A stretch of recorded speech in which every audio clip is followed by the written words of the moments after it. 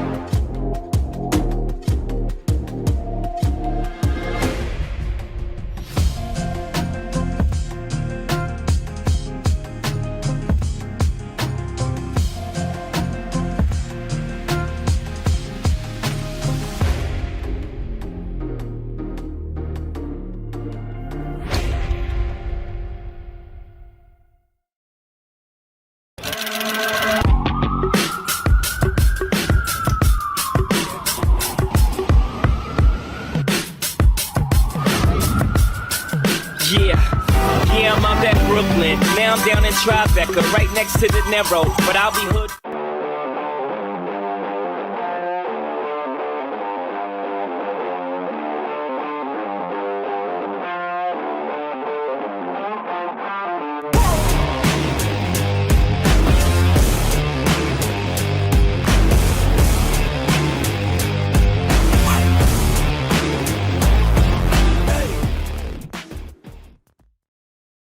Game in 5!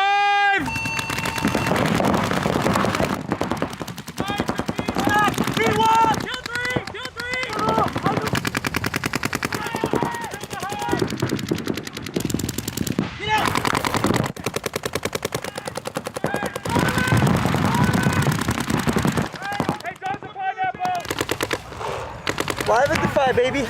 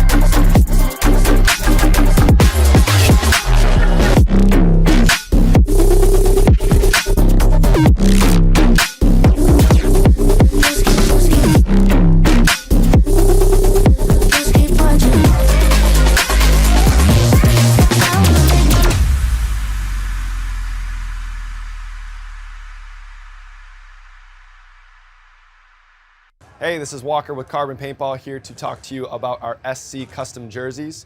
To start your team's design, head over to crbnpaintball.com, fill in some team information, including what colors, what template you want to base your jersey off of, upload your main team logo and any sponsors, enter your name and your number, and we're going to kick you back a 3D image of your jersey.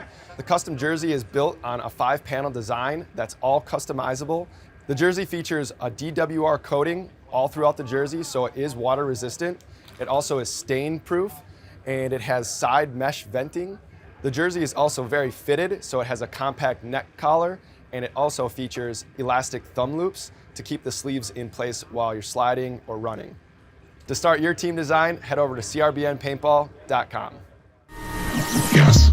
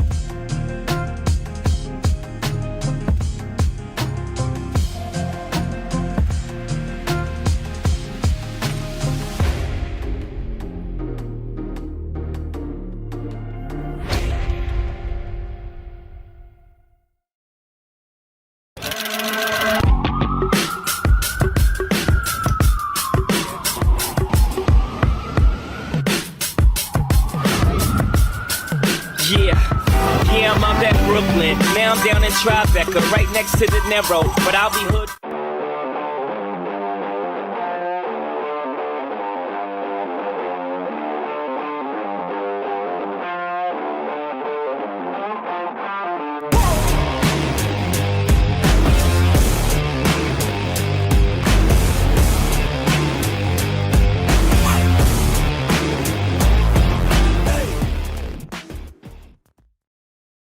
Game in 5!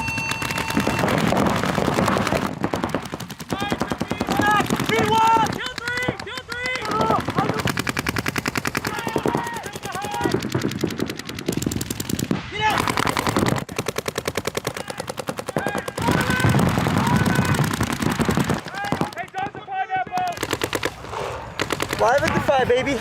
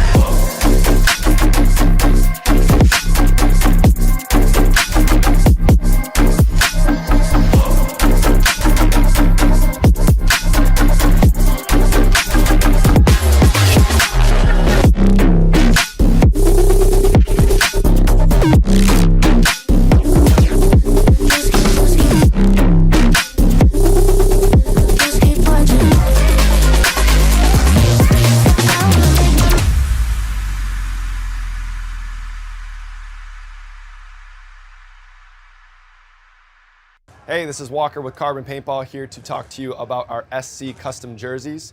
To start your team's design, head over to crbnpaintball.com, fill in some team information, including what colors, what template you want to base your jersey off of, upload your main team logo and any sponsors, enter your name and your number, and we're going to kick you back a 3D image of your jersey. The custom jersey is built on a 5-panel design that's all customizable. The jersey features a DWR coating all throughout the jersey, so it is water resistant. It also is stain proof, and it has side mesh venting. The jersey is also very fitted, so it has a compact neck collar, and it also features elastic thumb loops to keep the sleeves in place while you're sliding or running. To start your team design, head over to crbnpaintball.com. Yes.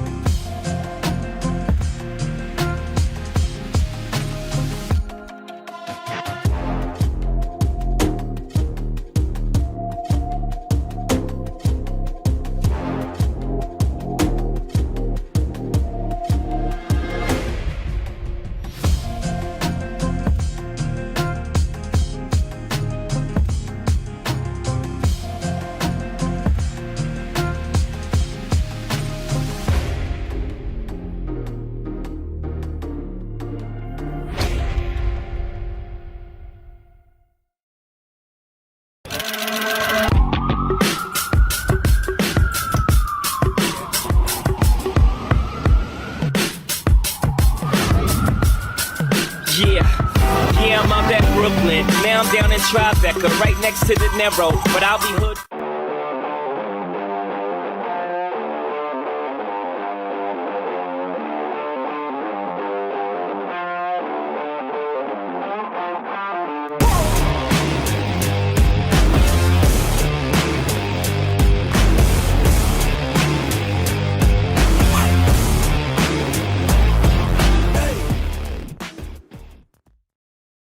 Game in 5!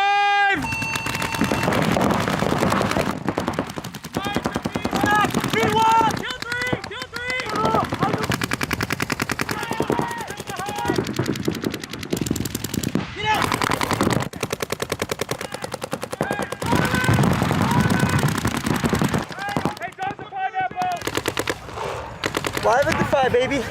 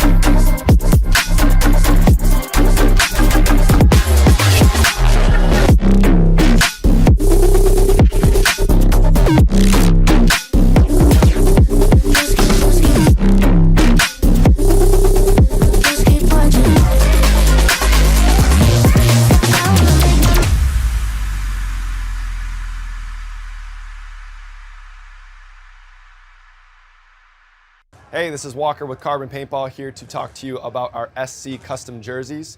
To start your team's design, head over to crbnpaintball.com, fill in some team information, including what colors, what template you want to base your jersey off of, upload your main team logo and any sponsors, enter your name and your number, and we're going to kick you back a 3D image of your jersey. The custom jersey is built on a 5-panel design that's all customizable. The jersey features a DWR coating all throughout the jersey, so it is water resistant. It also is stain proof, and it has side mesh venting. The jersey is also very fitted, so it has a compact neck collar, and it also features elastic thumb loops to keep the sleeves in place while you're sliding or running. To start your team design, head over to crbnpaintball.com. Yes.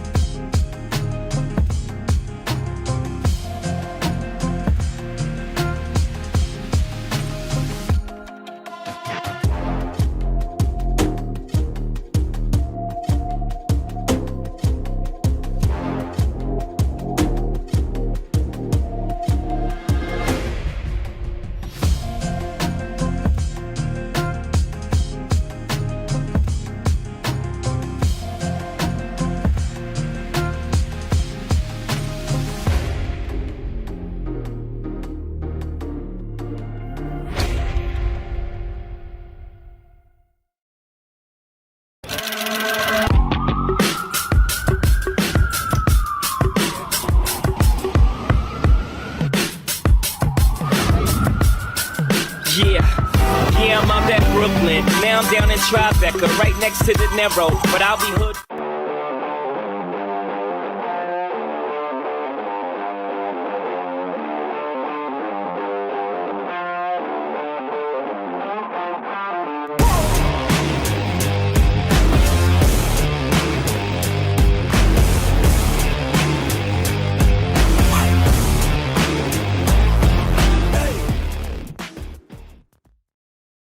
Game in 5!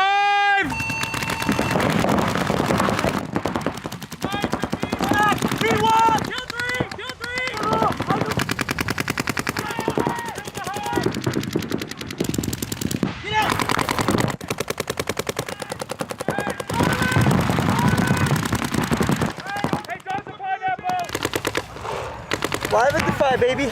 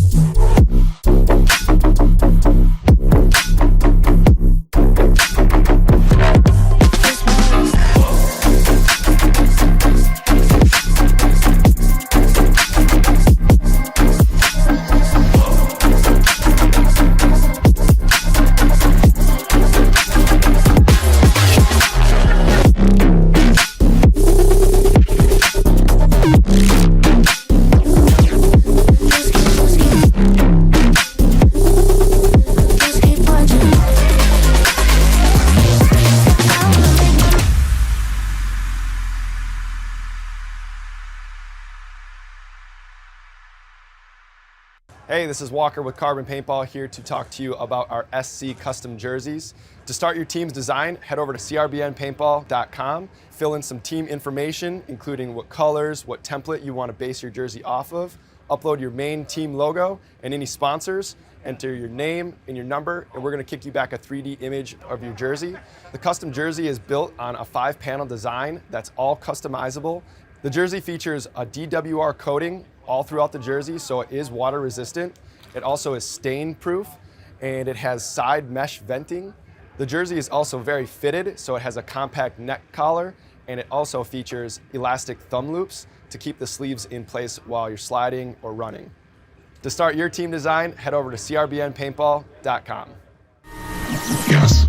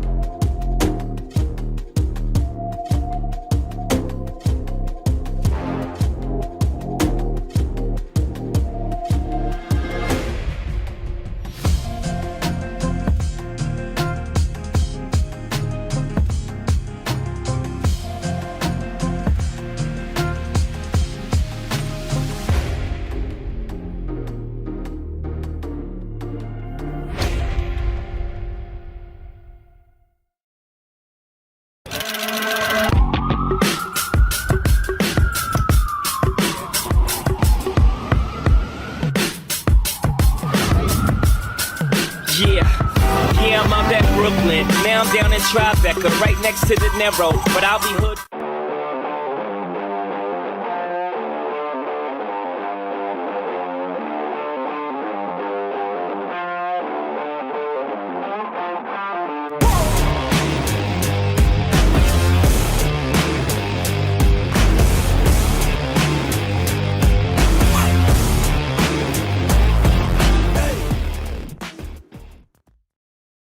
Game in 5!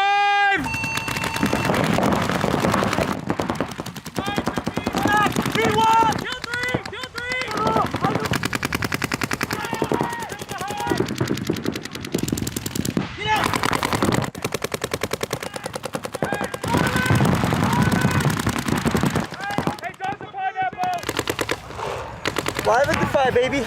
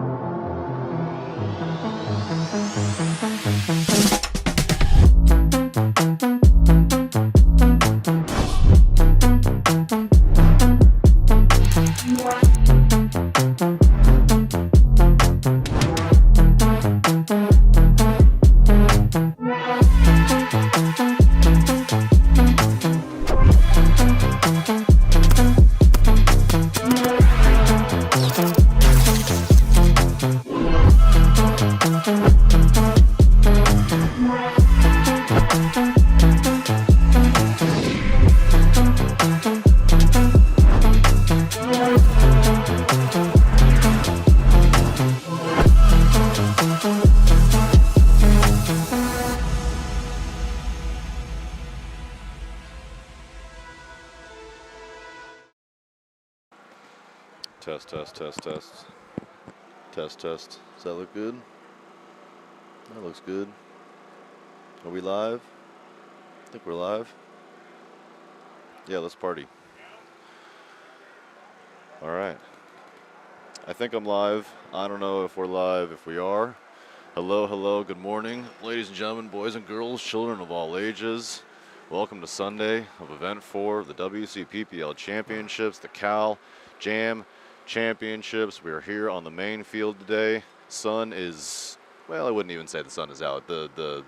It's no longer dark, therefore we can start to go, which is what we will do here in just a few seconds time. Refs doing their final checks, getting themselves set. We are going to see SoCal Corrupt and SC Academy. This is D4 stuff that we're looking at today, at least so far this morning. We'll see some D4 stuff. I think we'll likely see some D5 stuff later. We'll see some playoffs and some finals later, and it's going to be a good day. I'm going to be joined, I'm Andrew, by the way. This is my third year commentating. I own Arizona pole position. I do Sundays for the WCPPL and be joined with some very special guests later. Got this awesome drone deal up for you. SoCal Corrupt doubling the home.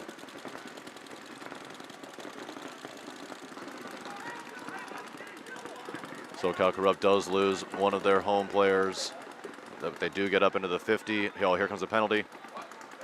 There goes our first yellow bird of the day on the very first point of the day. Just 3 bodies left alive. 3 bodies left alive on both sides. Here comes a bunker. Absolutely smash hammers him. Does he get 2? He gets 2. No penalty on the run through guy. And just like that, it is a 21 in favor of SoCal Corrupt. I didn't see their third. I didn't see SoCal Corrupt's third body get shot. Not sure where he got shot from. Their first kill was that home player. Trade out in the middle. But either way, just the snake corner for SC Academy, SoCal Corrupt. Good squad, this SoCal Corrupt team. They're a fun team. They're always trying to find a guy or a girl or two within a week or two of the tournament. Been at this a number of years. Our coach for pole position, Brent Nielsen, used to play on this team. Just a good group of peoples over here. Oh, and the Snake player loses his straight up battle, and it's turned into a one-on-one. SC Academy. Oh, he has the drop on the Dorito guy, and he shoots him. Yes, he does. So SC Academy winning a 2-on-1 and winning a 2-on-1 after a yellow flag coming up. Well done there. Pull up some of those rosters here momentarily, hopefully, so I can tell you maybe a little bit more about these guys. We'll venture back to the other set, the other part of the set, which is going to be AZ Drama and the Villains. AZ Drama coming out of my home state of Arizona. They're from Tucson. They're 0-2 to start the tournament. They went 0-2 yesterday, so not the world's best start. 1, 2, 3, 4, 5. They only have 6 guys rostered, and one of them is their coach, Brian. They got Justin De Leon, Hector Lagunas, Cody Lawthorne, Levi Ramirez, Brian Richards, and Tyler. Tyler, I don't know how to say your last name very well. Starvich. I see Coach Brian Richards to my left here, so they do truly only have the 5 for AZ Drama. Villains also 0-2, so really kind of a big deal for both of these teams. They definitely, both these teams are going to need to win both their games to have any sort of shot at making the playoffs. You got Ben Amasquita, Grant Booker, Kyle Green, Adam Jimenez, Jason Moreno, and Jason Velho over there for Villains, as one of them is going to take the walk from that center tower. And it is a 44 as Drama lost 1 on the rip as well. 44, maybe slightly better positions. Let's see if this Villains player can make it. He does, makes there alive. So yeah, slightly better field position for the Villains as they're in the Snake 1 in the Snake corner. Drama bounces themselves out to the Snake corner. They also get themselves into the, and they get bad death from the Snake corner player from Villains. Now a 4-D3 in favor of Drama, as Drama's going to take this Snake side wing, but kind of pull up. He wasn't sure what he wanted to do there, what he wanted to play, and kind of got shot in no man's land. And now we're on a 32 in favor of Villains. Just the Dorito 300 and the Snake 1 for the Villains. Now the Dorito, we'll have to talk to see how they were calling this yesterday. I'm going to call that the Dorito 400. Now into the 400 of Villains goes AZ Drama. So he's going to have he's going to have a shot in on that insert bunker. That could be a penalty. It's not. It's going to be Snake 1 only for Villains. Let's see if we get a highway move from Drama. Probably doesn't need to do that. I can just stay on the tape now. Going to shoot him from the cross. Drama will go in, drop this point, and unless he runs out of bounds. Saw that a lot at the last tournament. Guys running out of bounds. Especially on the, I think that's the south side. I think that it has to do with the start box, or the turf and the start box not being like at the end of the turf. I feel like at a lot of fields, the start box is kind of runs right up to maybe the edge of the turf. But for whatever reason, at Event 3, there was a lot of running out of bounds there, especially on that back line. They do paint it. Excuse me. They do paint it at the beginning of the tournament. But, you know, it's California. It's a little bit rainy. It's a little bit dark. We're playing with paint out here. It gets covered up, and, you know, things happen. At the end of the day, these are all players who have been there and done that. They should know where the out of bounds is and know what to do. So, 30 seconds. but when we'll see some D5 stuff in playoffs later, you just never know what's going to happen. Some fun stuff when that happens. Back to the SoCal Corrupt SC Academy. Let's see if I can pull up rosters. So SoCal Corrupt 0-2, SC Academy 1-0-1, so 1 win, 1 tie. SoCal Corrupt with Jack Howe, Abram Castillo, super quick Dorito player, Justin Foster, Garrett Garcia, Timothy Martinez, Darren Peters, and Audrey Vasquez. Audrey always loves to play the center, so expect her, when she gets some playing time, to be up in that 50 brick. getting to that 50 brick. Yeah, it goes SoCal Corrupt now. They're going to try to shoot that wing player. So SC Academy getting in both wings and then getting into this, what we would call the diamond, or oh, and he definitely knows he's there. SoCal Corrupt putting paint on that snake side, tiny brick, and they shoot the 50. SoCal Corrupt going to lose that middle player, and a flag, a bird going up for SC Academy. I think, oh, there's flags all over the place. 1, 2, 3 bodies leave for SC Academy. Just 2 bodies left alive. No, as they lose their Dorito players. So just the center 50, the CRBN bunker only for SC Academy. Looked like they were in decent-ish positions, and then between the penalty and another player getting ripped off the field, everybody kind of just dying out. I think we're going to see a bad death here from the SoCal Corrupt player. I don't think they know that they're in his wing. I'm not even sure if they know it's a. I don't know if they know that it's a.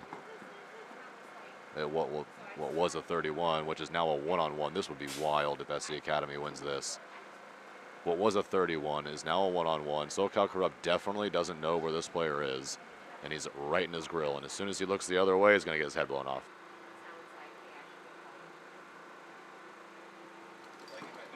Gets his head blown off. Wow. Wow. Oh, they're going to be jacked from that. And a very early, and I don't know if we're doing plays of the day or plays of the event or whatever it is, and I obviously haven't been hearing the broadcast the last 2 days and haven't seen some other stuff, but that was a 31 in favor of SoCal Corrupt. Turned around another penalty from SC, and they win it again. That was very impressive. Wins a 3v1, gets totally lost there in the center, rips off the Andrew Lopez Law can, rips off the snake, the Dorito side corner, and then posted on the home and tore his head off from just the 1 bunker away. Goes in, hits the buzzer, takes 2-0 lead. That was fly. That was very fly. 20 seconds. We'll take you back to Villains and AZ Drama with 9 minutes, 57 seconds to go. 10 seconds. Drama had a good first point there. Took the first point. They're up 1-0. Let's see, Villains. Oh yeah, I said Villains already. Drama loses another player on the rip, 2 players on the rip. Villains loses 1 on the rip, 2 on the rip. Boy, oh boy, just like that, we're in a 33. Drama in better positioning at the 300. Here goes oh boy, and there's all 5. Drama looked like the Dorito players saw the whole thing kind of go down. It looks like they shot one of the Dorito players. The snake insert player there for Villains. Got the penalty, pulled the home guy, and one of the quicker points that you're going to see today, all of 20 seconds or so. 5 bodies leave, and with 3 bodies left alive, Drama will take that point, go 2-0.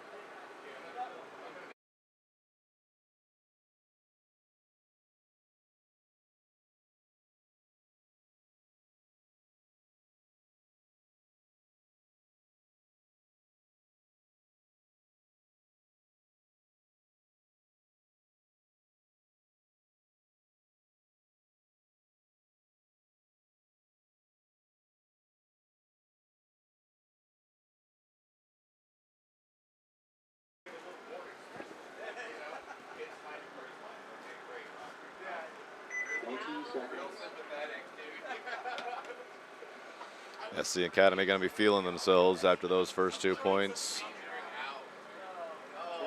SoCal Corrupt will definitely feel disappointed after giving those 2 good opportunities, up bodies, giving those games away. A little bit of a late start from SC Academy, but they do take the snake 1 and make it there alive. 5 bodies left alive for both sides. SoCal Corrupt doubles up the home. Doubled up the home to try to take away one of those lanes. Wasn't able to connect.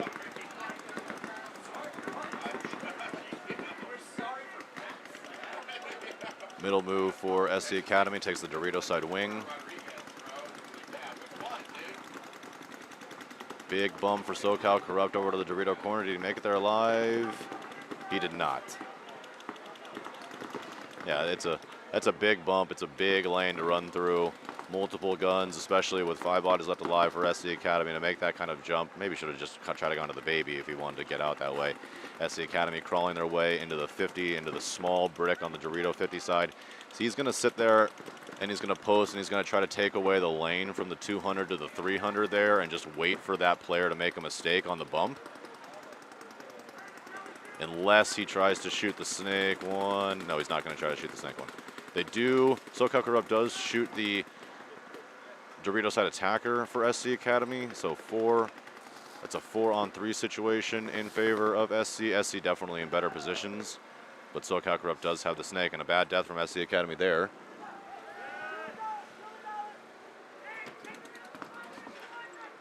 And another death from SC Academy, and just 2 bodies left alive, both at the 50s, one at the CRBN and the 50 snake, one at the Dorito side, small.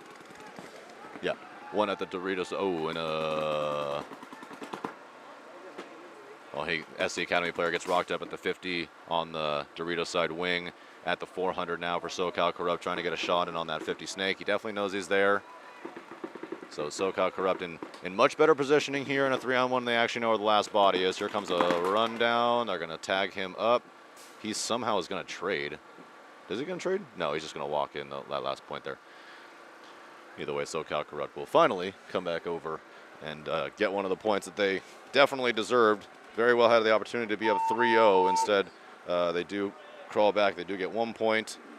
And game not over yet. 6 minutes, 29 seconds to go on the clock. We're about to have a very, very, very, very special guest with us. I don't know if you guys all know that he was coming and that he was going to be here. I'm not sure if we announced it, but if you've ever heard of this league called the NXL, you might have heard of a special guy. He owns the 1s and 2s, as we say in the DJ community. And he'll be joining us very soon. Sí, por favor. 30 seconds.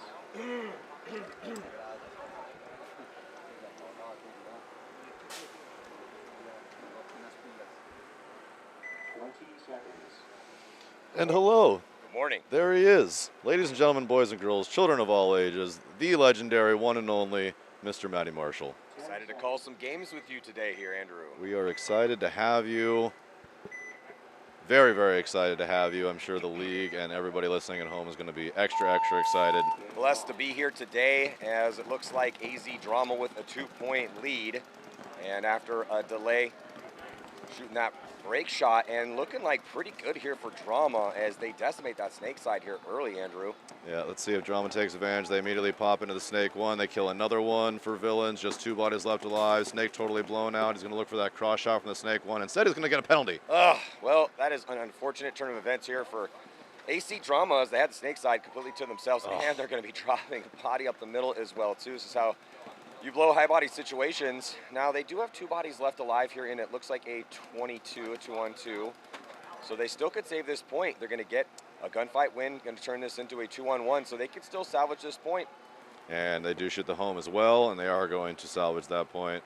Flags already flying this morning, Matty. I think we've seen already three yellow birds pop out, which, as an announcer, I love to see. The more chaos, the better for me. I'm sure when you're playing with pole position, you don't want to see the flags unless it's on the other team. Unless it's on the other team. Yeah, I always tell the refs when I'm playing, you just walk up to the box and I see a red flag. I'm like, just go ahead and put that away, buddy. We don't need to see that one today. Yeah, they are a big part of the game.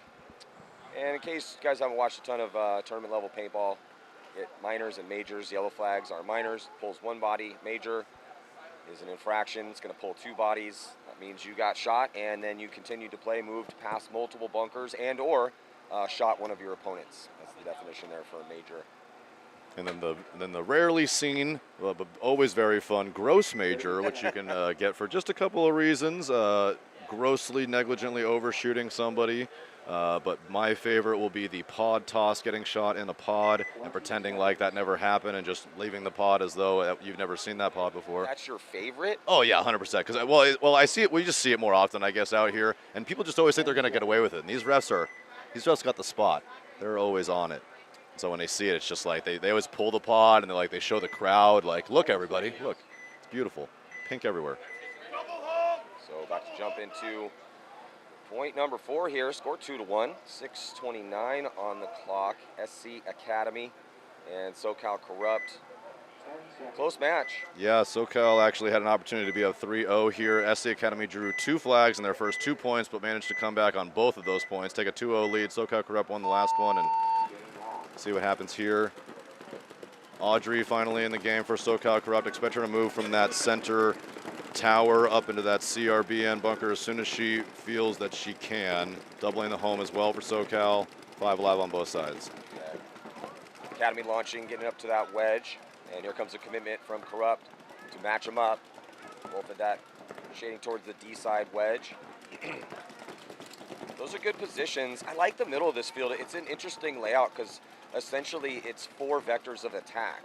You could use the middle as one, but with that big gap there in the middle, it adds almost 2 different segments. So it's 4 vectors of attack instead of your traditional 3. I like the layout. And the corners are dicey. Looks like a body coming off here for Academy and a body for Corrupt. Another body for Academy. So 43 in favor of SoCal. And yeah, like Maddie, like you were saying, there's a lot of ways to win on this field. You can win on the snake side, you can win in the middle, you can win on the Dorito side, you can win with a combination of the 2. There's lots of ways to do it, which makes it a lot of fun. Yeah, and it kind of unlike the one I like the Texas layout a lot too, but that was a must-win the snake battlefield. Yes. This one is not the case there. You can definitely win the points from the D side, and you could lose the battle on the snake side, still find a way to win because it's not a ladder snake. You can't just crawl all the way down it. As another body comes off on a transition, trying to get out to that back corner bunker on the snake side. Academy now not feeling any pressure, so he's just going to glide right into snake 2, going to get up to that 50-yard line and look inside, trying to close this one out. Those 3 bodies here, Andrew, for Corrupt are kind of all locked up very close to each other. So no field spread, no real estate outside wide at all, and there goes that inside kill. Yeah, that's looking dicey here for Corrupt. I thought he was going to wrap the CRBN on the outside and try to shoot the home first. Instead, he shoots the inside, which is fine. They're going to rip off the home anyway, and he's going to wrap that CRBN on the snake side, be able to get a shot in. Actually, I don't know if he can shoot it from there. Oh, he can from over the top there. Trying to get a ball in on that baby. Yeah, the more traditional way to do that would have been to, since you own the wires, to just wrap on the outside. But the kill was there in the middle, so he took it, and then they're going to run down that last body. And with 2 bodies alive here, Academy going to stack up the score slightly, and it's going to be 3-1. They are 2-0 on the day is SC Academy, so this would definitely propel them right into the playoffs. They would be 3-0 and would be... I'm sorry, they would not be 3-0. They tied their first game, so they would be 2-0-1 with a W here, definitely helping their chances to move on to playoffs. So many ties out here this week. Lots and lots of ties. Actually, one of the teams in D3 Spectrum had 3 ties going into the 4th match and still had the availability via a little bit of help and their point spread to actually make it into playoffs. Had they needed a good win and then a little bit of help from one other team, but it was just they were patted down, ready to basically ready to go home, call it a day, and then had some hot dogs, some glizzies with them, and then did some mathing and was like, oh hey, we actually have a shot here, boys. Let's put our stuff back on. Yeah, if I was coaching or playing that team and somebody told me we still had a chance after going 3 ties, I'd be like, how? Probably a lot of other ties. Yeah. Yeah, the team that's about to play here in this next set, Mortal Enemy, I used to coach them in D4, and they had a tie yesterday, 5-5 tie.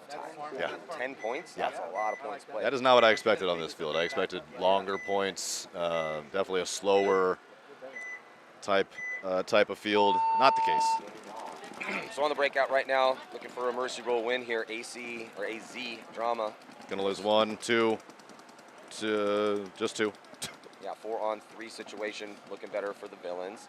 If they can get out wide, don't want to be trapped inside in a high body situation, but you want to be careful to get out. Desperation dive out for Drama, and he makes it clean. Only 5 players for Drama on their roster, so they're gonna if they have an opportunity to go 4-0 and get as much break time as they can, they're gonna take it. But way too much time for them to play defense for 8 minutes. Oh yeah, I would definitely love to have a bye if I'm only riding with 5 bodies. That's sketchy, man. You never know. I mean, it's a tough one, man. It's a good thing the weather's good, but yeah, if I play this event, play the event 3 or event 2 with 5 bodies, no chance. Just no chance. I mean, if you have, how old are these guys? If you have 5 22-year-olds, sure. They're young. They're not. They're in their prime for paintball. They're just fine, numbers wise, but still risky. Definitely It's risky. risky with 5 bodies. Even when I mean, this is beautiful, perfect paintball weather here for event number 4. But another body coming off. It was for the villain. So the villain squandering that 4-on-3. Now it's down to a 33 as the villain's able to match them outside wide.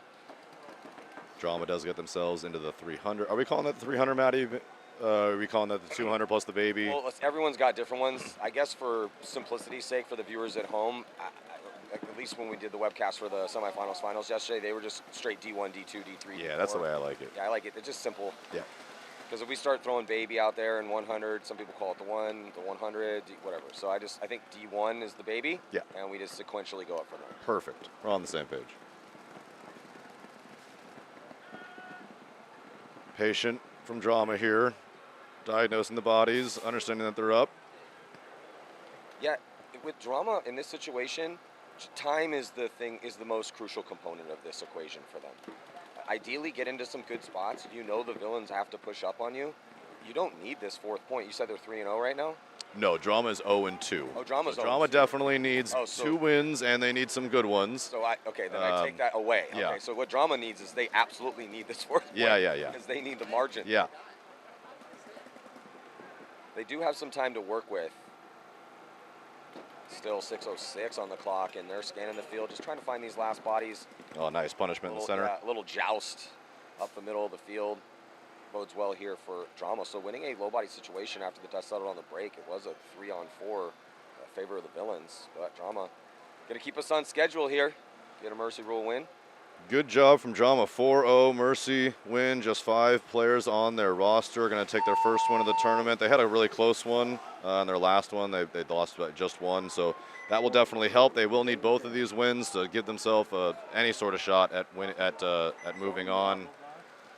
That will Villains will move to 0-3. That will do it for the tournament, but we will surely see them again for their 4th match. Come out here and give it their all. Still to be decided in this one. 2-point spread, 4 minutes left to go. Corrupt. Got to stay mentally tenacious in these moments. This game is not away from them quite yet. We see is it all D4 here on center court today? I believe it's all D4 until we start seeing all the playoffs later, and we'll get D4 and D5 playoffs. Yeah. But in the prelims, just all D4. I believe it's all D4 today over here, yeah.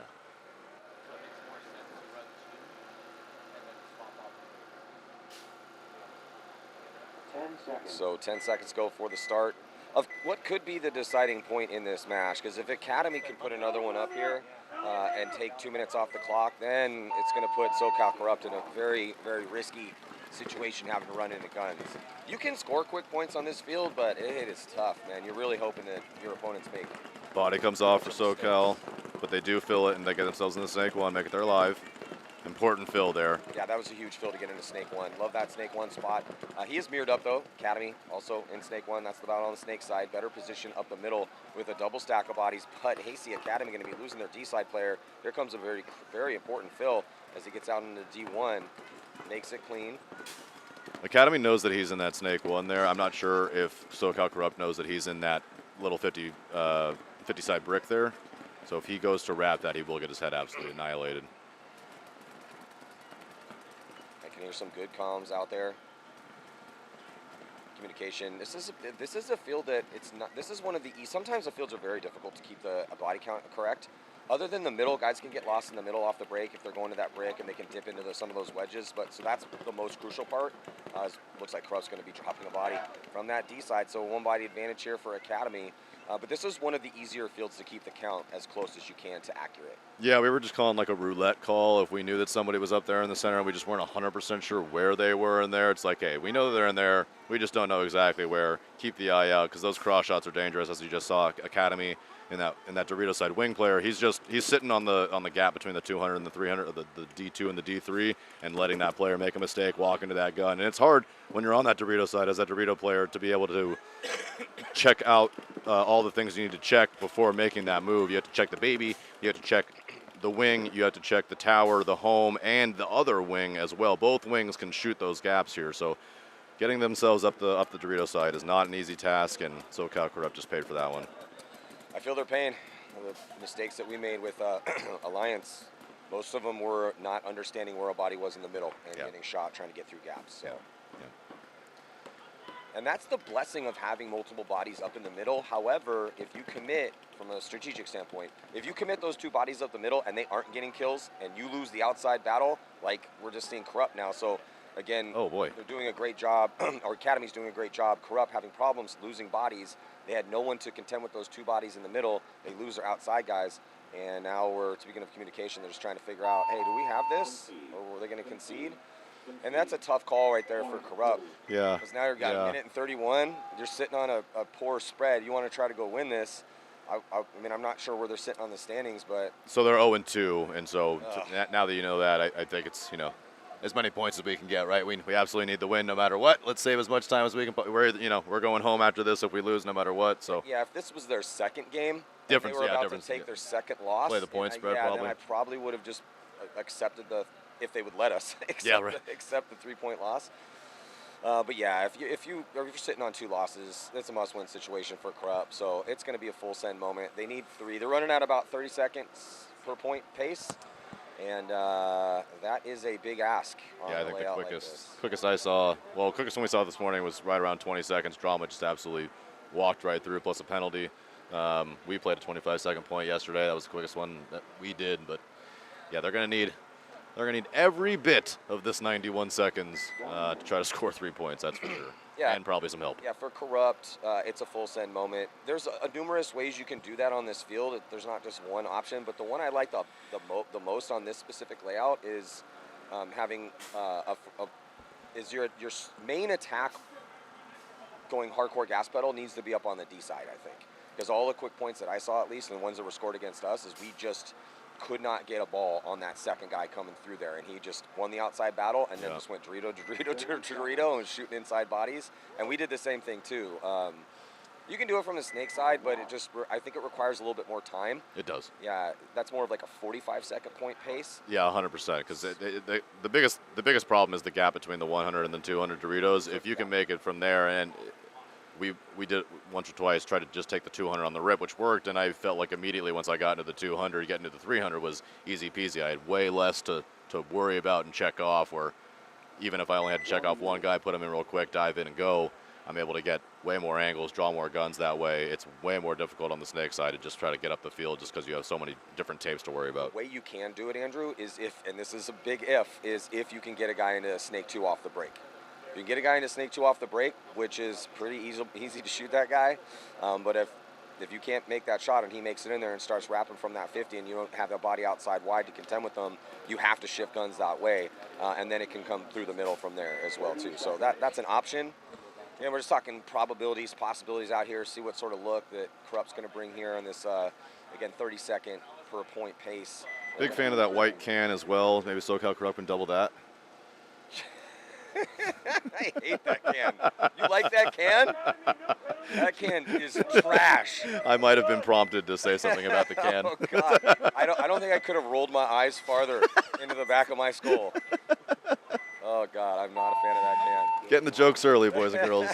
Let's triple up the white can. Let's up with the white can. Quadruple that bunker. Oh, boy, loses his gun, SoCal Corrupt, but does make it there alive. Got it going down here in the middle. This is not the pace they need here. They are attacking, but you don't have much time to hang out in your bunkers. You have to commit here in this situation. And there goes the commit. That's Audrey up there in the center. She absolutely roasts that center CRBM player. They're going to go in and check her. If she's hit, that's going to be a red. She's not. She is now. Yeah, with the 4 bodies locked in the pocket, just the tips of barrels and edges of goggles, all that Corrupt is seeing right now. And unfortunately for them, they do have 3 bodies, but the pace is off. They did shoot one, though, and then now we're getting a commitment out of Academy. And this is a nice one. Get to that outside bunker. Yeah, and there's the locking piece over there, that snake side corner, Dorito 2 over there, and it's all she wrote. Oh, that's the Academy not finished. They would like the point. Is he going to get the... That was a big bite. That was a huge bite. Some way traded out with the snake. Shocked there wasn't a penalty from someone. That was a big run. But he made it work. So smart from Academy here, I think, just recognizing that that they can absolutely get this other point here. They will. Point margin is the point of the game. Yeah, Academy would love to put this 5th point on the board. He's not getting a lot of help though. Did he trade? He does trade, and that Doritos side player died as well. He did die, Yeah, so that's going to do they it. have one left alive, Andrew, Yeah. but he's not going to have enough time. Not And a he doesn't know the count, so No. he's scanning the field. Yeah, so And that's fine. yeah, that's fine. We'll take the 3-point win. Yeah. Would have loved to have that 5th one. No big deal. SC Academy going to be taking the victory here. And Corrupt, unfortunately, not able to get it done. So And really good job from SC Academy, winning their first 2 points, coming off of penalties coming up in the air. Just very strong from them. I'm not sure who their coach is over there, what they got going on over there, but smart even from that snake side corner player, not recognizing the count, just understanding, hey, man, I'm just going to hang out and try to figure out what's going on here. We'll just take the W. I don't want to throw my body away. So they'll take that any day of the week. pretty excited to see this next set. As I've worked with Mortal Enemy starting at the end of last season. A lot of talent on this squad just throughout the season. We made a pretty good run at the first event. Can't remember what our overall placing was. And they did make it into the wild card round at the season finale last year. And just had a lot of mistakes. We had a lot of ties, a lot of penalties under 60 seconds in games we should have won. But I really believe that the Mortal Enemy squad, very talented. They got a deep roster here, brought 10 guys. So, Well, you'll be pleased to know that they did tie their first match to go along with that. well, they tied, 5-5. 5-5 against, And then but they blew out the next team. They blew out 4-0 against it was either SoCal Corrupt or Precision. This Mortal Enemy squad, lots of guys. Kyle Almeida, David Avalos, Ruben Becerra, Matthew Bonnet, Joey Castro, Giovanni Calojo, their D3 player, David Real, Carl Hopkins, Israel Hurtado, Steven Johnson. Yeah, big squad. Yeah, they're deep. So, Johnson's going to be playing this the D side, and it looks like they're going to be losing Del Rio here off the break, and Precision Poison right here at the 50. Yeah, both bodies. They're going to trade. Yeah, so it looks like Gio coming off, trading out with that center. They're going to be dropping Ruben as well, too. So just 2 bodies. Yeah, a very bloody first point here with lots of bodies coming off from both squads. That leaves just 2 bodies left alive for Mortal Enemy on that D side and 4 for Precision. So Precision, with the bodies coming off as quick as they did, need to figure this out and utilize this 2-body advantage. Or we'll see if Mortal Enemy can clock in, win a couple gunfights, and even up this count. Precision with 1 loss, 1 tie so far in the bracket. They definitely need this to have a shot at moving on. So Castro's left alive. Castro just did a nice little tactical retreat. He specializes in these situations. And they're going to let Castro get all the way to the back corner. Oh, no, they're going to be getting a penalty. I think it was a penalty on Aaron. So Castro with some nice moves in a reposition, but it looks like the minor was on Aaron. And he did make it there over there. Castro looked like he made it there alive. A good move, and I'm not sure that they knew that he had made it there. Had he not get pulled from the penalty, he could have done some damage. Yeah, so while I was coaching the Mortal Enemy boys, Castro had multiple situations like this, Andrew, that he somehow, some way figured it out and was able to win low body moments and be the hero. So anytime Mortal Enemy has Castro out there, they still got a chance. But they just had a really rough first 10 seconds of that match. Lost some bodies. Gio had to trade out. Both teams went that 50 brick up the middle. And now we're gonna see Iconic Black, man. Shout out to Thomas Taylor, very good friend of mine. Played with Thomas for years. He played pro for, it was 23 years. And now he's just doing an excellent job as the coach for the Iconic crew. They got multiple teams. They won the D3 tournament. I think they won the series too. They did. They won. They beat us. They kicked the shit out of us. They won the tournament and they won the whole series. So well done to Iconic. They absolutely deserved it. They are a family over there. It's great to see. Yeah, if someone's going to steal the series title from me, I'm happy it's Thomas Taylor. Yeah, I'm okay with it. He's a terrific human being. So on the breakout, High Roller's going to be rolling some dice up the middle. Going my first punt out here today, as they're going to be dropping that body. So 2. Yeah. Well. 3. 3. This is not a good start. Whole Dorito side blown open, really. But what Iconic does is they specialize in shooting bodies on the break, and they just play fumble-free paintball. They don't make a lot of mistakes, and it's just been very successful for them here in this runs. They've been getting better every event. I expect them to have a team up at Premier here shortly. Yeah, definitely next year. They're going to have a nice free kill here in the center. Go ahead and eat all of those. And a shot in on there's a concession actually for High Rollers Iconic with the first 35-second point of the day. Going to go up 1-0. And yeah, hard to win paintball games when you lose 3 on the rip. Yeah, I mean it's pretty easy to score quick points when you shoot 3 bodies on the rip. It is. It's way more fun actually when you can get into your bunker and you're like, there's 3 bodies dead. I don't have to do anything. I can just Hang out here. Paintball gets really easy when you're playing 5-on-2. Yeah, ask Paintball Fit. Yeah. Jumping back into Precision Mortal Enemy. Precision, as we How's said, Precision looking? they are 0-1-1, so they definitely need both of these. They have a big old roster as well. Cameron Adams, Brandon Anda, Jacob Barboza, Brian Booth, Moises Castillo, Maxwell Dalvey, Brian Givens, George Martinez, James, I'm not even going to try to pronounce your last name, and Mr. Brian Stewart.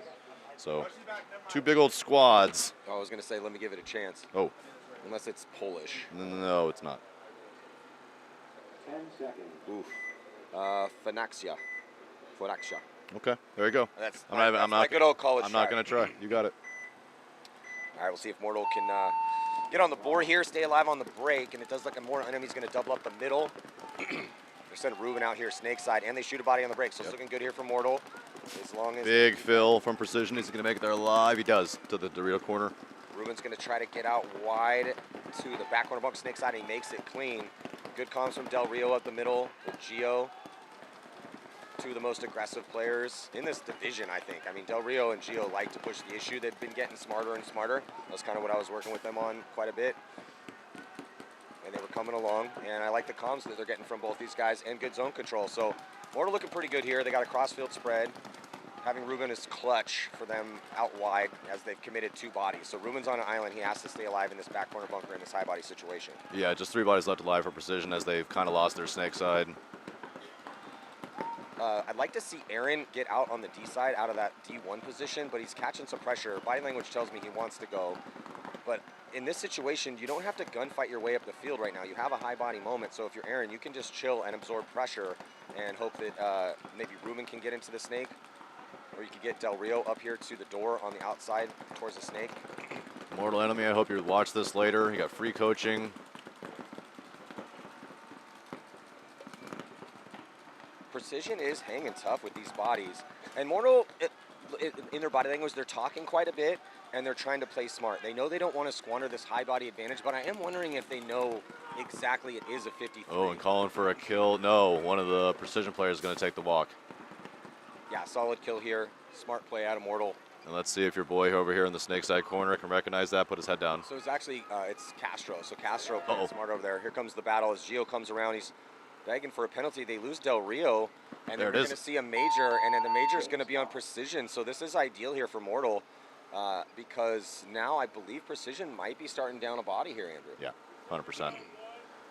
See Alicia, one of our wonderful refs out there, holding the one finger up, letting head ref Bobby know they're going to need to start down a body. And those are killers. Those are killer penalties. Yeah, if you're Precision, that's just, you can't be getting major penalties. You have a point where you're down bodies. You're probably going to lose that 35, and then you lose another body, so now it's even looking more dire. And the way you ruin that for the next point is by getting a major when there's no one left to pull, because you're letting the implications of this carry over to the next one, and now it gives Mortal Enemy in a 1-1 game be on a power play. Now, the way you steal that back is you go win that 45, and then Mortal's going to be very frustrated. One of the teams, our Alliance's D4 squad, they had a situation like this where they were down 2, got a major, had to play a 3-on-5, won the 3-on-5. Saw that at USXBL too. It was wonderful to see. From, I think, Team Blank, one of the teams that ended up in the playoffs too. It was awesome. A lot of time left in this one after that quick first point. 35-second point here for Iconic. Let's see how Iconic's lanes are on second point. If they change anything up as high rollers. Ooh, did that player get shot going into the wing? He certainly did. 2. Yeah, Andrew, he ran a little too high. 3. Yeah, Iconic is just... Kia. Yeah, just they're taking a broadsword to the high rollers here. Oh, and a yellow bird goes up for Iconic as they're going to lose their Dorito side. So a 32 now in favor of Iconic. They recognize that, bounce out to the arena corner, and make it there live. That's a frustrating minor for Iconic. Completely decimated the high rollers line off the break. The player for the high rollers who ran that inside and out route to the wedge went way too high. Yeah. You have to commit to that lane. Yeah, and if you want to run that lane, you can actually run it kind of just directly up the center and just use that CRBN bunker as your full shield. Wait until you get to the very end and then just peel off to the left or the right. But you got to go low. Yeah, yeah. Yeah, so Iconic moving up into this crucial. I really like these doors on the outside of the middle. They're a lot of fun. Yeah, very effective bunkers. What position did you play when you were out there? The Dorito side. D side. So battling with these players that were baiting me on from these positions here is another body's gonna take the walk from high rollers, just one body left. Yeah, this is a good angle of why I like that door, is because it does give you an awesome look at the gap where everyone's going to that D1. And look how big the gap is from D1 out to D2. Massive. It's a massive gap. It's just absurd. And like you said, you have to know where, I'd say 6 different positions are. I mean, quite literally, there are 6 different things that can shoot you between that gap, and it's just like, how are you gonna? It is a tough thing to avoid. Oh, we I got our keep hearing my guys like, check the center, check the center, check the center. Like, well, I am, but there's a whole lot of it. Yeah. Yeah. Got a little look at our head ref, Bobby. Doing a very difficult job out here, as the most unreliable narrators on planet Earth are paintball players, especially as the tournament gets deeper and deeper. 30 seconds. An interesting moment with Bobby yesterday. Things getting a little chippy on the sidelines later in the day yesterday. Well, hey man, we're playing deep into the tournament. Things are going to get a little chirpy. There was some FUs, some thises and that's.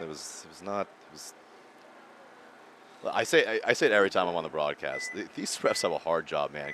Don't argue with it. You're never going to win the argument for one. For two, like, you're just going to piss them off more. Go out and thank them. It'll promise, what is it, honey attracts bees? Yeah, you get a lot more bees if you would like that than with salt. Yeah, yeah. Anyway, so right now tied up 1-1 here. And both these teams, a little bit of time to work with here in point number 3. Referee checking out the inside body for precision. Did they drop a body early? Oh, and they're playing with 4. That's right. So Yeah, Major, that's right, yeah. Major did carry over. So it's power play right now for Mortal. Mortal going conservative, preserving the body. They're going to release Aaron up the middle. Del Rio is at, oh, God, Del Rio, get out of that can.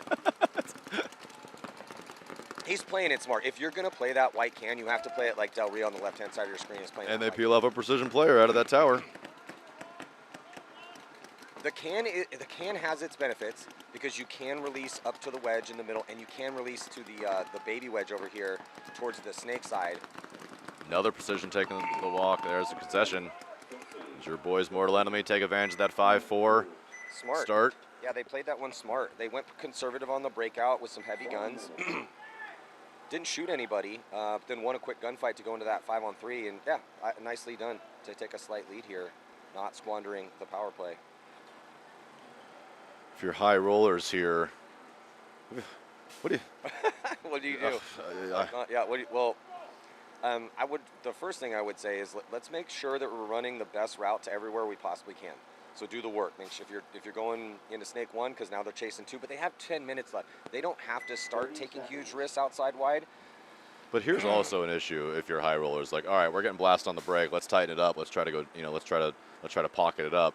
Now you're throwing 2 at the home, and you're getting super tight back there. And Iconic is young.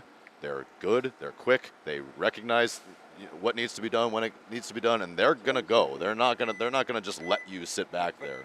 But Andrew, if you know a team is probably going to default to pocket, then you just put those guns on the inside routes, because you can shoot that D1. There's a shot. Oh yeah, definitely. And they just no, he lived. Did he live? Yeah. He did the standard away, but you see that back center. They're just letting him wrap around and shoot those inside lanes, and then he's gonna get a fill out here. And does he make it clean? Iconic made it clean. Yeah, Iconic. Oh, is that a? Yeah, I don't see any bodies walking off for Iconic, and so they reposition nicely. Body going to come off as they pinch out that body for the high rollers, who was a little bit too big bodied into that tiny little D1 position. Still 4 bodies left alive for the high rollers. They do have that snake corner. It's kind of not pictured on the corner of your screen there. Well, the high rollers, Andrew did risk it out to the corner on the snake side, which I think is less of a risk than that D side corner off the break. Not by much, but so they have a good crossfield spread, but they don't have anyone on the D side. So Iconic Black is taking advantage of this. They're calling to that. They do lose that tower. I guess we could just call that the D side door. Yeah, yeah. Oh. But here comes a reposition and an attack from the high rollers to try to Is the iconic player going to That stay body alive? guy, the ref's going to go and give him a check. I don't think he got shot. So He was real tight in there, yeah. Yeah, he tucked in nicely as the high rollers were shooting the bunker, thus telegraphing the move. So player for Iconic was able to tuck in no problem. With a 2-point lead that they're sitting on, and now with some real estate in the field spread, high rollers are going to commit another body to try to get this guy to the D side door. Oh, he gets one. Does he get two? Does he get all the way into the backfield? He does. Does he have a nice little 3-pack here? Oh, the ref. Oh, but wait. Oh, the ref's going to check him. But wait, there's more. No more. No, it looked like he was going to get that flag. Yeah. That was an abuse. That's one of the best moves that I've seen out here this morning so far to make this one a bit of a match, as it's a 2-on-1 situation here after that 3-pack of kills. Who was that? We need to figure out who that Oh, is. and look at this. Look at this. Look at this. No, they shot him. Oh, boy. Head on a swivel at all times out here. Iconic Black almost still on the point with a full commitment. I love to see that. That was actually a really heads-up play there from Iconic Black. I'm not sure if he fully recognized if it was either a 1-on-1 or a 1-on-2. I think maybe he saw a shadow of the Dorito side there, and attempted to just lay the smack down and just run it in all by himself. No gun shoot, no nothing, no telegraphing, as you said. And he almost got it. Just needed a couple more steps, but that the Dorito corner ended up turning the corner. Well, the high rollers, when I'm always telling every team I work with, keep your head on a swivel. Meaning you need to be checking off at the changing variables out there and adjust what you're doing contingent on the moment. And they didn't get lulled to sleep. So the player, I think it was the back corner bunker that was able to keep his head on a swivel enough. Yes. He wasn't wrapping around and just watching in front of his boy. No, he was thinking, okay, well, let me just make sure nothing crazy happens. And sure enough, caught him about a step from the buzzer.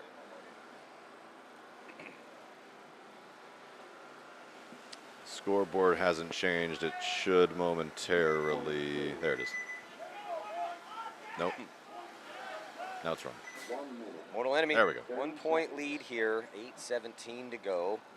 Let's get a look at the line. So Ruben's going to go again here. He's been up the middle and more snake side, at least so far. Gio has been playing up the middle with Del Rio. And it's going to be Castro again. And the fifth body is going to be Aaron.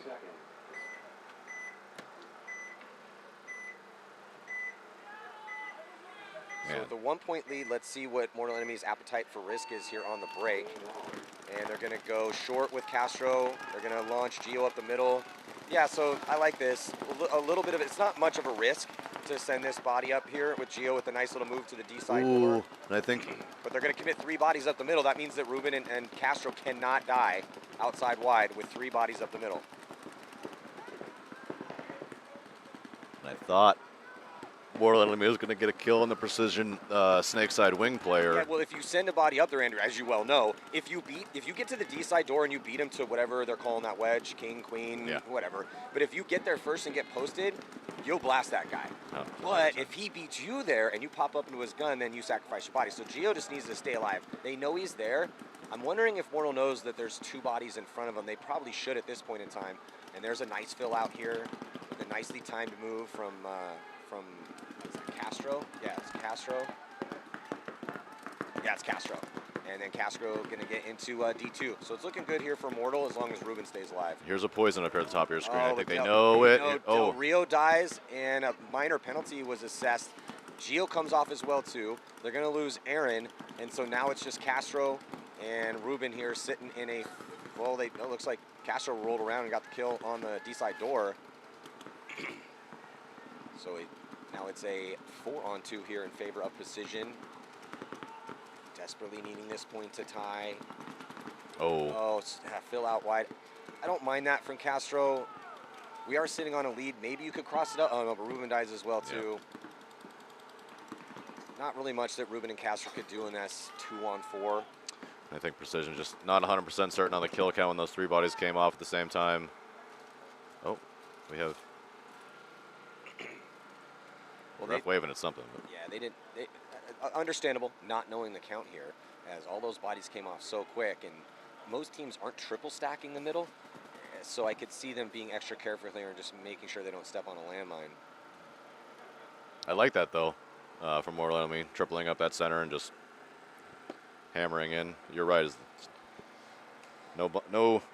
long as no yellow birds go up, be in much better shape there.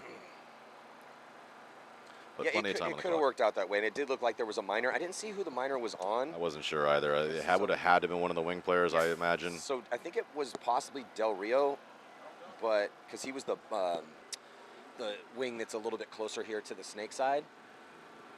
Because Aaron was then up in there, and he came off after that, and then it was just so chaotic. It was really tough to tell from our position exactly how that went down. It did look like a minor was assessed. I did see a yellow flag on the ground, possibly on maybe Gio or Del Rio, but I think it was Gio. Could have been Aaron too. I don't know. It was chaotic up there, and it looks like they're playing the spread here because Precision waiting to put that tying point on the board. No concession from Mortal. Why would you? And let the reason why you would potentially concede this, they have a 4-0 win and a tie. Don't really want to sit on another tie. Maybe this game could go to a tie. I'm wondering how much time these teams are going to let this burn off. Now, Thomas Taylor was in situations like this, and he was conceding points, like conceding tying points. And I went up and asked him, I'm like, why are you doing that? He's like, because we want margin. We want the first. Yeah. Yeah. And I think my boys are better than these guys. Right. So this is kind of a page out of the Red Legion book, right? So Red Legion thinks that the more points that we play, if we're better than you and we play 10 points, more points played equals a higher percentage chance of us getting the victory. Absolutely. If we play 4 points, something crazy could happen, and that's going to give you a chance to actually get in this match. You could steel man either side of that argument, but it just, different teams have different methodologies behind that part of playing the margin game. We call it Legion points when we need those absurdly quick, under a minute points, and so we're us as pole position, we're all about trying to shove it down their throat as quickly as possible. Let's play as many games. Let's rip each other up and see what comes out the other side.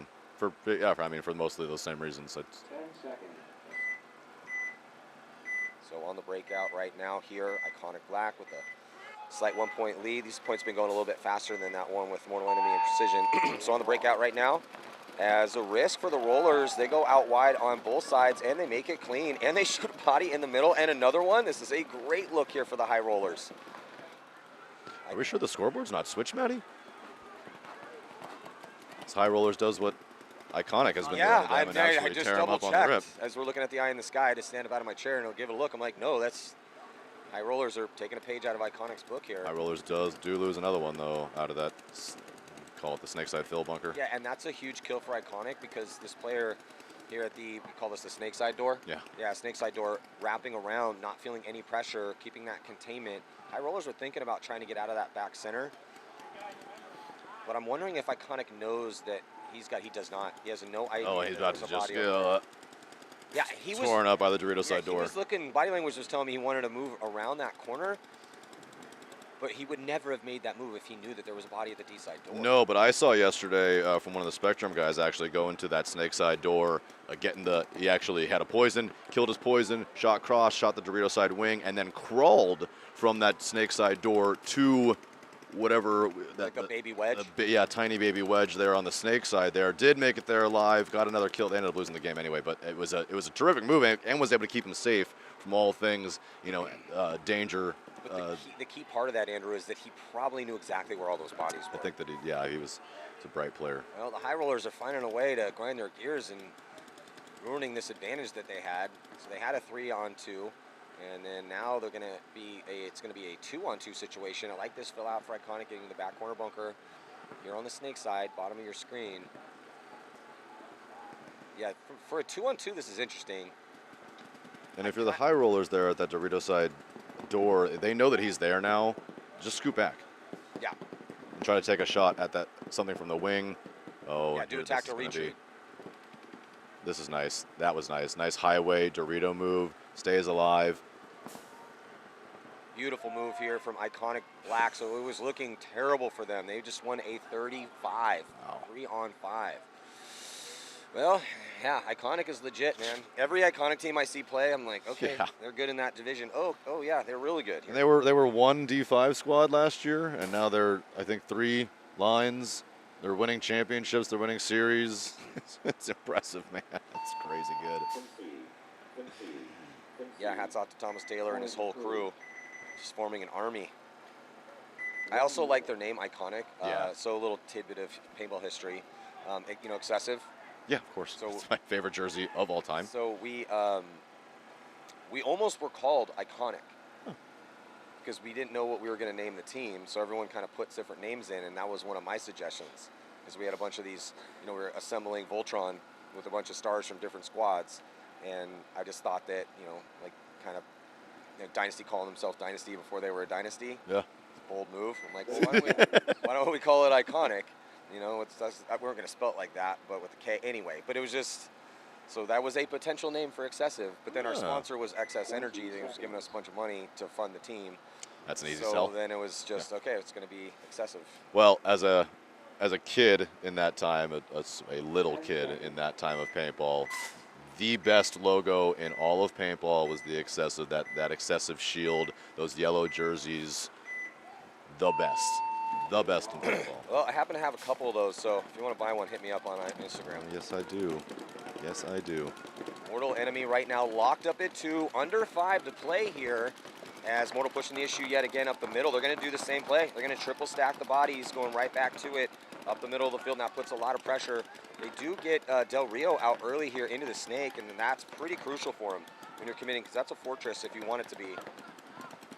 Depends on how much you want, how much appetite for risk you have on engagement of gunfights. But yeah, and Del Rio is pushing the bunker around, basically letting everyone know, hey, I'm out here on the wire. Please shoot at me. Come see me. To draw the guns away from his center players.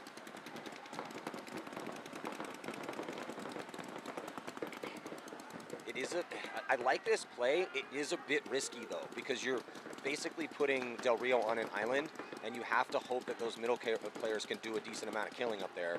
Here comes our poison. Yeah, does he touch the bunker? It looks like he stays a little bit off it, but he does get shot from the inside. Might have traded though. Nope. No, he didn't. Great job from that wing from Mortal Enemy, getting that shot in from the door. I think they put Carl in, so I think that's Carl now, whose dad actually played with me on Navarone. Oh, nice. Ooh, trying to do a pod trick. The Mortal Enemy tries to do a pod toss at the center 50, trying to bait a player that definitely isn't there. Yeah, did see that at USXBL work, and it was awesome. That was a huge kill from, I think that's Carl. I can't quite see. Yeah, that is Carl. So that was a huge kill, and another kill here from Mortal Enemy. Looking pretty good to try to put this win on the board. It's still 322, but they got this big high body situation right now, a 5-on-3. Del Rio and Castro doing a great job of staying alive outside wide with a triple stack of attackers up the middle here for Mortal Enemy. And here comes Del Rio. Del Rio's going to commit. Get him out in the foot, yep.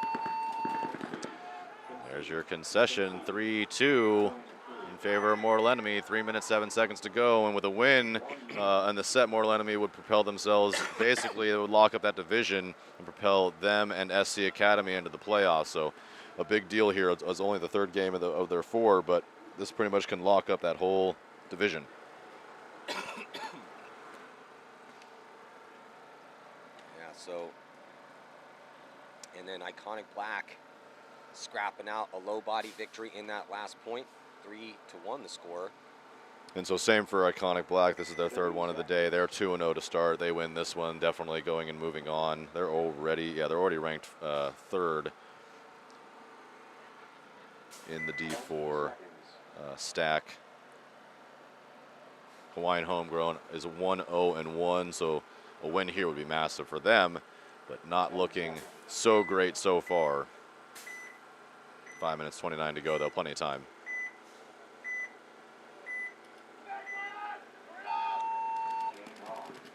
Iconic a little bit late getting out of the box. Iconic goes pocket and then release. Love that. So you can pause if you can. And for the first time, Iconic not getting any kills in the break. 5 alive both sides. And he beats him to the snake side door.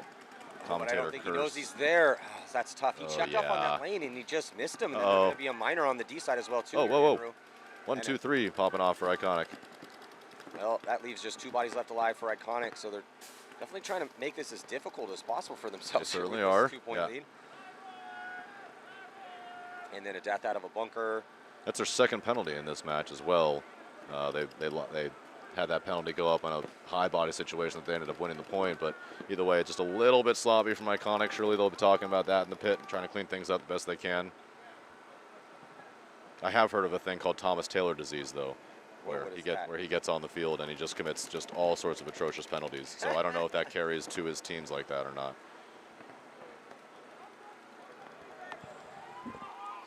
And that last death here for Iconic and the High Rollers. Tons of bodies out there, just clearing the field. So they will not go quietly into the night. They don't care how good Iconic's on the break shooting is. They will not finish without a fight.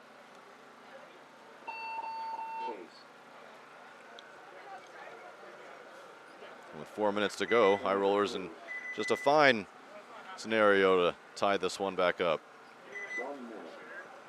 Big point right now for Mortal Enemy and Precision. Mortal trying to punch their ticket to move on. Again, started out the year great, and then just too many mistakes in the prelims. Too many penalties, costing this very talented roster coming out of San Diego, California. So it'd be pretty solid for them right here. They could get a win against Precision. Precision hanging tough, though. Here, 1 point match. San Diego. 30 seconds. One of the greatest cities in all of the United States. I mean, you're not going to get an argument from me on that one. So it looks like we got, who are they going to send out here? They got a couple new players on their squads. I don't know who number 8 is, but they must have a lot of faith in him here to give him a spin in this situation. Looks like they're going to let Carl ride again. Like that, he had a big kill in the last one, so look for Carl to go up the middle. Looks like he's going to be up there with Gio, and they're going to send Del Rio to the insert bunker snake side. Mortal Enemy running and gunning up the middle. This is a very aggressive play call, and no one from Precision putting any pressure down the middle of the field, so that's a bit of a mistake. Precision losing 2, losing their snake corner, and there's Dorito side wing. Referee going to be getting a look here at Gio. Looks like Gio's good to go, but here comes a big move up the middle. Bunkers out. Gio's about to attack the retreat, but Mortal Enemy cutting that guy in half and keeping 4 bodies alive. I think Gio was actually on his way out. Yeah, I think Gio was actually already shot and kind of... The ref called him safe, but his body language looked like he was going to dip out. And it almost looked like... And it almost looked like he was in it. He like blocked his buddy from getting the axe instead. Well, the one good thing here for Precision in that situation is like, okay, now you go down by 2, but that point went so fast that it leaves a decent amount of time to mount a comeback here.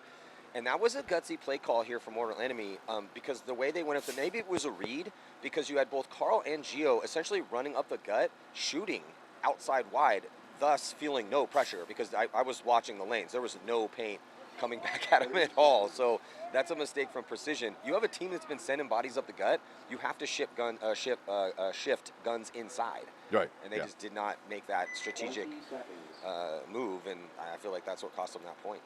Yeah, and Precision trying to get out wide, guns down, so not shooting back up the middle and just kind of allowing you guys to just get up there for free.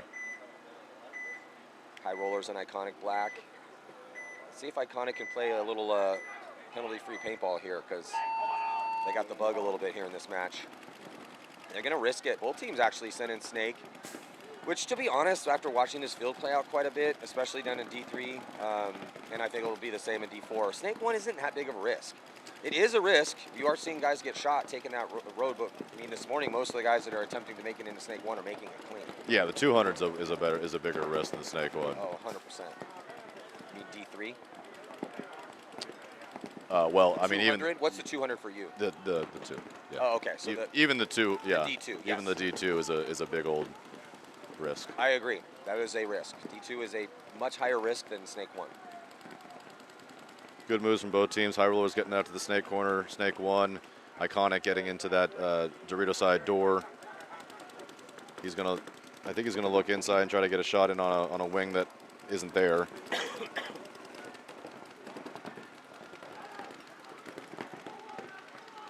Body coming off for Iconic as they're at the D side door. So good position. He's looking inside. There's no one in the middle for him to shoot at. So it's going to give him a little bit of freedom in here. He's not really feeling much pressure. He has 3 bodies in front of him, but they're in the backfield. So it's a decent crossfield spread here for the High Rollers in a 5-on-4 situation. Oh, and here comes, he's going to get absolutely demolished. They just had no idea that he was at that Dorito side wing. Player for High Rollers tried to take the snake side, big snake side wing, and absolutely got ripped apart. And that's why I like that position. But then that player losing a body, so he gets a kill and then trades the body out. That's a tough death from that spot. You just got that inside kill. You have a 1-point lead. There's only 2.5 minutes left to go. You really don't need to engage much. And you've done the hard work. You've gotten up there. You've gotten the kill. Oh, good shot out there as they shoot the snake runner, trying to get themselves into snake 2. That must have been the home. Yeah, that was the home sitting on that lane. It had to be the home. No one else looking that way. So that's great zone control here. Pretty far shot, but that is a big gap. And that's the situation for the high rollers. I love his initiative, him wanting to get up the field because you're down 1, you need to go. Yeah. But you still have 2.5 minutes left.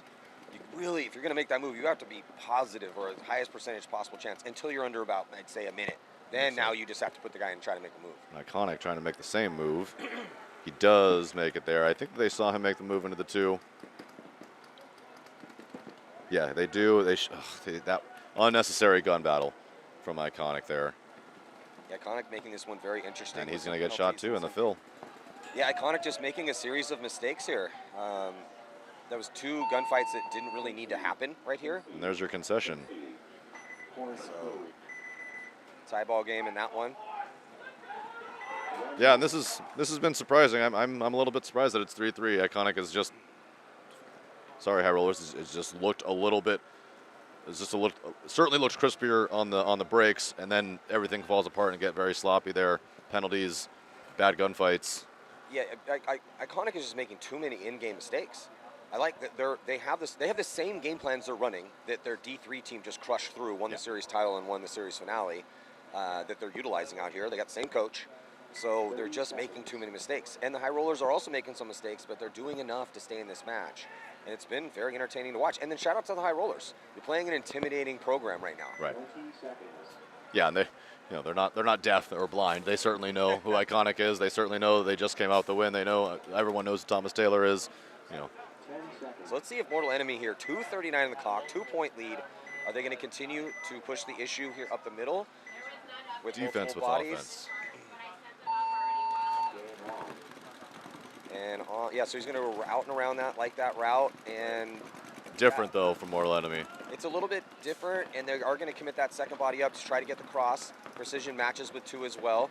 But it is a good defensible position as long as they keep the body out wide. Oh, okay, body dropping here for Mortal Enemy. So if Precision identifies this and they're able to get out through this gap and get out on the snake side, it's just the tough thing is they haven't committed a body out there. They only have 2 minutes and 15 seconds to work with, and they're chasing 2, not 1. So they need to be running at a quicker clip than this. And they're at that Dorito side wing, and he's going to sit on that cross lane and try to either shoot that wing out when he tries to go to the snake side door, or when they try to fill out to, it looks like the gun surgery going on for the Precision snake side fill player. Tough time to have a gun go down. We're under 2 now. So if Precision wants to have a chance to actually tie this one up, they need to convert this high body situation in the next 45 seconds. Oh, they come across the gap too high. He could have made that crawl. This player has his loader off, basically. Well, I don't think he knew Del Rio had made that move. There's no reason that guy runs through that gap if he knows that Del Rio's there. He could have crawled up to the D side door and then had a chance to get a shot on Del Rio. So great kill for Del Rio. Mistake and making Precision pay. And Precision basically playing with only 3 bodies as one of their guys, full gun surgery, loader off, in pieces. He doesn't even have his eyes down the field, just trying to get something going. Yeah, that would probably never happen if he had a CRBN loader, likely. Yeah, so Wonder what he's using out there. 4-on-4, but essentially a 3-on-4 with that gun being down. So Mortal Enemy, none of those guys posturing to move. I think they know exactly what they're doing out there. In my opinion, they're going to hold that for the next 50 seconds and let Precision walk into their guns that they want. Hopefully Precision actually walks into their guns and they don't stay 4 bodies left alive, as that snake fill player does get his gun, looked like up and working again. He's going to take the snake corner, and here comes that push. They got to make something happen, but the problem is it's too little, too late. Way too late. Yeah. They may get this one for margin, maybe a 1-point game instead of a 2-point game, but with the way that Mortal's stacked up with 2 in the middle, you can't have the attack come through the middle with 2 guys looking inside and crossing it up like that. And they're going to lose the body. I mean, I can't fault, and I'm not criticizing Precision at all for doing anything aggressive. I'm going to criticize these last 2 players if they're still alive in 10 seconds. Yeah, you took the words right out of my mouth. That's where I was going next with it, for sure.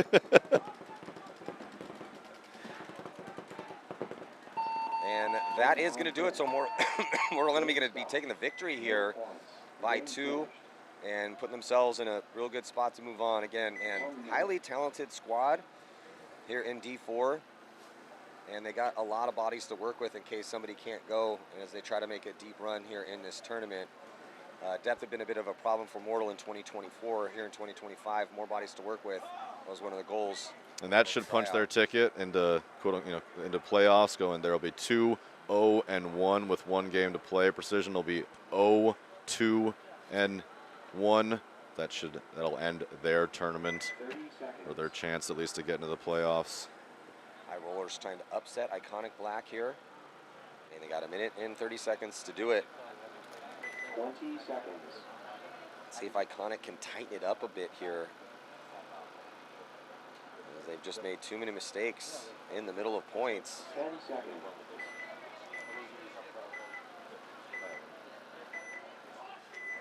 And we are going to get the legendary Chris Lasoya in here after this set. I'm going to take a break. He's going to come join you.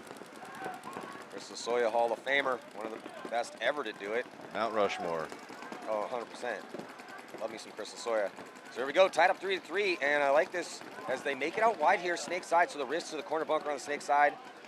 Working out right now for Iconic Black as they beat the High Rollers out. We could potentially see a tie, though, here. No overtimes in the prelims in D4. As High Rollers are tucked in the pocket with their guns outside wide.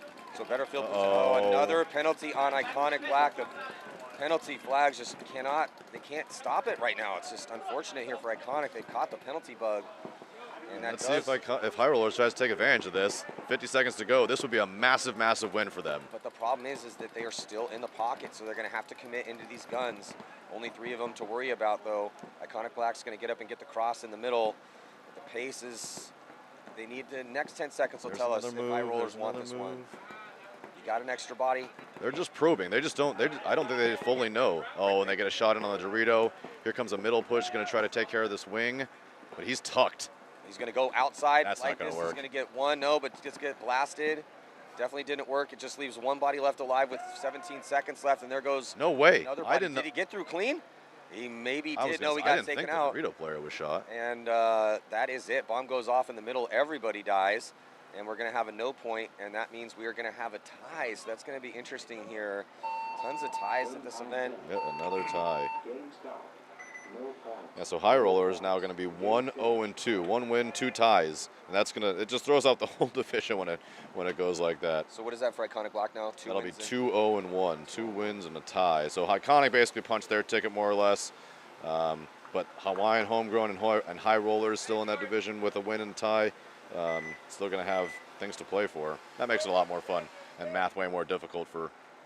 Well, for me anyway. I'm always the worst at that, where I'm like, oh yeah, this team just needs, oh no, I can't do it anymore, there's a tie. I was never that guy. We always had someone for that on every team I ever played on. Typically, shout out to Micah McLaughlin. He was that guy for us, and I played with Micah for, I don't know, 10 years.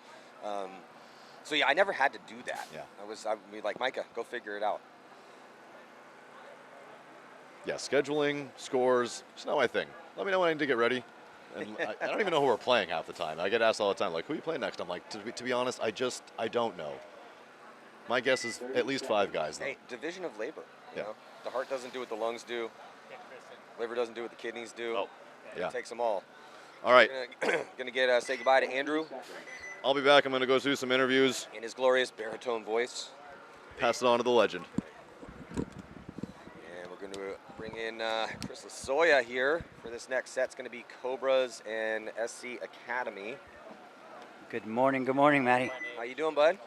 I'm cold, hip season up, but I'm out here with you, my friend. I can't be much better. We had this talk yesterday. Jeans in the morning, bud. Yeah, I should have taken your lead. I feel great. I got flannel on, got jeans. You look amazing. Perfect paintball weather out here. So on the breakout right now, body dropping for Academy. And 2 bodies for Cobras.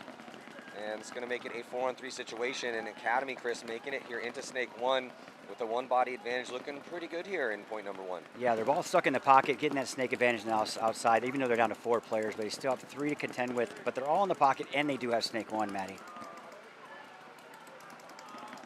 Cobra's going to dip into the mini wedge.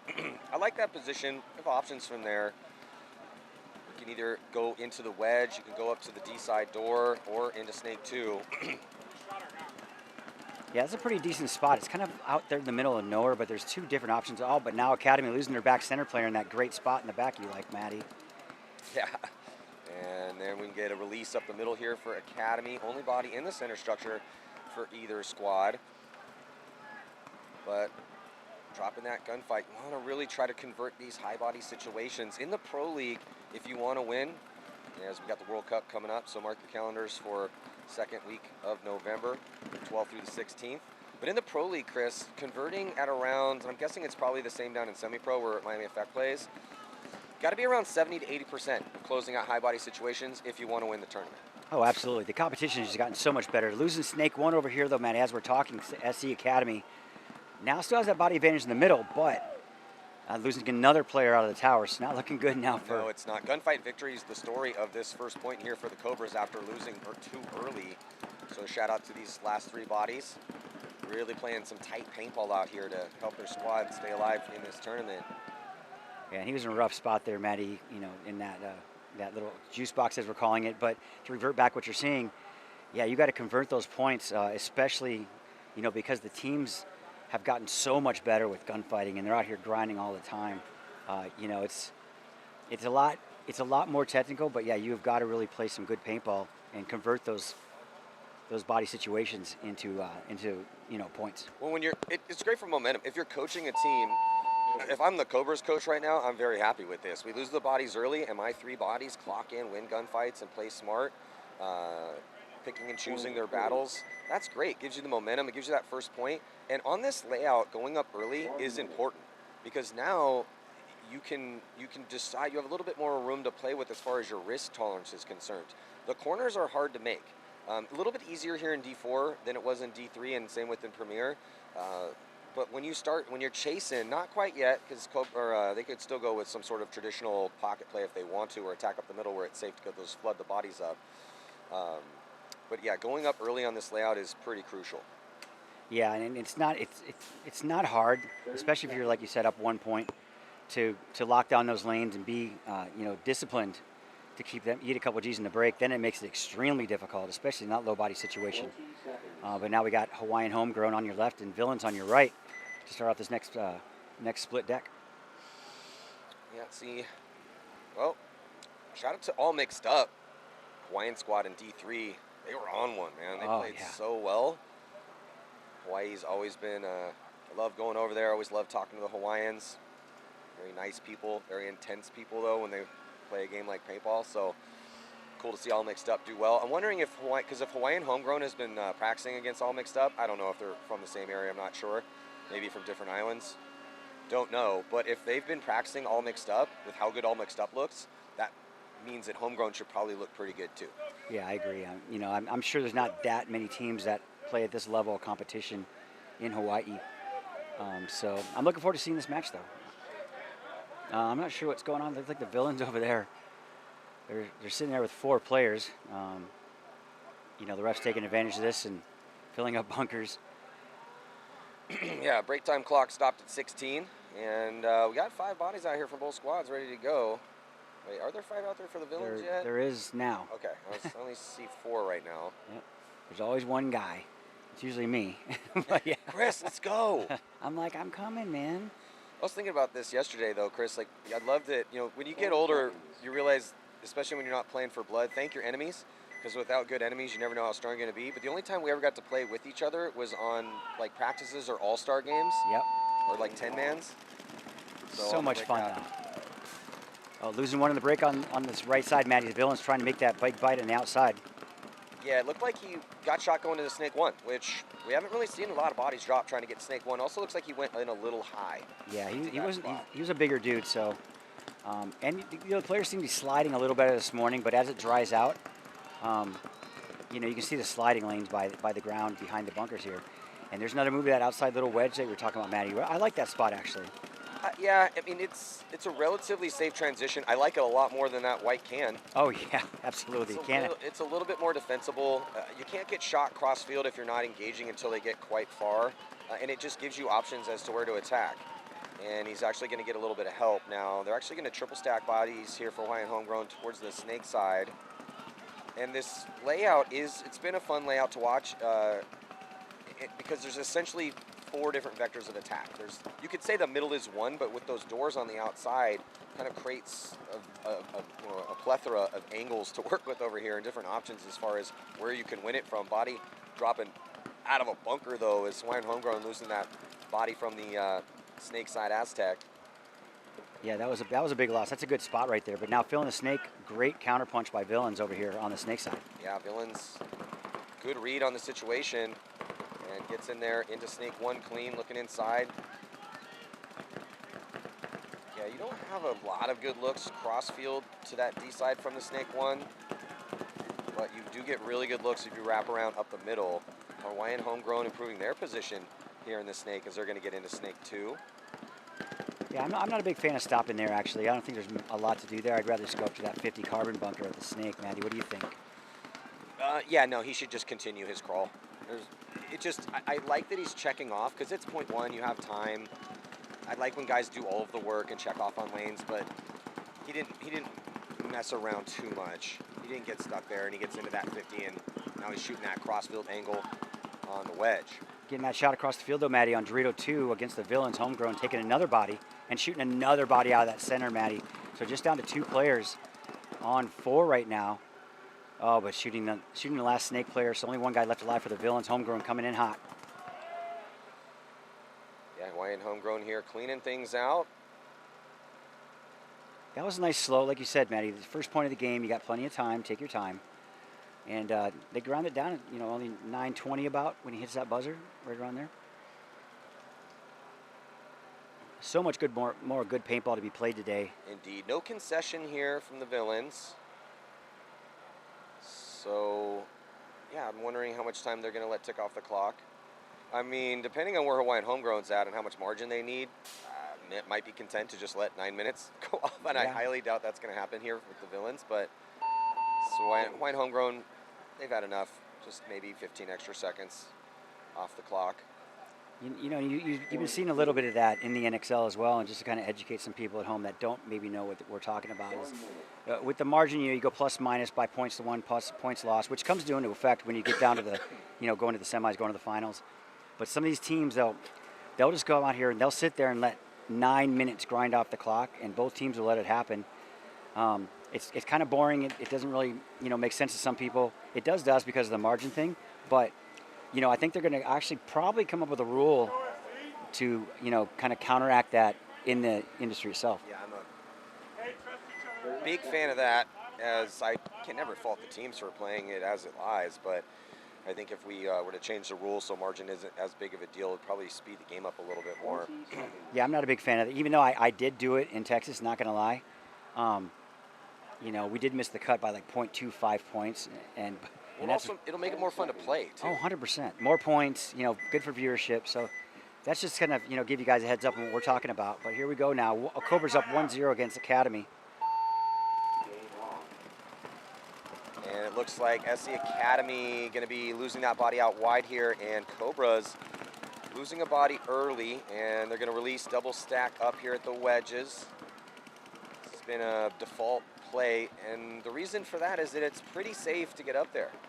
You occasionally do see guys get chewed up if they go a little too, if they run in a little bit too high, exposing too much of their body. But if you commit to that move and you get low, you're making it probably 19 times out of 20. Yeah, and the Cobras, they have a bunch of big dudes. You don't see any little small guys out there. I mean, I'm not saying they're big as in big, but they're tall, lanky. They're just not tiny. And that's a big bite. So there's another player on that Dorito side, Matty Cobras, dropping down too. Yeah, so this is one of the issues, though. If you do commit multiple bodies up the middle and you lose your battles outside, it puts those guys in the middle in a tough position.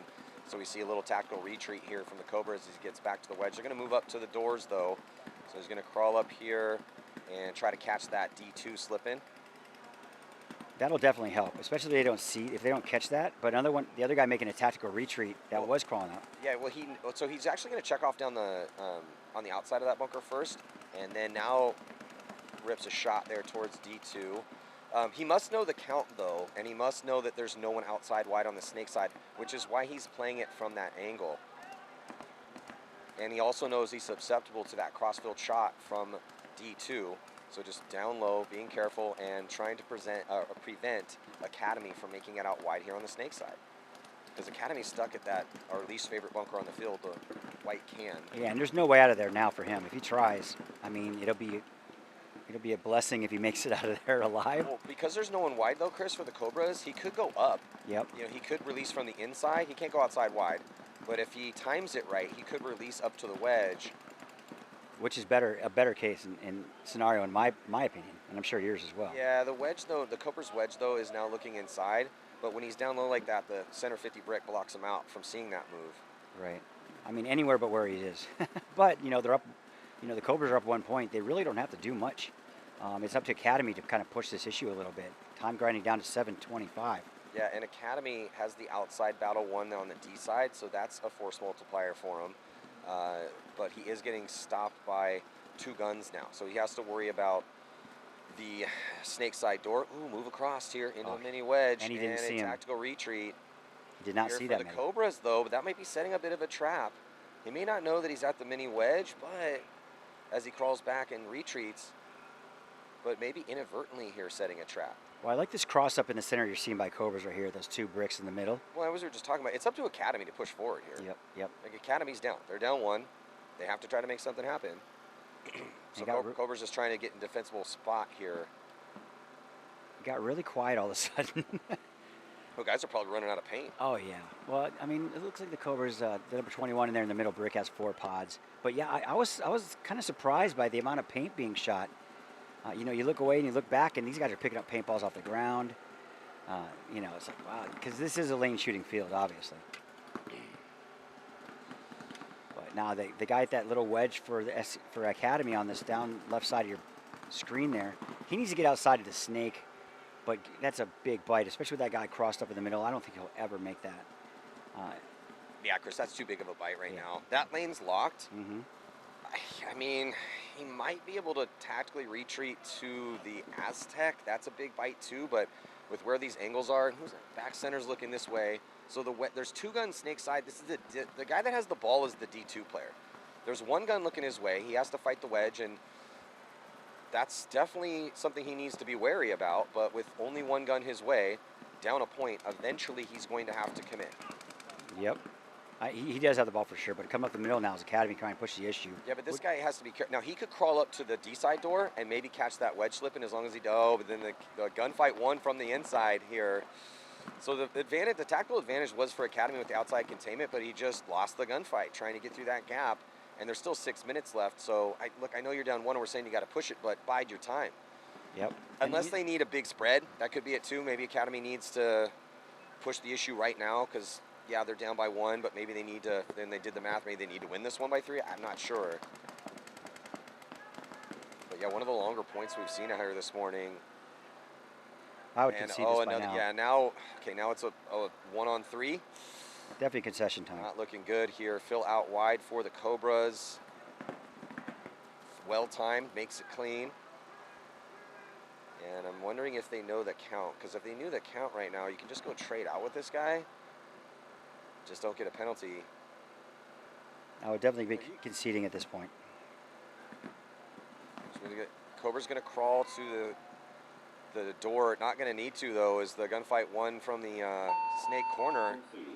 And point going to go to the Cobras. Interesting match here.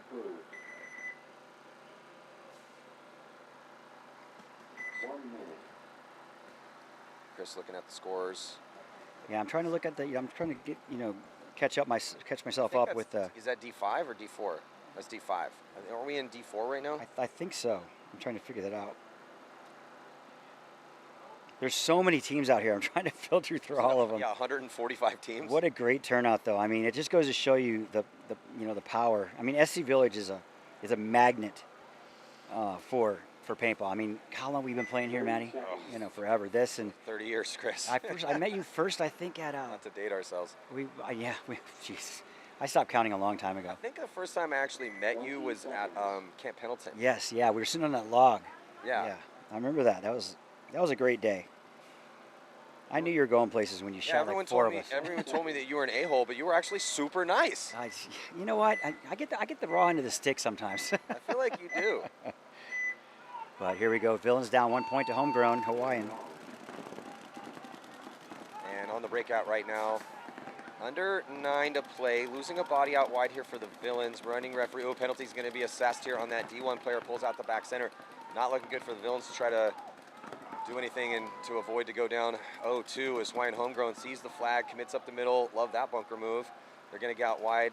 Perfectly executed here for Hawaiian Homegrown, and with the bodies coming off so fast, might be slightly off on the count. It's not going to matter, as the villains are going to concede the point to preserve the time, and now it's going to be a 2-point spread. Well, here we are right now with the Villains Hawaiian Homegrown game. Hawaiians are out. They're out of it. They have nothing to lose here. Hawaiian Homegrown is sitting in 6th overall in the division, and then 1st overall in their bracket. Pretty close to Iconic Black. They're both on the same margins. So the Villains are playing with nothing to lose because they've already dropped 3 games. So they got 2 Mercy Rule losses, and Hawaii Homegrown, a win here should put them, they're in with Iconic Black, so they got to win, a tie, and 1 more to go. This is the last game for the Villains. So yeah, Homegrown definitely would like to win this by as many points as possible, because you really want to get a bye. Yep. There's so many teams in D4, so you have to play a ton of playoff games if you don't get you have just 1 less game you have to play if you get that bye on. So ideally you want to come out first in the bracket, and with the tie that Iconic Black just had, if Hawaiian Homegrown can put up a win here, especially if it's a 4-0 Mercy Rule win, that will have, since they'll have a tie as well too, that would put them at first, and then I think they'll probably play Iconic Black last. So that's going to be a fun one to watch. Exactly. So they're already in, but where are they going to be in at, and how easy they want to make it on the sub. So here we go, taking the snake on the break, though. Cobra's on the break, getting out wide. Cobra against SC Academy. Yeah, I don't know. Are they already in, though? Because if the High Rollers, yeah, it's close, because the High Rollers have 2 ties. So it's still to be decided, because if they somehow drop it, we'll figure that out later. Right now, it's a 2-0 lead right now for Cobras, and they are sitting on a win and tie. So many ties here at this event. SC Academy, 2 wins and a tie against Mortal. They would also love a win here. Yeah, this bracket's getting interesting. Precision and Corrupt are out. So it's basically between Cobras, Mortal, and SC Academy. So this one's still to be decided. Yes, sir. So interesting set of circumstances here. I mean, it is Sunday paintball. These guys are out here grinding. So I'm looking forward to seeing when the smoke clears, who's left standing. But running referee going and checking that tower, Matt. Seems clean. So I believe it's 5 on 4 in favor of Cobras. They have the snake 1, so advantage going to Cobras right now. Up 2-0, not have to do anything. 3 minutes grinding down real quick. Yeah, Chris, they have ideal situations here. It's being in snake 1. I'd like to see him get across the gap into D2. Difficult, though, 2-point lead. Don't have to risk it at all. So hanging out here in D1 as long as you need to. Just stay alive in that spot. But once they get out into D2, it's really going to help them out. Going to spread those guns. They could release one of the bodies up the middle if they want to, or they could just sit in these spots and try to hold it from here. But if you're going to play defense, you got to make your shots. Absolutely. And now crawling down to that little wedge, or 50 juice box, we're calling it. If he makes that next bump, because he was really the only guy really holding him there at snake 1. If he makes that next bump, homeboy's going to have a rough day getting a back massage. But they don't have to really do anything because they're up 2-0, 2 minutes left, and they're going to just grind this clock down, which is what I would do. But SC Academy's got to get on their horse. They got to get going soon, because we're running about a minute 10 per point. Sometimes. Yeah, we're 2:10 left, so a minute 5 per point for Academy. They're off the pace, and yeah, it's not looking. It's looking great for the Cobras right now. Absolutely, it's looking great for the Cobras. I like this move outside, though, by Academy, getting outside, getting wide. But he needs a wrap on the wire side. He needs to get to work real quick. Yeah, to make this to give them a chance of not having to just catapult into guns, they need to play this at a 45-second pace, or leave about a minute left to go. Still, a minute's also rough on this layout, but definitely seen enough points where it is absolutely possible. So they're in some decent position right now. I love that they're at the 50-yard line, and this guy really is pushing the issue for Academy. He's wrapping around. He's trying to engage. He's trying to find somebody that will gunfight him, and they're going to get that kill out of that terrible can. God, I hate that can. Andrew, that is the Andrew bunker of death. When Andrew was up here, he was being sarcastic. But he's like, Matty, really love that can. I feel that that the next team that plays should double stack it. But here they go pushing the issue, Matty, on that far side of field. Oh, looks like a minder penalty going on SC Academy. Yeah, I'm wondering if they're going to concede. You need to. I mean, at concession at this point, it's not going to do you any good anyway. You're going to be down 3. At least it gives you a chance, but then since you're going to be running in the guns, it's very probable you're going to take a mercy rule loss. So it looks like they're going to let it ride and hope that some miracle can happen here. And it's not going to, though, because the Cobras are going to blow open that D side and hit the buzzer here to put the third point on the board with 37 to go. Well done. I mean, I hats off to Academy. They pushed a little too late, in my opinion. I like the idea they had, but they should have started that process about 2 minutes earlier. But now it's going to be out of reach for those guys. So, looks like the win's going to go to the Cobras. But another situation here, like I said, Villains have nothing to lose. So I can see them just kind of running around. So Hawaiian Homegrown's got to pay attention because you said they are in that. They're still good, but crazier things have happened. There's a lot of points going on, situations in that Division 4 bracket. Yeah, absolutely. These are fun times, and it's a blessing to be here. Love this game for so many reasons, but it is fascinating to see when you get into the deeper parts of the prelims, the drama around who's going to make it, who's going to get sent home, who are we going to see head off into the playoffs. Is it going to be the favorites, or are we going to see a new team rise up and become a favorite for 2026? We will see. This is a great field for every team, so I'm excited as well, Maddie, to see who kind of makes that cut, so to speak. On the breakout now here for Hawaiian Homegrown, left-hand side of your screen. They're going to double up the back center, and which does work, but you can't spend too much time there. They know that, and they're going to make the big bite all the way to the snake corner off the break, and looks like he makes it clean. Running referee going to come check out one of the players here for the Villains. Well, they're at that white cam, but he's playing that the way to. If you go there, you got to be low. You got to be on a knee. You got to be down low. You don't want to be standing up playing out of that can. Sure, you can stand and play up out of that can, but there's just a lot of guys can shoot at you. So it looks like he's going to release. Oh, slips and falls a little bit, and then gets into the wedge. Yeah, I like him getting out of that. He's getting in a spot, but unfortunately, Hawaiian Homegrown made that breakout to that corner from the double back center, getting out of there just like you said quickly. He's going to be a problem because their crosses field spread is really good right now. They can just sit there. 7 minutes is going to go really quick in this point. Yeah, it was huge for Hawaiian Homegrown to get that body out wide on the snake side. Absolutely. Now you got eyes inside, so Villain's going to double stack bodies, but you got eyes out wide and inside, and they're going to get across perfectly here into D2. So developing nicely. Now if they can get that body from the Aztec over into Snake 1, be absolutely perfect to just have a 5-body cross up, and then good luck for the Villains, even though you're working with 5 bodies, but those are some difficult angles to run through. Absolutely. Yeah, so Homegrown not willing to. Sometimes you fight fire with fire, and if you know that teams, because it is safe for runs that they're chasing points, probably going to have a body, for sure a body, maybe 2 up the middle. Mortal was putting 3 up there, Mortal Enemy here in D4 in their win. So sometimes you fight fire with fire, but I also like this too. Another option is get outside wide, and it's a bit of a risk, but if you do, then now you're going to have an excellent crossfield. Those crossed up angles to try to preserve this lead here, Chris. Yeah, and it's looking pretty good right now for Hawaiian Homegrown. They're taking their time, trying to get outside, out wide, which I like that move by the Villains. They got to make something happen. There's still 6 minutes left, so they have time, but they got to do it patiently and they got to do it smart.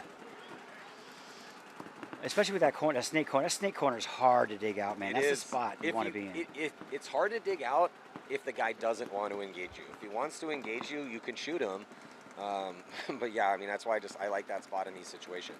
Well, they got to get outside too. Look for the guy at that Aztec to try and get outside or to the snake or something. That's a saving grace. That's gonna, because he can kind of control that snake side corner for the Hawaiian Homegrown, which will help. I'm not saying it's going to solve the problem, but it'll definitely help. Yeah, absolutely here. And so the Villains, they've been keeping 5 bodies alive, and they have 4 minutes and about 5.5 minutes to work with here.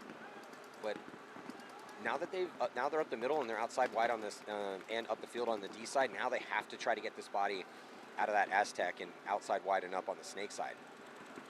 Yeah, that's gonna be. They really got to start thinking about putting it together. They are down only 2 points, which is not a huge lead, especially with 5 minutes left. But like we discussed last split deck match, that they got to get on their horse soon, because that time goes a lot quicker, than you think. So, but we're going to get in another situation, as you talked about, running out of paint. they're going to start running into that case. I see, one pod here, one pod in that guy, one pod in this, 2 pods in this guy. So that's going to come into play too soon as well. And doubled up in the center. Look for those guys to try and make a move outside, one of them at least. But that guy's got to get out here to the snake corner, snake one, something to kind of help his boys out. Get out wide regardless, because they're already out wide in the Dorito They side. are, yeah, and they've been there for a while. Homegrown just tucked in, but as you're talking about paint consumption, once Hawaiian Homegrown starts to shoot through their pack, it will make it a little bit easier for the villains to get through lanes. And sure enough, they're going to make the bump up into that D4 position. So, and this should really help that snake body get out. Absolutely. Because now the guns are going to have to shift out a little bit wider as far as the angles. And then sure enough, as soon as they happen, he tries to get across. Does he make it clean? I think he does. So excellent fill out wide here for the villains to at least try to put an attacker in position. But a body drops in that D side door here. So the zone control dialed here currently for Hawaiian Homegrown. I mean, I'd rather, not that I want to lose anybody to begin with, but I'd rather lose that guy than the Dorito guys. Because the Dorito guys are a little more effective right now. Yeah, because they have a guy in the middle already. Yep, 100%. And then, yeah, they have 2 guys out. I would rather, yes, the middle is, this is an interesting layout because the middle's important, D side's important, snake side's important. So the villains dip a body up into there, and then Homegrown did not know that body made that wide, and villain's going to be dropping a body. So they're trading by both another of them. body. And a Penalty. minor. Penalty going to be assessed here. That's going to give easy work probably for Hawaiian Homegrown once they count it, because it's just one player. He's going to make a big dig to get to the back center. I would have stayed in the corner. I probably would have stayed in the corner too. I'm closer to my boys, to the cooler. You're asking a lot out of me to go back there. But and he's honestly in that kind of situation for everybody at home. That corner bunker is the best spot on the field to be in if you're in a low body situation, because it's really hard to get that guy out if you don't engage, like you said, Matty. The one thing that I agree, it's a better spot, but if he does make it unseen into the center 50 and they still think he's in that back corner, then he might have a chance to catch somebody and maybe get closer to getting even up. It just, unfortunately, it was just too many bodies. Absolutely, and we've seen it time and time again out here this weekend. There's people slipping into spots and they're missing that move because they're talking to their buddy or whatever instance it might be, and they're coming down and they're losing 2-3 bodies really quick just by that one mistake. So I do agree with that for sure as well, Matty. So see if the Cobras can put the finishing touches here on a Mercy Rule victory. Cobras looking good. Yeah. They hit 37 seconds left. It's probably going to end with this score unless Academy wants to send it, because Cobras don't need to. I mean, maybe they need this 4th point, but so decent chance it could just be 3-0. To conclusion of regulation time, or Academy, they want to make this more respectable of a spread, can score a point in 37 seconds, but it is difficult. It's on the breakout, and they're going to big risk, all the way out into D2 and Snake 1. No choice here for Academy, but they can't spend much time in their bunkers, and they're going to release up the middle. They do get the kill here for the Cobras. They shoot another body off the middle, so they got a chance here, Chris. Coming hard. Yeah, double stack of bodies attacking down the D side. With one up the middle now, one dips into the snake here for Academy. Down to 15 seconds, a big fill out wide, not able to make it for the Cobras. One body coming off for Academy of the 2 attacking on the D side. Still 3 on 2 right now, but I don't think they're going to have enough time. Well, where was this team? 4 points ago? I'm not taking anything away from Academy or the Cobras by any means, but they just did something there. They could have done 2-3 points ago. Sometimes you're back against the wall and you have no F's given, getting up that field. It's like, oh man, we could have done that a minute ago. Yeah, people do ask me that question. Why don't people, you'll see a team rail off 3 points, sometimes more, on these attempted comebacks. But the reason why you don't do that is that it's just it's difficult. It's much higher risk. But then a lot of times the guys that are playing defense, they're saying, let's get 5 bodies alive, and everyone kind of goes out there and hides, and they're not putting enough pressure downfield, and so the guys are able to fly through gaps. Whereas they would not play that way if it was a little bit more even. Yeah, I agree with that as well. Because if you know what's coming, you have to try to prepare for that. Sometimes you throw bodies up there to tangle with them, fire with fire, as they say. So now Hawaiian Homegrown with 3 minutes left. They're trying to get the Mercy Rule win here. Plenty of time left in this one. I mean, if the villains can't come out swinging, you know, the mercy rule is 4 in this division. Mm-hmm. So I mean, the villains, they got a lot to do, a lot of work to do. But there is time. I'm not saying there's not. So I'd love to see a little game out of that. But right now, it's looking in favor of Hawaiian Homegrown, playing really well.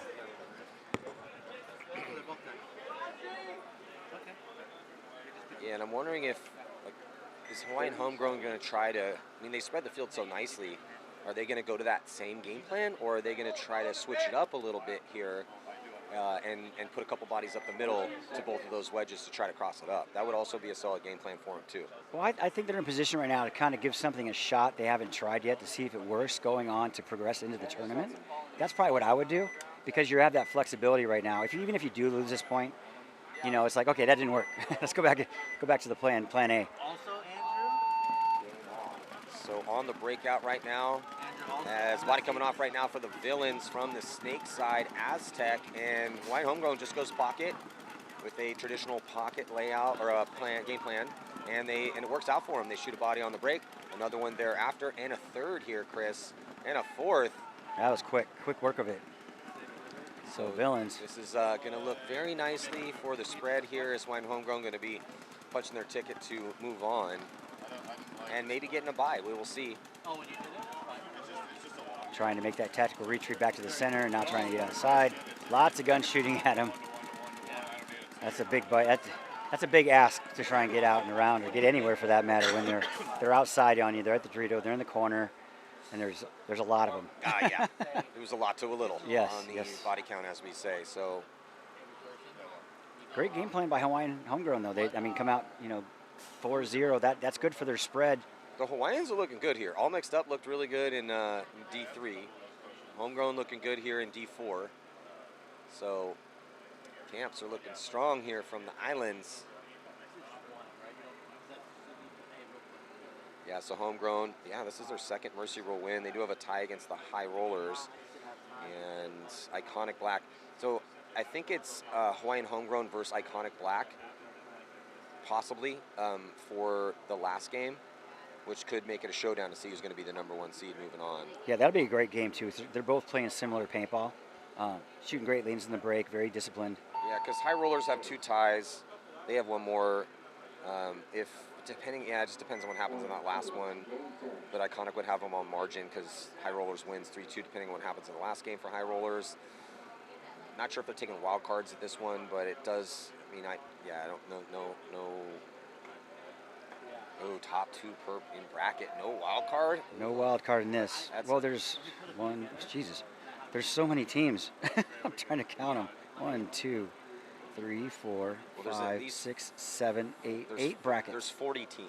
8 brackets. 40 teams. 40 teams. So that means 16 teams are going to go on, which is the top 2 from each bracket, obviously. Yeah. But I'm just scrolling. I'm like, am I missing something? I had to go back and forth there to see if I missed it. But no, there are 40 teams. So we're going to reset here. Quick break. We'll be right back. Pole position D4 and Phoenix Wrecking, Matty Marshall with Chris Lasoya. Last event, Cal Jam Championships. See you in just a couple minutes.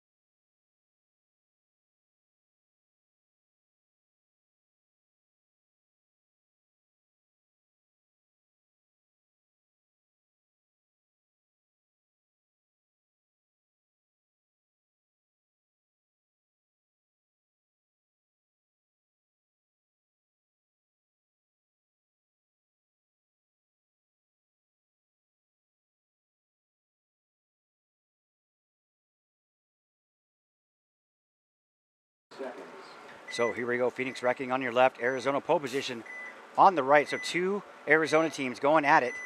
These guys practice against each other a lot. And here we go on the breakout. Both teams getting outside. Phoenix Reckoning making that Dorito side corner, which is gives them an advantage, but also coming up the middle is Arizona pole position. 5 allowed each players, each team. Crucial first point, as usual, to put somebody in the driver's seat on this field is definitely an advantage for sure to go up 1-0 out of the gate. 12 minutes in this match. So now here comes Arizona pole position, getting up in that juice box on the 50 on the snake side of the field. But all the other guys still in the back. You know, and here come, oh, great move by Phoenix Reckoning. Did he get through that gap? Yes, he did. He's at Dorito 2 now, or sorry, Dorito 3. But Arizona pole position trying to get out to that snake side corner, getting clipped. So 5-on-4 in favor of Phoenix Reckoning.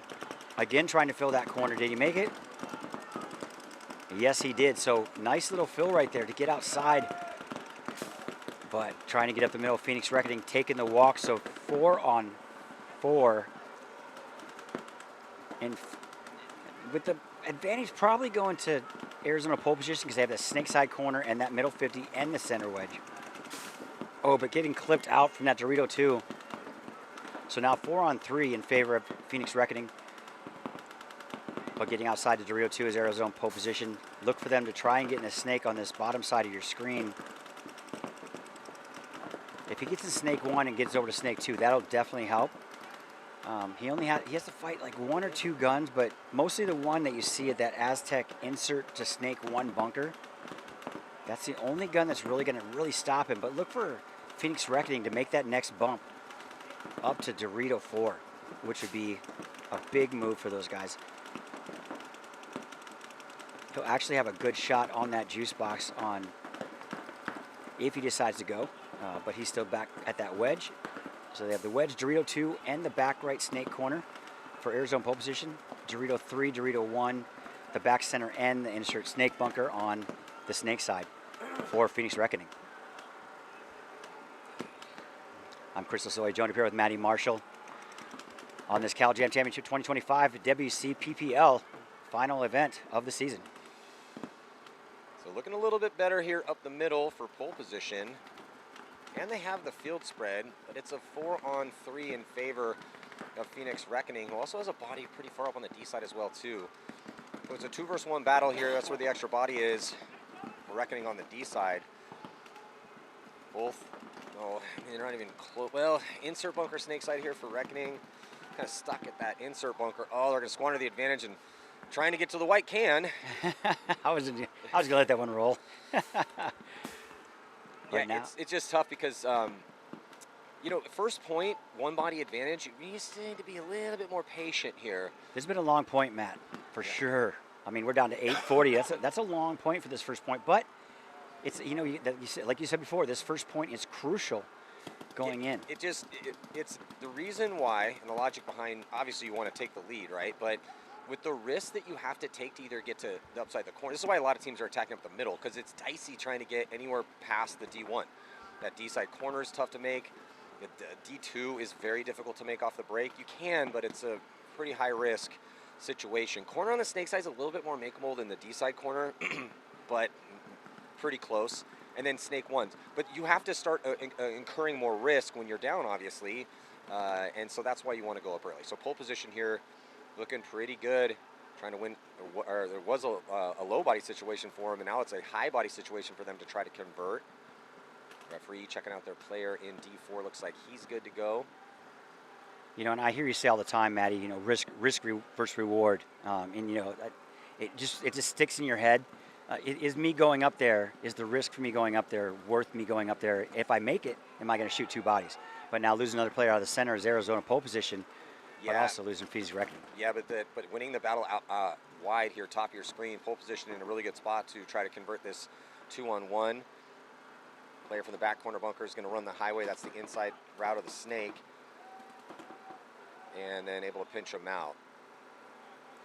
I would have liked him to actually, I get why he did that. You know, it's very safe. But if he gets to the outside of that 50, and then, because the player in the back corner bunker was pushed all the way around, because that D side was so blown open. Now we got the Honey Badgers taking on Alliance. Ah, my boys. Ah, there you go. There we go, D4 squad. That was a long, drawn-out point for that first of the split deck match. Down to 7 something, I believe, for that one. So, great controlled paintball, nice and slow. Few mistakes, but they at least they gave it a good shot. If you made it to Dorito 5 on their side of the field and doesn't get clipped, then he's in a definitely good spot. That's a good risk first reward, just to speak of that. It was just cool to see pole position pull off that 3-on-4. Yep. And it was because they had just a little bit better field position and had the zone control, shot the body trying to get up there. It turns it into a 3-on-3 and just won the D-side battle. Beautiful job. So now we'll see if Alliance D4, 10 seconds. who definitely needs a win to stay in this tournament here, taking on the Honey Badgers.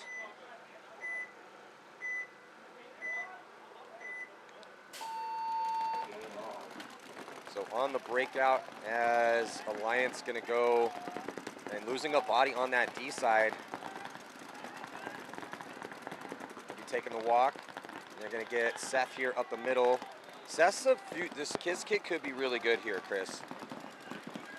And he's in a good spot.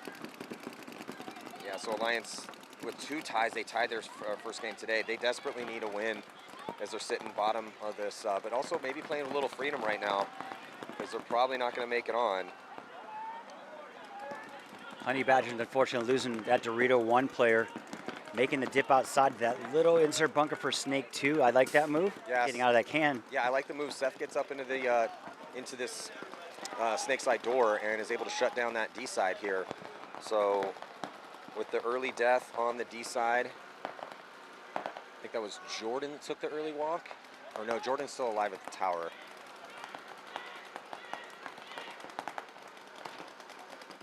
So good comms here from Alliance, trying to give Seth information. Honey Badger, good communication for the Honey Badgers as well too. They're all pretty close to each other, so the Honey Badgers can just have standard casual conversations with them tucked in the pocket. They do have one body out of the pocket though, into this mini wedge. And then Alliance has to keep feeding information here to Seth, who's all the way up the field. Ideally, they need to get out of this pocket as well too. But it's point 1, so be patient. Oh, they lose that player out of the back center. And as Jordan dips into D2, so nice moves by Jordan. Yeah, great move getting outside the Dorito 2 out of that tower, spreading the field a little bit. He trains a lot. Their family owns the field, Alliance Precision Paintball Park up in Bakersfield. And he's going to be good. He's only 16. Oh, I love that. Well, look at now, you got Honey Badgers coming up that 50 snake side in the carbon bucket. He's going to give this guy a back massage for Alliance if he just looks inside. Yeah, but I don't think Seth knows he's there. He doesn't. Seth's got to keep his head on his swivel. That player doesn't. Oh, he hears him. Seth hears him. He's going to switch his gun.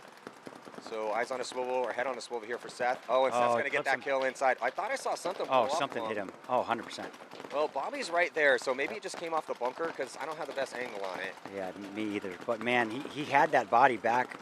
He had the back all day if he just looked inside. That's why I tell my guys, look inside real quick. If you got a freebie, take it. Seth's in a tough position right here. He knows his enemy's right on the other side of that bunker, and he's just totally dedicating his gun this way. Jordan's pumping paint over here, but the player for the Honey Badgers is playing this one pretty smart. He's not over-engaging here in point number 1. He knows he's outside wide, doesn't have anyone to work with. I think it's Ramos in the insert bunker here, snake side for Alliance, and he's looking cross field.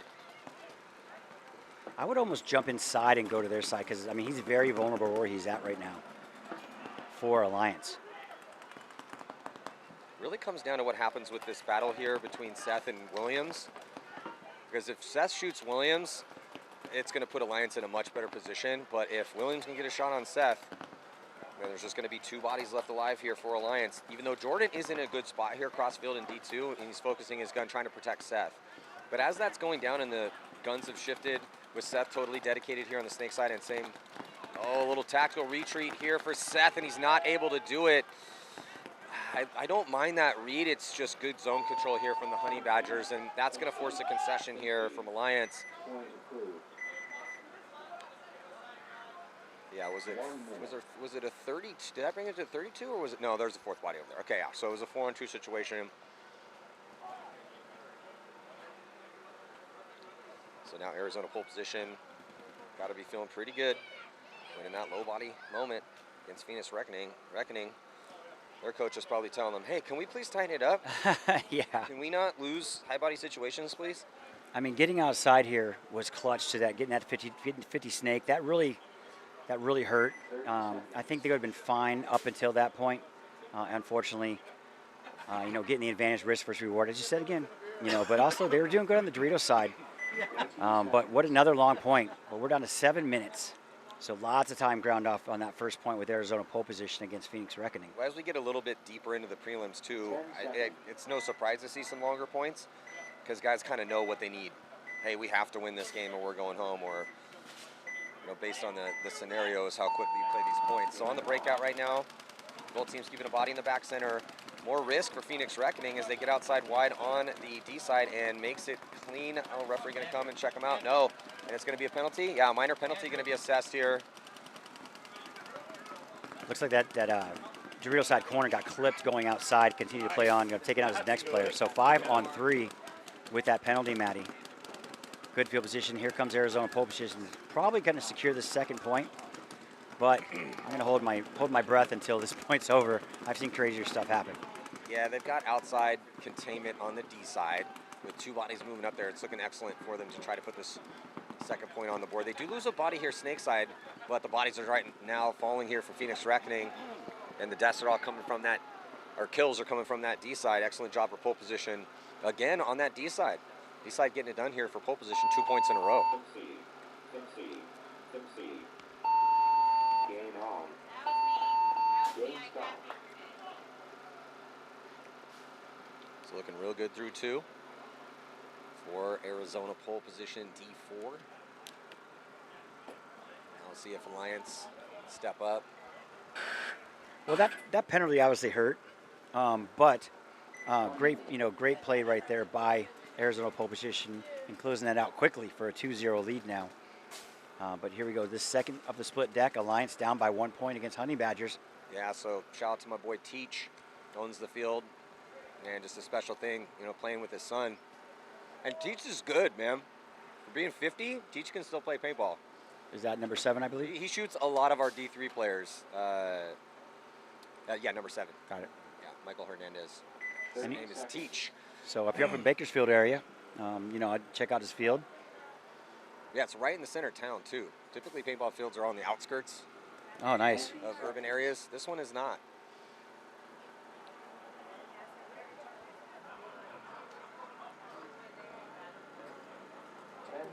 Someone had you tagged in it. Yeah, that looks like me. Oh, I remember. Was that when you were? Yeah. Yeah. Yep. Wow. I'm glad you lived through that, Chris. Me too. All right, so on the breakout right now, Alliance is going to risk wide and losing that body. So great off the break shot style. Oh, looks like Teach is going to be dying out of that back center as well, too. They might have to concede this one here. It's a 5-on-3 situation, and not yet. Let's let it play out a little bit here, but it's a big advantage for the Honey Badgers. But they're still trapped in the pocket, so, and with Alliance with the body up in the middle, let's see if Alliance can catch one of these players trying to filter out for the Honey Badgers. Badgers going to go up the middle to match, as here comes Alliance hunting at that 50-yard line. I'm not sure if he saw him go to that carbon bunker or not. Well, but here he comes. Yeah, so they figured out where he is, and that's a good trade. So now 4-on-2 in favor of Honey Badgers, up by 1 point. Time grinding down, Maddie. Only 2 players left on the center to the Doritos side, but not outside wide yet. Honey Badgers jumping into the snake, or into that 50 in the middle, and going to be a concession. So, yeah, it's 4-on-2 in that moment. That's a good concession. I think so, too. Yeah. I mean, maybe they could have let it ride for a couple more seconds. But you're just begging for a penalty, essentially. Yeah. You're hoping your guy just, with the lines of 2 bodies in the middle, maybe if you have the bodies outside wide. But even then, even with the 1 point lead, they just don't need to attack. So, yeah, let's just get it back to 5-on-5. So, pole position looking excellent through 2. Still 6 minutes left in this one, though. In 30 seconds, we'll find out. But Phoenix Reckoning have some answering to do. So, I mean, this is a 4-point mercy rule.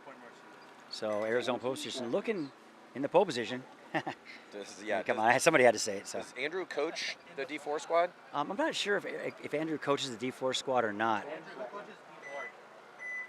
Anyone coach D4? Brent Wolf. So Brent Wolf is the coach of D4. Arizona pole position. Great program out there. So here we go. Arizona pole position on the right, Phoenix Reckoning on the left. Losing one player though, Matt. Yeah, losing that body from the D side here, and it looked like I couldn't tell if he was going to D1 or D2, but still a great kill for pole position to put themselves in another advantageous moment. Up by 2, up a body. Just need to do some zone control here and be a little patient and get outside wide eventually, as there's still 6 minutes on the clock. Yeah, we're making that move to that outside Dorito 50 little juice box, as we're calling it, little brick. Phoenix Reckoning with the better field position. Not 100% better, but I mean, whoever gets out wide, and you've been talking about it all day, whoever gets out wide is going to definitely have the advantage. Yeah, it doesn't mean you're going to win the point, but Yes. it does give you a higher probability of winning the point if you execute. So pole position going to be the first to get out the widest on the D side after getting that initial kill. So they are still looking at 2 bodies this way, but one's at the tower. It's a great spot. Tower's one of the fundamental spots on this layout.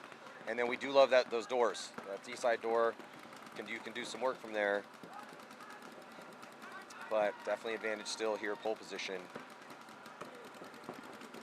You know, I'm looking for Arizona pole position. I mean, they don't really need to do a lot because they're up 2 points, but getting outside on the snake side will definitely help solidify the ground situation for those guys to keep, Phoenix Reckoning in check, so to speak.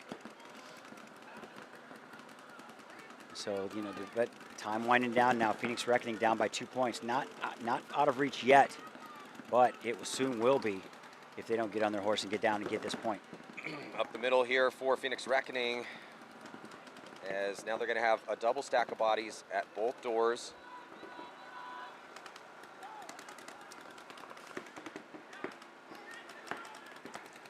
And being patient here, still down a body though. Talk about patient. Pole position's being very patient. Getting a major penalty, Matty, on Phoenix Reckoning. Yeah, major penalty. They need to concede this point because now they're going to be chasing 3 and they're down on time. That was a gross Oh, it was a gross major. It pulled out everybody. Oh, we haven't seen that. Whoa. That was the guy that was in the insert bunker to the snake. Yeah, gross major as everyone got pulled. So There was enough bodies though, Matty, in that gross major. at least it gives them a chance. Yeah, so 402 left, but just this is a really hard field to score that many points in that amount of time. Right. And usually when I see a gross major like that, and I'm just going to assume I didn't see it happen, is when if you're loading, and we've seen it happen every now and then, when you're loading, you get shot in that pod and drop the pod, that's considered a gross major because you got shot in the pod. There's no question about it. I know, it's my least favorite rule, but I totally understand the logic behind Yes. it. Yep. I mean, it's just natural muscle memory. If you get shot in the pod, just drop it, but then you freeze like deer in headlights. Yeah, because it's the pod's empty, but it's still your equipment. Yes. And if your equipment gets hit Yep. while in contact with your body, Yep. you're hit. And that's why you see these players that are loading. When you guys at home, just food for thought. When you're loading, load. Don't just sit there with the pod and hold the pod waiting for those 2-3 paintballs to get in your loader. They're not going to make a difference. So drop that pod as quick as possible because you don't think about it. You're extending your 6 inches. So just be mindful of your equipment as well. Honey Badgers up 2-0 against Alliance. Alliance taking the snake 1 in the break, Matty. Yeah, big point right now for Alliance. They try to send, is that Nate? Yeah, so one of their speed demons, they send Nate to the snake 1 and he gets shot. And now they do get Seth up to the door here pretty quick. And it looks like, I believe Isaiah's still alive. 4 bodies out there here for Alliance. Yeah, 7 minutes. And the way that Honey Badgers are playing, unless they got to get up and start moving, doing some stuff here for Alliance. They're only down 2 points, so it's not too bad. Yeah, Teach is still alive too, and Alliance pulled off a 3-on-5. They had a major, carried on to the next point. No one left to pull, and they pulled off a 3-on-5. So we've seen them do it here at this tournament already. Down bodies, they're down 1 right now. 4-on-5 situation here. Time ticking off the clock.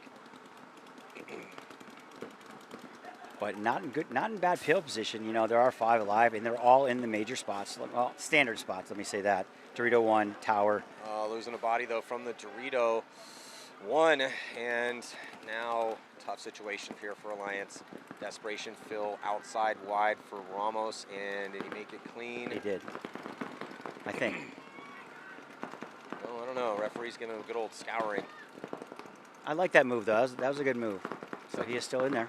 Yeah, at least it gives him a chance. And then Teach makes a nice move out into D2, or D1. So they're made a nice couple reposition secondary moves. Honey Badger's going to answer, though, and they make it out wide. Honey Badger's still massive advantage here. Up 2 points, up 2 bodies. Seth's going to attack the retreat to get back to the wedge.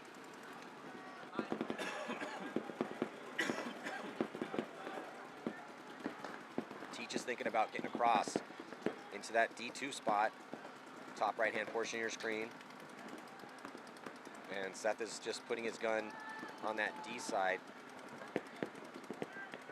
But Badgers really know, now that they have the good, but then Teach, Teach losing that, you can't really fault Teach for losing a gunfight there. You're down 2 bodies, you're down 2 points. You have to try to make something happen. It's a must-win situation here. Yep. Can't really play margin too much here if you're Alliance. They need to win on the board. And I hear you, all the time saying, die on your sword.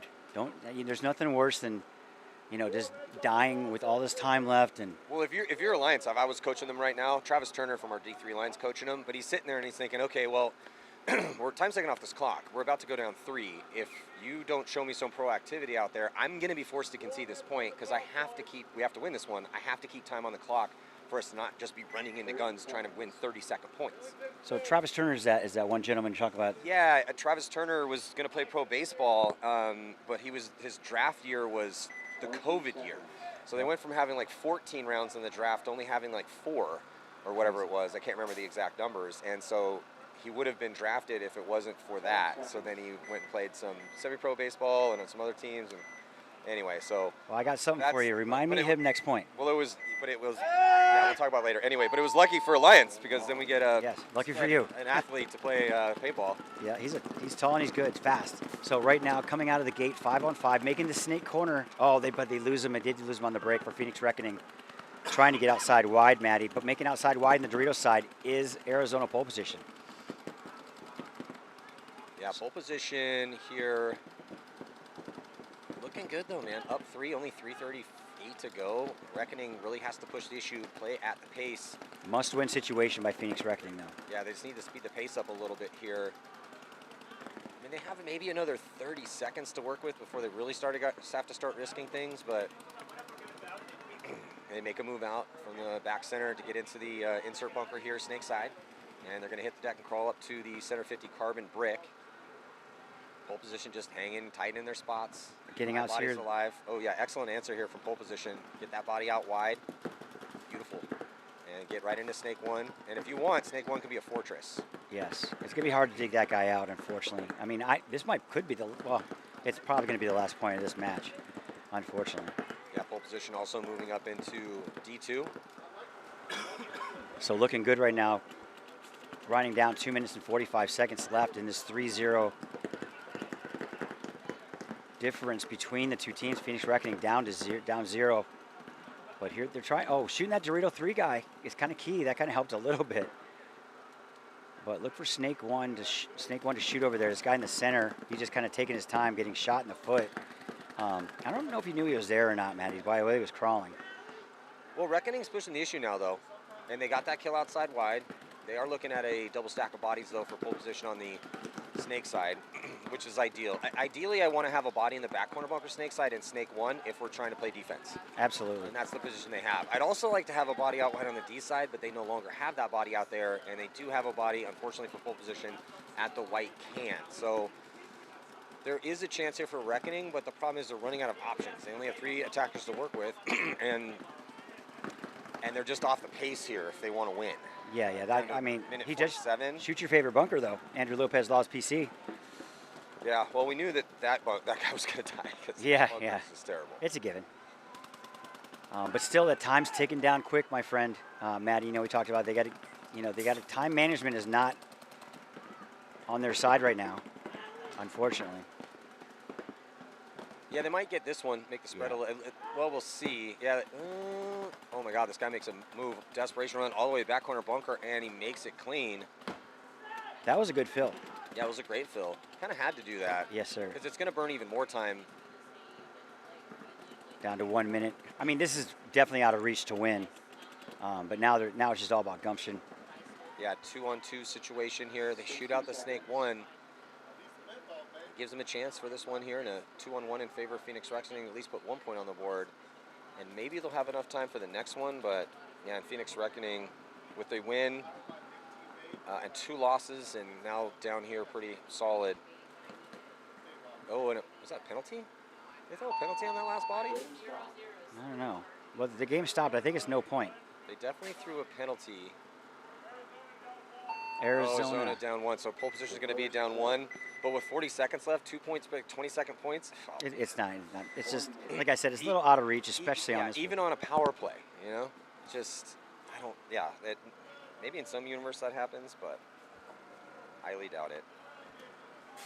Yeah, in another universe. And especially on this field, man, this is not one of those fields you can do a Britnikoff 9-second point.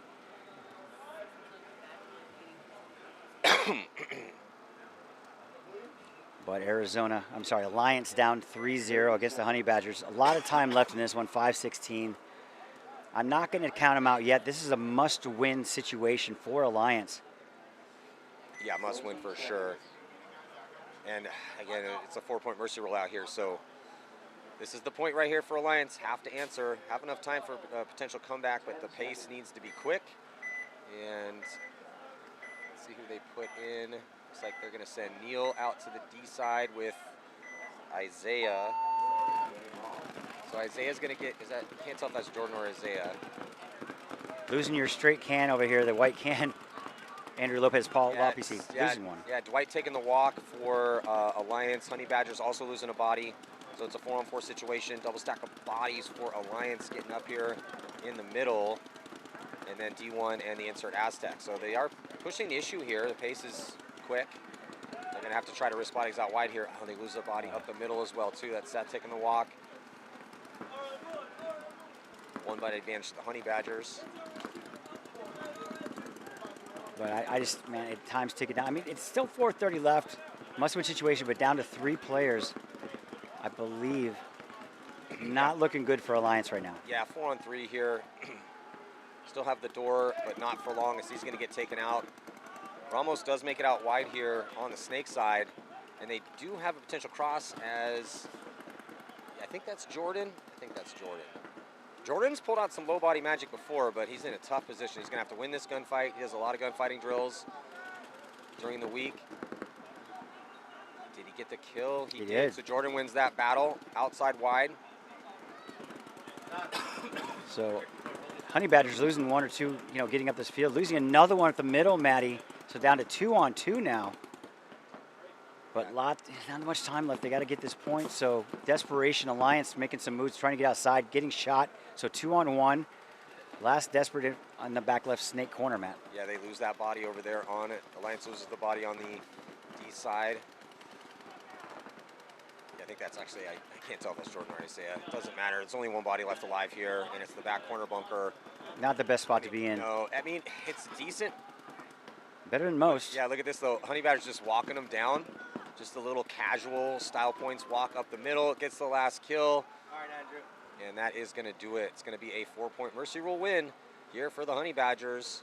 Full control of the game entire time. Yep. Great play right there. I mean, Alliance tried. Unfortunately, just Honey Badgers just too much for them in this game. But now split deck. Also, we got this next point coming up. You did a great job with those Alliance. Just to reflect back on the Alliance guys, you did a great job with those Alliance guys. Yeah, we made a good run for the series title. We won the first event. Great group of guys. They're highly coachable. Got some athletes on that team and some guys that have played for a while. But it was an interesting year because for the D3 players, some of them had never played. Like Travis Turner's never played D3. He came up from D4 and he wins his first D3 event. I love it. And he also knocked himself unconscious at the practice 6 days before the event. Oh, that's amazing. Yeah, it's a crazy story. It's a HK podcast that we did, Marky's podcast. Turner tells the story. And those guys really hadn't played with each other. A couple of them had, so it was, but they were highly coachable, motivated, gritty individuals from the Central Valley. It was a pleasure to work with Alliance this year, and possibly going Premier next year. Not sure. We will see. Love it. Well, and that brings me to my point. We have Bunker Labs. That's at BNKR Labs on Instagram. Check those guys out. One of our sponsors out here at the WCPPL. Have the bunker move of the day, and that, after watching Ryan and I came up with, that was the move of the day. That was clutch move. Travis Travis service is the 1-on-2. bunker move of the day Okay, cool. for yesterday. So make sure you have him come up and see me, give us information. Well, I want it's for supplements, to right? supplements. That is correct. Well, he's a jacked monster, so he'll Perfect. probably love some supplements. Perfect. So hats off to him for the bunker move of the day yesterday. So on the breakout right now here, 2-point spread. Pole position has been mostly in control, as Phoenix Reckoning going to try to push the issue up the middle of the field with just 30 seconds to go, and might be getting a minor. Mine's going to be minor. That was on his loader, so it's going to take out. That's down to 2 players now for Phoenix Reckoning. So not looking good. Arizona pole position down to 19 seconds for this match. It is out of reach by any means, but Yeah, it doesn't look like pole position wants to launch to get their 4th point. Probably not going to need it. Well, they're definitely not going to need it for the win, but we're always talking about margin. You get 4 games in the prelims.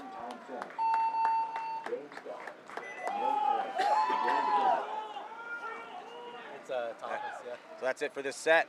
We'll be right back here with the next battle here as we're starting to close the prelims out. Sunday competition at the Cal Jam Championships. Hey, this is Walker with Carbon Paintball here to talk to you about our SC custom jerseys. To start your team's design, head over to crbnpaintball.com, fill in some team information, including what colors, what template you want to base your jersey off of, upload your main team logo and any sponsors, enter your name and your number, and we're going to kick you back a 3D image of your jersey. The custom jersey is built on a 5-panel design that's all customizable. The jersey features a DWR coating all throughout the jersey, so it is water resistant. It also is stain proof, and it has side mesh venting. The jersey is also very fitted, so it has a compact neck collar, and it also features elastic thumb loops to keep the sleeves in place while you're sliding or running. To start your team design, head over to crbnpaintball.com. Yes.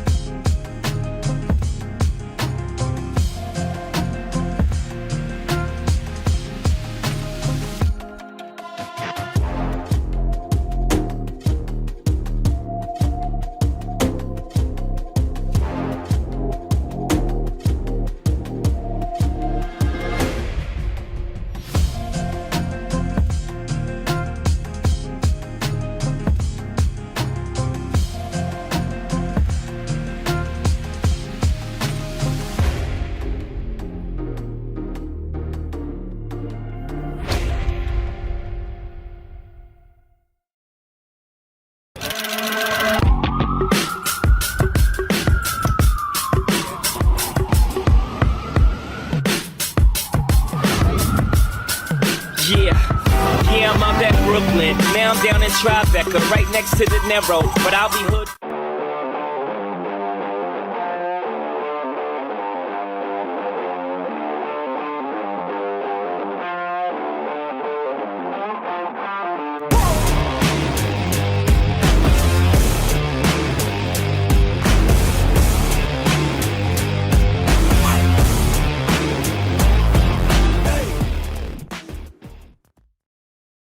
Game in 5!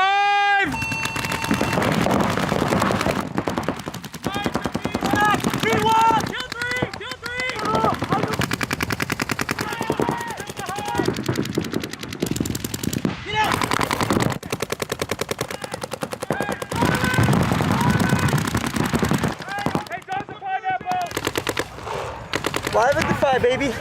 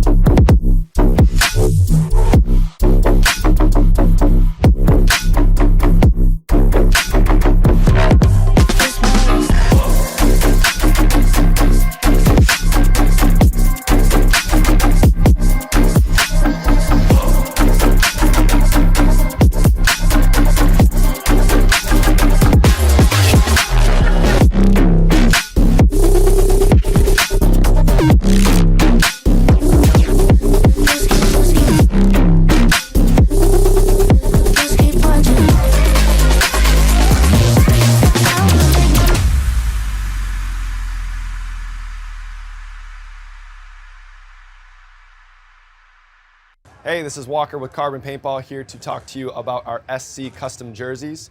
To start your team's design, head over to crbnpaintball.com, fill in some team information, including what colors, what template you want to base your jersey off of, upload your main team logo and any sponsors, enter your name and your number, and we're going to kick you back a 3D image of your jersey.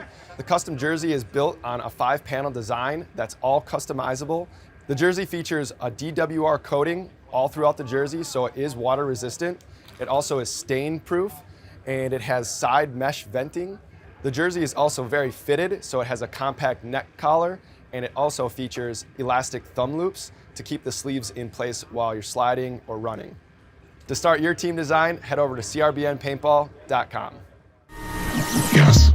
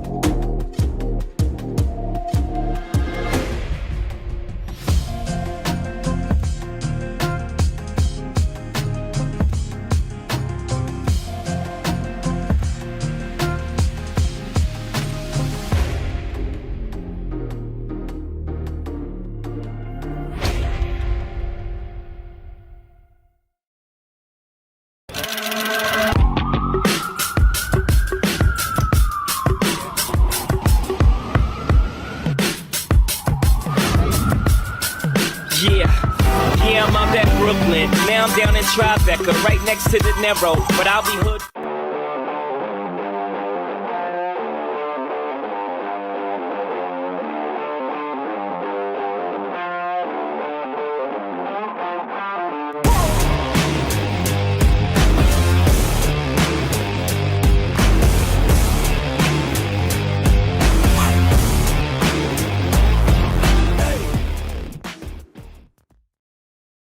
Game in 5!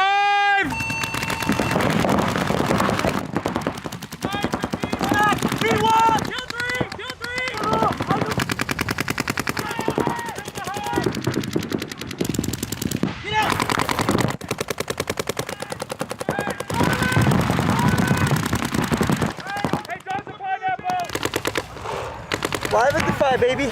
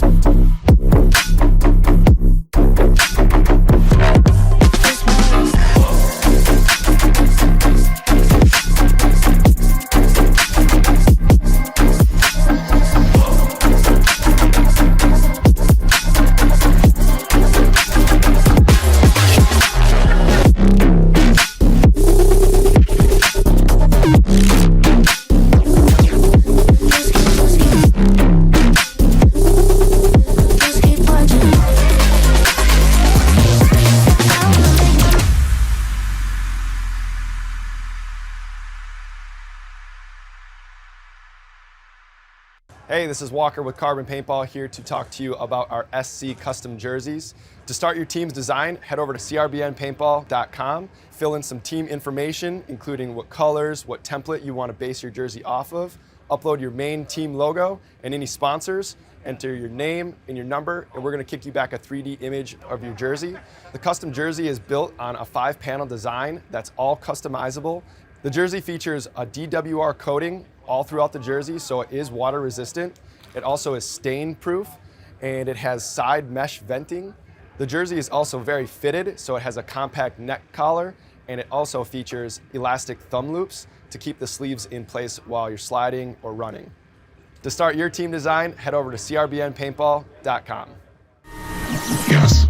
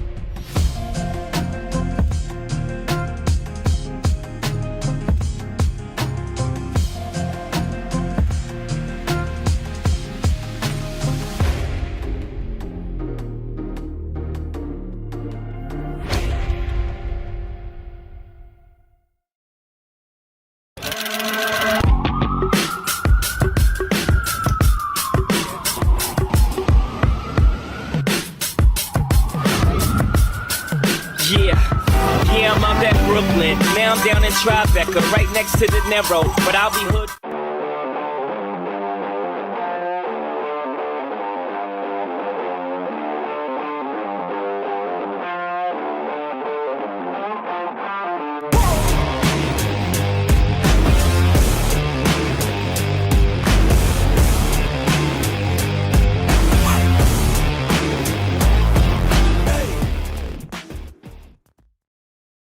Game in 5!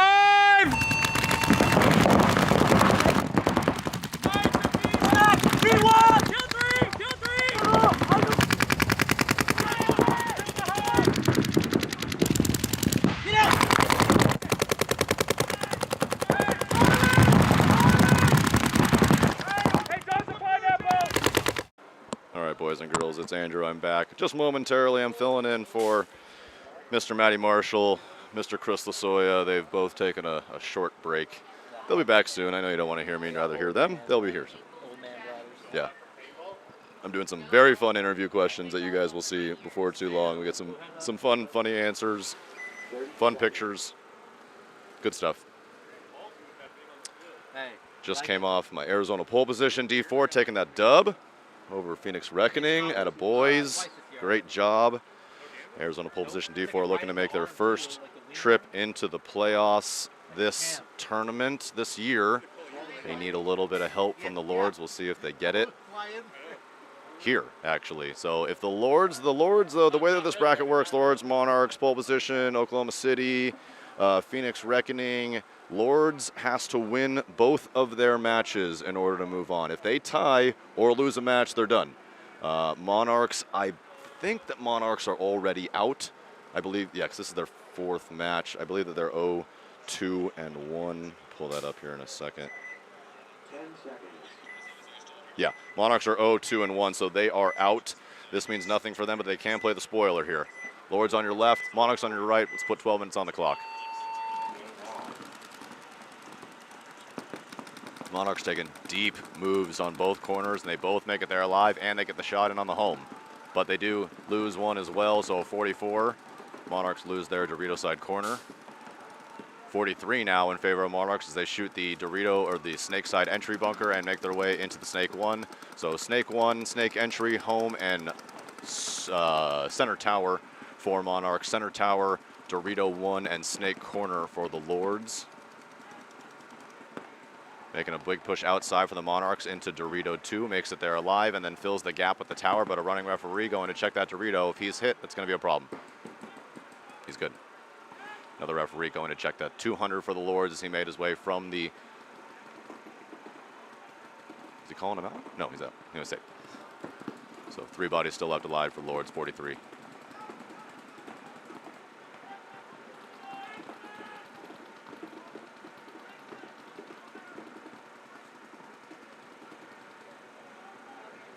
Lords making their way into the snake side wing. Getting good pushes here. Good team here, these Lords. Oh, and they get the shot in on the snake 1 on the wrap. 33. Lords clawing back on this one, making their way into the 300 go the Monarchs. Trying to shoot the cross over top. 2 guns, oh, no, just 1 gun. From wing to wing, go the Lords. Still really trying to pick on that Dorito. I don't know if that's he's getting, they're just letting him do whatever he wants in the middle. Playing more, and he does finally get that shot on the Dorito. Gonna make his way to the 50. He wants to push. He wants to do this all. Oh, and a penalty from the Monarchs. 1-2 goes. Just 1 body left alive, and Lords are gonna end up taking this one. He's gonna come a run down. They're gonna put a little extra on him. Boy, oh boy. Lords are gonna win the first one. About 10 minutes to play. Go up 1-0.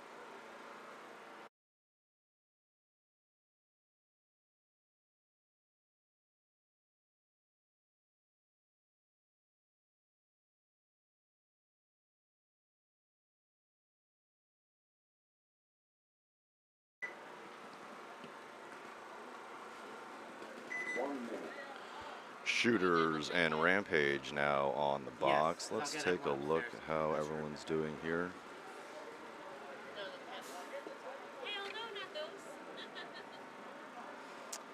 Ryan's my witness. I say very random out of shit. Oh yeah. Don't have live mics near me. Don't say shit.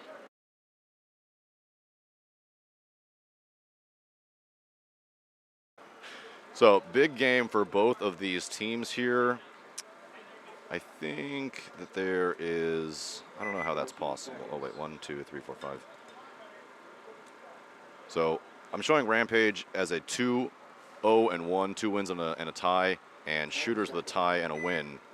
It looks like they haven't played their 3rd match. This is their 3rd match here. So big deal for both of these teams here. Rampage already basically punched their ticket in, but Shooters definitely need another win to have a chance to move on. Their bracket with a bunch of ties in it. So a lot going on here and a lot to play for, as it looks like, yeah, one of the Rampage from the snake insert bunker is going to take the walk. Shooters getting their way into that Dorito side door at the 50-yard line. Rampage going to match them and get into the 50 door on the snake side. They also get a kill out of the Shooters home. Slightly better positioning for Shooters as they're in the snake 1 as well. I don't know if they know that he's there. The home player for Rampage is looking that side. If he's shooting that cut, he can have a chance to keep him in. But yeah, now he's going to try to shoot that cut. That is where he needs to be playing, as there is no snake player over there for Rampage. You can definitely, as most layouts go, win from the snake for sure. It is not as dominant as it sometimes is on these layouts, but still, as Mr. Mike Kimmon would say, the snake is always hot, so it is always important to keep an eye on it.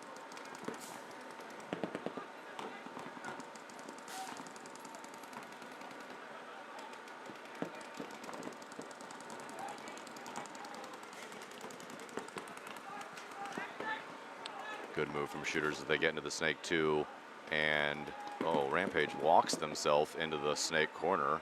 I thought he was dead, he was moving so slowly. But that is going to put a stopgapper on that snake player for Shooters. And looks like Rampage, yeah, they definitely know that he's there over in the snake, as that snake side door looking his direction. Now he switches his gun. He's going to try to put a ball in on that Andrew Lopez Law tower, Mr. Marshall's favorite. Bunker out there.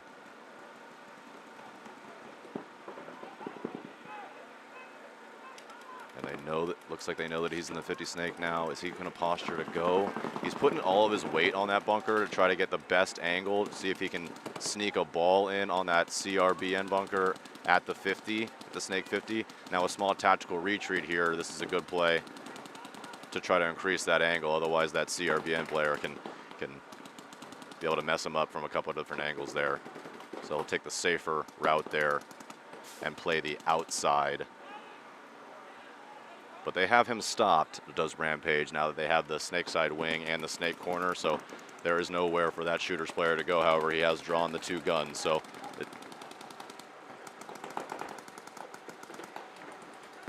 bend don't break moment for both of these teams here.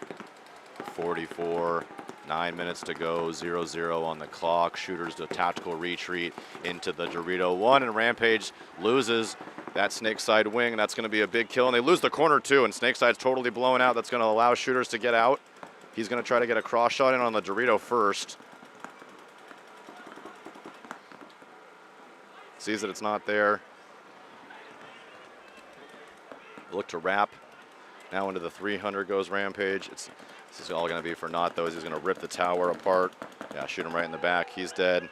So just the 300 to go. Here comes a run from that Dorito player. He just got shot in the head. And shooters, with still 3 bodies left alive, are going to take the first one in a 3.5 minute point there.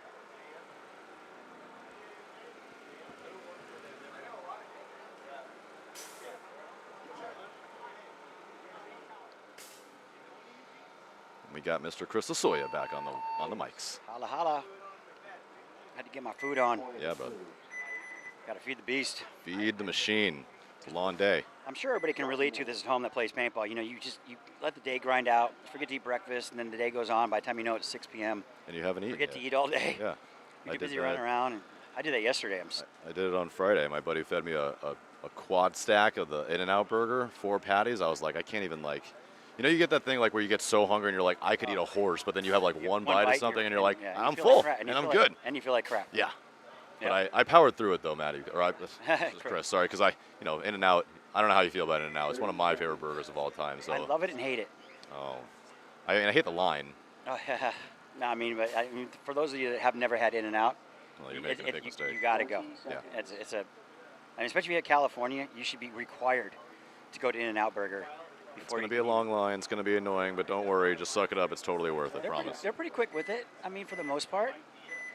So, Lords up 1-0 over Monarchs right now. 9:50 left. Need Monarchs to win. Got Ryan over here showing me pictures of when I was actually good-looking and skinny. Oh, Monarch's going to lose 2 on the rip. Lord's going to lose 1 on the rip. Yeah, 43 on a bomb goes off for Monarchs, and they're going to lose 4 bodies in 10 seconds. It's going to be a 41 in favor of Lords. This is definitely concession point. Yeah. And exactly as you say, 2 points in 2.5 minutes for Lords. They're going to go up 2-0. And as an Arizona pole position owner and fan, I need Lords to lose at least one of their next 2 games. So no commentary bias, of course. But, Never. you know, if I were to pick a team, it would not be the Lords to win this one. Arizona pole position looking pretty good, though. I mean, you guys play a lot of paintball, man. You know, Miami Effect practice you guys a lot out there. You always give us a good run. You know, so good competition out in Arizona. You got BKW, one of the best paintball fields I've ever seen. Yes. You know, hats off to Brian and the crew out there. Love what you're doing. People don't understand about Brian is he's out there picking up paintballs by hand. Guys, he's not kidding. He's literally picking them up by hand. Yeah, I mean, the guy is he's an amazing person, great field. He does it every week. He takes the sweeper to it, and then after they're done with the sweeper, they are quite literally on their hands and knees picking out paintballs. It is the nicest turf in the entire country. Prove me wrong. It is not. Not wrong there, buddy. So here we go. Rampage down 1-0 over Shooter. Shooter's up 5-on-5 in the break, it looks like. Nope, Shooter's going to lose one of that tower. That's that tower's pretty easy to make for the most It part. does seem like we didn't have any issue getting to it. They shoot the baby, does shooters, and they're also going to lose one from that Andrew Lopez Law tower, so a 43 in favor of Rampage. Oh, baby being pulled as well for shooters. Yep. Now that Andrew Lopez Law PC bunker is terrible. Yeah, but Matty loves it though. I'm not sure why. He really is in love with it. I He think is. it's the name. He, Yeah, he think might if be he the could color. double stack it, like you said. Yes, 100% at all times. Absolutely. Just shocked that it's not being done more. Yep. Unbelievable. Well, I mean, they'll get there. Yeah, they'll figure it out. So insert bunker over to Snake 2 for Rampage. That's a good move. Looking for him to dive over if he can. That'd be a pretty decent spot for him. Yeah, down not to 2 well players. played. Though, down to 2 players as shooters. Down one point is Rampage, so they got to make a move. But now one. What is it? 3-on-1? 4-on-1 as they shot that insert. They're going to give him extra as he's running down. That was a little unnecessary. That's okay. Yeah. Oh, and he daps him up. Okay. I wouldn't even. I'd be like, really? Get out of here. But now tying it up. Lord's going up 2-0 against the Monarchs, so hopefully for my boy over here, they can actually bring this one back. Bend don't break moment for the Monarchs here. Tons and tons of time. They looked real strong in the first point. They were up. I think they were in a 53 and just gave it away. Bad gun mistakes. Hopefully they're able to go back to maybe that first game plan, shoot a runner on the break, and get themselves a point on the board. Do not go quietly into the night, Monarchs. Not today. And this is Division 4 still, so we will be looking at a 4-point mercy rule. If Monarchs lose this one, Lords are looking good with the 3-0, but to be determined. They got a lot of time left, only down 2 points, so it is within reach. Let's see what the answer is to these 2 unanswered points by the Lords. Here come the Monarchs from your right. Very late to the box, some of those Lords guys. They make it 5 alive and get out to the corner. Running referee going to check that Dorito side corner. Nope, good to go. Andrew with his fingers crossed, unfortunately. Here it comes. Monarchs up to that juice box, what we're calling that little brick out there in the 50 on the Snake side of the field. I like that move. He can't do anything, he can't do much after he leaves there, but losing a player, here comes the Monarchs, losing 1. Into the Snake 1, go the Lords, make it there for free. I don't know if anybody saw that move, and basically the only thing that can, oh boy, here we go. So they're gonna get a free kill in the center. Oh, here comes a run. Oh, that's And blows him up. Does he blow his loader off? Yeah. Blows the top of his loader off. That was a good move right there by Lords. Now Yeah. down to 1 player, I believe. 2 players, 1 in the corner, Dorito side. So 2 on 1. Not looking good for the Monarchs here. No, it is not. Oh, that's going to do it. So going up 3-0 are the Lords. Good concession to save the time. Andrew, 8:32 left in this one. Looks like you have to look at the next one for the Lords, bud. Look a little bit more forward. Yeah, forward thinking. Forward thinking, my friend. It's not over. Let's think of the positives. It's not over. 3-0, plenty of time. Who knows? The positives are this. You got a Bucky's little Snuggie on, and I'm sitting here freezing my ass off. And the scorekeeper next to you has 2 blankets. She's adorable. Yeah. They're just all bundled up, looking like a little burrito. she's freezing. I'm free. I'm looking. She's like you. 30 seconds. Yeah, she was shaking it. She was talking to me as she's walking by. I'll be right back. That's all I heard. Shooters 1-1. This is the game though. Andrew 1-1. Shooters and Rampage. Yeah, great game and a big deal for both of these teams here. The mic. So 10 seconds. See how we do here. Great matchup.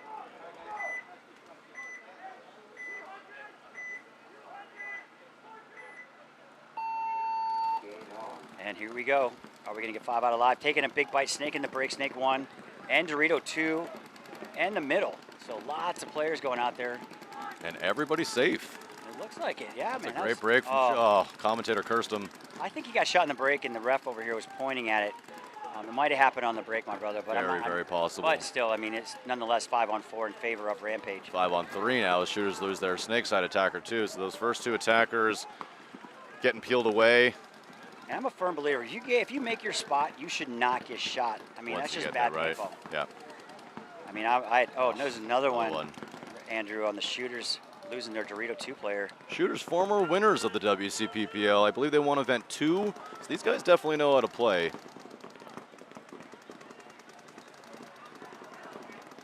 Sure, the shooters. These are the top 2 teams in this bracket. Yeah, yeah.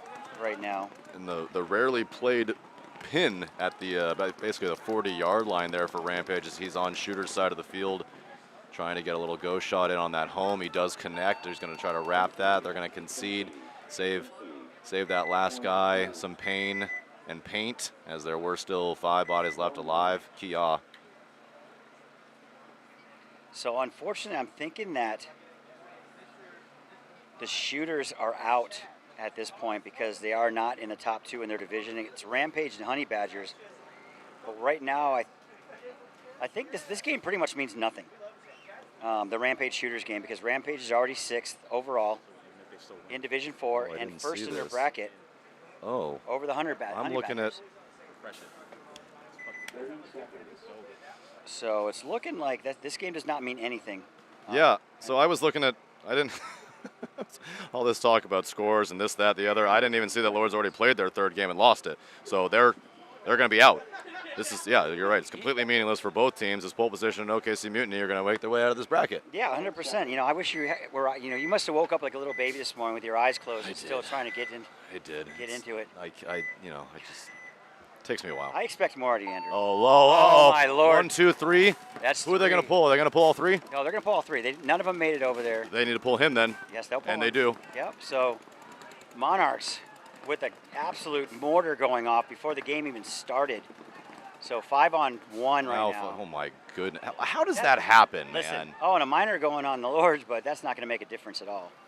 I mean, and listen, I punch myself in the genitals just watching stuff like this, because This is D4. that is my pet peeve, as you very well from the USXBL.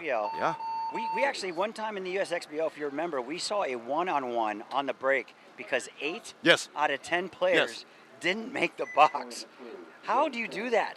That is just absurd to me. I mean, I can see like one guy because you didn't get your gun chrono correctly, this and that, blah blah blah. Like I understand things happen at the box, but 3 here and then, but 8 that was out impressive. of 10. Yeah.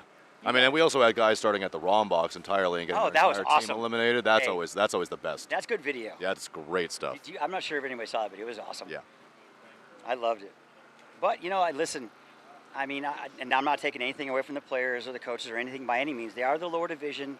They're still kind of getting their groove. Some of these teams are out here with 5 players, so they're quick turnarounds. And, I mean, they're on the other side of the pits are on the other side of the gate they started at. So there's a lot of variables. So, I mean, I hate to do it, though, but it is the coach's fault, is it not? Yes. I mean, at the end of the day, the you coach see is it, ultimately timeout. getting paid probably anyway, unless they're a really nice guy and they're doing it for free or whatever. But, like, that is their job. As a player, your job is to get in, get the game plan, get your paint, get your air, get back on the field. Yeah, it's a mental mistake, and I'd be... Oh, and shooters making another mental mistake, going out there with 6 on the box. They do pull that player back, so they are going to start with 5. We are totally legal, but they are going to lose their snake corner runner. So what could have been an automatic point for Rampage just turns into a 54 in favor of Rampage as they keep all 5 bodies alive and eliminate another shooter's player, making it 53. But still, that's a mental mistake that actually 52 now. As you said, two shooters left. But that's a mental mistake that does affect the start of the game because it happens within 5 seconds. Yeah. Maybe he took a spot that somebody shouldn't go to. Right. You don't know you're going now. So many variables that just could throw a wrench in that system. I mean, it did happen to me and Miami Effect guys. I'm like, there's 6 out there, and I don't care who runs off at that point. So somebody just gets up and runs off. It could have been the snake runner. It could have been this guy. It could have been that guy. So that does affect the team regardless. Usually, I would say, if you go out there with 6, the guy who is the 6 probably knows that, like, that he is the 6. That he's probably the 6, and that's probably his job to get the hell out the field, more than likely. Yep, I agree with that. But you never know, and there have been times where they can't count, and they actually do start with 6. If that happens, by the way, for any of you new folks at home that just don't know, if you start with 6 on the box, the game is automatically over. Automatic swing point goes to the other team. Basically 1 second ripped off the clock, and switch sides, do it again. But it is just free games is how that works. Oh, look, I can see my trailer from that view. Dude, look at all the people out here. SC Village, the iconic paintball field that started it all. I mean, this was the spot to be at. This is where the people that you know and love grew up playing and made a name for themselves. I mean, yeah, I mean, Oliver's, the Maddies. I mean, even I was out here grinding. I mean, I still have dust in my ears from this place back in the, like 89, 90s. It's a beautiful, beautiful park. Gio does a great job out here. The rec fields are amazing. They're huge. You can't even see one of them. It's in the far, far background that he just peered up to, far, far away. Decay Nation's out here a couple weeks ago. This place is, if you've never been to SC Village and you're a paintball fan, or even an airsoft fan, I suppose, please, please make your way out here. You will not regret it. But imagine doing 1,000 on 1,000 in that upper right-hand corner of your Sign me up. screen. Sign me up. 1,000 people on 1,000 people. It's just absolute madness. Yeah, if you've never come to Decay Nations and you're like, I wonder what that's like, do it. Do it. Just do it. It is amazing. It's a blast. So here we go now. Shooters down by 2 points to Rampage with 5:44 left in this match. And another late body on the box. He didn't even touch. Here comes that referee. Is he going to pull him for it? No, that guy got shot. That other one got shot. Yes, he's going to call him out. Well, he was right there. All he had to do was touch All it. he had to do was turn around. But once again, I mean, these mental mistakes from these lower divisional teams. I mean, those are D5 mistakes. Yeah, but I would probably. I mean, if I'm a judge, I'd probably let that one go. I mean, it looked like he did turn. Yeah. I mean, especially in this, if it was a semi-pro or premier or whatever, I'd call him out for sure. The rule. I'd like to know what exactly the rule is on it. Your barrel's got to be touching. Is it before before the horn goes off? If you're there touching and you leave early, you got to tag up. But as long as you were there to initially create that contact. Yes, making a good move at the middle is Rampage, taking out that center for the shooters. Now down to 2 players, I believe, Andrew. Yeah, Rampage trying to put the nail in the coffin. They're going to try to go up 4-1. This will put Rampage in very full control. Could earn them. Is there going to be a bye? 16 teams top. So no, there will not be a bye in D4. But either way, looks like Rampage going to punch their ticket into the next one with 4 minutes and ticking. There's going to be another concession there from shooters. So a 3-point spread with 4.5 to go. It's just not. I mean, there is plenty of time. Shooters definitely has a chance. That they're just things not exactly clicking correctly. Also, shooters looks like they're out anyway. Yes. They're out. Like I said, this game means nothing as well. I think it depends on shooters. The Rampage is already in first in their bracket, right? Yeah, I think it might have to do. It might affect some seeding for Rampage come playoff time and their spread and stuff like that. But definitely Rampage and Honey Badgers in this bracket have locked these 2 positions up. It'll just be seeding at this point. Looks like OKC Mutiny, by the way, team out of USXBL who just won the D4 series. They're out here for the first time of the WCPPL, going 4-0 in the prelims, taking the #1 overall spot in D4. So big congrats to them. Welcome to the WCPPL. It's not that hard, right? No, not at all. The competition out here is just amazing, man. I really enjoy this. I think this is my first WCPPL in a long time, years for sure. But man, what a great field, what a great organization, great tournament series. I mean, hats off to Mike, him, and Tracy.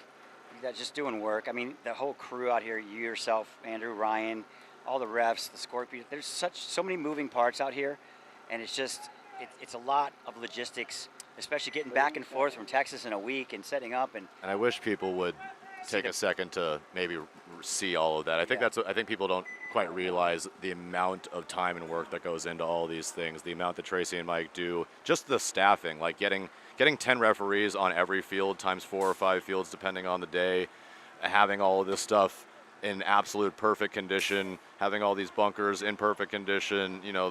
These referees have a hard job out here. Please, though, thank your refs whenever you're out here. But yeah, I mean, just like Chris was saying, there is just a million moving parts out here, and from the outside looking in, it looks pretty damn seamless, and they do a great job. These drone views going up, and hopefully next year we can raise a little bit more money. We can figure some things out, try to get some more drones out here, get some more commentators, do all the different things out here to create the best product out here for you, and we can, bringing in guys like you and Maddie and things like that to help these local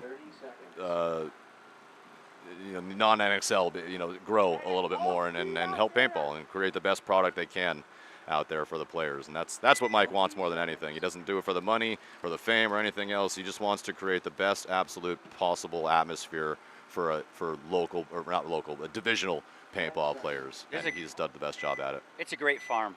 Yeah. I mean, some of these players, you'll see these guys turn pro someday, I guarantee it. But 4-1 right now, Rampage over Shooters. Big bite, must-win situation by the Shooters, coming up hard in the middle. Triple middle. I haven't seen that yet, but unfortunately losing one in the break. So 5-on-4. But must-win situation for the Shooters. But like I said, this game does not mean much, just except for Rampage and the differential. Surprised that Rampage took the snake side wing, didn't look cross.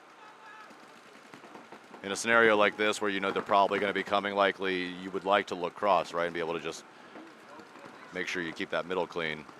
If he makes it here clean, he can get himself a couple of freebies. And making that outside brick. There's the one. Oh, man. Getting one, but he's going to get bunkered out here. Poison here. Oh, look at that. Walks right into that gun. They shoot the snake player at the same time, and just like that, with 2 players left. Is that Dorito there still? Yeah, Dorito. Oh. Yep. Not trading. I'm not. Did he miss him? He missed the Dorito side door, but job done there for that Rampage player as he took at least 2 or 3 with him. 4-on-1 in favor of Rampage, so it's pretty much going to be curtains. 4-on-2. Shooters does have the Dorito side door and the Dorito 200. Oh, got it. He's in that little shadow. Yeah, it's very dark over there. Sun hiding from us today. Overcast so far as they do shoot that Dorito player. So last guy left alive is that 50 door there for the Shooters. Rampage going to shoot him out, and they are going to mercy the Shooters out. Not like it mattered for them as they were already in. They're going to keep that number 2 seed overall, and this bracket is a dunzo. Yep. So that's going to do it. That's going to be a 4-point spread for Rampage to take this by mercy rule, because it is Division 4, so mercy rule is 4 points, Andrew, and that will do it for the Shooters. That'll be the end of the tournament, but look for them next year as well.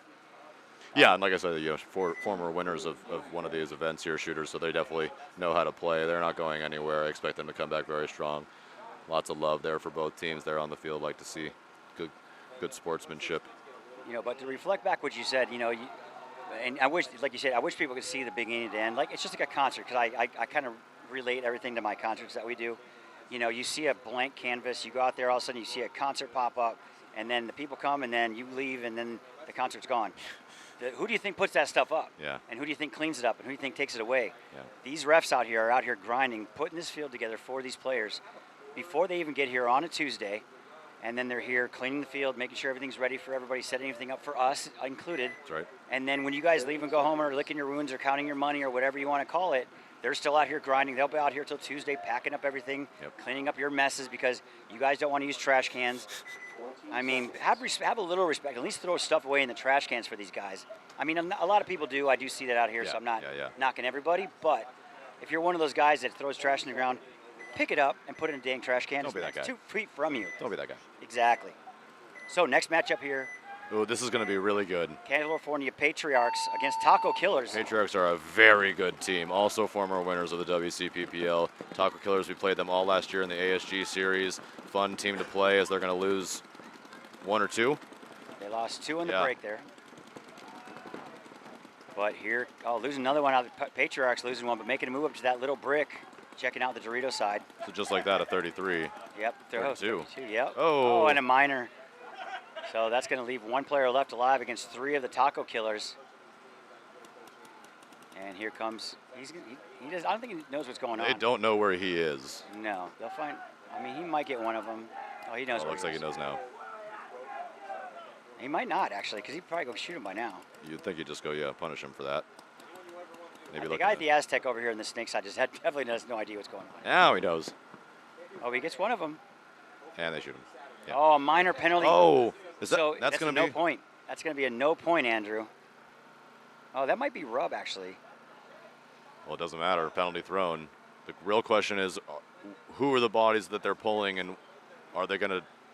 Yeah, they might start down one because there was another player over here who looked at the same time was shot separately. I think they called him out on that penalty. Okay. So I think the gentleman that was called in the penalty came down the snake side. Looks like they're going to talk about it. I think they called him out on rub. So let's see let's let the refs sort out. We're over here. Their boots in the ground over there. So I'm going to go take a walk to the net, and I'll find out what's going on, Andrew. Yeah, please do. I will be right back, my brother.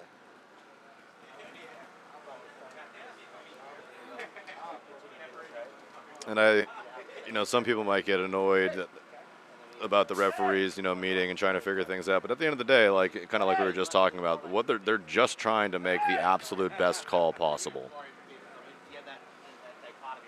And so they're trying to determine here, just going through all the steps, looking to see who saw what, trying to determine who the penalty is on, why the penalty, who needs to be pulled, what the end result is, if there's going to be a body down, who gets the point. When it's his thing, it's like his head, just his head cut out, but it's animated like it's kind of bouncing back and forth. But it looked like from our view that the penalty is going to be on the taco killers. Just something, like, I think that's cool. I like it. I like it. Because that Patriarchs player shot the first guy super clean. It turned into a 2-on-1. We need height regardless. It's not a tower. We need scaffolding and stairs to get And they still had that 50 door on the snake side coming down. You need 2 more cameras here for the showcase, so you can get more angles other than just the drum. So next year the plan is we're gonna have 3 wireless cameras on the field that I can move at any angle, so I can set up like a better wide shot, and then like depending on the layout, right? You may be like, hey, Ryan, Dave.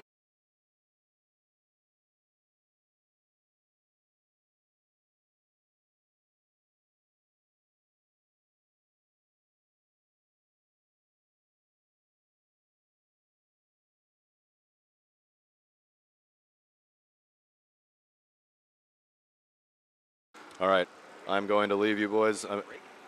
Huh? Oh, we're good. Chris is just checking on what this call is going to be.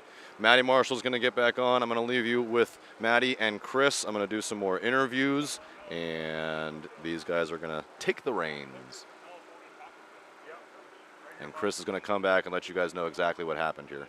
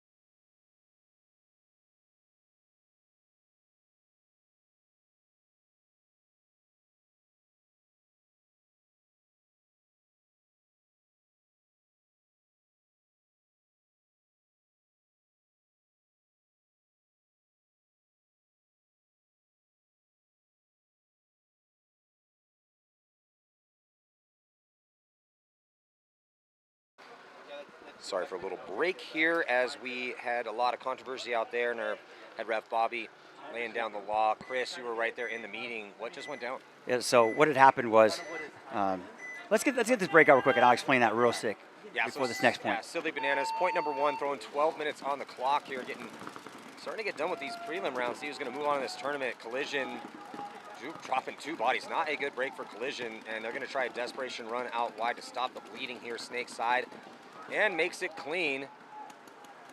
So advantage to Silly Bananas here. But I like the spread from Collision. They have the field spread now, which is ideal when you're in a low body moment. And they're going to get the kill out of the white can. No surprise there, as that bunker has been a death trap all event long.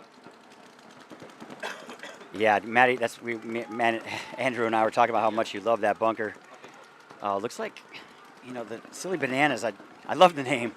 If you're down on Bananas, you can go see those guys, but they're down to 3 players right now. So 3-on-3 with the advantage going to Collision. Yeah, the initial advantage was for the Silly Bananas, but because Collision was able to get that outside containment, it's starting to cost the Silly Bananas. You can't really have bodies trapped in the pocket if your opponents get out wide. Those angles increase, and it's just tough to stay alive in those spots. So now down to 2 options here for Silly Bananas.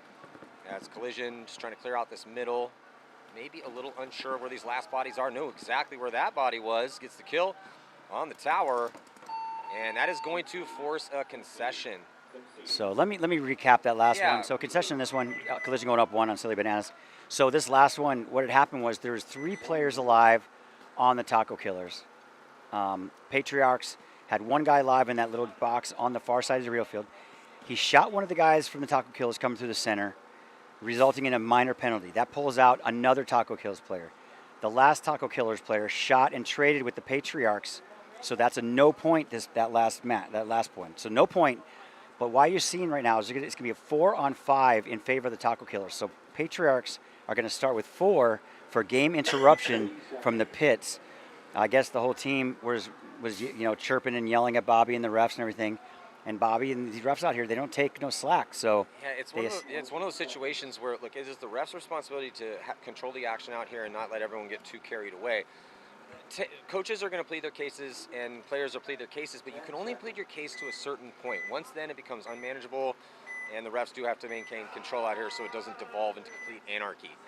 So down a body here for the Patriarchs, but the score 0-0 as it was a no point, and the Patriarchs going to be dropping the body from the tower early. Big advantage for the Taco Killers here to try to put their first point on the board. Yeah, Bobby, no nonsense out there. Just saying, I'm going to run this field the way I want it for you. You can't control your team. I'll control it for you. Verbatim out of his mouth. So, I mean, these guys are, it's Sunday paintball. You got to watch your P's and Q's out here. Yeah, again, like I always say, plead your case, but plead it kindly. Yeah, kindly. Be very careful. I'm not very good at that, actually. So, I'm not the guy. Yeah, you got better at it over the years. I did, actually. I used to be terrible. Body dropping here as that is going to force a concession. So it was a 5-on-2 situation with just 2 bodies left alive for the Taco Killers tucked in the middle of the field in that pocket, as we say. And first point going to go on the board. Right now, you can see Collision, Silly Bananas take the field. Collision also this year stacking up tons of different divisions occupied by bodies from Collision, as Mike came in building an army. Well, keep in mind, for some of you that don't understand why they didn't switch sides that last one. If there's a no point, you will stay on the same side of the field that you're on for that no point. I think is that the whole match or just the first point? I'm not sure. No, so if you go out and a point is won, you switch sides. If it's a no point, they stay on that same side. So if we get another no point, they'll continue to stay on the same side, which is very rare to have 2 in a row. Yes. As soon as a point's scored, then you switch sides. Copy that. So just a little education on my side. Thank you, Manny Marshall. So now we got Silly Bananas down by 1 here. A lot of time on the clock. On the breakout, 5-on-5 to start out, and a big move for the Bananas getting into Snake 1. Collision going pocket with the lead to protect. That was a great move. Nice and clutch by Snake 1 by the Silly Bananas. Yeah, the Snake 1 it's a bit of a risk, but the more that we watch players make it, as long as you run low and dive in early, most players are not having a hard time getting to that spot. So it's become less of an overall risk. The corner is more of a risk than the Snake 1. It's more of a risk the higher divisions you go. Like these Division 4, I'm not saying they're not better shooters, but there's a little better shooters in the break with those higher divisional teams. Oh, for sure. Yeah, when I coach teams and guys are like, I don't know, it's a risk to get to that corner. I'm like, Colt Lukow is not shooting at you off the break, yep. bro. Or you, for that matter. Just run low, dive in, and we have to incur risk to win paintball tournaments. I can't quadruple stack the back center, okay? Absolutely, especially out here. I don't even like seeing 2 back there for more than 10 seconds. Body dropping from a Collision on the D side. And they do have a body at the, what we're calling the Dorito side door there in the middle, which is a great spot. I like the doors on both sides. I do, especially when they're split up and crossed up. That's a great move. I mean, they got to kind of stop there. The only other thing to do after that is to go up to their side of the field in the center bricks. But 4-on-3 right now. 4-on-4, I'm sorry. They have a guy in the Snake corner for Collision. Yeah, we also, move of yesterday, we have Travis Turner waiting in the wings for you to talk to him here, Chris, at some point during this set. Yep. Absolutely. Hats off to that gentleman for sure. I mean, it was poetry in motion yesterday watching you guys. Yeah, Travis Turner, Alliance, not able to secure the series title, but did win the first event, and he was an all-star for them all season long. So getting over that 50 carbon bunker is the Silly Bananas collision on that 50 brick on the Dorito side of the field. Also the snake corner, so not terrible field position by either team right now. Up 1 point, Collision has to get chill right now, but he went to go make that move up there, Maddie. That's the power of the door, Chris. Yep. If you beat your opponents up there and you stay dedicated on that zone, sometimes it does produce a free kill. And what a great kill it is here for Collision. They lost that D-side body, and they are worried about this snake side here. As a snake side, Silly Bananas have offense going here, and he's totally committed. He does have to worry about that back corner bunker on the snake side, who has a standing gunfighting position. He's gunfighting off his belly right now. Not in the most ideal situation, laying your belly in the snow on their side with nobody to help you. Yeah, he's got no help behind him. Everybody's eliminated at this point. Yeah, so. it's just him. This is going to hurt unless he's going to get saved by his teammate conceding this point, which I probably would. There they go. They're going to save him a little pain, a little cleanup, and going to spot Collision a second point. Point was a little close, though, but clutch kill inside. Clutch kill early for Bananas on the D side for Collision, but the Collision readjusting nicely, getting that body into the door, getting the free kill up the middle, very patient, dedicated on that zone. That was a big kill for him. Absolutely. So, but now back to this next match in this split deck. We have Taco Killers taking on California Patriarchs. That confusing and crazy first point being a no point, and then Taco Killers coming back and winning the second point when they were up by a body. So, see how this game trends. Yeah, still 10-12 after 2. So, can you pull up the brackets right now, Chris, and we can get a look to see where Taco Killers, because if it's getting chirpy, either these guys have history or we're in a situation where these teams are fighting to move on in this tournament. If it gets a little heated in point 1, we're going to see that continuing throughout the weekend. So it looks like that's the, so Taco Killers, a win and 2 ties. So they have to win this one here, but currently sitting second in their bracket. And the Patriarchs, 2 wins. A win here would be great for them. I think that would put them in. That would put them in for sure. And only the top 2 from each bracket, no wild cards. So it's very interesting here, and a cutthroat line as far as moving on out of brackets. You got 5 teams, only 2 from each bracket move on, as we have 40 teams here in D4. That's amazing. And so the top 2 go, like you said, Maddie. So Taco Killers in the second position right now. California Patriarchs right behind them. A head-to-head win would put them, if they tied up, would put them ahead, depending on the differential, I believe. Yeah, they're right on it. So that makes a lot of sense. I mean, we knew it right before, even before we looked at the brackets. Like, it's getting heated in point 1. Okay, this is the game to move on here. Yep, there's got to be something going on. So right now, Taco Killers here, good position. They're onto the Patriarch side of the field in the middle, and also controlling the action on that D side. So looking good here for the Taco Killers. Try to put their second point on the board as there's still 4 bodies left alive for the Patriarchs, but they're trapped in just not ideal spots, given the looks on the real estate here for the Taco Killers. Trying to hope the Taco Killers make a mistake on this attack. Taco Killers don't even really need to attack here, unless they're also concerned about margin.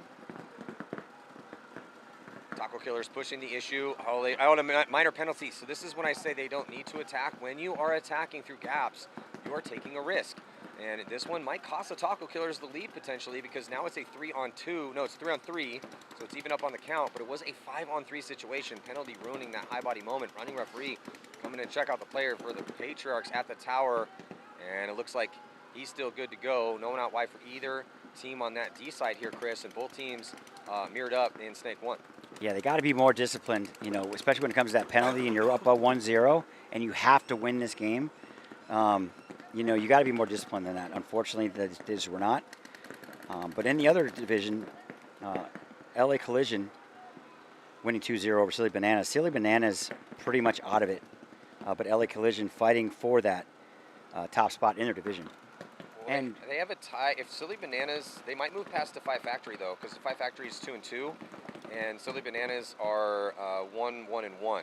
So if Silly Bananas can find a way to beat Collision, they're down 2 obviously right now, but they still might have a chance to get past. Well, maybe not to catch the Narcos. Yeah, no, because it's top 2. Yeah, they're not going to make the cut, but like I said, we'll get back to that in the next match, our next point. But right now, at hand. Taco Killers with that penalty, putting himself in a difficult position that should have been easier, but coming up the middle are the Taco Killers, up 1-0. Not pushing it if they win this. I mean, they obviously want to get the best differential possible. So coming up to their center, moving on to the snake side of the field, to the snake 50. Great move, Matty. Yeah, gets to a crucial spot, and that's a little outset from that inset snake 1, and he's up and on his feet. And he's going to check off inside. 2 bodies in the middle here, 3-on-3 tense moments. Close. Taco Killer's trying to extend this lead a little bit. Need to be patient. I mean, I would like one of these bodies in the middle. Ideally, so they've committed 2 bodies in the middle. I'd rather have one of these bodies out wide on the D side right now, though.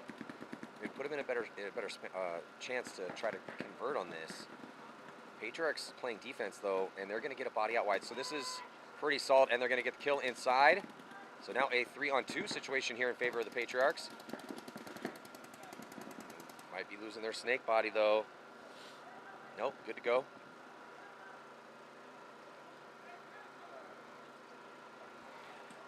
So a little tense moments, just slowing it down. 6 minutes this time, grinding down, but making that snake corner is a big deal for the Patriarchs. That's going to be the pinnacle. That opens it up for that snake guy to kind of start going to work, because they're not going to lose anything if he dies. Yeah, well, they don't have a lead to protect right now, but what it does allow, that 50 can't wrap around and get gun dominance on that snake 1.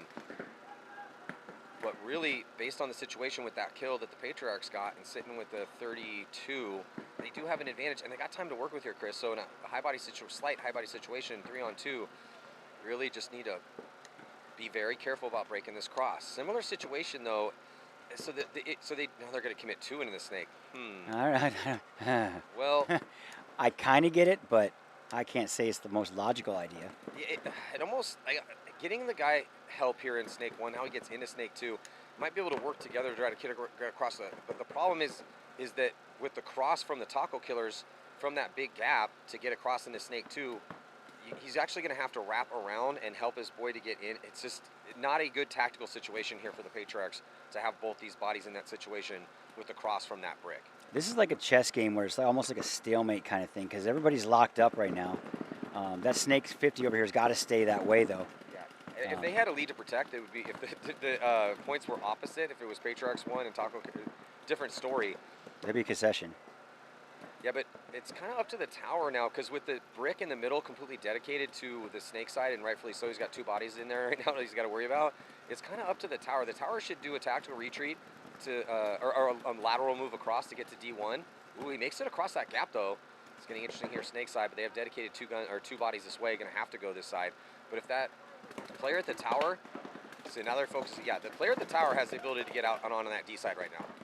Yeah, that's just a mental mistake right there. So wrapping this carbon bunker in the 50s, Taco Killer shooting out that snake 2 guy. Shooting the center though out, Matty. Here come Patriarchs. 2-on-1 should be able to capitalize now on all of the field over there, and they should be able to put the pinch on him. He can live on that side, but not for long, and so it got a little dicey there towards the end here for the Patriarchs, but the Patriarchs going to tie this one up, and with a little bit under 4 minutes to play, fighting to get on here between Taco Killers and Patriarchs. Yeah, and again, 5 teams in each bracket, 40 teams here, and only the top 2 move on with no wild cards. It's hard in D4, man. It is hard to win a paintball tournament in any division, but when you're trying to go 1 out of 40, and especially if you don't get the bye, so if you don't go top seed and get the bye and you have to play you have to play so many games, because you play 2 of your games yesterday and then you play 2 prelim games today. Sometimes you have to play like 6 games in order to win the tournament. I'm glad the weather's like this, because if I had to play in that heat that we had yesterday during the middle of the day, good Lord. Well, when we get to the deeper rounds, it's beautiful. It'll burn off here in a bit, I think. It's perfect paintball weather, but this is, that standard when we get the low-hanging clouds, and then it's going to burn off, and it's still going to be, I think, 77 later on today, which isn't 107 like it was in the middle of the summer. Good Lord, yeah. Perfect timing, though, as you said. Collision up 2-0 on Silly Bananas at this point. I like Silly Bananas. Love the jerseys. But looks like we're going to have a technical timeout while the refs tack some bunkers in, fill them up a little bit. Give the chance for the players to take a little breather. Little 2-stroke. Who's on field 2? Is it Brandon? So Do you have his number? As a player, though, I want the bunkers blown up, but also these are kind of Today?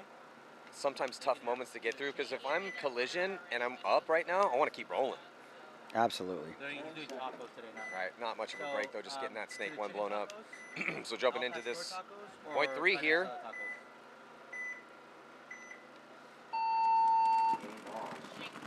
Oh, getting shot in the break. Silly Bananas losing one, going to that best bunker on the field. This is a great break though, still for collision, because they take snake one off the break and they get the D side corner and they shoot a body inside. So a one body advantage for collision. They take a ton of ground. Now they're gonna dive into D2 and makes it clean. So ideal break here for collision to try to not only keep this lead, but maybe extend it. Silly Bananas do have a good position in that D2 spot early on, but they're going to lose essentially their entire snake side. There's no one over on the snake side. The closest guy is the back center. Yeah, it's going to be trouble for those, especially when they're in snake one over here for collision.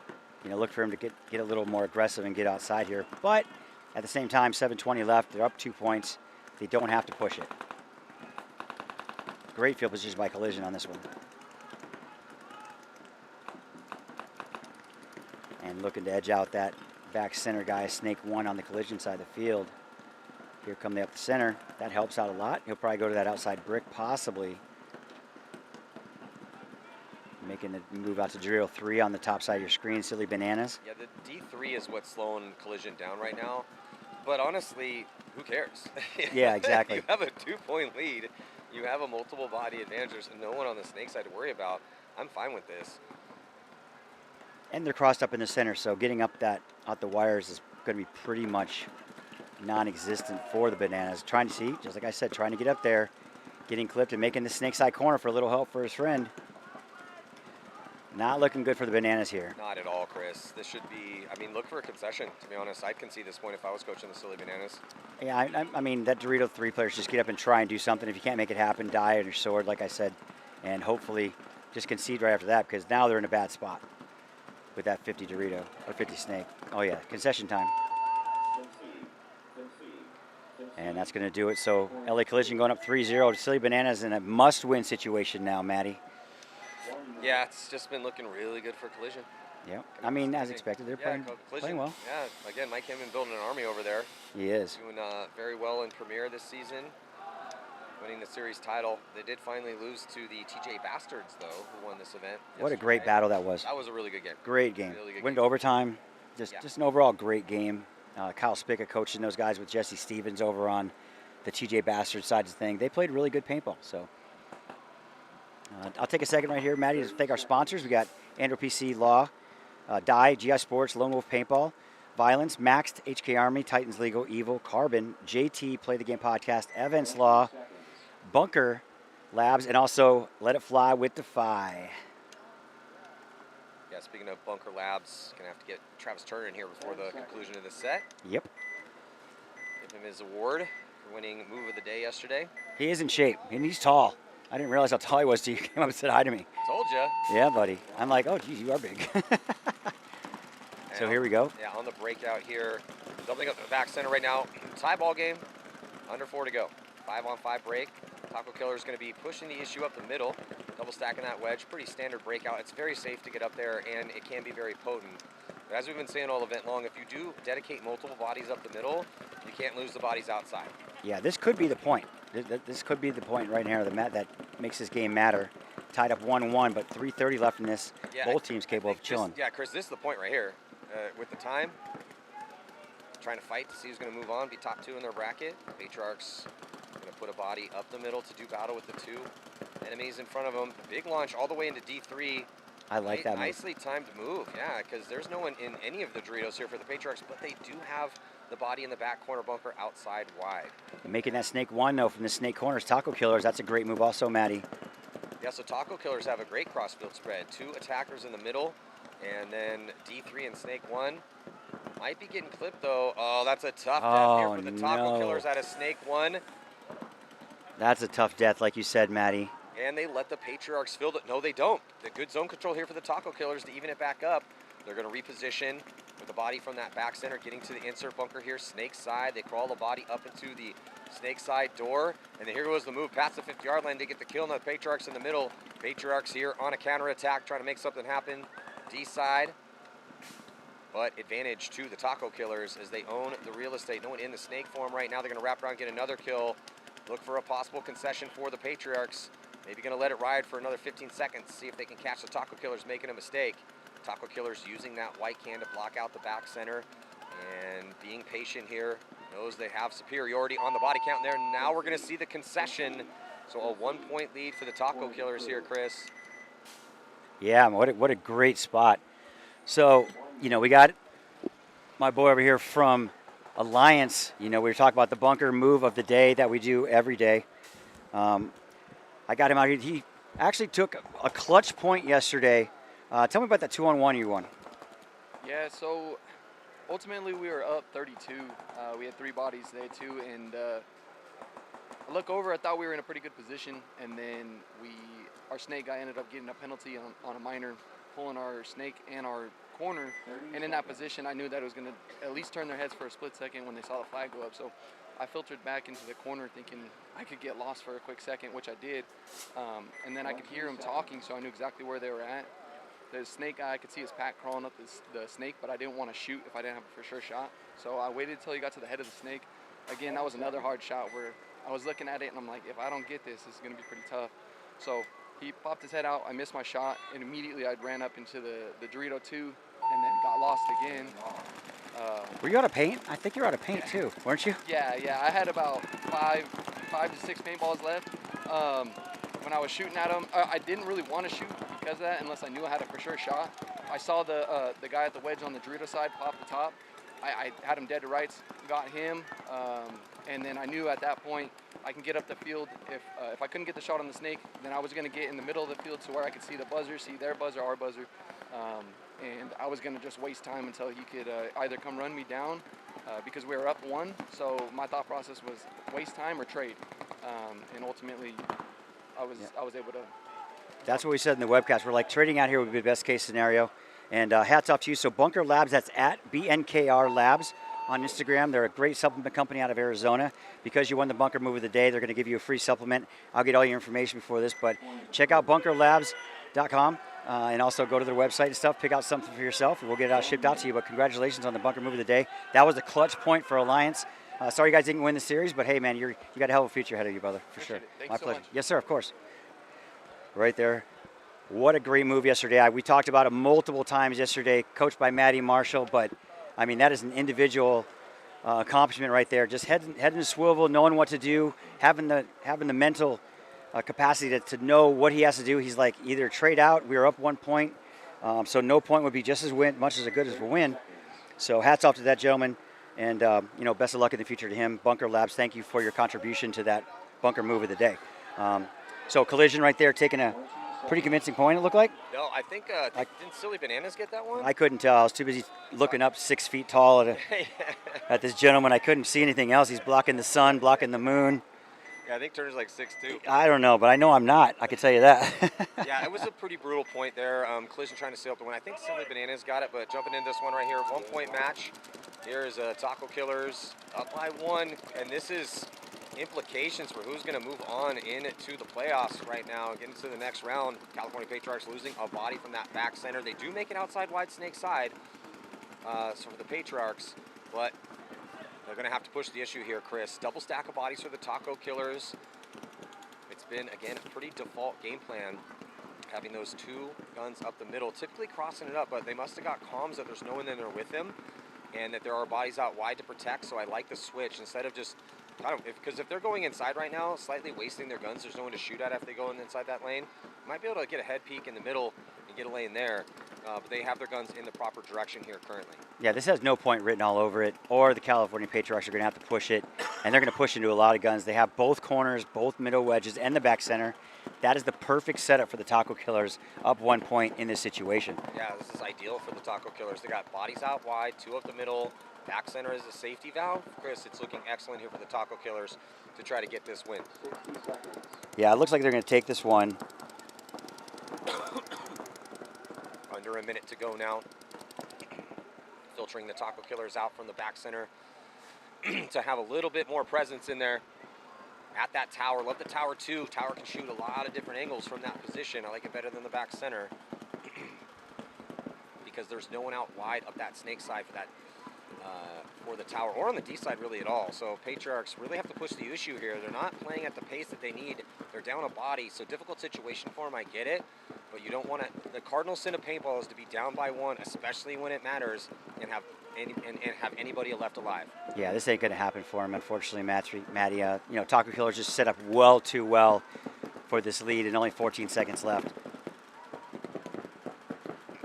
They do get a kill inside, though, so Patriarchs had lost that center player. At least he was trying it. They do get a kill, a little tactical retreat back to the center. But the Patriarchs, even with 3 bodies alive, just playing off the pace and, again, committing the cardinal sin of paintball, being down by 1. And I don't know how that, I think that's, yeah, so now they're going to go 2 and 2.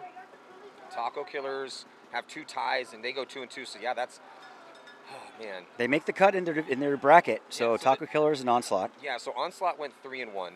And then Taco Killers 2 ties, 2 wins, and then California Patriarchs, unfortunately for them, they desperately needed that win.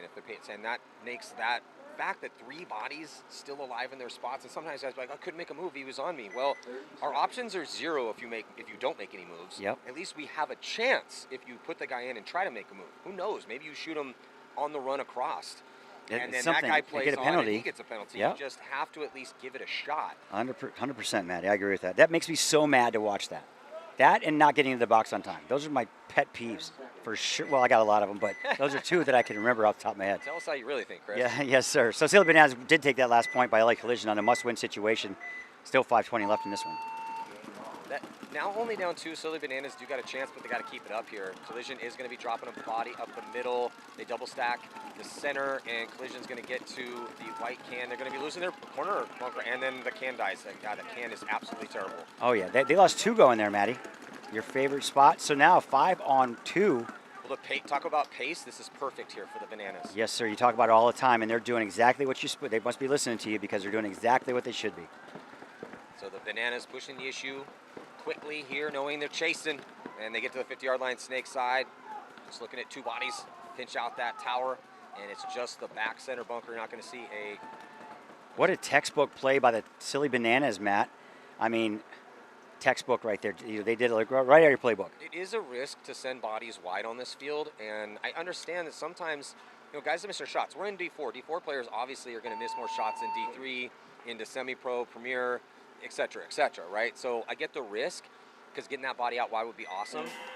But the Silly Bananas lanes were dialed to get the early kills. They do not squander the high body situation, and now we got a game here. 4:26. It was all Collision early, and now just 1 point separates these 2 squads with 4:26 to go. Yeah, I love that, man. What a great, heads up play by Silly Bananas.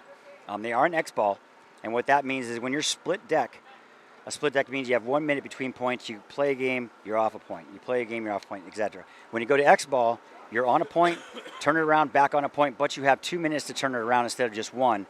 But those 2 minutes go by really quick when you're in X ball. Oh, yeah. Yeah, no bueno. Yeah, I don't like being rushed in anything. Well, it just, sometimes you got to throw a timeout. It just, everyone knows, because OG X Ball, we didn't have split decks, but you kind of have to run a split deck when you're trying to shoehorn this many teams into one day, so it allows us to even have a schedule this full.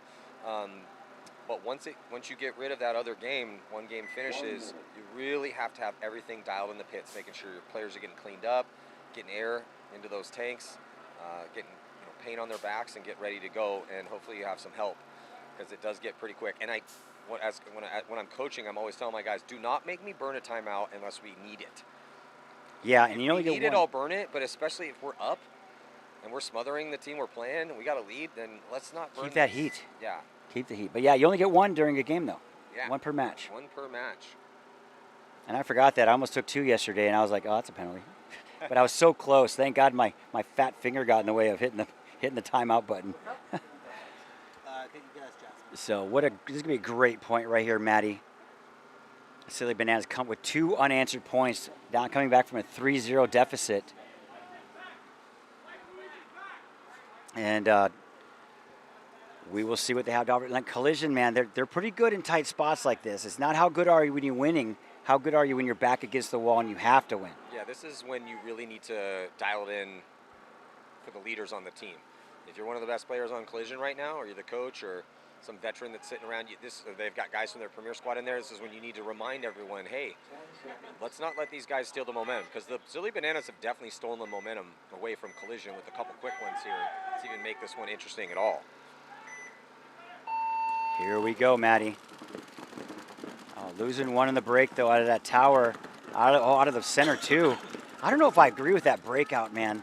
And losing your best bunker in the field, I don't agree with that breakout at all.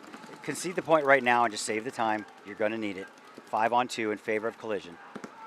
Yeah, I agree that I would be conceding this point right now, because Collision with this lead, they don't need any more points, I don't think, on margin. So I would just be getting to these 50s and hiding, to be honest, with a massive advantage, and let these two guys run into our guns.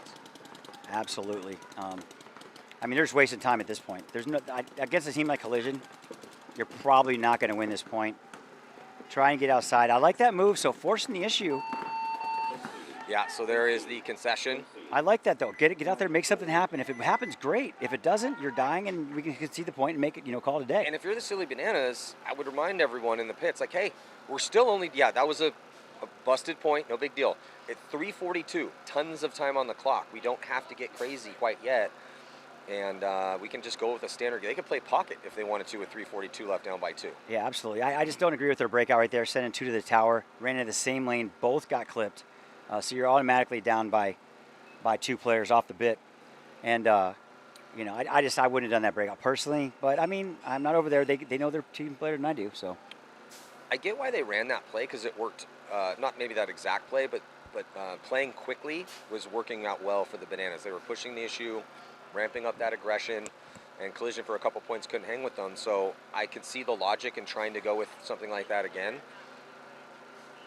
But now they're in position. Yeah, now a little more work to do. So are the Silly Bananas going to continue to go hyper aggressive, because it did work 2 points in a row, and then it got busted on that last one, or are they going to go maybe more traditional pocket play, go heavy guns, and see if they can shoot Collision off the break? Now Collision, are they going to go try to risk those corners again, or are they going to default to the pocket? Pocket meaning you're essentially possibly doubling up the back center. You're going to go to the insert bunker on the snake side. You're going to go to that tower. You can double up that spot as well too.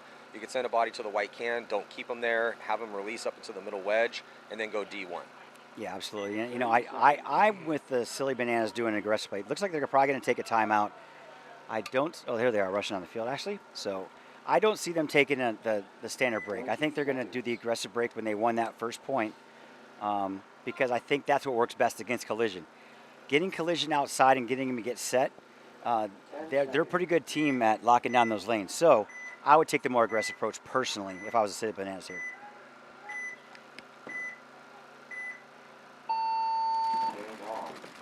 So Collision does exactly what we just talked about. They're going to double up that back center, and they go to that pocket play, and the heavy guns produces 2 kills. Excellent job here for Collision, and then an immediate release. Perfectly read by Collision, and now they're in Snake 1. Maybe getting clipped, though, getting into Snake 1. Definitely making it into D2, no problem. And the player for Collision sees his player gets checked out and is able to get out wide. No, gets clipped out. Are they going to be penalty going to be assessed? Oh, yes. Minor penalty assessed, and that's going to pull out the Snake player. Player from the back center sees that and dips out into the insert to try to stop the bleeding over here. So it's now going to be a 3-on-3 situation with 3 minutes left to go.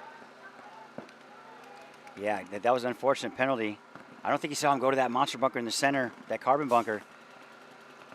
He's going to go get him. He's looking for him. Oh, he gets clipped, though. And he died, but he dies, though. So now 2-on-2. He got that insert bunker out of there to the corner for the Snake for Collision. Well, Chris, it's 2-on-2, but it drastically favors Collision. They have the field spread. They're in defensible spots. The Bananas have a body in the back center and a body at the back corner bunker on the D side. Not ideal in a 2-on-2 when you're down by 2 with 2:30 on the clock. Yeah, and usually your back center bunker, your home player is not the guy that's going to sprint to the 50. I'm not saying anything in particular. I'm just saying that he's probably not the most athletic person on your team. Well, right now, the Silly Bananas with 2:15 to go, they have about a minute to try to close this point out before it's going to be a complete reckless attack situation for them. So I'm hoping for their chances in this one that they are a little bit more proactive. than we've seen them here is they're just kind of gunfighting out of their spots. If I'm Collision, I'm hoping that these guys just try to gunfight me from the back center and the back corner bunker D side. Which is looking like they're going to happen. They're trying to clip somebody, you know, but Collision plays really tight. If they do get clipped, it's going to be the guy in the Doritos. Well, and if I'm the Collision players, I'm not going to gunfight you. I'm going to let you shoot at me. I'm going to roll off, and I'm going to shoot where I think you're going to run to next. Yes. Protect that zone. So if I'm the corner, which you have a lot of freedom here in this situation. If you're a corner on the snake side for Collision, you can play the wire a little bit, back up off that spot, and then just let the guy shoot at you and then roll off. If he goes up the middle, you can give him that because you can cross it up. And because you have a 2-point spread, as long as we just get this to a right, even if the Silly Bananas find a way to win this one, just get it down to like 30 seconds, because then the Silly Bananas are just going to have to run right into your guns, and you're probably going to win this game. I think they're at that point right now, to be honest with you, Matty. And going down to 60 seconds here. Collision taking their time, being patient, staying tight. So I just don't see it happening. This could actually just be curtains at the end of the day. Collision might just sit there, but like you said, if these two players are alive on the Silly Bananas at the end of this point, as we spoke about before. Oh, taking one of the goggles, though. They got one of them. Good shot for the back center. Yeah, that's a tough death for that Collision player, but still, they burn a lot of time off the clock. Yeah, and this guy's not, it's going to be hard to get this guy out of the corner. If you're somewhere on the field like we talked about, that's where you want to be. Okay, so he shoots first body. Other body commits, so it's a one-on-one. Does he pick him up? Yes. But they did enough time. They did enough of the work. 23 seconds left. You're in a one-on-one. Just protect the buzzer. He's going to have to go for it. He has to commit. It's going to put you in, make a move. Put you in, make another move, and then you just get right on the buzzer lane and shoot him when he dives across. Yeah, he could just switch it sides. I would just let him go to the back center because he has to get there. I'd intentionally let him get gun dominance. But he's not even going to need to do that because the Bananas just didn't commit. I was just going to say that. Just let him get gun down and just shoot that lane. He'll never get there. But that's going to do it for this one, Matty, too. All right, so we'll be right back here as we are closing out the prelims. Stick with us.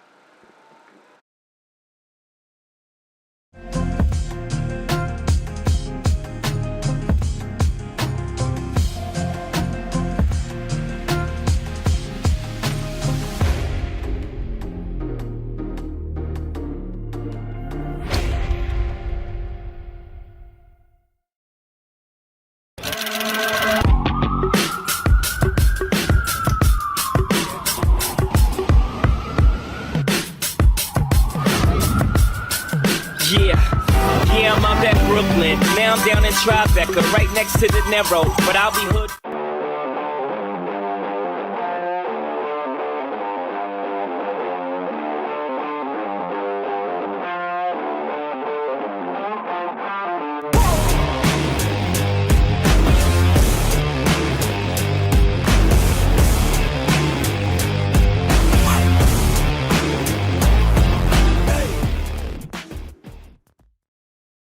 Game in 5!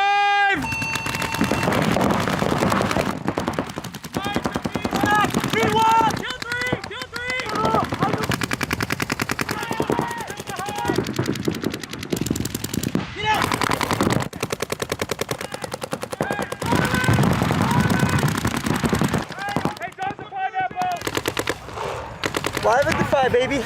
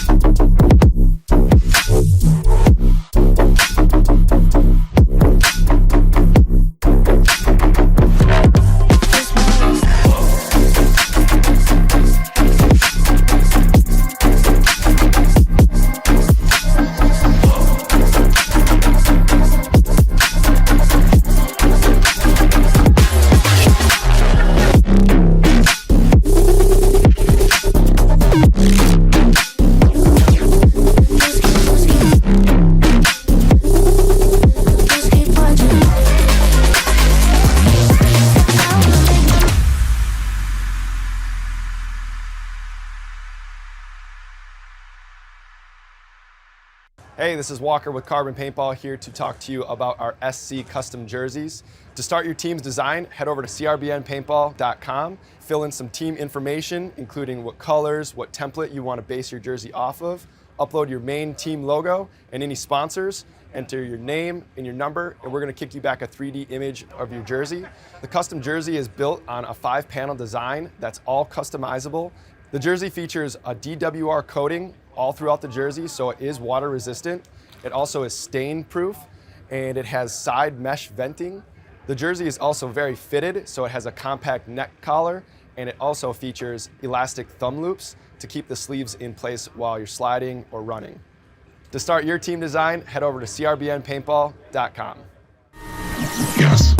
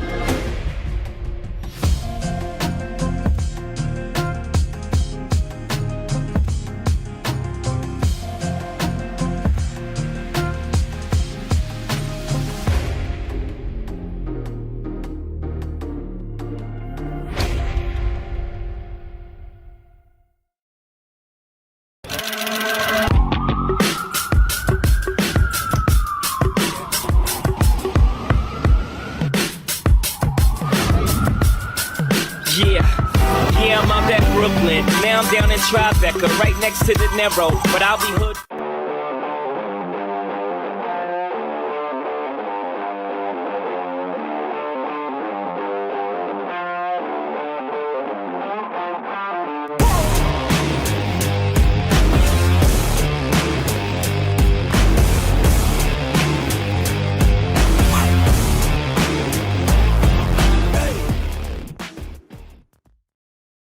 Game in 5!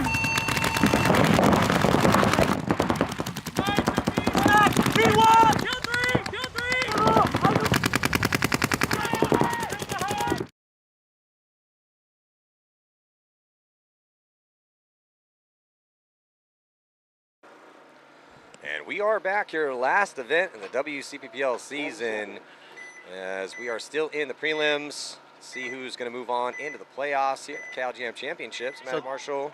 About to jump into point number 1. Yeah, this is Ryan here. We're on D5, Maddie. So this is just one D5 prelim we're doing. Okay. And then we're going to jump into the Ochos for D4. Well, I was thinking, do Silly Bananas have 2 D4 They do. teams? Yeah, no, that's I know. why. No, they have, no, so this is D5. This is though. D5, But yeah. When it was Silly Bananas again, I'm like, are we still in D4? Anyway, so this is D5.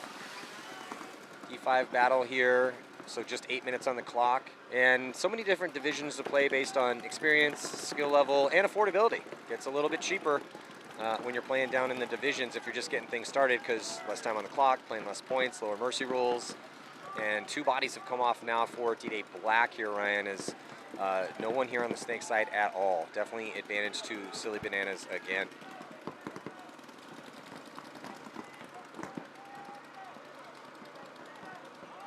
See if they can make the most of it. Ooh, they lose a body though, trying to get out back corner on the snake side. They already have a body here in snake 1. So a good cross field spread, even though they did slightly drop this high body situation. Maybe Miner's going to go up though, Maddie, for D-Day Black. Yeah, it's more bodies.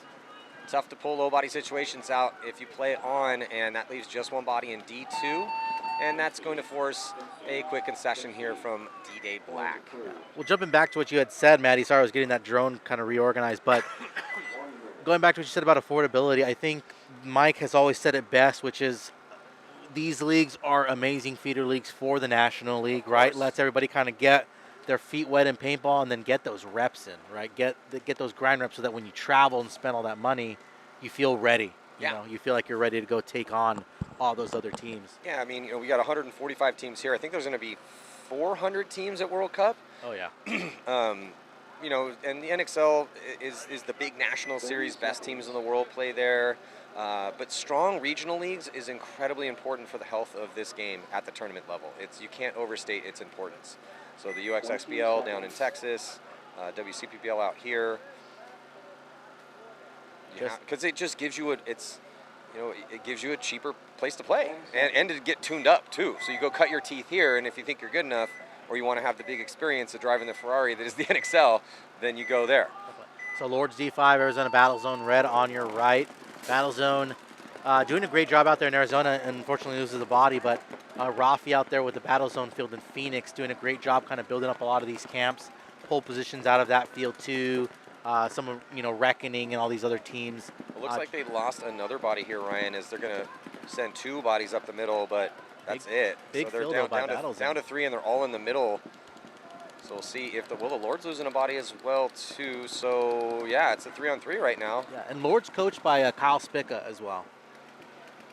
Yeah, Kyle Spica coaching the TJ Bastards to victory in the Premier Division yesterday afternoon. And it looks like Lord's going to be dropping a body though, trying to extend on. It's great zone control here for AZ Battle Zone Red, making this one interesting. Yeah, 2-on-3. Advantage Battle Zone right now. Running ref for Lords. I think now it's 3-on-3. It was a 4-on-3 as we lost a body in the middle. Yeah, but they're all. Wait, is there a body in D2? No, still? you're right. There is a body right there. It is 3-on-3. I didn't see the wedge player in the center. Well, now it's a 2-on-2. It looks like now, yeah, because these guys are just trading kills and bodies back and forth. Every time we call someone out, someone dies. That's that curse. So now better field position though for AZ Battle Zone here in this 2-on-2. Yeah, they're stuck in that baby. They have a little bit more room to work with. They're a little bit more extended out wide, but not by much. It's going to come down to this battle here, or who repositions. Oh, a little snapshot kill here for AZ Battle Zone. It's that inside kill on the wedge and turns it into a 2-on-1. I don't think they know where he's at yet, though, Maddie. So Lord's kind of at an advantage right now in terms of that. Nope, moves. And I think the Battle Zone player picked him up. Yep. So that'll be a concession for Lords, and Battle Zone will go up 1. So, Maddie, when you, of course, were growing up in paintball, a lot of this wasn't around, but how many different divisional leagues did you have to bounce around before you guys went to one of the nationals, right? Like, how many were around, right? Oh, well, for me, none, actually, because I got on Navarone when I was 16. I did play a smaller 5-man as my first tournament, but then the first year I started playing, I played pro with Navarone, and my first big tournament was World Cup in '94. And then we did have one over here in the West Coast, and then there was some kind of like one-off tournaments, but it didn't get super organized. And also there was only amateur and pro at the time. When I started playing, you were either pro or you were amateur. And then a year later they added AM-B, and then eventually a novice division in the next 3 years as the 90s progressed. just to kind of, again, have it a place where it's a little more affordable, more skill and experience levels represented, and now 30 years later, we have all of this. So it's been cool to see it evolve for sure. But yeah, it used to just be pro and am. On the breakout, losing their gun a little bit here for Silly Bananas. As D-Day Black loses their corner snake player as well, Maddie. So it should be 4 on 4? No, 5 on 4. Advantage Bananas. Yeah, advantage Bananas, and also the D-Day Black is still doubled up bodies in that back center. They're going to be losing one of those. Can't stay doubled up there when the team has outside wide positions. So the Silly Bananas possibly going to be losing their snake body, and maybe the white can as well too. Maybe penalty, yeah, minor penalty, and they lose their back center, and they're going to lose the tower. Oh my good lord. No, the tower does stay alive. It was looking amazing for the Bananas, and then just penalties set in, and all of a sudden there's just 2 bodies left alive. But those bodies have filtered off so fast that D-Day Black may not know they're in a 3-on-2. Because they're still gunned up like there's bodies on the snake side that they need to be worried about. That is not the case. Just tower and back corner bunker on the D side currently here for the Bananas.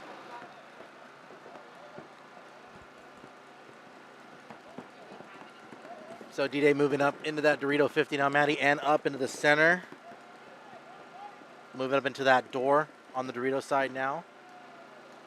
And, I mean, right now that door doesn't really have a shot. Bananas do lose their tower player, but 1 player left alive for Bananas. That door player now looking over the top, trying to shoot that can on the Dorito side. Well, D-Day Black has figured it out. They shot the body at the tower, and then they're going to force a concession, trying to bunker out the last body. So a little bit of a gift from the paintball gods with the penalties there on that one on Silly Bananas, but D-Day Black making the most of it. So real question, Maddie, going back to the crazy statement that you made earlier, saying back in '94 is when you were playing with Navarro, and I was 2 years old. I know I'm old, Ryan. Just rub it in, bro. You just didn't realize how old, you know? Going over this here, what division would you say compares to pro back in the day, right? Like we got D5, D4. Well, it depends on which pros we're talking about, because I've said this, I say this on the NXL webcast of Major League Paintball, and I've talked about this in podcasts. I think that the, let's just take either Iconic or Alliance, you know, who are neck and neck, and even Sicarios, take like the top D3 teams, they would smash the bottom pros from the late 90s. Smash them. So that's how good the skills have gotten over the years. But the top level pros, man, I don't know. We're talking like Billy Wing, Oliver Lang. Yeah, it's kind of like that. Davey Williams. Like if you take the 2000 Ironman champions, I mean, we had some savages on that team. Yeah, it's kind of like that kind of old conversation was like, you know, if MJ and Magic played nowadays, would they still be good, you know? Yeah, I think the top guys are just always top no matter what. Yeah, because you give us the machine guns these dudes have now, I think we'd be okay. Not even just that, just give them the guns that don't break paint as they did back in the day. 100%. And didn't weigh 15 pounds? Yeah. I used to play with an autocargo with a 114 on the tank. And Ryan, and the older I get, the better I was. Yeah. I mean, you see that, right? But again, I think that's a testament to what paintball really is. No, to me, it's about the evolution. Because, you know, if you wanted to watch high-level paintball back in the day, you had to go, you had to be physically there. Yeah. You had to put goggles on and walk out into the woods. I actually just wrote an article for the latest edition of Great American Paintball about the nets. It's not really about the nets. But anyway, we can continue this conversation. Jumping back into this D5 battle right now with 6:15 on the clock. Losing a body. Oh, losing 2 here for AZ Battlezone Red, and that's going to give the Lords an opportunity. Oh, running referee, another penalty. Lots of penalties out here in this D5 Palm match. goes off. 1 body left for Battlezone in that tower. Lords, all 5 bodies alive. They're going to get this point, barring anything crazy. Yeah, real quick concession. But back into that conversation. So if you wanted to watch the pros play, you had to be physically at a pro tournament. You had to put goggles on, and you had to go find out, get a paper schedule, and go find where, you know, the Ironman or All-Americans or Aftershock was playing out deep in the woods. Yeah. And then you had to stand on the sidelines. You're going to see half the field sometimes. There was no videos to watch. The webcast was not even a dream in anyone's heads that technology didn't exist. Yeah. Then we had a couple, you know, made-for-TV things in the mid-'90s. But it was hard to see what the best in the business were doing unless you were actually physically there and that took work, or you're playing against them. But once the shout out to, we actually have all the Heroes for a Day movies, Push, Sunday Drivers, Serial Kills, all that's on MajorLeaguePaintballPlus.com, so you can go watch that. But once the videos started coming out and Airball and Hyperball started coming out, shout out to SC Village, the OG Hyperball fields, you could start to see that there was a hyper speed in the evolution of the skills in this game once everyone could kind of see how the sausage was made. And now you have these webcasts and you can do all the homework and kind of learn using what are called mirror neurons. It's a human being superpower. Anyway, that's for a podcast. Jumping into this one here, 5:22 here on the clock, and body dropping for D-Day Black. Oh man, this is a bloodbath out here. Yeah, in D5. Banana's getting a check though on that Dorito. Maddie, he's clean. Ref did a slow walk of death though when he walked over there, almost like, you better not have a hit when I get to you. Banana's losing a body on the snake side corner now, so 3 bodies for Bananas. Looks like 3 for D-Day Black. Bananas kind of a little bit more pocket in that middle there. D-Day has somebody out wide in that Dorito too. Yeah, and neither team with advantage on the point, so both of these teams are going to want to move up the field to try to get this win. Not sure where they're at as far as standings are concerned. Is this still prelims here for D5? Yeah, this is prelims, but let me see what the implications of this match are for these guys here. So we're going to go scores in D5. Let's see. So right now, Battle Zone Black is in 4th. So they don't want to drop this one right now because they already dropped 1 game. They're have the ability right now to move on. D-Day Black as well. They actually have tied 2 games. Ooh, that's a lot of size out here. Yeah, so they definitely don't want to drop this game. I think if they drop this game, it's going to be curtains for them. But right now, 1 body left alive for D-Day Black in that Dorito 2. Banana's trying to shoot over the top in the center. Yeah, and just trying to figure out where this last body is. They have time to work with, so it's tied up. Need to be careful to convert here. D-Day Black, though, repositioning in the middle. I don't know if they are aware that he's transitioned in the middle. Look at this move, though, man. Yeah, he's going to commit. But we're talking about level of skill. This is D5. The move that He this shoots guy's a tower? the move that this guy's making Look right at this. now. Shoots a tower and shoots the center guy. What a beautiful move. Again, D5. That's the type of move that some of the lower division, like D1 teams weren't making 15 years ago. Yeah. So just hats off to that kid. Well, even that, too, I think that particular instance, right, that's not something you can train, right, man? Like we talked about confidence yesterday, right? Mm-hmm. That's this guy saying, you know what, I'm going to go. I feel confident in making this move because I know where the guys are, and he made it. And it worked out. Yeah, playing offense in a defensive, quote-unquote, position sometimes really does work out. And that was just a textbook case of it right there. A beautiful job. And now they got the lead. This one also tied up here with Lords in Battle Zone Red.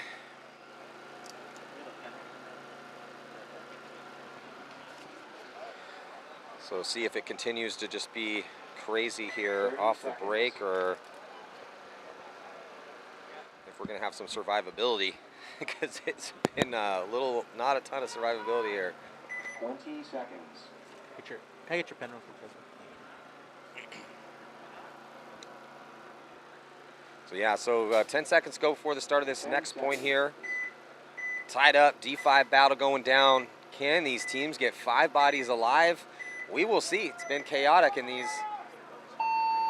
So on the breakout right now, heavy guns for the Lords. 4 guys running and gunning here to their spots, and then a quick transition from the bunker of death, that white can, to get up there. Does it produce a kill? I only see 4 bodies out. No, 5 bodies, so no kills for either squad, and we have a 5-on-5 break. Actually, looks like Lords just lost one from the backfield. So 4-on-5 here in favor of AC Battle Zone Red.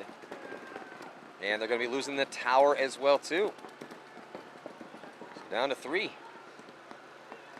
See if Battle Zone Red tucked in the pocket in the backfield and the extension with the 2 up the middle, no one out wide, to see if they can get eyes on the count right now in this 5-on-3 situation. Big high body moment. See if they can do zone control. No, not able. They let that body for the Lords slip out wide. Could be a difference maker having this body here for the Lords in this low body situation, as they've let them out here. And a good answer from AZ Battle Zone Red as they dive out to the back corner bunker here. Snake side. Nice reposition. in that situation. All right, there we go. 3 on 5, Maddie. My scene. 3 on 4. 3 on 4. No, 3 on 5. Yeah, 2 up the middle for AZ Battles on red. One's going to crawl up to the D side door, and then now there's 4 bodies left alive because they just lost a gunfight from that inside tower. So this door player's going to peek up right now on that Dorito side, and he catches one. As a nice Mike Hinman would say, nice catch.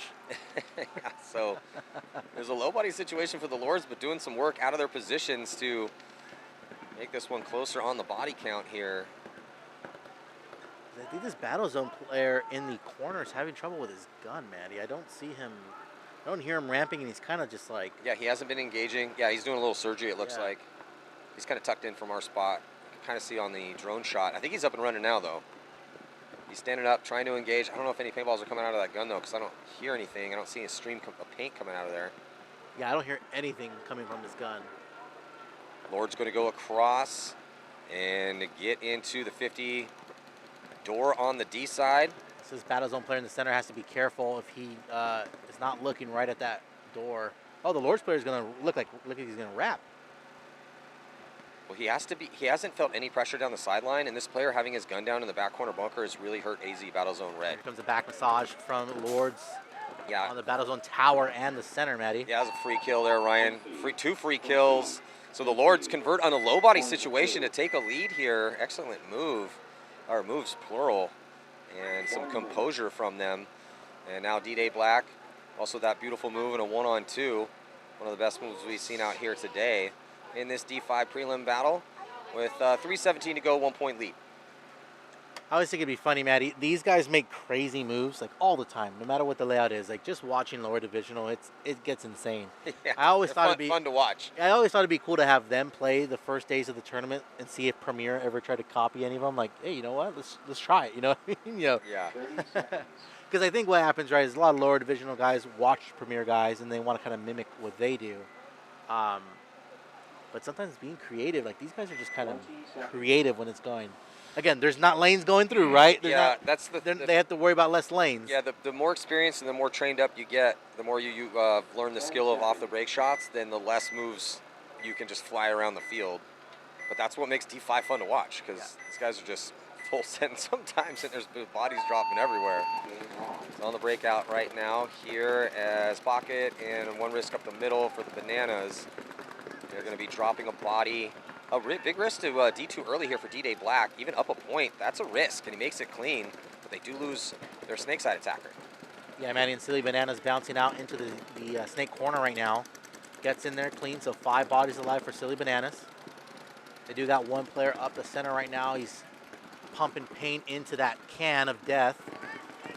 Your favorite bunker. Hate that spot. I think you heard me, though. He got out. Yeah, you can go there for a little bit as long as you play low. And it is a good transitionary position, but guys that play there for a while, I just haven't seen too many of them stay alive. I think the big important thing for D-Day Black right now is they do have that Dorito 2 player that they were able to get out there. He's going to help out with keeping that center player for Bananas from coming up more. And it's going to make it a little bit more difficult for that tower player to get movement if he also wants to bump up the field. Body coming off for D-Day Black. Tough death in a lead, though. You know you have lost your snake side, and you got to stay alive in that position. And they are going to do a desperation fill. Zone control possible for Silly Bananas again. The ref going to check him out to see if he's clean. Be a huge kill. Bananas going to answer. Looks like they missed their shot on that D-Day Black player, so it was a huge fill. Yeah, ref gave him a good check, but I heard one of the referees say he was good, so definitely needed that fill. 1 minute 45. Yeah, Ryan, we're getting down to it on time here. Cardinals send a paintball. I'm just sound like a broken record, but I just gotta let everyone know as a public service announcement is to be alive in your bunker when time expires down by 1. You have to at least try to make something happen. You typically want to do that where the time is ticked off the clock enough so your opponent can't answer from your attack. Well, here comes sub movement from Bananas here, getting to the Dorito 2 and now into the Snake 2. And hey, Lee trying to make something happen up there in the middle. But good zone control here. They do get the kill outside wide. And if the Silly Bananas can wrap around here from this 50, I mean, he owns this side, could crawl up and block out, Or he's just going to run and gun gonna all run the down, way he's with a gonna minute shoot the 5. tower. And he gets the shot in on him. Is he going to finish off this 2-pack? It's actually going to force a concession. Okay, so that means that D-Day Black wants to go win this in a minute and 1 second. I think they feel like they can. I Yeah. think, and also, I think we talked about this yesterday too, even with Thomas's team. A lot of coaches feel like, hey, you know what? When we play aggressive, we're better. We win against this team. So let's give them a shot to just go win it. Yep. Jumping back into this one, Maddie. 3 minutes, 13 seconds. Lords up by 1. Again, coached by Kyle Spica. 30 seconds. I would assume a safe breakout here from the Lords. Try to dial these shots in and get some kills off the break. Battle zone. Going to go either way. Yeah, it could be though, because again, I actually had this discussion with Spica multiple times throughout. We talked when we were walking the field. We talked after his win about strategy. And it's just dicey to send bodies to the corner. The D2 is also pretty dicey off the break. Snake 1 way less so. So the safe move would be a pocket break here, heavy guns, and then release that body up the middle. Or Lords are going to send it though. I was going to say, I was going to add the asterisk, that because we're in D5 and guys aren't as good at shooting lanes, you can risk it a little bit more. But they do risk it, and they lose that body out wide here for the Lords. And they're going to get a penalty, so the door is going to open here for Battle Zone Red, as they still have 5 bodies alive. They see the yellow bird of death go up there and immediately transition out to the back corner bunker here, Snake side. And they have a lot of time to work with in this high body moment here, Ryan. I would just tell them to have them ready by. Yeah, so referee going to come in and check out the player here in the Snake for the Lords. He is possibly going to crawl back to the wedge. Yeah, it looks like he did attack to retreat to set the trap, but it didn't produce a kill. But now that body at the D-side door is trying to figure out, where did this guy go? Yeah, this Lords player knows exactly where he's at. If he makes a mistake, he's gonna catch him. Ooh, running referee. Okay, for a second, looked like a referee. He actually just sprinted to reposition to get a better angle on this attack. Here on the Snake side. Ooh, number 12, did he get caught? Here inside for AZ Battle Zone Red. He's asking for a check. Yeah, he's gonna be pulled out by the ref. And 2 minutes coming down now. So Lords with some good zone control, Maddie. That could have been a little bad for them. That Snake player was able to wrap and get a kill. Well, with the early death, with the risk, with the Snake side tower getting shot off the break, and then the penalty, I mean, it put the Lords on their heels immediately. But these 3 players have really clocked in to make this one interesting. They're like, especially just getting that kill, that crucial Snake side 50. But they still are at a body deficit. Maybe not for long though. Referee checking out the player from the tower. And it's going to be a minor on Battle Zone now.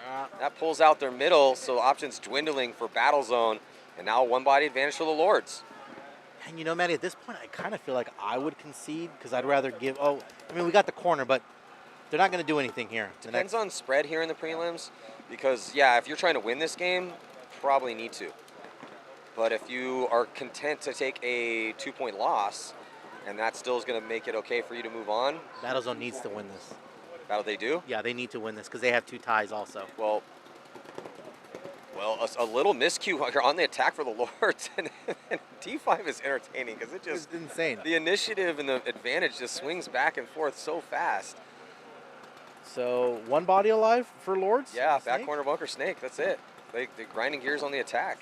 A body up in the middle ate him up. Now the problem is Battle Zone going to realize that they only have 30 seconds left?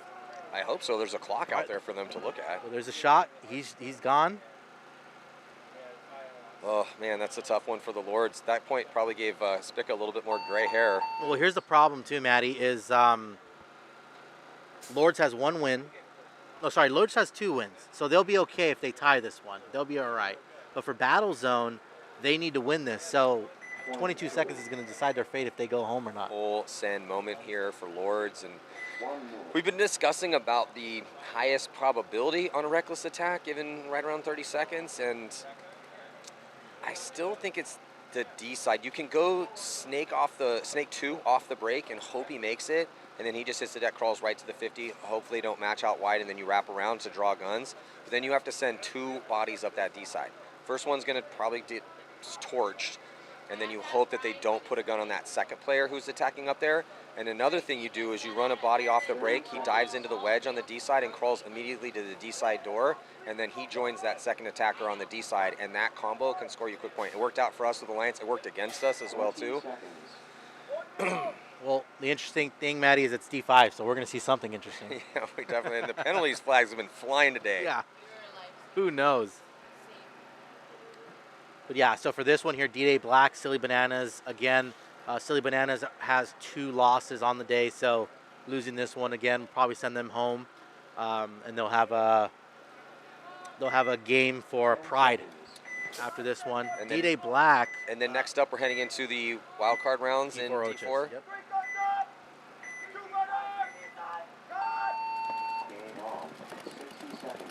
On the breakout here, so Snake won off the break for D-Day Black. They get shot? He gets shot out. They also took the D2 position. That's a tough spot to make on the break. That's right around 50-50, and he does not make it this time. So great zone control here from the Silly Bananas. They go pocket, and it works out for them. Oh, they lose their body from D1, though. Referee checks out the player for the mini wedge. He's clean. Fill out to D1 for Bananas. Makes it clean. He's going to have outside containment. Does not catching any pressure, and he's just going to go and try to win this one here. Yeah, I mean, he's kind of got to go 3-on-4 right now. Bananas in the driver's seat. Trying to get a shot on this can of death. Move up the middle for Bananas. 2 bodies. They're going for it. They know the time. They have a chance if they can get these inside kills. They're scanning, didn't know where the bodies were, though. Oh, no. They still have one option, but it's not going to be enough time. We're going to have a tie game here. 2-2 will be the final score in what was a very entertaining match. That'll be 3 ties for D-Day Black. Man, one of the players frustrating here. Silly Bananas punching his loader as it explodes in 2 pieces. Frustrated with the... had a chance to win it, not able to put together enough of an attack in the closing moments to put the win on the board. Swap this battery here for this interesting point. Yeah, so Ryan going to reset the drone here, and going to have Lasoya step back in here. Paintball legend Chris Lasoya, Hall of Famer. So Chris, it's 30 seconds, 22 seconds left. 2-2 is the score. Oh, timeout called here. So 22 seconds left, tie game. Is it going to end it tied, or is somebody going to emerge the winner? We will see. I think he'll tie it up here unless barring something stupid and getting a major. I just see it. I'd run it out if I was them. What do you think, Matt? It depends on where they're at right now. Ryan broke it down for a second. I can't remember if that was this set or this game or the other game. But if you are cool with the tie and that's still going to punch a ticket to move on, yes, let's not make any major penalties. Let's just play smart and not let the other team get crazy. But if you need a win, you need a win. So it will have to be a full send moment if that's the situation. I think that. So Lords are 2-and with a tie. And well, what do they take? Top 8, just top 8 teams advance. So Lords should be fine with a tie because they won't have any losses. Battle Zone Red. Oh yeah. Battle Zone Red has no chance. I don't think, because even if they get a win, 2 ties, 3, yeah, I don't know. So this is pretty much doesn't make a difference except they'll for have seeding. one more. Battlezone Red will have one more. I think they get 3 or 4 games. There's 3? 4. I think 4. There's 4. one. Okay, so there's still one more whole game to play. I just don't think it's going to matter for either team except for seeding for Lords. That'll make a difference, I think. So on the breakout, looks like both teams are going to try to win it. Possible penalty going to be assessed. Is it going to be a minor? It looks like it is. And Battlezone Red cuts through and thought he was alive. No. 10 seconds to go. There's still a body on the top side after the bomb goes off. They still have one more body to shoot. He's inside with 3 seconds left. Still, now it's a 1-on-1 as 2-on-1 as time expires. So game will be a tie. That last switch, he was looking over to Snake's side. That last switch, he just happened to catch that last guy within buzzer reach. But that was pretty entertaining. So that is going to do it here, and we're going to take a quick break. We'll be back here with the wild card rounds in D4. Stick with us, the Cal Jam Championships.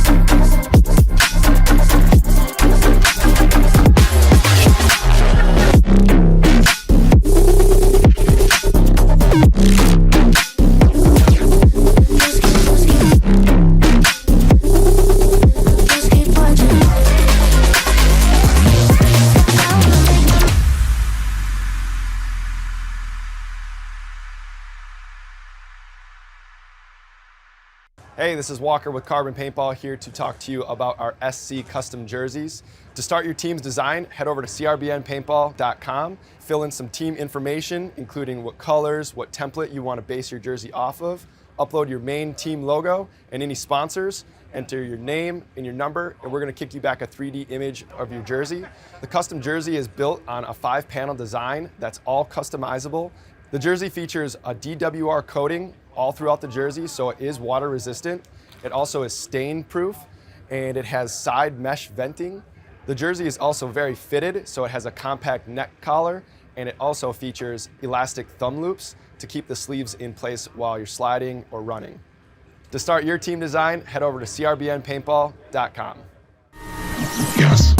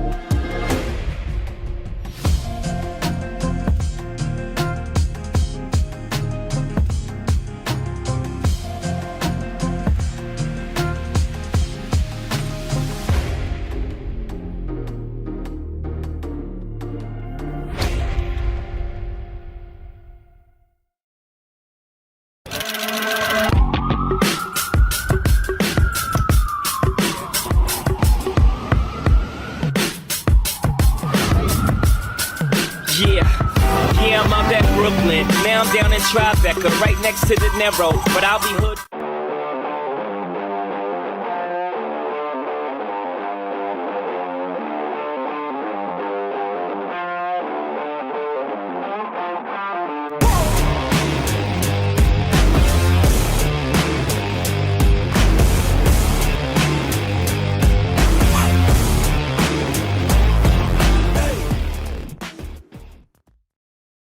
Game in 5!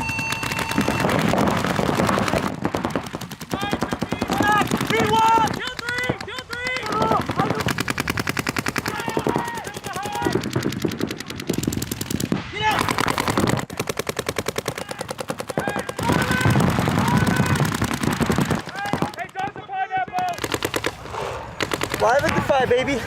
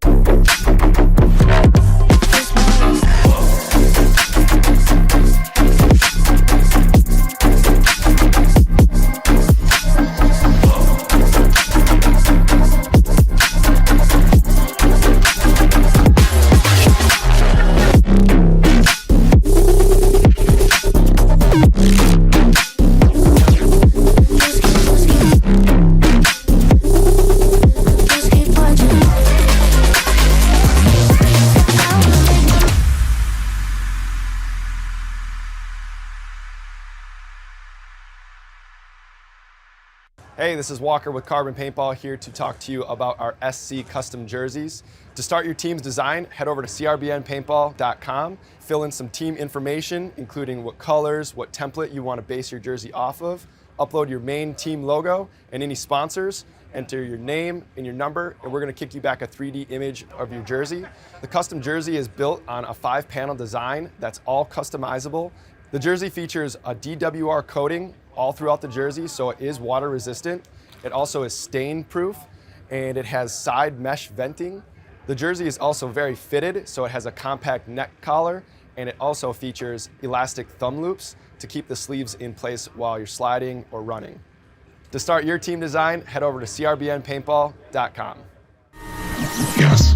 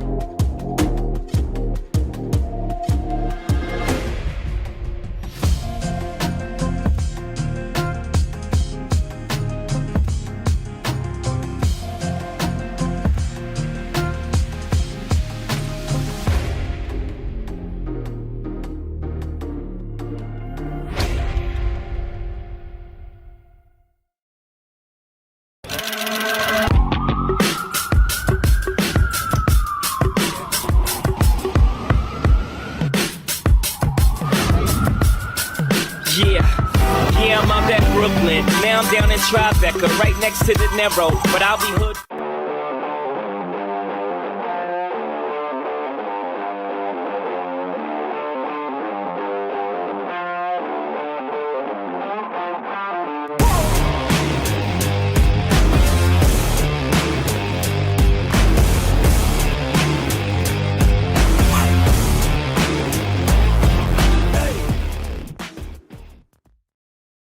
Game in 5!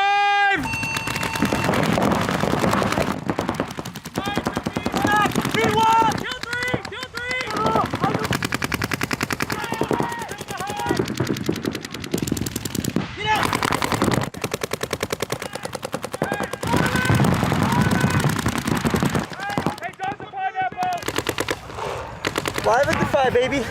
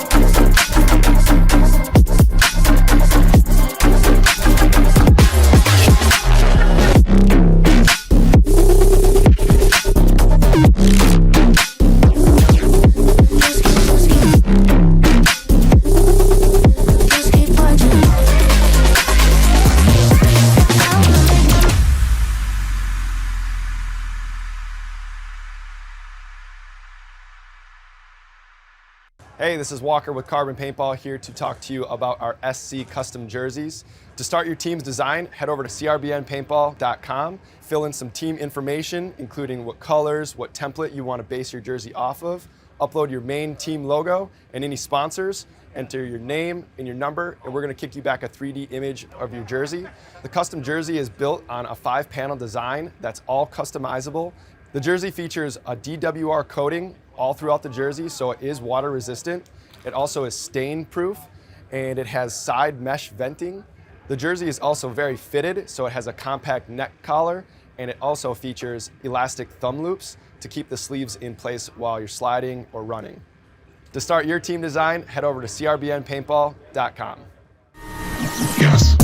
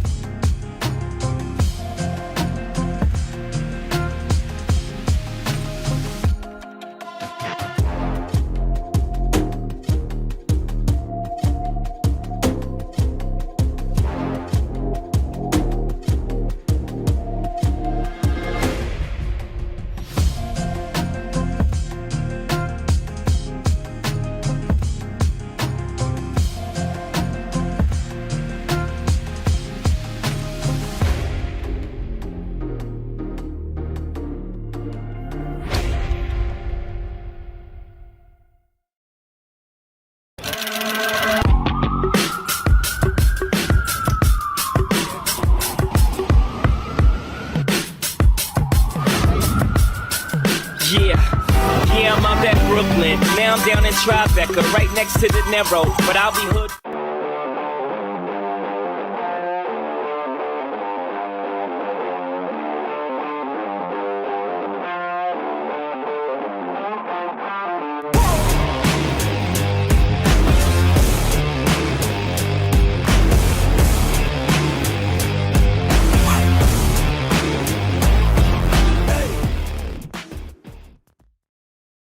Game in 5!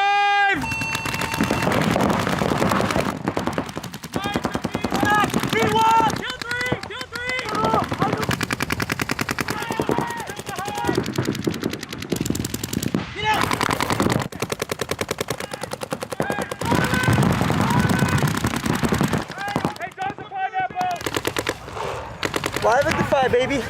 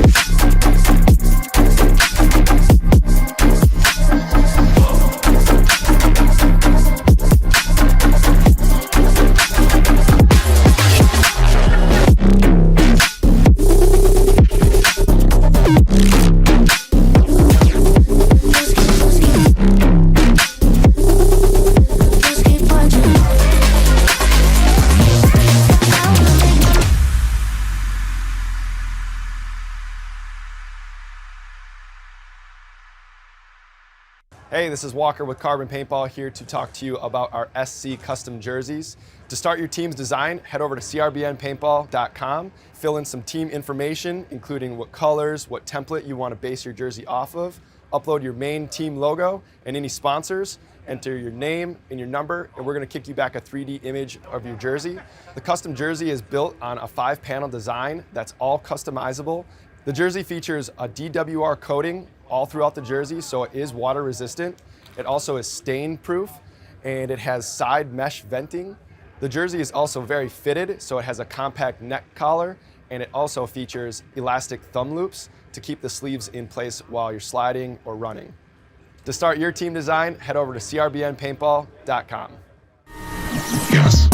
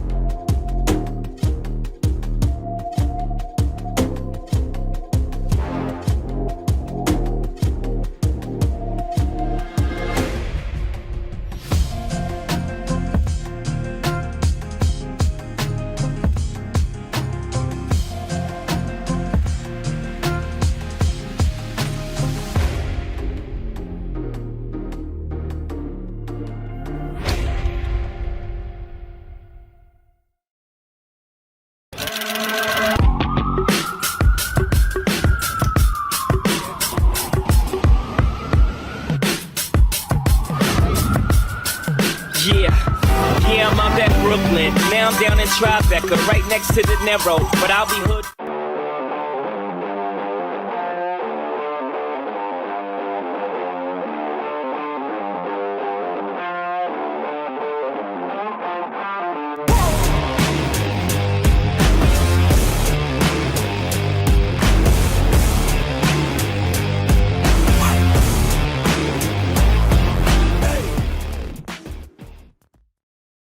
Game in 5!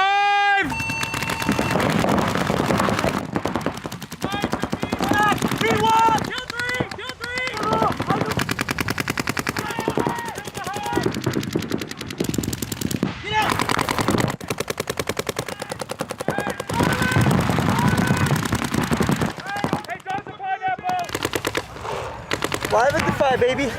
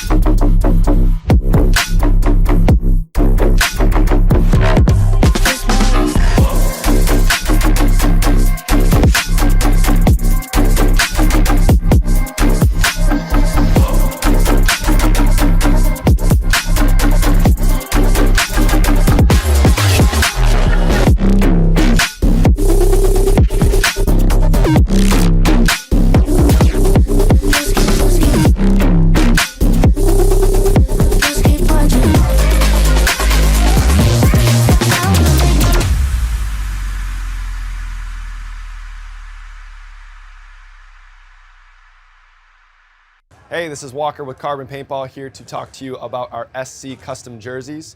To start your team's design, head over to crbnpaintball.com, fill in some team information, including what colors, what template you want to base your jersey off of, upload your main team logo and any sponsors, enter your name and your number, and we're going to kick you back a 3D image of your jersey.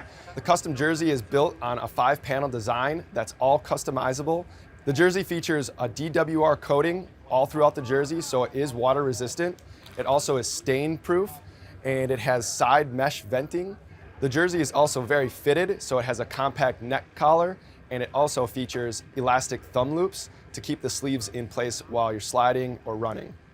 To start your team design, head over to crbnpaintball.com. Yes.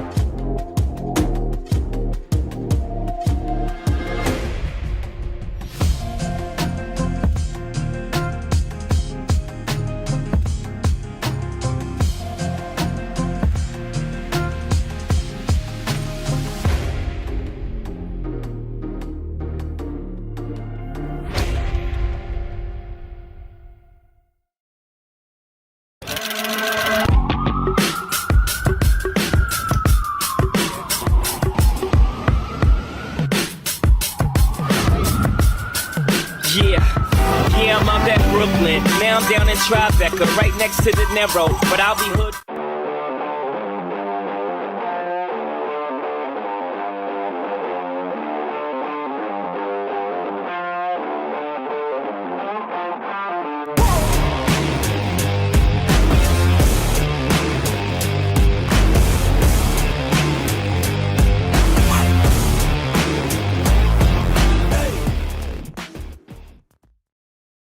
Game in 5!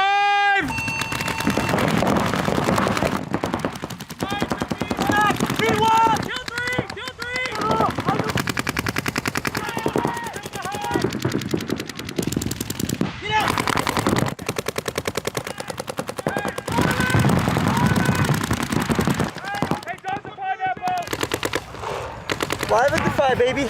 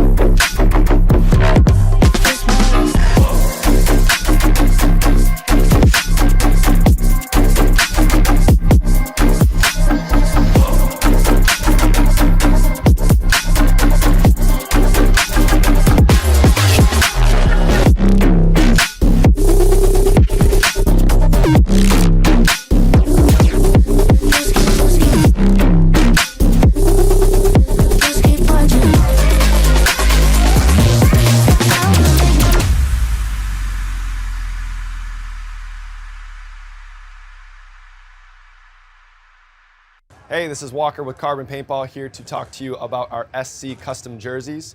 To start your team's design, head over to crbnpaintball.com, fill in some team information, including what colors, what template you want to base your jersey off of, upload your main team logo and any sponsors, enter your name and your number, and we're going to kick you back a 3D image of your jersey. The custom jersey is built on a 5-panel design that's all customizable. The jersey features a DWR coating all throughout the jersey, so it is water resistant. It also is stain proof, and it has side mesh venting. The jersey is also very fitted, so it has a compact neck collar, and it also features elastic thumb loops to keep the sleeves in place while you're sliding or running. To start your team design, head over to crbnpaintball.com. Yes.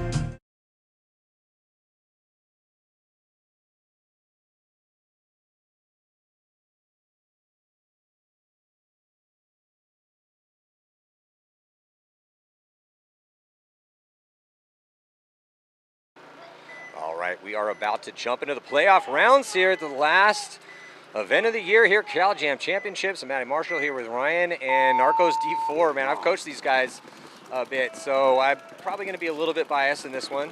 And they're going to be dropping a body here. It looks like the Cobra is potentially dropping a body as well too. He's kind of doing a weird crawl. What is, he lost his he's lost popper, his Matty. Oh my God, he's just kicking that loader around. He's trying to utilize his barrel to get the loader in, and I think he somehow, some way, able to get it back here. I haven't seen that yet here at this event. But hey, props to him though. Stayed composed, had to get a bit of his equipment, and now Cobras are locking up, looking pretty good with 2 bodies up the middle and also a body in the snake. So Narco's gonna have to find a way to answer. Yeah, man, Narcos has some talent. Good to see him advance on. It's been a back and forth year for him as far as trying to make it on. But, you know, one of those big programs. Is this one of the lines that Ryan coaches? I didn't see, he was coaching them, but I didn't see Ryan in the pits. So maybe he had other stuff to do today. I mean, he does have twins and a and a family. And an older daughter as well, too. So, yeah. But, yeah, Ryan's worked with them. He coaches their premier line. Yeah, like I said, I've been out to help them at practice and helped. I coached the Narcos D4 a bit last year and a little bit this year at some practices. So again, they have some talent there, and it looked like they brought a lot of their guys. They have a pretty deep roster here as well too. They've repositioned nicely here and got a body into the snake. And a good crossfield spread though. It is a 1-body advantage here currently for the Cobras. I believe there's just 3 players left alive here for the Narcos, but they did let the Narcos get into the 50-yard line here, snake side first. Yeah, Cobra's spreading the field there, Matty, 2 in the middle. I think Narcos here are going to have a little bit of a tough time trying to pinch these guys out of their spots. It's going to come down to some gunfights here. Ref checking the snake player for Narcos. He's clean. Narcos have a lot of their bodies from the Premier Division in the pits helping them out right now. Yeah. Definitely some experience on their side. Yeah, they roll pretty deep. But even though the Narcos do have this 50-yard line here in the snake, he's looking at 2 bodies in front of him here. Yeah, but they're letting him wrap around. Oh, so this is a commitment here. Is this Jesse? I think this is. Oh, and then he ends up getting shot inside. Oh, right on his pack. Yeah, too high in the pack. That was not Jesse. A little bit of a tough break there. Can't really knock him for trying something in a low body situation though. But he did have a lot of time to work with. Probably could have chilled at that middle. So there's Jesse's playing up the middle. And so he tried a desperation run out wide. Narcos, good zone control. Great kill on the snake, head on a swivel, and caught him on the pack as he came across that 50. And they're going to put the first point on the board. So collision 3 here. Another squad that rolls very deep, taking on Onslaught. It's going to be interesting, Matty. Collision's been doing pretty good here this event. And, of course, they also have a big camp just like the Narcos. Right? Yeah, they do. Mickey Mace is playing with Collision. Yeah. Then kind of re-met, I would say. So they got a guy named Alan, plays up the middle for him. Used to play with Faction back in the day with Jeff Hunter, one of my boys. So they got some experience on that squad. Him in, again, building an army.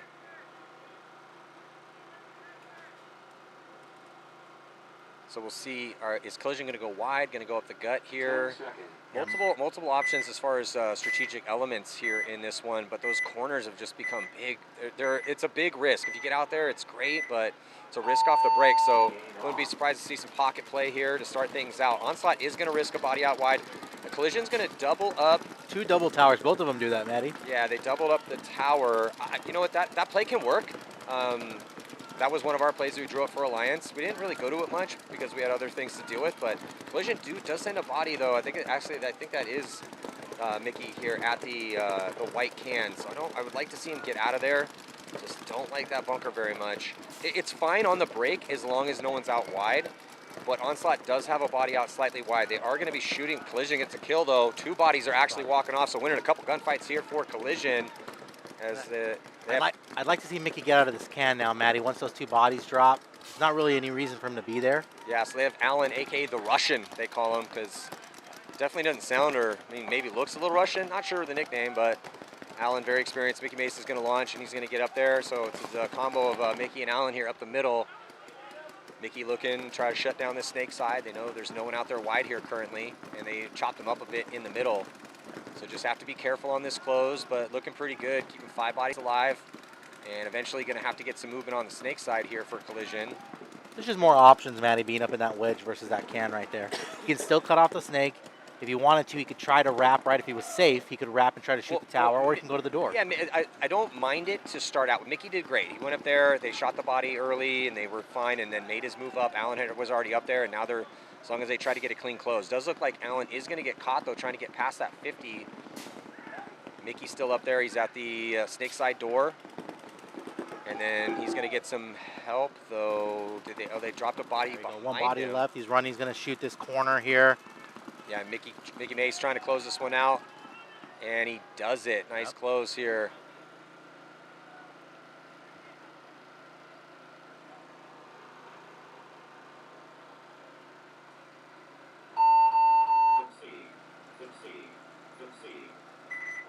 Yeah, so collision going on the board here, taking a couple minutes off the clock.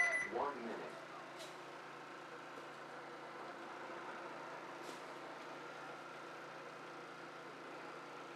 And now we got Cobra's 1 point lead here over the Narcos. As we're just kicking things off here in the wild card rounds of D4. So tough to win a divisional tournament.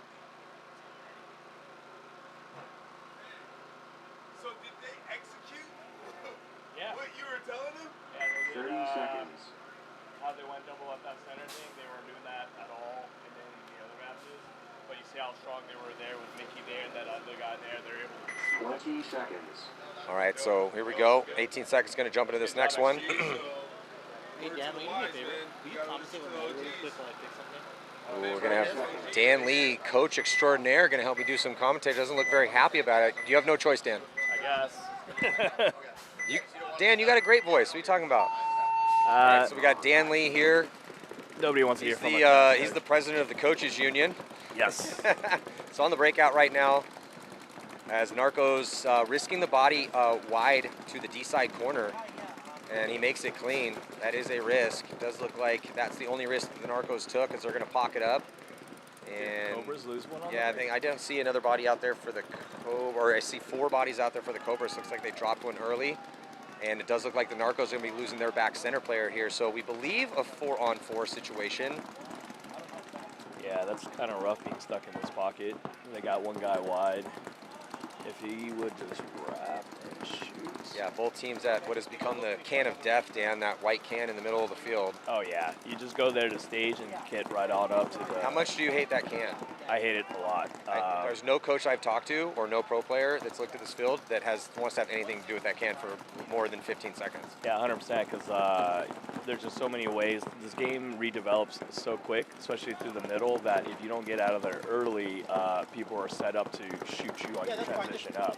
It's great going there if you're like planning on running and shooting on that cross on the, what do you call it, the temple?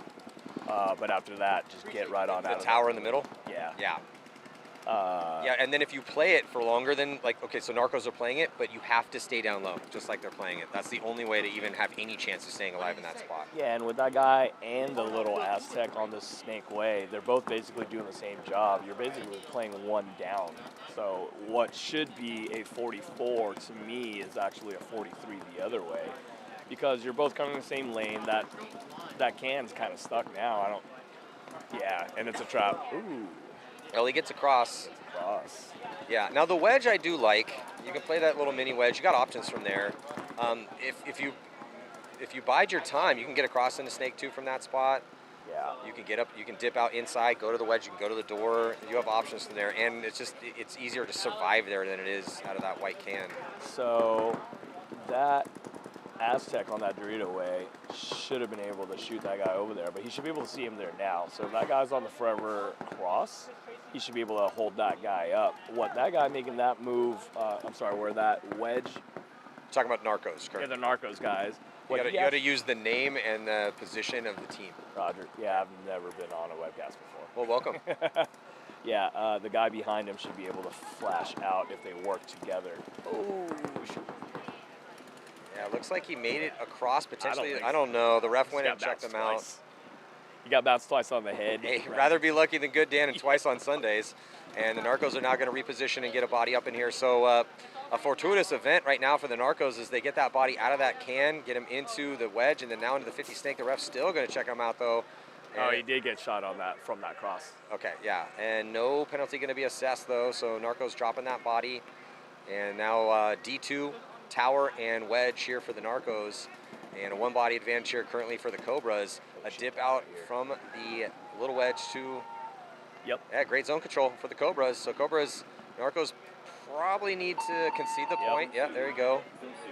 Kind of asking for a miracle if you let that one ride out, because the Cobras don't need to do anything or go anywhere. Margin is now out of the window. We don't need to discuss margin at all, because we are now deep in the tournament and it's win or go home. Oh, this is playoffs? Yeah. Oh, nice. Yeah, wild card round. Yeah, I thought, I mean, based on the breakout and positioning, Narcos really squandered opportunity to win there. And if, you know, I would actually have preferred that can move up to the wedge on that 40. Then you can be set up. But until that moment, they were playing basically a body down. Yeah. And you could take that wedge off the break. Yeah. The baby wedge? Yeah, you only have to check off on one channel. Who is this? Collision and onslaught. Yeah. So, yeah, collision and onslaught. Collision, nice point by Mickey Mace up the middle. Full disclosure, I was kind of helping out with their game plan, so I'm rooting for the collision line. Okay. I helped them coach on the last one, and I actually was just hanging out over here. Well, I used to coach the Narcos, and I still work with them in practice sometimes, so also full disclosure, I'm a little biased in that one. Awesome. Yeah, Mickey Mays came out on Thursday on that 12-hour day where we're practicing 9 to 9. He was here for about 6.5 of those hours. Mickey loves paintball, man, and he just does this because he loves it. Loves this sport. Yeah, so on the breakout right now, looks like Collision is going to be dropping an attacker, I believe from that D side. No, actually, it might have been Allen, their middle attacker, or maybe Allen is at the tower. I'm a little blocked out from that spot. It's Allen, the Russian, right? Yeah, the Russian. Yeah. Is that the one taking the walk? Yeah. Yeah. So advantage to Onslaught, which they need here, down by 1. A lot of time on the clock here, just in point number 2, but a 5-on-4 situation, and a Snake 1's hot here for Onslaught. It's nice to have a body that's already done the Snake 1, Dan, you can tell me what you've been seeing, but you know, all coaches and top level, we're always like risk versus reward, where can we get guys safe? Yeah. More guys are making that Snake 1 by a wide margin than getting shot if you run correctly. It's people are making that position. Which is kind of weird because yesterday, every time for us in Premier, when people would risk that was our safety shot from the cross, from the temple over, when we had like a tall guy like Vince or a 6'5" that could see the guy running the entire time. Well, not everyone has a 6'5" guy. Yeah. So that's it. I got 2 6'2" guys on my squad, but that's not 6'5". Apparently not. They made the Snake 1 on us a couple times. Really? No, it was just one of those things that do you make the shot, do you not make the shot? So, yeah. But I've just seen it's been a trend that has become apparent because the corners are risks. D2 is a huge risk. That's like 50-50 based on what I've seen. The Snake 1 has become substantially less risk incurred to take a decent amount of ground because that can be a fortress if you want. You can just hide in there and get bunkered at the very end of a point. Whereas the D2 is a much bigger risk as far as where can I send my guys to take ground and stay alive. Yeah, for us, if you 100% know they're going into the Snake, then you would just have the back center shoot right over the, whatever that Snake wedge is, right on the bend, and it goes right into the Snake 1 drop shot. But if you don't 100% know they're going there, it's almost like you're wasting a gun on the break. So that's the problem, that's right? The problem. Yeah, because we only have 5 guns to work with. Yeah. And there's like 10 options that I need to figure out which one's, again, highest probability. Yeah. We're always just choosing highest probability based on scouting trends, the meta of the field. For me, this was actually like I guess you can look at it 2 ways, but either a scouting nightmare or like a scouting playground, right? Because for me, like, there was just 4 viable breakouts on this field. Yeah. And you're shooting, like, when I saw this layout, I was like, oh, a lot of people can die on the break. and it all really came down to the scouting. Well, Onslaught was looking pretty good, still decent, but losing that attacker at the snake side door in the middle, a problem. And they're going to be losing their body here. Insert bunker on the snake side as we crack the 7-minute mark. Huge kills for Collision. in a defensive moment for them, as they really not really risking anything here, Dan, just tightening up zones and winning gunfights. Oh, Mickey. Not bad. Mickey's hunting. He's going to check off. Does he know where he is? No, he doesn't. He's going to go, and he's going to get him anyway. So Mickey Mace did not know the body was at the wedge. It didn't matter because no one was looking inside. So he did trade. Spied him now. Yeah, 1-for-1 trade, and that puts him in a 3-on-1. No, 3-on-1. Yeah, 3-on-1. Right. Oh, sorry. Again, we love trades in high body situations. Mickey got a little lucky. The guy wasn't looking that way. 100%. He had the gun looking. Hey, he's a gambler, bro. Yeah, he gambled. He's a gambler. His whole life's been lucky. For sure. Yeah, proving it to us right there. What I would have liked him to do there, as soon as they dropped that 50 pillow, is kick to the corner, reassess where people are out on this side, and he could just jam down the snake on that side. Yeah. Wrap, be able to shoot those last 3 remaining players and still be alive for it. Guys get a little susceptible, I feel, to the seductiveness of a middle. Yeah. Oh, I know I can stay alive. Yeah. I'm going to make this easy transition. I'm going to have to do a lot of work to get out on this one specific side of the field, but the proper tactical decision once one side is blown open, even on a layout like this, is you want to keep that outside containment. And the good thing was his home player recognized that, filled out to where he was, went to the corner, got the vision, was able to wrap on the other guys and just blew everybody up from there. So good job for that. So Narcos D4 dug a little bit of a hole here, down by 2. Still enough time to work with, but Dan, this is a pretty important point here, as 6 minutes and 12 seconds. So they risk the snake, and he makes it clean, and they're gonna go up to the D side door. I like this play call. The biggest risk here was that D side corner, and he made it. So Cobra's just dropping the shot on 3 separate lanes here. Yeah, if I was playing against the Cobra, I would be running the Cobras. I would be running that corner every time. I think the guy's shooting low. Well, they're in a tactically advantageous situation here right now, Dan. Down by 2 with a decent amount of time to work with, putting the Cobras essentially on their heels. But the Cobras did make the snake 1, so that's a pretty crucial spot to try to protect the lead from. Yeah, if they're gonna play like more of a defensive game, their home guy needs to kick out to the Snake Way tower. Well, he's thinking about going that way. Body language tells me he wants to go, so they actually had 2 bodies back there. Excellent fill out. Do not want to spend too much time doubling up that back center.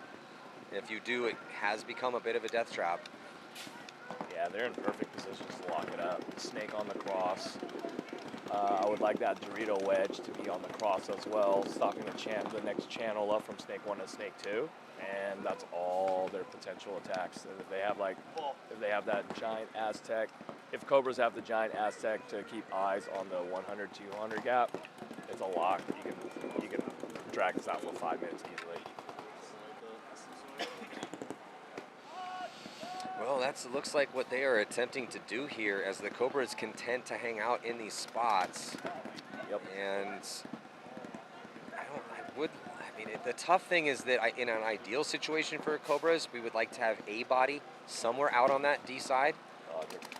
Yeah, the blind spot right now for the Cobras would be if home decided to go to the can to the snake wedge portion. He'd be able to make that unseen, unmolested. And then that would be his best chance to win, because they seem to have spied that other. Oh, that wasn't a move.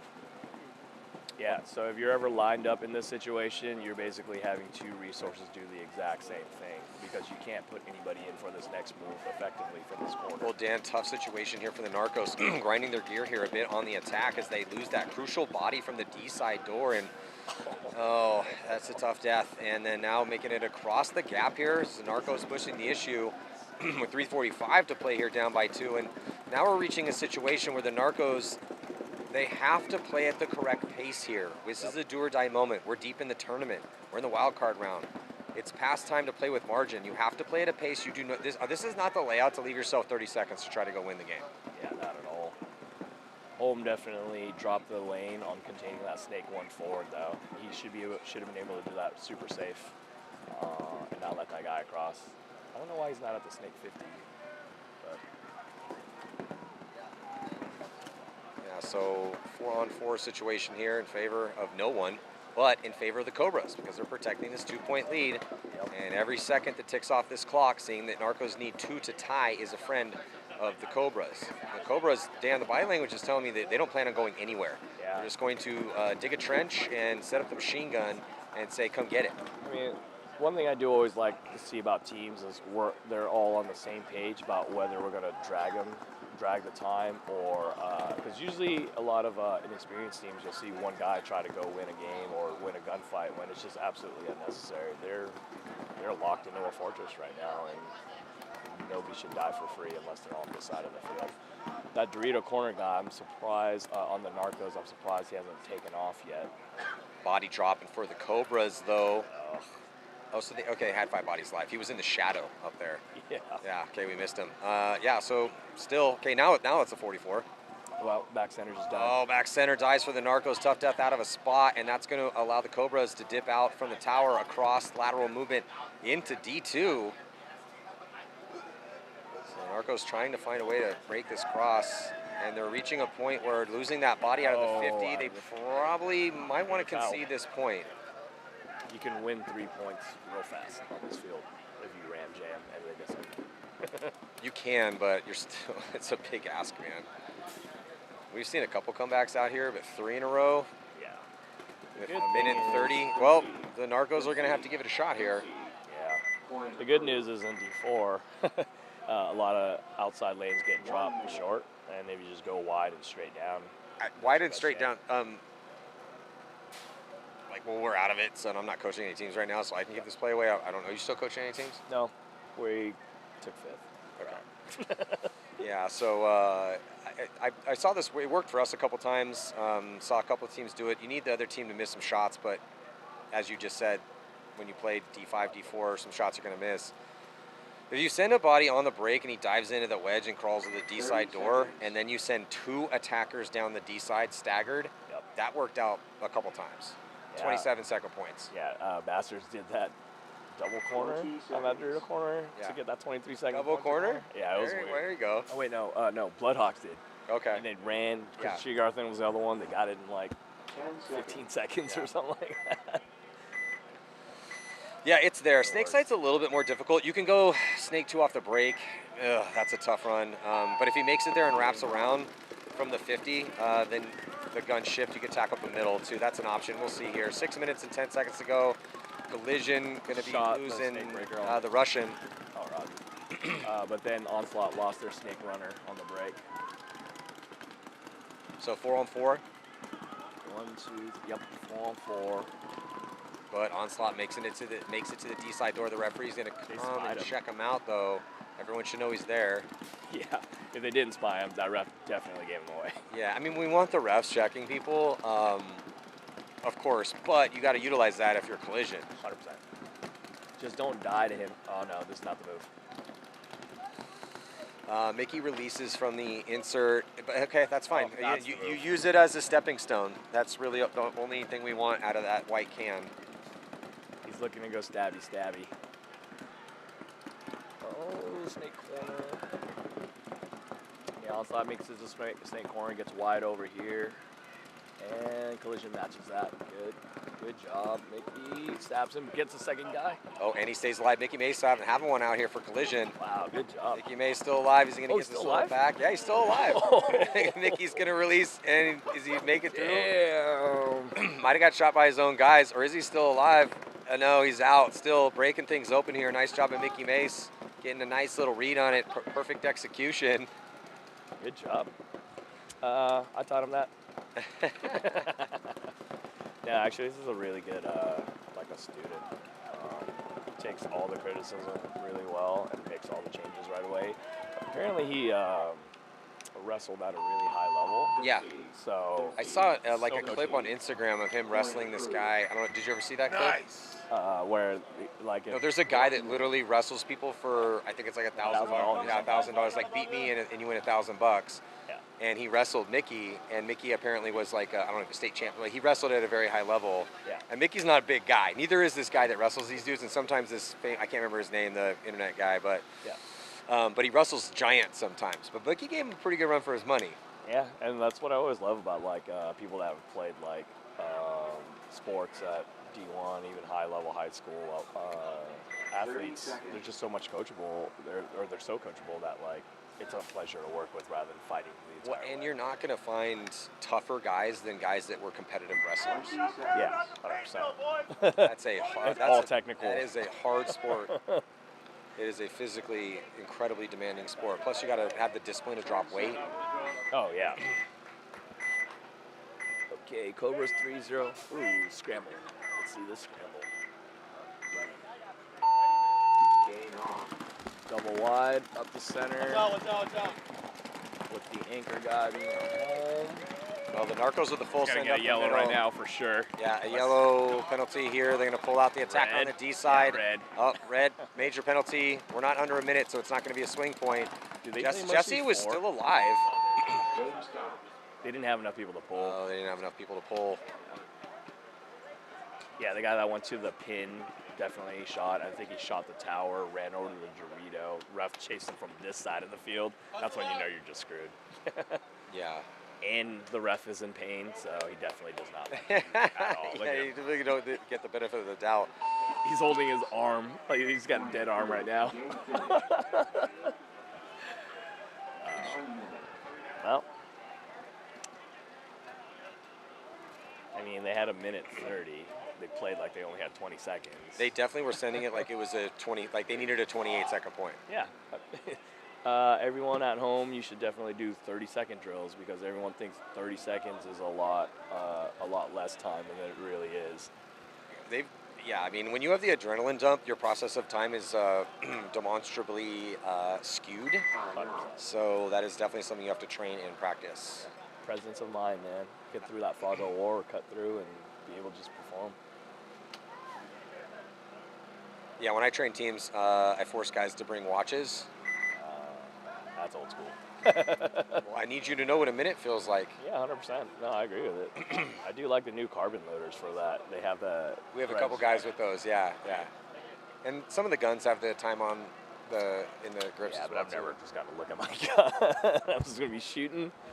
Yeah, I mean, at the tournament, we have a clock, but in practice, I don't know. Again, is this a serious thing we're trying to accomplish out here? Are we really trying to master this? Well, I need you to know what 60 seconds feels like while you have an adrenaline dump. 100%. It's like every time we're in that 45-second left on the clock, everyone plays it like it's 30. And it's actually, you have enough time to methodically win a point in 45 seconds. Oh, for sure. There was a clip that was making its rounds where there was a knife fight that happened in the Ukraine between a Russian and Ukrainian soldier. Russian soldier wins. It looked like a Siberian guy. And they interviewed him the next week, and he's all scarred up. And he's like, my brother sent me the clip. Like, watch the clip. And he's like, yeah, my brother sent me the clip. And it was long, but it didn't feel like that while I was in that fight for my life. That's a totally different scenario because you are fighting for your life, but sometimes your brain doesn't know the difference when you're playing paintball. Yeah, that is pretty crazy. They're going to double wide it. That guy should be cold. He picked it way early. Potential mercy rule victory here and a big momentum boost to move forward for Collision if they can find a way to put this fourth point on the board. Oh, and it looks like they possibly are going to be starting with advantage. Minor penalty here, a little bit of a gift for Collision. Collision is going to be losing a body. I think it was 2 yellows. I think this is so Collision has 2 lines. I think this is their second line. Yes. Both Aztecs and the 50.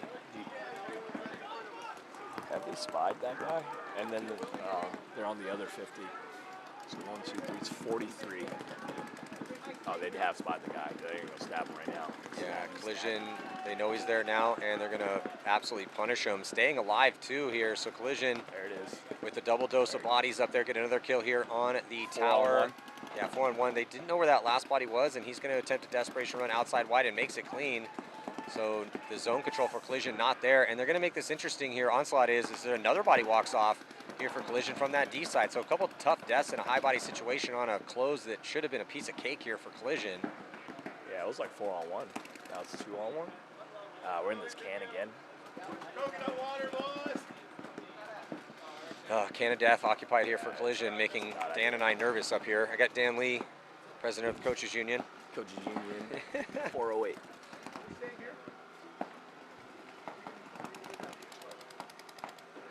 Well, good for Collision. He got out of that can, but the bad thing is he went with his guy on the same side. They got to spread this field. Yeah, well, that's going to be a little bit more difficult now because he's committed to the middle. Is that tin dough? Oh, it is. Well, they did it the hard way, but they still got it done. Yeah, that's a conversation needed to have about understanding a 4-on-1 close.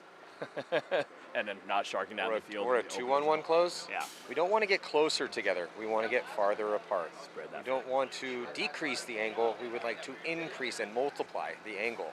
100%. Nice. Well, good job, Collision. Yeah, great job. And their second line got a spin and got a win. So keeps them fresh, keeps the starting line fresh, and gets some confidence for that second line. 100%. And this is wild card? I believe so, yeah. It's so rough in D4 if you're in the wild card round. You have to win like 7 matches till finals. In a day. In a day. Yeah, because you played 2 yesterday, and then 2 in the prelims. Yep. And then 5 more. Yeah, I remember looking at that when I was Mortal Enemy made it on when I was coaching them earlier on in the season, and I was like, oh, this is a lot of paintball. And I told them it's because we made it through at the season finale last year. So during the beginning there, I'm like, we need more depth. 6 bodies is not going to do it. You're going to be real tired. You better hope this is a 2-1 match. Yeah, either that or you guys need to get into marathon running in addition to playing paintball because you need to get your cardio up. That's where Avery Nguyen is really good because that dude can play like 72 points in a day. And I know because I made him play 72 points in a day. I'm going to hand the microphone off for a brief moment here to Andrew. Dan, don't go anywhere. We locked you in, bro. I don't know if people want to hear from a relegated coach. My relegated opinion, that was a good match, but who knows? Trust me, I know a lot of things about a lot of people, Dan, and you're a good coach. I know that for a fact. Thanks, appreciate it.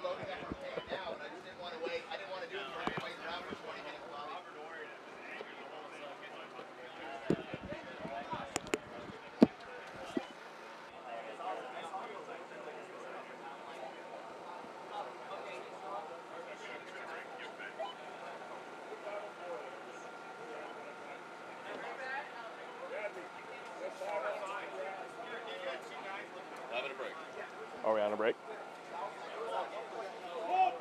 I still hear my voice.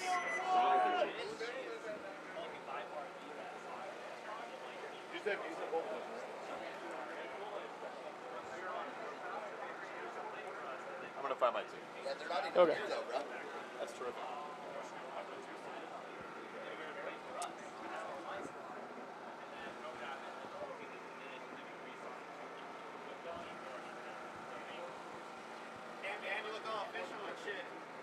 What's that?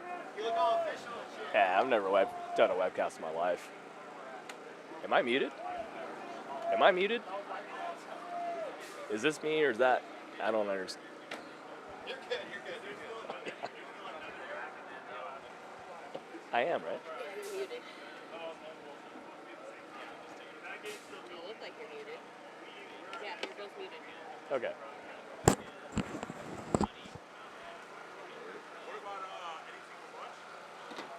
4 minutes. He said before we started this set, he said it would be 30 minutes.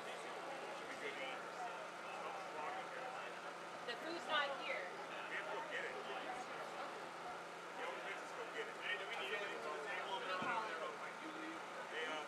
I think it makes sense because they decided to take a lunch even though they had no food ready. Same place? Same guys? Yeah. Tacos today.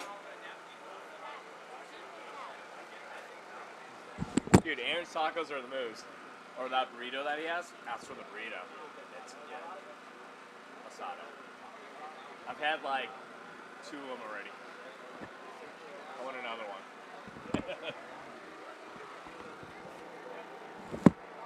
Is this clock correct? They're starting in 3 minutes or no? 3 minutes. Sorry, Bobby, they're on the way.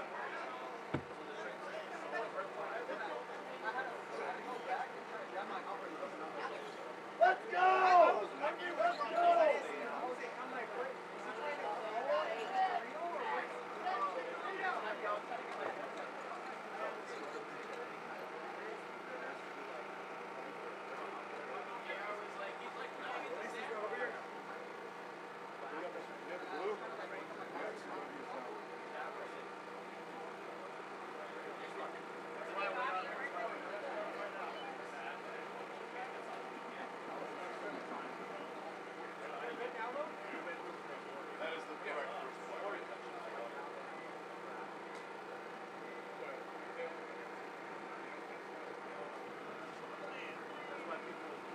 Second point. First point's at the start.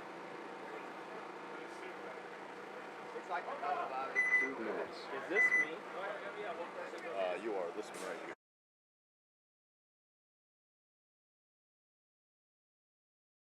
Fine.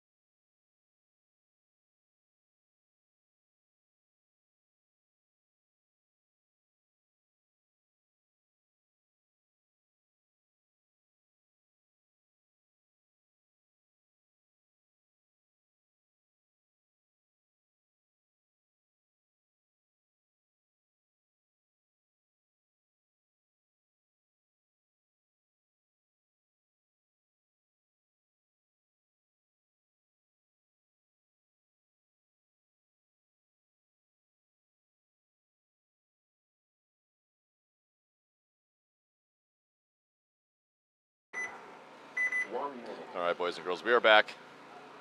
Had a small 5-minute break collecting the teams. We are into D4 playoffs. This is the Ochos, Tension D4, Iconic Black, Arizona pole position, Oklahoma City. It's on. Oh, Tension D4. This is Julian Vasquez's team. Yes, yeah. And Thomas Taylor's team. Yes. I don't know who I like more. I hate them both pretty equally.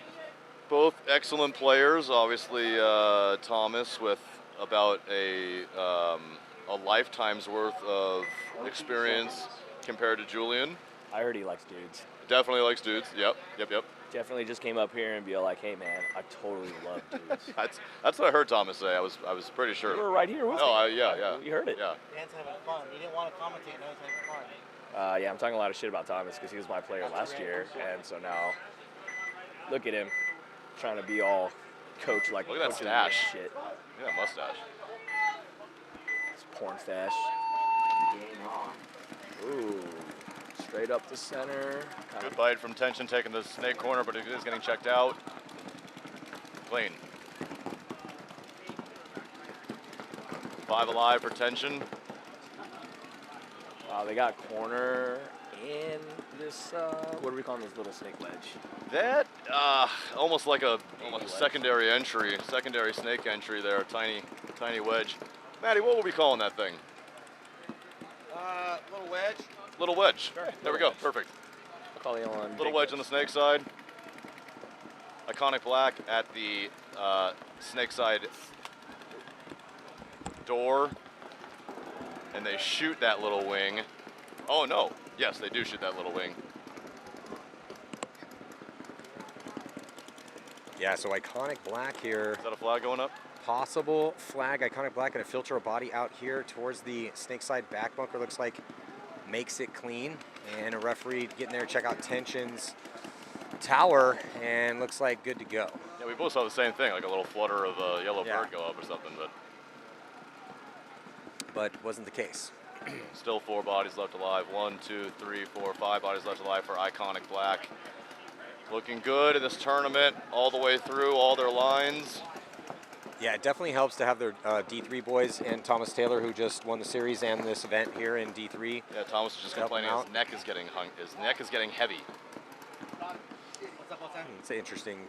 From all the trophies. From all the trophies. From all the beautiful jewelry. And there is the official bird actually going up on Iconic side. They're going to lose that Dorito side blown out now. The only thing that's going to stop that gap is going to be that we call the snake side entry bunker that'll be able to put a stopper from the 4 to iconic side of the 4. Now that wing player is going to switch and shoot in between the 200 and the 300. So Iconic Black just trying to hang out here and shoot some lanes. As here comes tension. D4 gonna release up the middle, going to the white can. Your favorite bunker? I hate that spot. Oh. And then now gonna release to the 50. Gotta be careful though. Oh, and he gets head taken off? If he didn't, he's about to.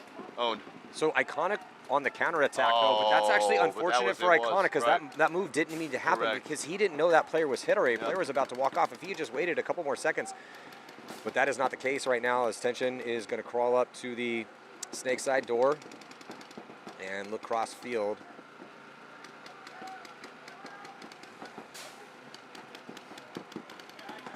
But 2 players here for Iconic. Ball definitely in the Doritos' hands as Iconic decides to double up here on the snake side, leaving that Dorito side just totally blown open. Now that snake one will have a shot on the Dorito from there. I just can't remember if he has a shot at the 300 or not from there.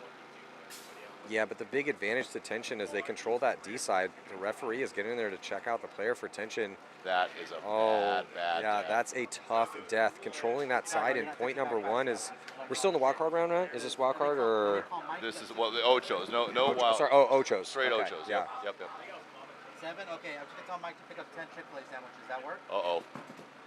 Does he get the drop in on the snake? Absolutely. Didn't know that there was a body. Yeah, didn't know there was. Stay alive. Yeah, so it's looking dicey here for Iconic. Even after that rough death attention off the D side, it's a 2-on-1 situation right now here in favor of tension, but fortunate for Iconic that they're not on the same line, but still very close to each other, so he doesn't have to worry about those crossfield angles, just needs to win a gunfight to turn into a 1-on-1. That's exactly what he does.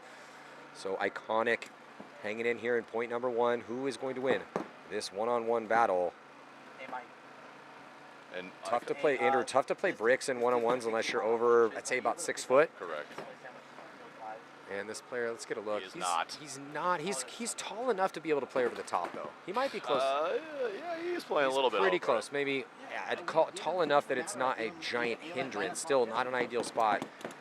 You can't play over the top of a tower unless you play in the NBA, but still, now he's going to make the transition, give him a little bit more variables to work with. Goes to the door. I like that spot better for him. Gunfight over the top and use it to block out. Yeah, because he can. This is what I would have done. Been moving. Both these guys well aware that it's a 1-on-1 situation. So really, I think his best spot for the tension player. Oh, that was not it. I would have told him to go to the other side and hit their snake side wing and try to shoot him from the outside in. But he's hoping to win this first engagement, trying to think that in a 1-on-1 you want your opponent to lose you, not know where you are. So if he makes that, maybe what you could argue is not the best move in that situation. It could be awesome if you get that first engagement, but he doesn't. So now he's in the same situation. 100%. That's right. Yeah. He does have a little bit more room to play with here because the next move for Iconic Black is he either has to go up into a mini wall with the nipple on top. Don't like that. You're never getting on your belly in a 1-on-1. And then there's a big bite across to the Aztec. Obviously, the Aztecs, that's arguably the best spot to play in a 1-on-1. This is why the Hormesis duel is nothing but Aztecs. But that is a big bite for him unless this player doesn't keep his head on a swivel and just stays totally dedicated to the gunfight down the sideline. So both players looking very comfortable, too. Yeah, Ooh. it's just this is how it devolved and where they're at. So neither guy with like the best bunker to play in a 1-on-1, but that's how it works out sometimes. Good on the tension player though to just keep doing different stuff. Yeah, he's being very proactive. I like proactivity in 1-on-1s because you have more opportunities. Obviously, you're giving your opponent more of a chance to shoot you when you're moving bunker to bunker, but you're also creating an opportunity where he may lose you. And now so he needs to just tactically retreat and get over, and there he goes. He gets across now. Go to the brick and then get into that next wedge and then get over on that Dorito side. You can use the pins. There's lots of blockers downfield. You're going to be on his side of the field. And you're going to force him to dip into the snake, which isn't going to be great. Yeah, now here's what I was just wondering is how much paint does he have left? I see at least 3 tails coming off of his pack. So that could be his last pod. So he's trying to earn the gap, or earn to get across this gap. He's going to wrap around here. If he can get to this wedge, and get there alive, he's going to have, or he could just continue his tactical retreat. I know I don't want him going back towards the snake side again. This Iconic player done a great job at, and he's picking up paint. I just saw him pick up a pile of paint on the ground. So. Well, you can see here with our Ironus guide, look how many empty pods are at the feet of this player for Iconic Black.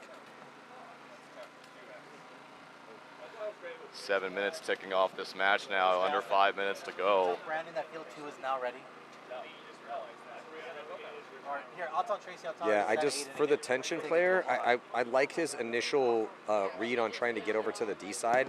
There's just more spots to work with over there, and a lot to block you downfield, and you're going to be on their side. So, but if he's continuing to engage from this, and I think he's out of paint as well too. Is he picking up paint on the ground? Yeah, he just did.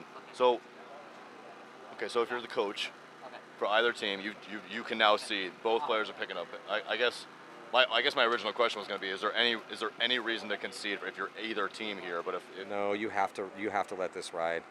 You have to, because you don't want to send that message to your boys. You can't do it, right? No, there's a 0% chance you can see this. This is when it comes down to the guys out here on the field. These two guys are either going to put their team within a 1 point advantage. Oh, look, and he just found like half a pod.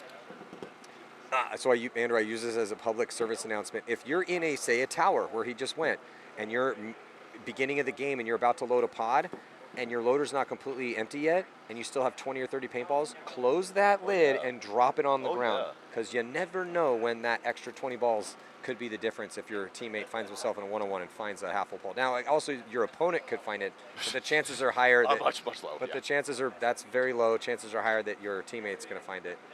And he is just playing all the spots. He's played tons of spots, and he's going back here into the 50. And this is that opportunity. If you can win this first left-handed gunfight. But the Iconic player has been very diligent and patient and really not engaging too much. Why? Because he doesn't have any paint to engage with. And they both got to be dead tired, too. Their hearts racing this whole last 7 minutes, and he finally does get the kill on it. So the proactive player wins here, number 13 for tension. Put the team on its back right now, Andrew. 1-0 lead with just 3 minutes and 3 seconds left to go. What a point. Longest point we're probably going to see today. Yeah, definitely.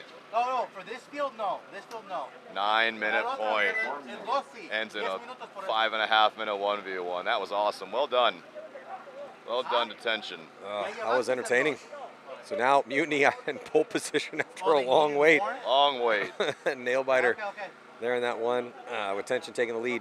12 minutes on the clock here, throwing up for regulation. We're in the Ochos. Pole position. Mutiny. Who you got in this one here, Andrew? Oh, listen, I don't like to pick favorites, Maddie. But, if I had to choose one, I'm pretty familiar with the pole position guys. Yeah. A D4 squad out there. Casey, Ryan. What else we got? So, Mutiny versus pole position here. Let's see who's going to continue to move on in this tournament. Sorry, I know it's blurry. So on the breakout right now, pole position going to risk, not much of a risk, but they are going to attack the middle. And they go nice and low and make it clean. Casey and Justin up there in the center are going to lock down that cross. Looks like Keyshawn over there on the Dorito. Chris Jordan back there at the center. And Ryan McGuire up there at that tower. Big game for pole position. The first time this D4 squad all season has been in the playoffs. It's been a tough year. This is a great way to try to end the season. Nice clean 5-on-5 break. Pocket for both squads. Hardcore pocket for Mutiny with those 5 bodies in the middle. And the pole position boys deciding to attack that middle with those 2 bodies, and they're on the cross. Mutiny is going to release a body from that stand-up can, the white can, and get into the wedge and try to do battle with these 2 bodies. But everyone playing very disciplined right now here, just kind of feeling each other out, point number 1. And these two did see each other in the prelims as Ryan McGuire is going to take the walk out of that center, and here's a double move, really a triple move for Mutiny.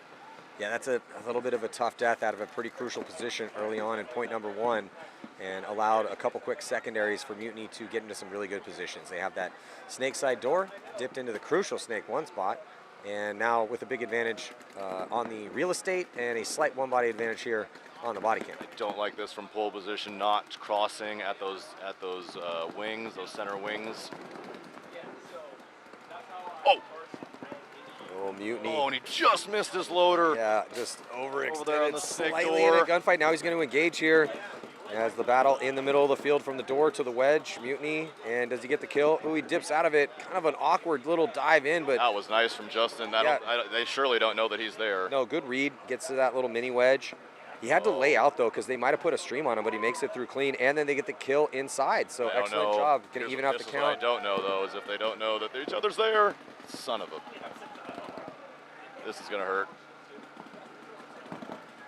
And so 17 here doing work right now for OKC Mutiny. And that was the difference maker.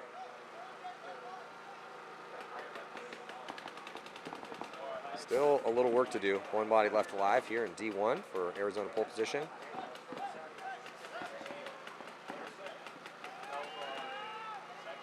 And they finish off pole position here in point number 1. Interesting battle up the middle, though, there, Andrew. I know you're shaking your head a little bit, frustration. Yeah, I mean, you get there to keep the cross, right? That's kind of the whole point in taking those 2 wings, is locking down the snake side, locking down that Dorito lane, the Karslev cut, the Hinman cut, right? And it looks like, I think maybe they saw that he was at that door and Casey wanted to switch so that Justin might have had a better shot on him if he tried to go around. Justin just missed that first engagement with him.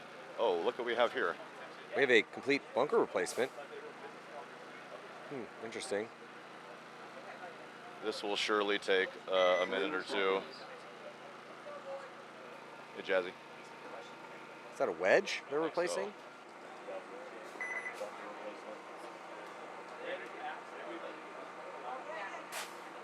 Yeah, just trying to find the hole so they can blow this thing up. Not something you see every day? No, I actually, just when you think you've seen it all, you are reminded that you have not. I have never seen this before. Big props to the refs, though, just making this executive decision that this bunker just isn't cutting the mustard. It needs to be replaced so that we have the best, game feel that you can feel out here. Yeah, so they're gonna roll that 50 brick on out of there and gonna put the new one in here. Sorry to CRBN. Luckily, it did last about 95% of the season here. But we'll have to say RIP to that brick. The bunkers are perishable as well, too. Especially when they're a bunker that's getting shot all the time. Yeah, sometimes from just a couple inches away. They take a lot of abuse, those center bricks. Yeah, I did a laser tag party for my son's 5-year-old birthday. Nice. 5th birthday. Laser tag's a blast. Did you play? I had to be the game master, so I did not. Oh, that's... But I was wrangling the other dads to play occasionally. Oh, I mean, that's so disappointing. Hold on, I did, but I was getting yelled at because they're like, stop. You gotta lay off and Stop take it easy on the kids. everybody. And I'm like, no. That's what I was hoping they're like, for. you can't play anymore. Yeah, I didn't want to say it, Andrew, but that's what happened. I wanted an epic Matty Marshall I should have story taken it easy where- on the 5-year-olds, but I just No, you put them into the dirt, Matty. couldn't. Teach them young. And then the kids were throwing. I just didn't want to tell this part of the story. Okay, the kids were throwing the guns. It was bad, man. It was bad. So no, I wasn't allowed to play. Here's the greatest thing about laser tag, though, is that you don't have to call for a ref to get them out. No. Like they're just. Yeah, it was these. Instant. It's Yeah, like it was on got all Amazon. the- Just bought them, but I bought these. What made me think of it was when we have to turn this into a podcast all of a sudden while we're on a break. But I bought these little bunkers. And because look, I have a reputation to uphold with the people in the neighborhood. I mean, yeah. So I went all out and bought these little tiny inflatable bunker kits for the kids, and tough to hide behind when you're 6'1". Yes, yes, it is. You just get low, Mike. Just get low. Yeah, my knees don't work the way they used to. No, they do not. Anyway, but yes, I had to set it up in the backyard and then explain to kids how it worked, and it was a fun time. Highly recommend if you're looking for an idea for your young kids' birthdays. Just buy the well-reviewed yet still inexpensive laser tag sets. Highly affordable, and then you need to get about 8 bunkers.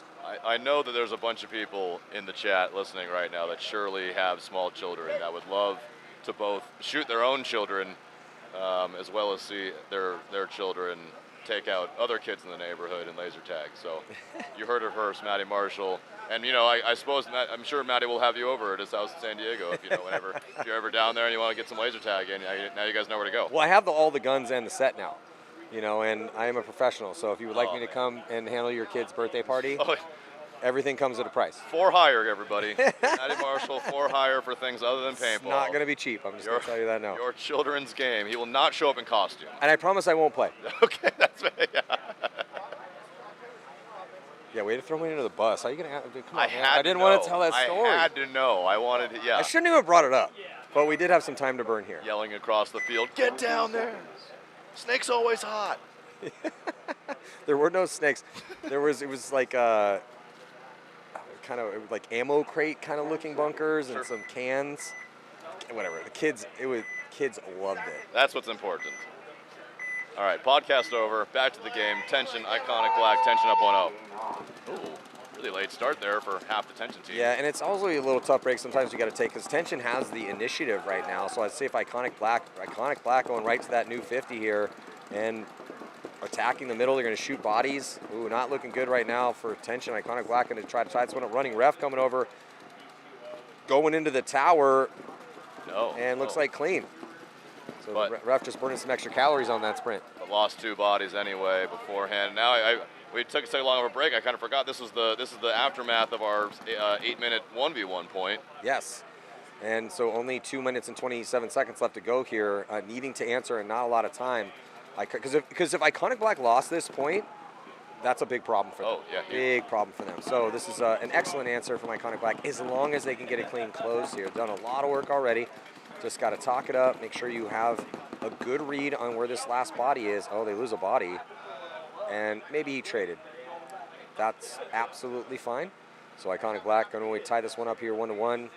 Now it's going to make this last a little bit under 2 minutes. Very interesting here.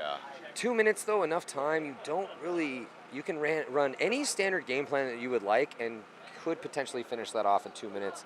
Especially because if you want to go heavy guns and you can get a kill, if the other team does decide to risk outside wide, which is a dicey play call right now. Any movement to the either the snake corner or the D side corner. We're in D4, so it's a little bit more survivable, but it's still a risky play call. And they really, while you're talking, there's a whole 30 seconds came out the clock. I don't know exactly what discussion they were having down there as to maybe they were looking for a specific amount of time.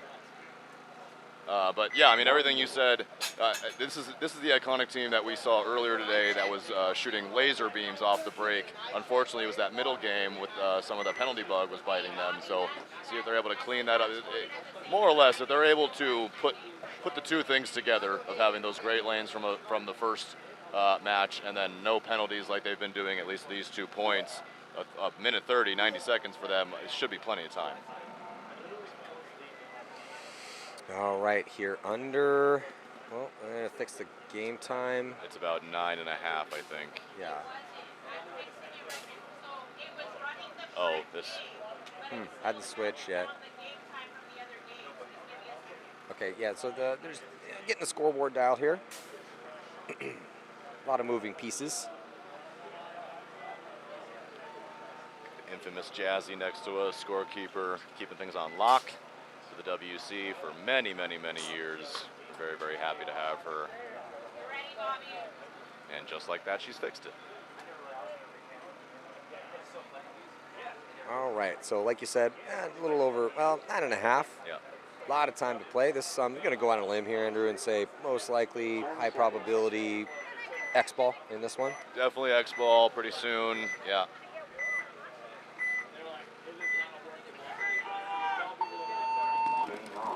I liked the breakout from pole position on the first one. Let's see if they do the same, and they don't. They go completely opposite and play full pocket, stay 5 alive. Yeah, so pocket here for pole position, which I do not mind at all, because you can dip out and get up into that middle one. You don't have to commit off the break, and it gives you that extra gun. The one thing I don't like about pole position right now is they're playing high up in that white can. Get down in that spot. Your opponents are not wide yet, but man, that bunker just gets so bad. It's so dicey in there. And totally mirrored on both sides of the field. Everybody's in the exact same bunkers on both sides. Mutiny is also playing that bunker up pretty high, which with how things are as far as the pocket play, you can play up and you can play tight. As long as you're tight in that spot, you can play standing up. Do not double up. Do not double up that spot. I thought he was going. What are you doing? I thought he was going. No, he went right past it. That's smart. I was about to lose my paintball soul was about to get crushed a little bit. They're going to double up that white can. This is the captain of the team, number 7, the owner, and just did an interview with him a little bit ago. Good guy. Just a serious team, this OKC Mutiny team. They're out here for business. Running referee going to check the snake insert of Arizona pole position. Meanwhile, Ryan McGuire gets ripped out of that your favorite bunker there, and another player is going to take the walk just like that, a 53 in favor of Mutiny. Andrew, I hate the bunker because of this. How many times have we seen a guy stay at that bunker forever and crush it and live and do great? Yeah. I haven't seen it happen one time. And 4 bodies just like that dump off. So this is a little bit like the USXBL layout with the center tower at the USXBL layout. We kind of dubbed the Tower of Death, and it was basically you were able to take that Karslev cut, that Snake 1 cut from there, but you could hold the same line by just advancing up the field and holding that same cut. And it's kind of similar for my guy's pole position here. That bunker is just no good. A lot of this, there's so many elements to it. It makes it very fun and very difficult to do at a high level. There's a lot of variables out here. One of the most important variables is survivability. Yeah. So if we have a bunker like that white can, which was all the pro coaches and all the guys that have been around forever, we're always talking, and it depends on who's playing who, and you can't give away everything, but everyone talks. And right out the gate, we're talking 20 minutes into the field walk, a couple guys that were out there, it's like, hey, what are you thinking? And everyone's just like, this is a terrible area right here, just right out the gate. And then when Dan Lee sits here, I'm like, how much do you like the white can? He's like, oh, I hate it. After the first day, I talked to Greg Sewers, who coached Supreme to a victory, really good friend of mine. And he's like, I have no idea how people are even surviving in here. Yeah, that's good. Helping Ryan correct a camera mistake. Sorry, Maddie. I'm just going to put my microphone down for 2 seconds. So right now, tied up 1-1 here. Only a minute and 30 to go. This one should get interesting. No ties as we are in the playoffs here. So, and an aggressive play call here for Iconic Black. Going to get all the way up into both doors. Love this from Thomas Taylor and his boys. And then Tension's going to go all the way into the 50-yard line within a couple seconds. And who's going to be losing the first body? It's going to be Tension dying from the middle. So they still have a double stack of bodies, but they have not been able to contain the attack here on the snake side. If he pops the top, he's going to get the free kill inside. Beautiful kill. Might have cost him his body, though. Zone control from that back center. Saw some stuff blow up across, and he's going to get that kill inside. He's got to be careful. He's got to hit. Might be getting a penalty here, and he's going to come out. They're actually not going to call a penalty. Thomas Taylor screaming bloody murder, which I would be too in this situation. And there it is. Here, Andrew. Yeah, no, so I feel like that's an absolute legitimate situation. So I saw what Thomas saw, and I'm not the ref, but from the angle, it's tough to tell from here. When he came up and engaged inside to get that first kill, it looked like he got shot from the back center. He gets that first kill legit, that could have been a trade. But then he re-engages, and he shoots the other guy at the other door with a hit on him. Referee finds it, and then Thomas Taylor explodes because no penalty was assessed, but I definitely agree with that play call. Tough to tell from here exactly from this angle if it came off the bunker, but it looked, with the way the spray was, it looked like he did get shot. And that's going to be an automatic point. All the bodies are going to be pulled in that scenario. Iconic Black will get that point. I believe that's going to be 5 up. For next point, though, I think they had just enough bodies to pull. I'm just going to check with Bobby and ask. Yeah, so much more time left in this one. 7:37 here. As going to be a 2-point spread. Pole position, some work to do. Time, enough time on the clock that they definitely can mount a comeback, but you do not want that on this field and just in general in paintball, the dreaded 3-point spread, as we say. It's not a gotta have it point right now, depending on how long this one goes for your boys right now, Andrew, but they really want to put this on the board. I can tell you what our mindset is right now, but without even being over there, is we're going to be looking to push.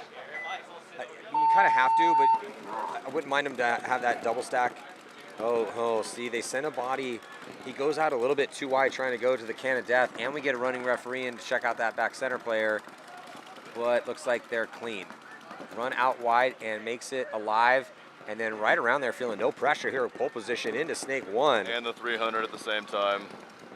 OKC gets out wide, gets to the D corner. He won't be able to stop the 300 from there, though, so Key should have a shot from the inside. Pole position, Andrew going with heavy guns and then immediate launches to get into some crucial spots. Snake 1 and D1. This is almost like a Red Legion type break. We're willing to lose a body as long as we take ground. And that's the situation confronting them right now. Did they shoot one though? Because I'm only looking at 4 bodies here. It looks like for OKC Mutiny, unless somebody's out there that I can't see. 1, 2, 3. I see 4 bodies as well. I didn't see one pull off. It looked like that wing just took one in the loader. I guess not. Did we lose Chad in the?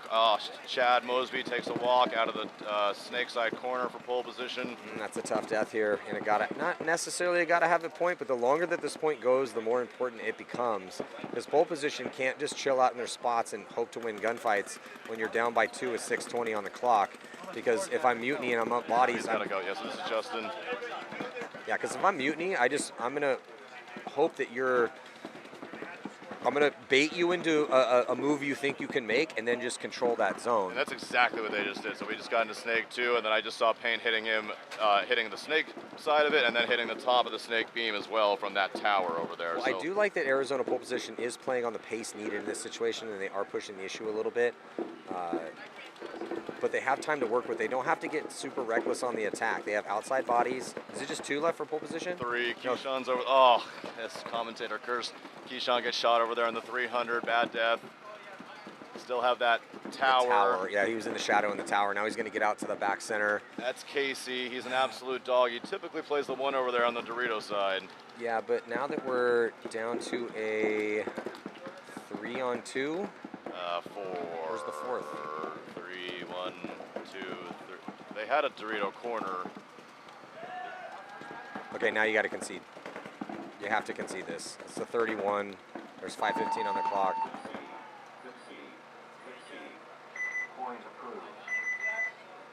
Well, situation's going to be the same for pole position. They're going to have to push the issue. No choice. 5-14, 3-point spread. Yeah, I mean, if they can get into the same spots they just had, even if you lose a body with the outside containment, you got a chance, but you have to have an attacker up the middle, too. I know, I can see the grays are starting to set in here for Andrew. Yeah. This is how the stress gets you, bro. It's one of my worst traits about me. I'm a much worse loser than I am a good winner. I hate losing more than I like winning. That's what I told my guys yesterday. Like when we win an event, I'm like, yeah, couldn't be excited. Cool, on to the next one. I lose one, it's like I just feel like dead inside forever. It's not a good place to be. It's not over yet, though. My hope will be that the boys go up to those two wings, and then get into both the doors, and then try to wrap it from those doors and see if they can blow someone's head off. Well, if they go pocket against you guys, that's possible. Yeah. So on the breakout right now, Iconic with a 1-point lead here, Tension, but only 44 seconds left to go, so Tension gonna have to push the issue on a delay. They get all the way into D3, and it looks like he makes it clean, though. Possible penalty, running referee going in. No, not going in. Yeah, no, there's the minor. Okay, he found his body to pull. So he was gonna go pull the inside body, pulls the corner instead.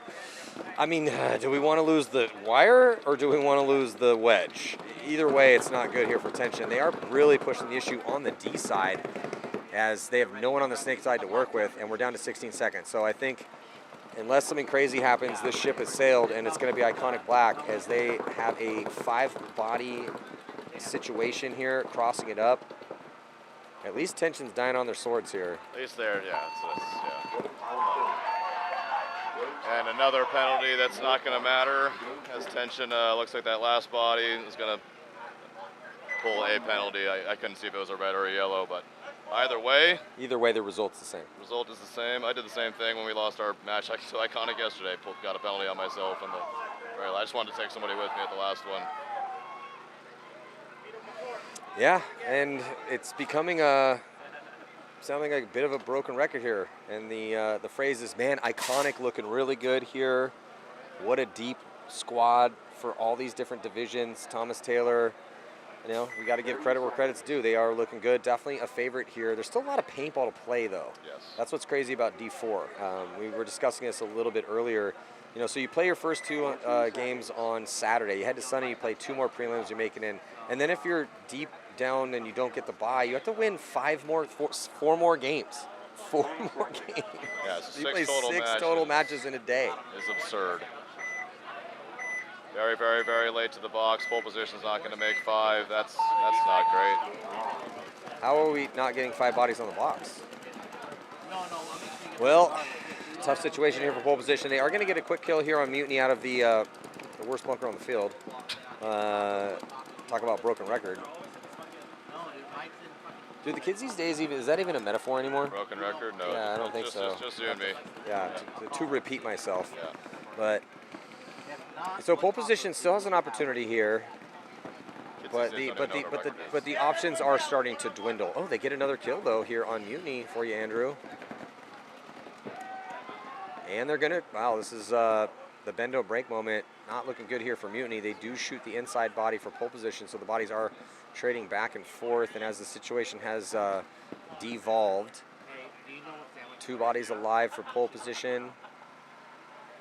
And they're Ryan hunting. McGuire trying to make the inside move. Is he going to get there clean? Throw that flag, ref. Come on. Don't beg, Andrew. I can't help it. So a one-on-one situation here. That's Casey. Ainsley back there. Looks like he broke a ball. It's all set to go now. But Yeah, so it's Tower to Aztec here in a one-on-one, which bodes well for Mutiny. If I'm Mutiny, I don't even really care if I lose this one-on-one. I just want it to take 3 minutes. yeah. I'm also, if I'm Mutiny, if I have the opportunity to get to a corner, I'm going to take that. Yeah, that would be good if he can. I don't really want him in the little Dorito, though, for long. And if I'm pole position, you have to engage quickly here. Yeah, and he is. Who's this for you guys? Casey Hinesley, one of our absolute rock stars. Typically plays our Dorito attacker. He's younger. He's only 2. This is his third year paintball in total. Works at a paintball, a local indoor paintball field in Arizona as well. APC, really, really good dude. I always say he's always really, really, really poised. I really enjoy watching him play. He always just has that that charisma, like he's just never gonna get shot. Well, it sounds like he's been putting the work in here, and the team's hopes at this season finale, Cal Jam Championships, all on his back right now, all the pressure. He does like to cheat me at street ball, though. He needs to. You need 3 to tie. You got 2:42. He has, I would say, if he wins it, I'd say 37 seconds to get it to 2 to try to make this happen. Anything past that, and it puts you guys in a very sketchy spot.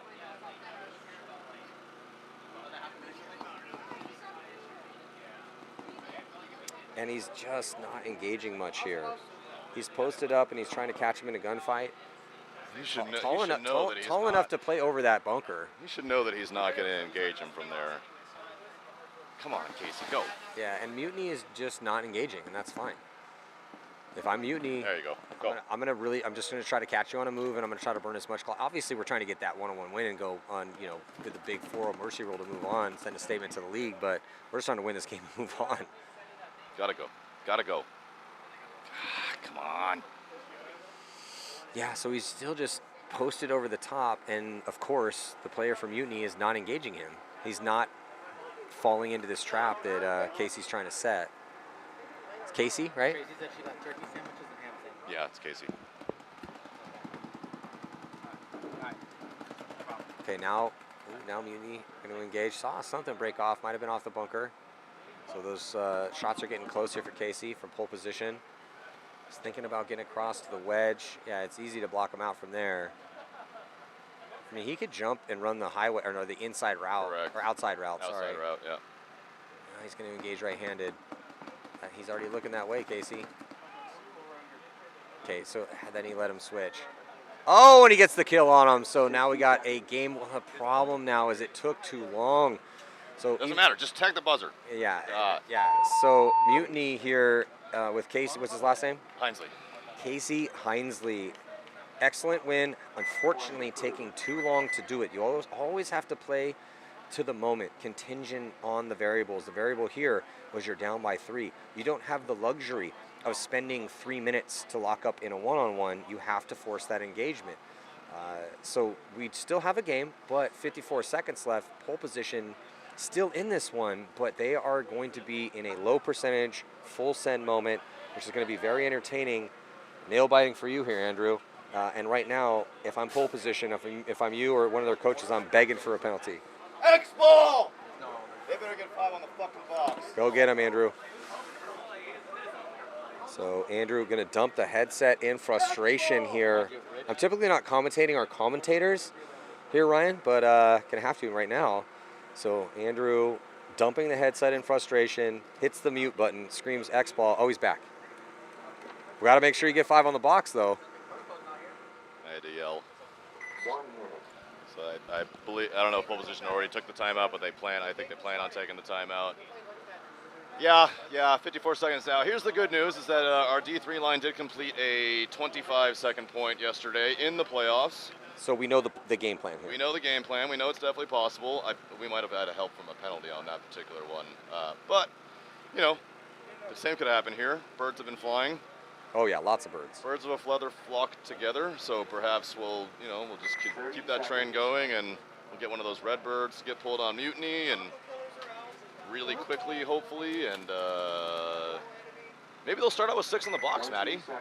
Maybe. Hey, that did happen. Yeah. It happened on the Lone Wolf field against Supreme. Greg Seavers was like, hey, it started with 6. Sure enough, they had. I said, what in the Aftershock is going on right now?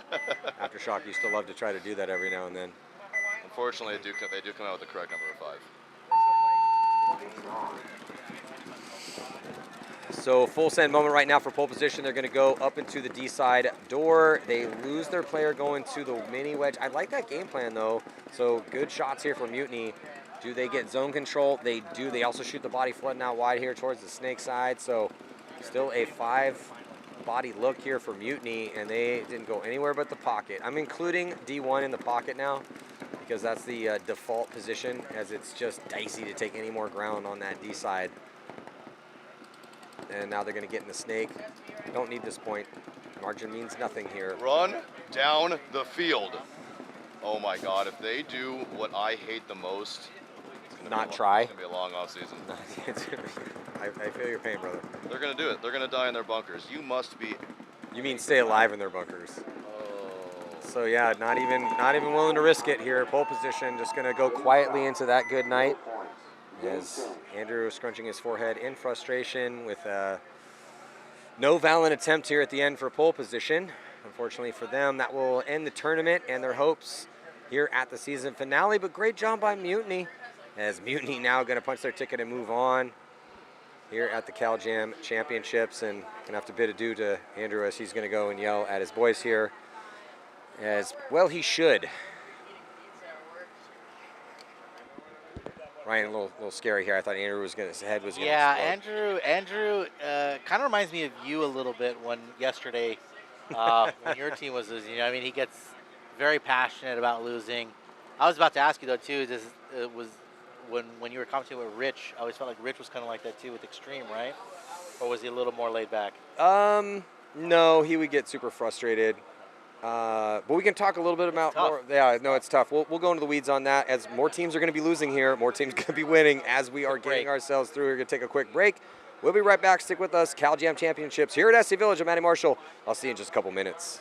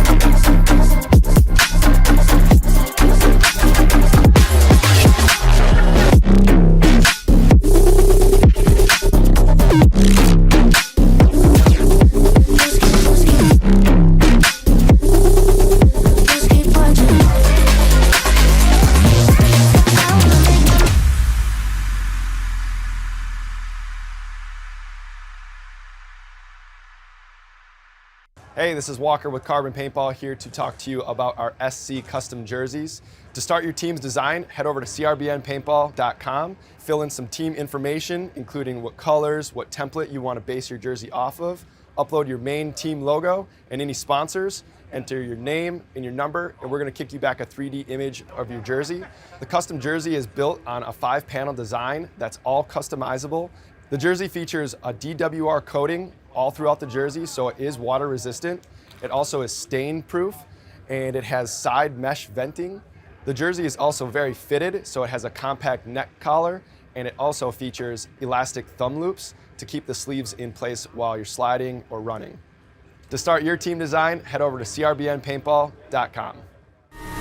Yes.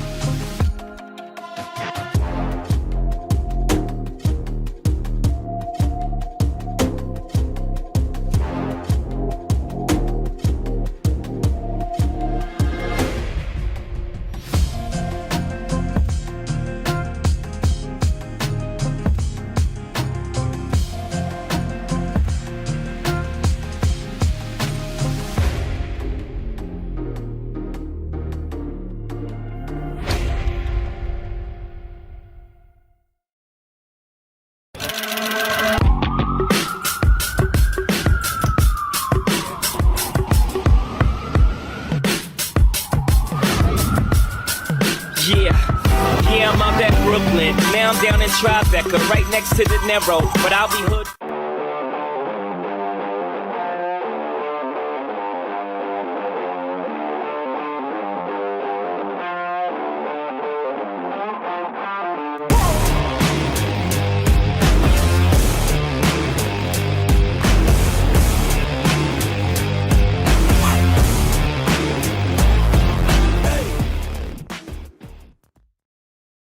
Game in 5!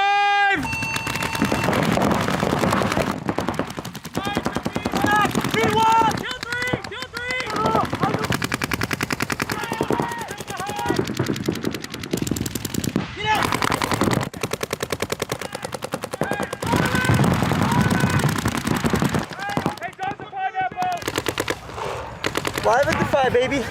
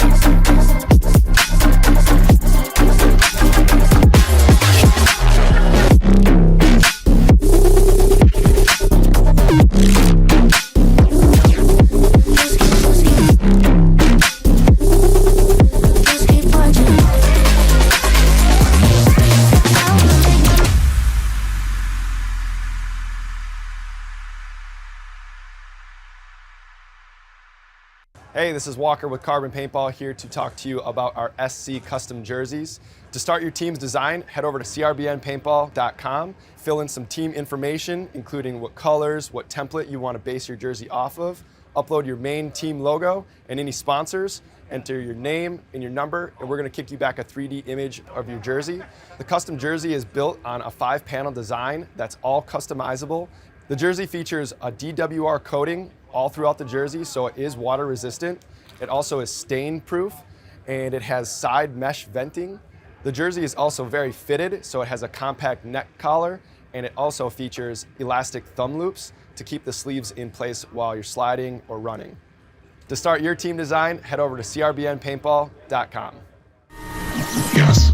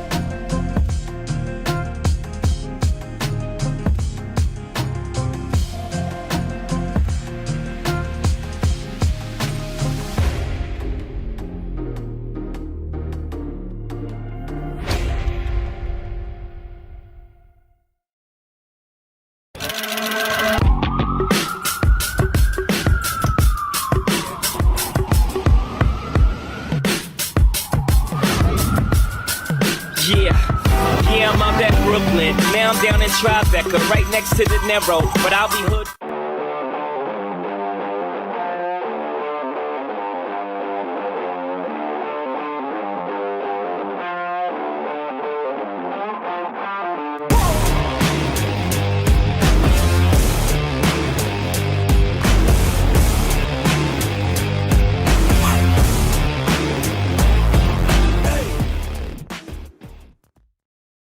Game in 5!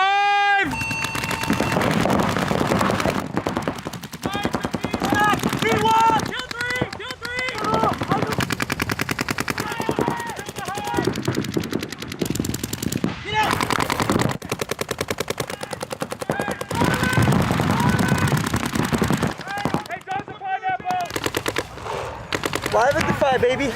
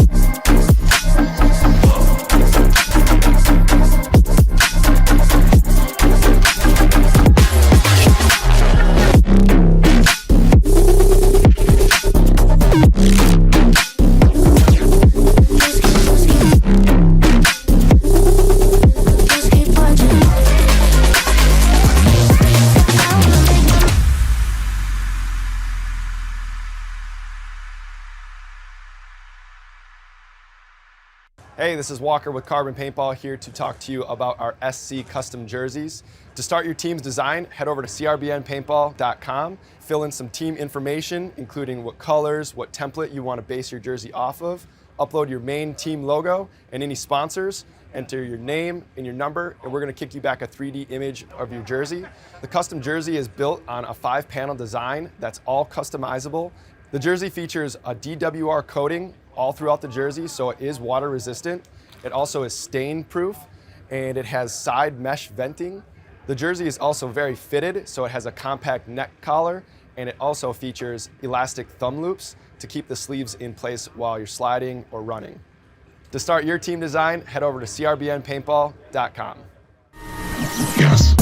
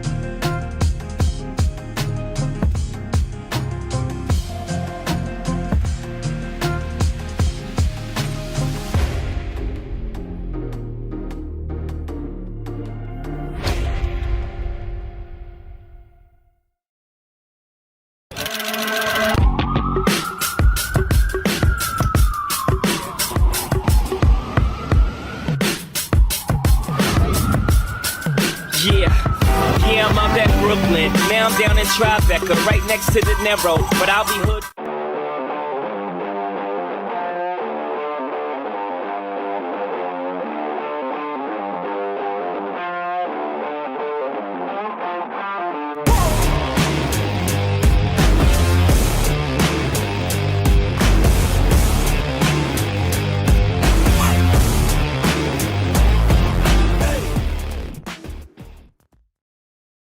Game in 5!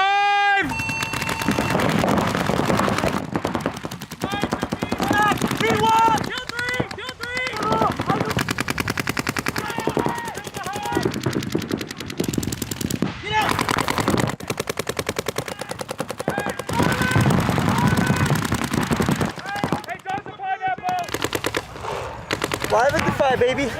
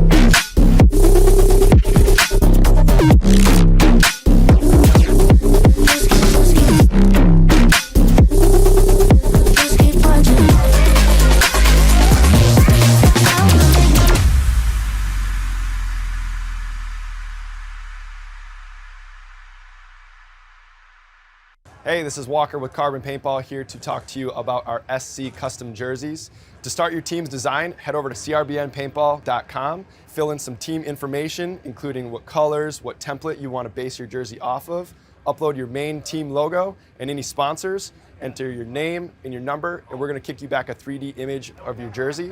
The custom jersey is built on a 5-panel design that's all customizable. The jersey features a DWR coating all throughout the jersey, so it is water resistant.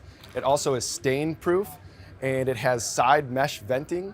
The jersey is also very fitted, so it has a compact neck collar, and it also features elastic thumb loops to keep the sleeves in place while you're sliding or running. To start your team design, head over to crbnpaintball.com. Yes.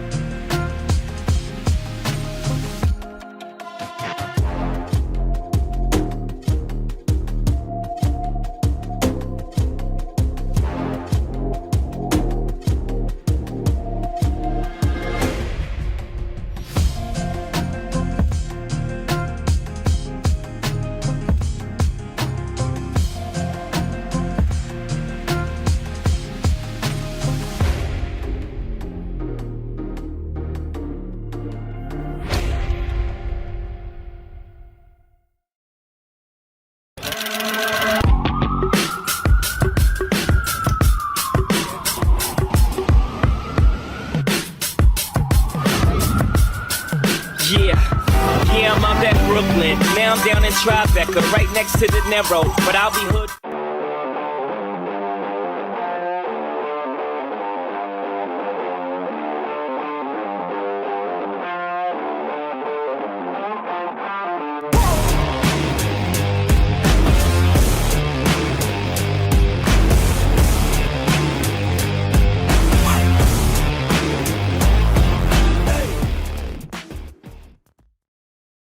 Game in 5!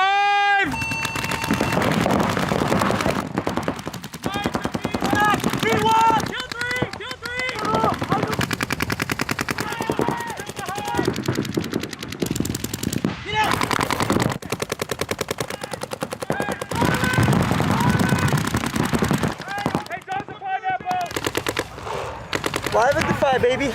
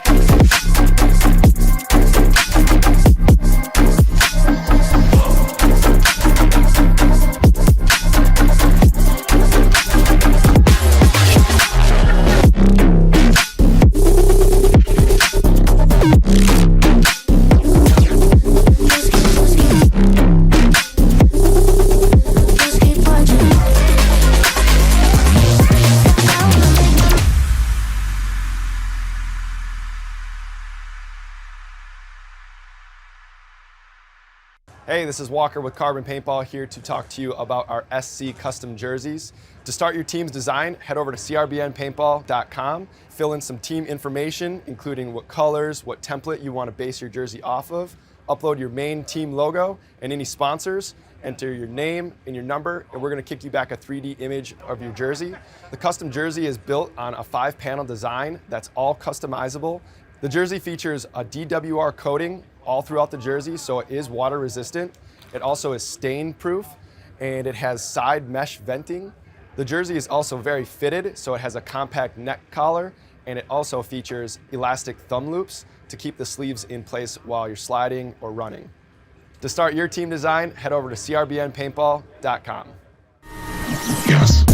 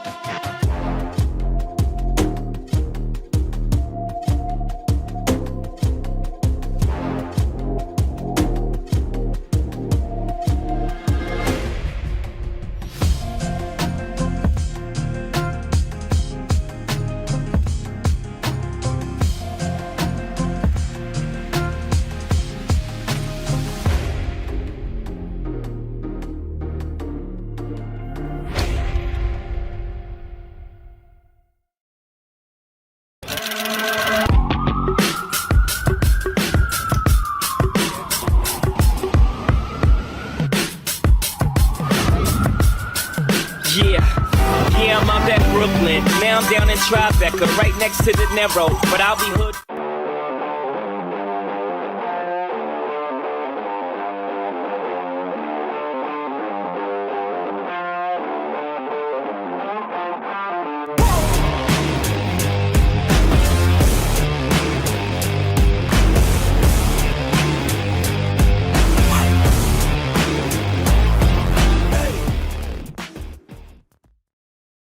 Game in 5!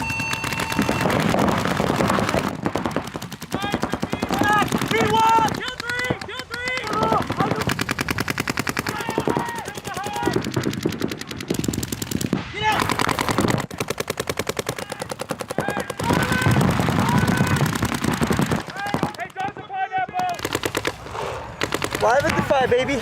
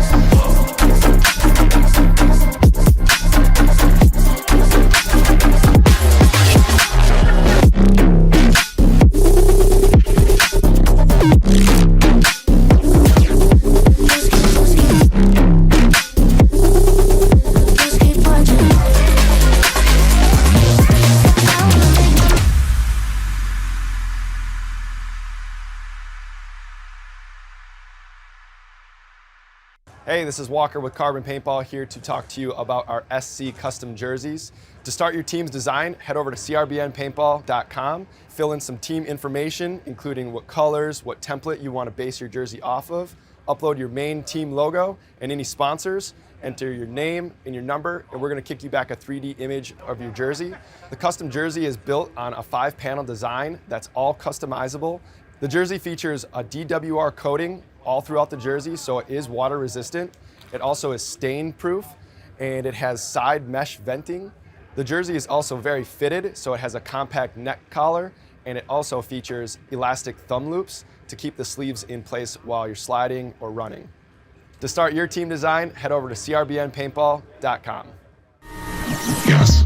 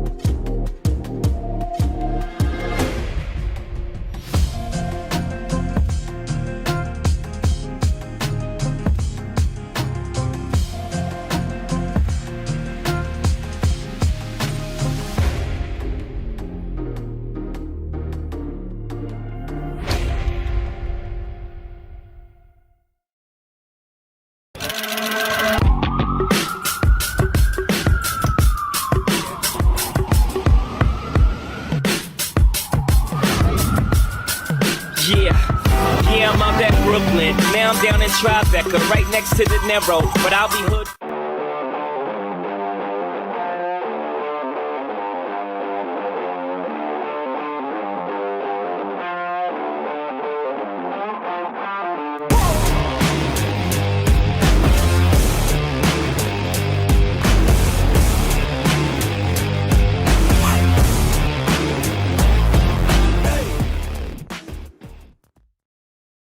Game in 5!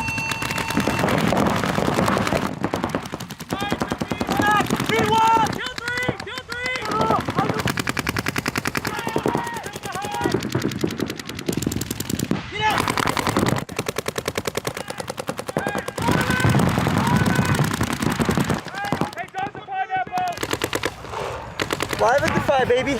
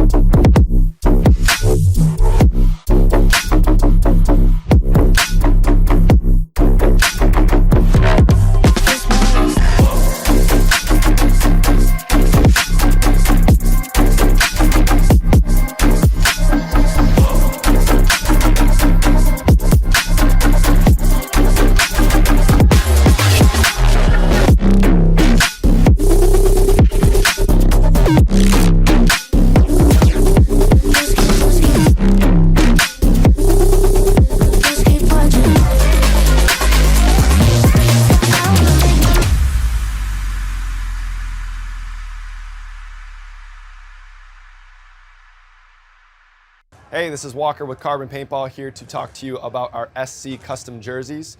To start your team's design, head over to crbnpaintball.com, fill in some team information, including what colors, what template you want to base your jersey off of, upload your main team logo and any sponsors, enter your name and your number, and we're going to kick you back a 3D image of your jersey. The custom jersey is built on a 5-panel design that's all customizable. The jersey features a DWR coating all throughout the jersey, so it is water resistant. It also is stain proof, and it has side mesh venting. The jersey is also very fitted, so it has a compact neck collar, and it also features elastic thumb loops to keep the sleeves in place while you're sliding or running. To start your team design, head over to crbnpaintball.com. Yes.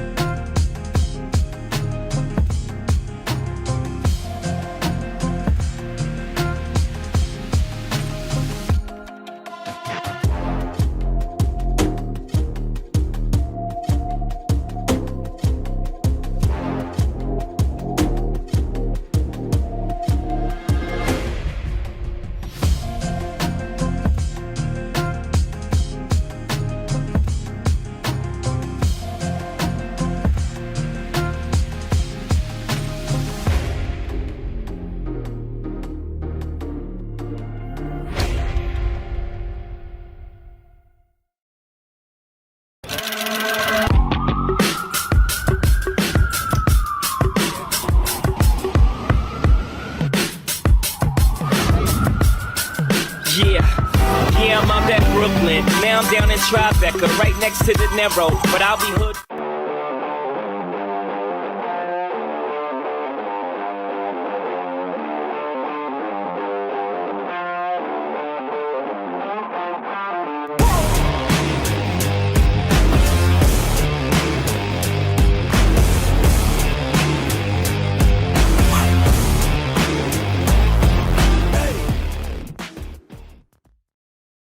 Game in 5!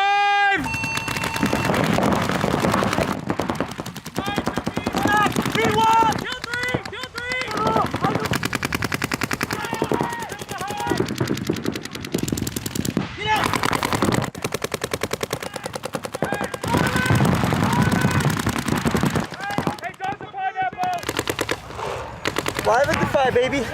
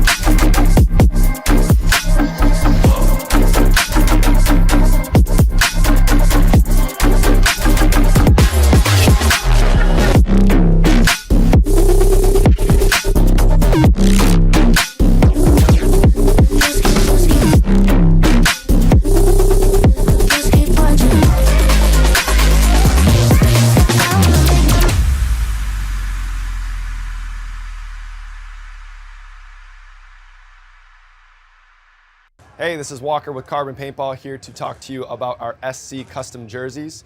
To start your team's design, head over to crbnpaintball.com, fill in some team information, including what colors, what template you want to base your jersey off.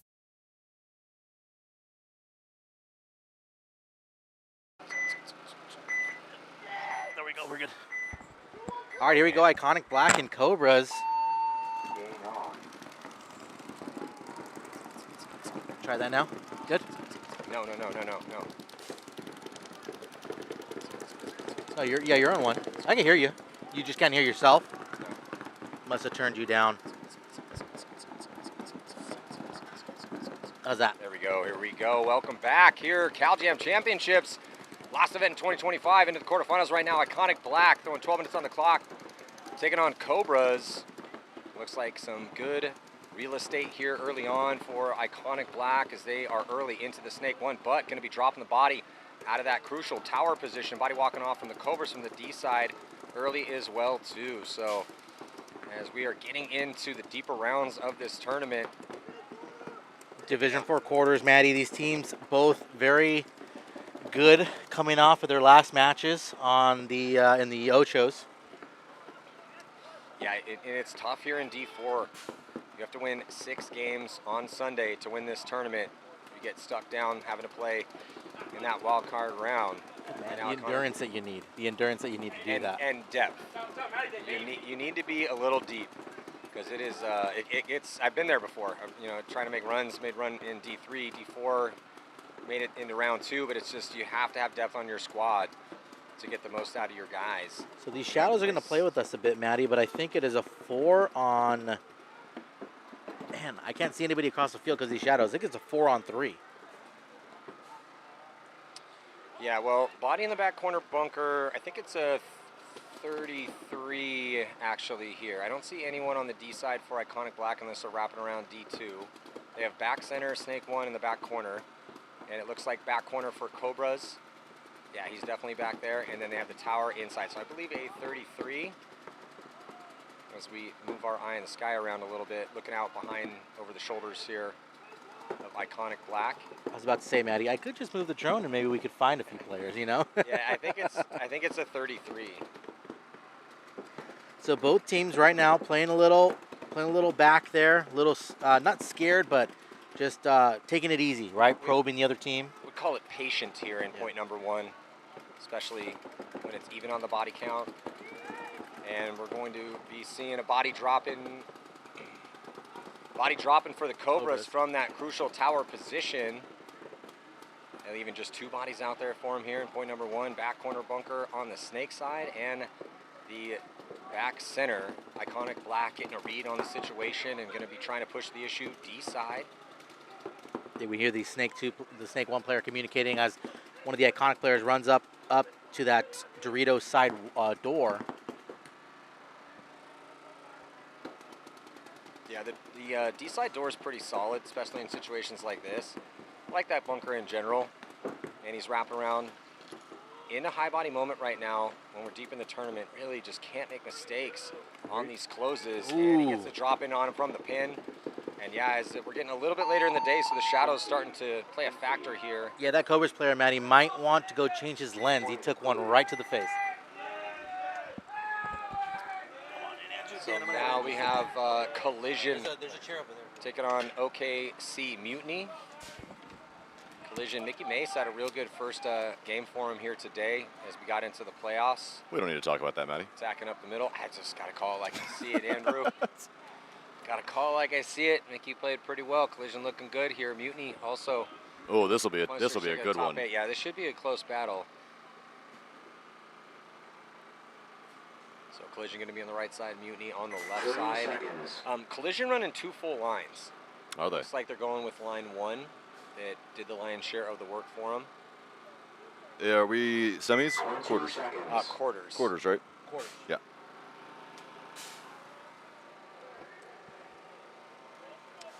Getting down to the nitty gritty, as they say.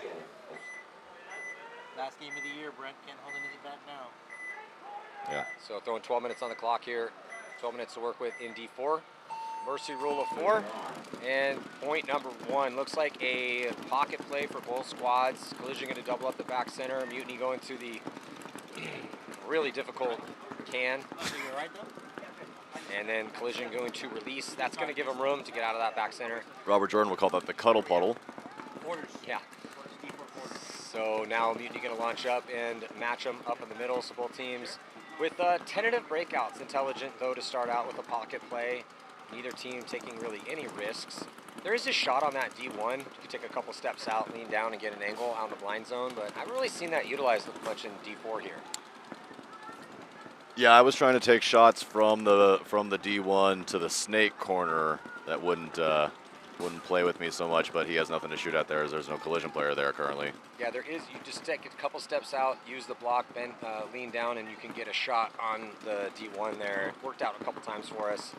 I mean, it's a pretty bang situation because if the guy is quick and dives out there, you're not going to get him. But let's see about this cross in the wings. Someone got shot for sure. That one, yeah. Mutiny's. Oh, they do trade. So 4-on-4 here. And quick reposition from Mutiny, and then an answer from Collision as Collision going to get into Snake 1. Mutiny into Snake 1 as well, too. So evened up here on the Snake side. Slightly better, though, for Mutiny as they have a body in the insert bunker on the Snake side, whereas Collision has put the bulk of their forces here from center, middle, over back bunker, over to the D side. Oh, home player. No. Baby player, D1 player for Collision is going to take the walk. Yeah, a little bit of a tough death in that situation, even on the count. It's going to spot Mutiny a body. Maybe not, though, as a referee running in to check out walking in to check out the player here for Mutiny in the D1 position. Looks like he's good to go. Mutiny has moved out to the back corner bunker here on the Snake side to give a Snake player a little bit of help. Collision in that insert bunker Snake side as well, too. But just no one on the D side here for Collision, which could be an issue if that D1 player for Mutiny can bide his time and at the right moment start getting across. Yeah, he just has to worry about that tall tower, keeping that lane out of him.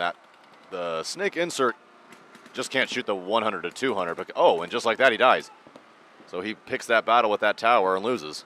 Huge kill, though, for Collision, as that even things up right now, 3-on-3.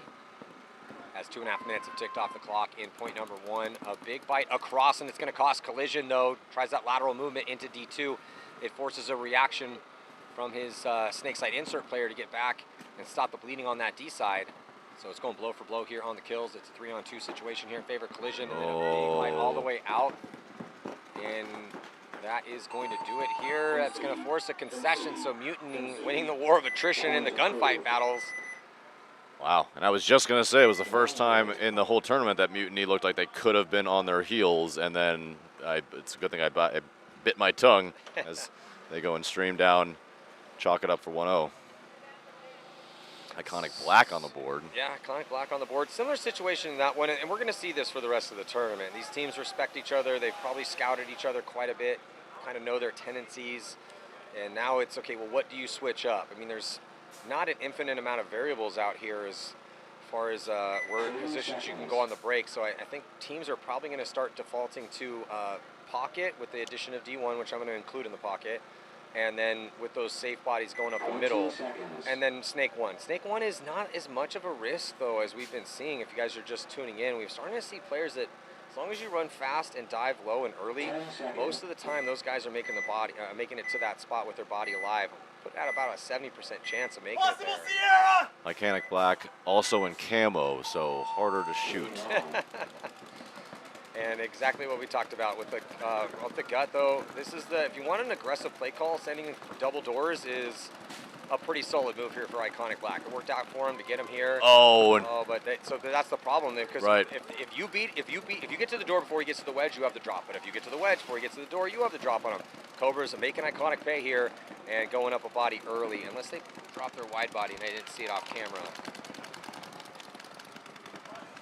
They might have, though. A little bit further, Ryan. A little bit further. Yeah, just need to get a glimpse on whether or not that back spot's hot. Don't think it is. Don't think it is, yeah. Yeah, so they did lose that wide body. I think there's only 3 I was bodies gonna out say, there for the Cobras. They're not doubled at the home, are they? It's just one guy. The light playing some tricks on us. It does make it a little bit more difficult for us to see. And you. Yeah, so went and checking out that player in the home. Looks like he's good to go here for the Cobras. They were doubled. Okay, there's that 4th body. Yeah. Oh, another body coming off from the middle. So the middle not getting it done here for Iconic Black. In this point, Cobra's going to be pushing the issue D side, getting out of the way out into D3, which at this point in this stage of the game and right now to try to tie it up, huge move. All the way into D3, they control that side, and they have a body in the middle. And he should be able to get a shot, I would think, on the pack of the home player. Well, I believe he just shot out the insert bunker on the Snake side. He is still alive in the corner here, Snake corner. No, they dropped a body. Oh, did they? I think from the insert bunker. There's 3 bodies left alive right now. For 3, Black. correct, But yeah. I thought I saw somebody just take the walk, or take the run, actually. So they're going to fill the spot again here, insert bunker, Snake side. Into the 400 goes the Cobras, and he's definitely, well, he would have had a shot on the home now, but the home just bailed out to that Snake insert bunker, small tower.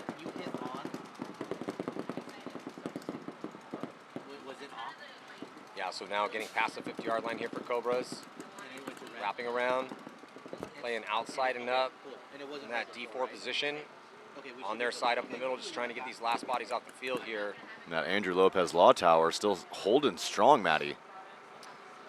Yeah, the can in the middle, he's going to release. I would like to see one of the bodies here for them. They have 4 bodies alive, but they're just getting suckered into that seductive middle, going to those big bunkers and started trying to do a little bit work to spread things out Snake side, which is where they need to move it. I think the Cobras just heard me, because they are now going to get across in the insert bunker. That's the move that needed to happen. Excellent job by the Cobras.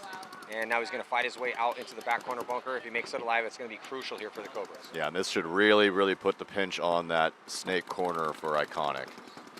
Well, if they would like to put the pinch on him with either the Dorito 400 player or that player at the Dorito side wing on Iconic side. But unfortunately, yeah, that Dorito corner, or the Snake corner player for the Cobras looking cross. Yeah, but they get the kill. They have the superiority here on the numbers, and they're making the most of it here. Cobra's playing really smart on this close. I love the fill out wide here to the Snake side, and then they're double stacking bodies up the middle, and they have that outside containment on the D side. And they're going to run through. Let's see if he trades. Going to get a clean trade. Oh, got to be careful. It's going back and forth. Are we going to see a penalty? No penalty assessed. So making Iconic wear that one.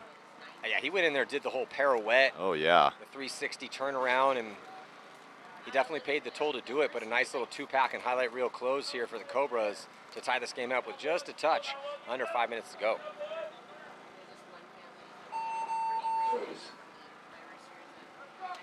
Two good matches here. Expect nothing less than the quarterfinals of the championship E4 WCPPL, man. Yeah, selfishly, because we're in the last event and we're up here calling these games, I want nothing but just bloodbaths, tie ball games the whole way through. 100%. No blowouts. Give me some overtime. We haven't seen an overtime. We haven't seen an overtime. Haven't seen a one-on-one. Yeah, I was gonna say take a one-on-one Yeah. to close things out. Let's just hope that when we get to the D4 final, we go to overtime and then go into a one-on-one, and it just becomes one of the coolest stories that we've seen. We have seen a couple individual one-on-ones in standard gameplay. Some 7-minute one-on-one was crazy. Arizona pole position got in the one-on-one and won that one. But yeah, nothing like the never. That's the best thing I love about overtime and the one-on-ones is that you can never practice for that, right? You can never train. There's nothing you can do in practice to put yourself in the mindset of lose and go home. You can train one-on-ones But- till the cows come home, Right. but it's different when you get to the tournament pressure and then where, you know, a lot of times we're doing one-on-ones in practice. Are you starting them in awkward bunkers? Right. Probably not. Yeah. So on the breakout right now, Collision with the double it up stack here in the back center to produce some heavy guns. It doesn't produce a kill quite yet, but then they get the kill on Mutiny, losing his first gunfight from that Aztec. And then another body coming off. It's for Collision, losing that doubled up back center. Another body coming off this time for Mutiny. So talking about bloodbaths, we got one right here. Whoever's on that lane is Break. on Yeah, it. that guy's dialed right now. So still a body at the white can and D1 and tower here for Mutiny up the middle. So it's a 4-on-3 situation in favor of Collision, trying to tie this one up. Let Mutiny get a little bit more wide and get into that 200 and that huge gap. I'm a little bit surprised that nobody was shooting that.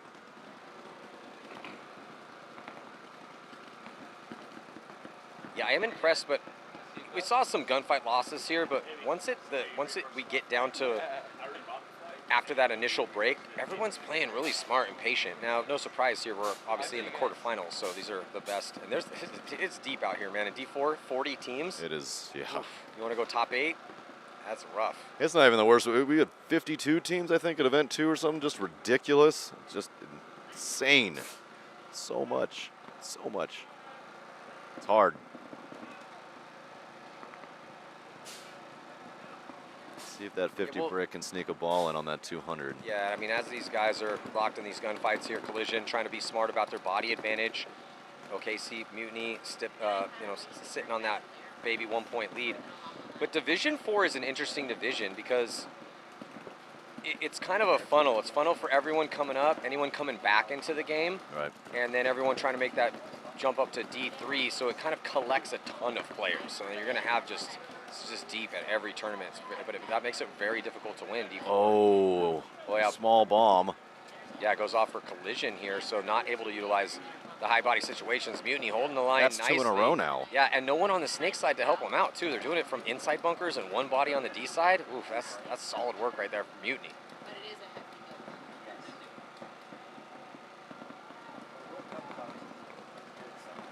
They let him get into the 300.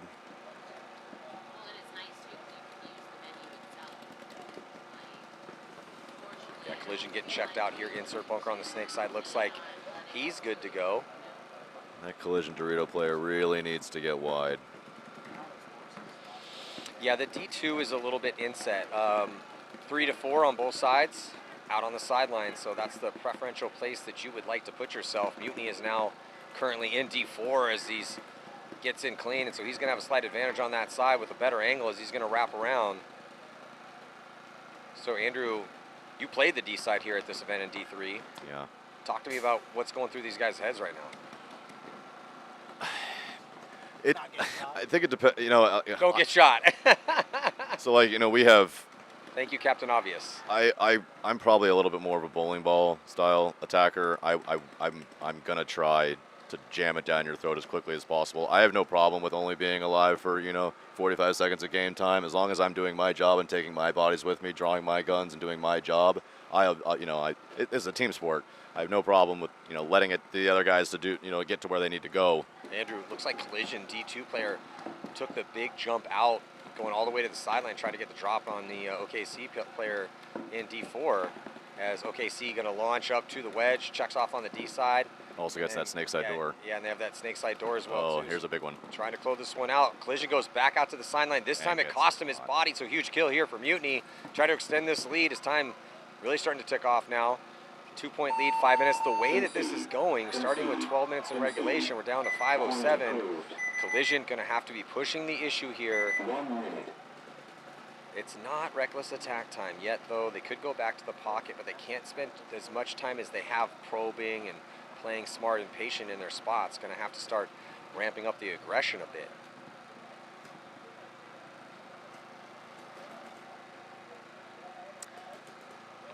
Closer game here in this one, though, Andrew. 1-1 the score.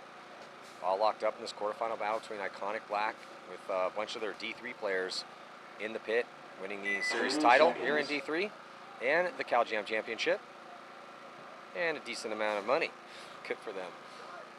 A buttload of money. That's what we do at the WC. We give away the house. Keep it coming back. Incentives are important in this world. Yeah, man. Yeah. 10 seconds. Tough to call a favorite here. Cobra's hanging tough with Iconic Black. Yeah, and we've seen a lot of Iconic and very little of Cobras, so just on that, I will take Iconic Black, but definitely a close match. Aggressive play call here for Iconic Black. They go D2, Snake 1, and they take some ground in the middle. It does cost them a body. That D2 is a treacherous spot here off the break, and they don't shoot anybody from the Cobra. So it's a 5-on-4 situation here in favor of Iconic Black. I believe, did they lose a body or they doubled up the Cobras back is center? doubled up. Okay, doubled up the back center. So 2 in the back center, tower. Oh, they tried it again. They tried a pod trick. Iconic Black tosses a pod at that center 50 brick to see if he can get a player to bite on it and come stab him. Nobody was paying attention to it, or if they were, well, he wants that wing player to come get him, and he did not bite for it.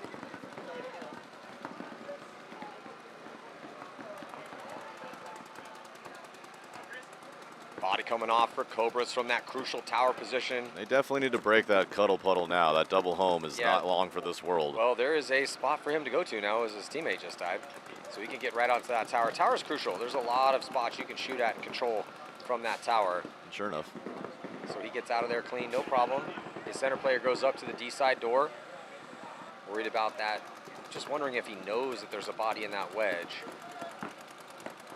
And a position out wide here for Iconic Black, diving into D1 and making it clean. That Cobra's 50 wing player looking inside, probing, trying to see what he can find out from there. He won't really have anything to shoot at from there, though. He can try to turn the corner.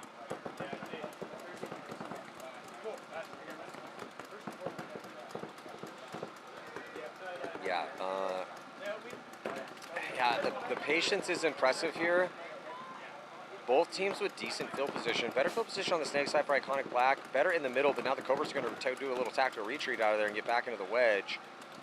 Either team really do not want to be the guy that makes the big mistake and ruins it here in the quarterfinals for your squad, locked up at 1 with under 3 minutes to go. And this is where the pressure starts to really ramp up for everybody. I mean, if it keeps going this way, I don't think so, Andrew, but we could see an overtime point. Oh, that's definitely not out of the question. We could easily see 2.5 minutes ticked off this clock. Iconic Black with a tough death out of that D1 spot. Huge kill right now for Cobras. Now, is the player from the wedge going to go back into the door, as there's no one on that D side here currently for Iconic Black? They have that side blown open, and currently the Cobras have 2 minutes left to go. And no one on that D side, and they have bodies over there to work with. They need to get up and out on that side and start pushing the issue here and utilize this advantage they have. They have to worry about the gun, though, at the wedge. Yeah, and that wedge finally did turn, it looked like, and to cover that door. But could the wedge, trying to see, Snake One's looking down the sideline. I think they're down to just three bodies. Yeah. He could run the inside route, bunker out that wedge, and then if the tower transitions into D2, that will put him in a really good spot. Okay, tower's going to go to D1 like that. Oh, and as soon bad as death for the Snake One. Yeah, Thomas Taylor had seen enough. The second that he saw that body die out of Snake One, had to concede the point here. Margin means nothing. It's win or go home. Good job by Thomas as soon as he realized his team was at a deficit, but a great job. Though is Iconic now going to be playing down.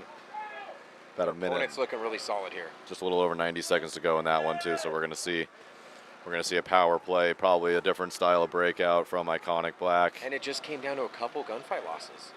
Death out of D1, death out of Snake One. Trying to hold the line in a tie ball game. Okay, see, Mutiny though. 5 minutes left to play, collision. Squandering up body situations on both points. 7 minutes ticked off this clock. Whoever's coaching collision right now has got to be just going a little bit more gray, because those are so frustrating. When you have high body situations and you can't convert them, it's just, it's torturous. So on the breakout right now, here, collision. See how far they extend. Where are they going to risk? Corners? Yeah, corner on the snake on the D side, and that's their only real risk. That's a risky spot to go to. He does make it there alive. He makes it clean, so that's going to be good for them on the D side. And they shoot the body inside here for Mutiny. So Mutiny taking the walk. Collision going to release to get to the wedges, and they're going to continue to move forward. They go up to the 50 brick as well too, so it's looking good for Collision. Up a body, 5-on-4. He should have a free move now into 200 on the outside of that Dorito corner. I'm wondering if he has to know that body's dropped. Yeah, it's Dan Lee saying, Dan was like, we just talked about this. Dan Lee helping out Collision with some game plans. Dan Lee's coaching mind is so sorry, Dan. He had it. Oh, look at this triple move from OKC. They get into the Dorito 100, the snake side wing, and the snake one all at the same time. And a nice fill in here for Collision, so they drop the body with a mistake up the middle. They dips at Mickey. Oh, and he's going to take the walk, though, at a snake one. Not Mickey, but taking the walk. So, yet again, Collision started up in a 54 and are now in a 43 position. Mutiny in control. Yeah, three times in a row, right? Yeah, three times in a row. There are 3 high body situations. Yes. These. Ooh, yeah, my coaching soul is just getting bruised right now, watching guys throw away high body situations in the quarterfinals. But for Mutiny, and look, I get it for Collision. The first 2, a little bit different story. But now that you're down 2 and we're taking time off the clock, you have to present some sort of offense. But you're only down 2, and when we were having this conversation, there's still 4 minutes left. So it's not. You just really still have to be patient in those situations and make sure it's the right time to make the move. You don't have to force it down by 2 until you're really under 2 minutes. If I'm that Dorito player, like, you've done the hard work to get to the hardest Dorito side bunker on the field. Now the availability to have you shot is so much lower now. You need to pick a gunfight and get to work. It's that wing. Oh, absolutely. You have outside containment.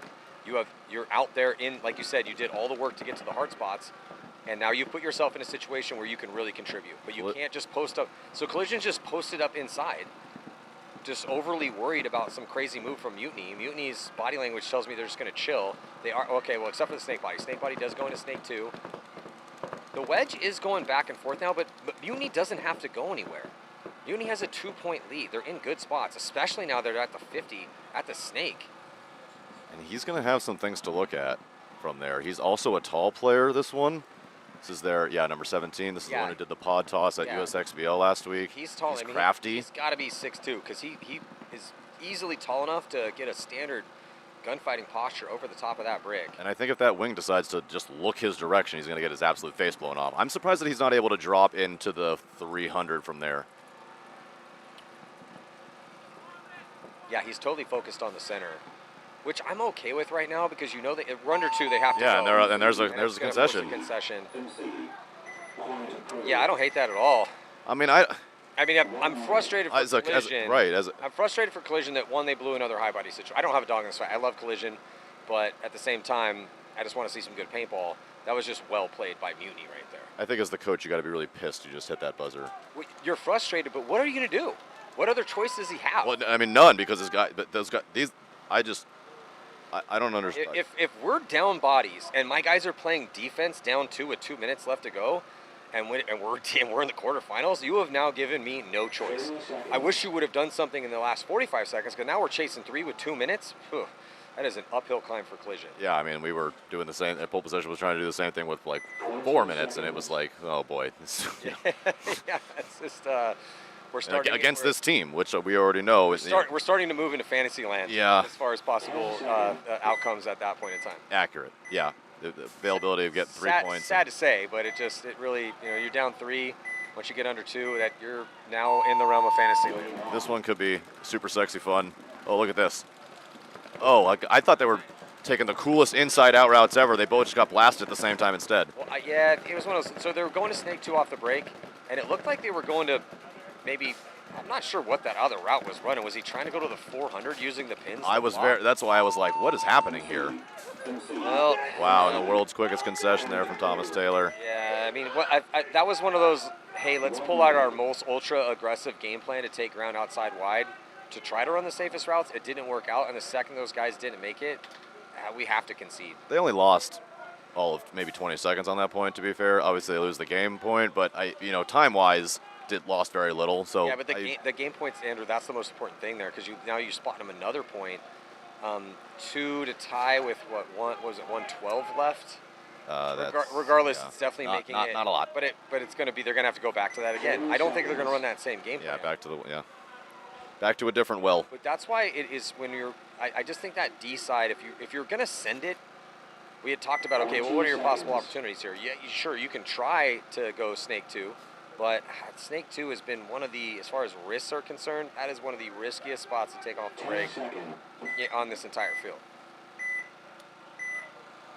Yeah, but that's more dangerous than trying to get to the 200 on the Dorito side for sure on that one. Oh yeah. So collision goes to, yeah, there it is. Did he make it clean? He did. That's that route that was the route just tried to take. And he went in super low. And this was great. He doesn't even bother looking inside. He's going to wrap the outside and try to slap it down the throat. Well, I think, look, on the dive in, you got to at least get a check on the outside to see if they're out the back corner bunker on the side. Sure, yeah. But as soon as you're not catching any pressure, you immediately get on the wrap. Yeah. I told him double wide, Alan get aggressive with it and then move through. That's what they did, yeah. Yeah, collision, though, does drop a body. So down to just 4 attackers here for collision. They're in some good spots, but they're playing off the pace. Okay, now they had to commit up the middle. They did. And they got no kills on Mutiny. Getting into all those cool positions, unfortunately, gained them nothing. Yeah, just a wall of paint for Mutiny. Excellent job for Mutiny. Looked amazing in this game. Unbelievable, man. Mutiny's a favorite out here. There's Mutiny, right, Andrew? Absolutely a favorite here. This is over. I mean, yeah. They went 4-0 in the prelims, and they've smoke showed everybody most of the day. I mean, and yesterday. These guys are just on fire right now. There's just no doubt about it. So a late penalty here, which really at the end of the day is not going to cost Mutiny anything, as there's 2 bodies still left alive for collision. Looks like looks like a major.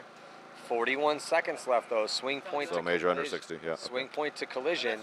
But even with that major, you're still in a situation where now you're chasing 2 with 41 seconds left. I mean, yes, if I'm the coach for Mutiny, I'm going to be very disappointed in my guys. I never want to see majors under 60 seconds. But they did burn a decent amount of time left, and then did they have enough bodies to pull? Oh, they're going to be down 1. Oh, man. Okay, it's getting a...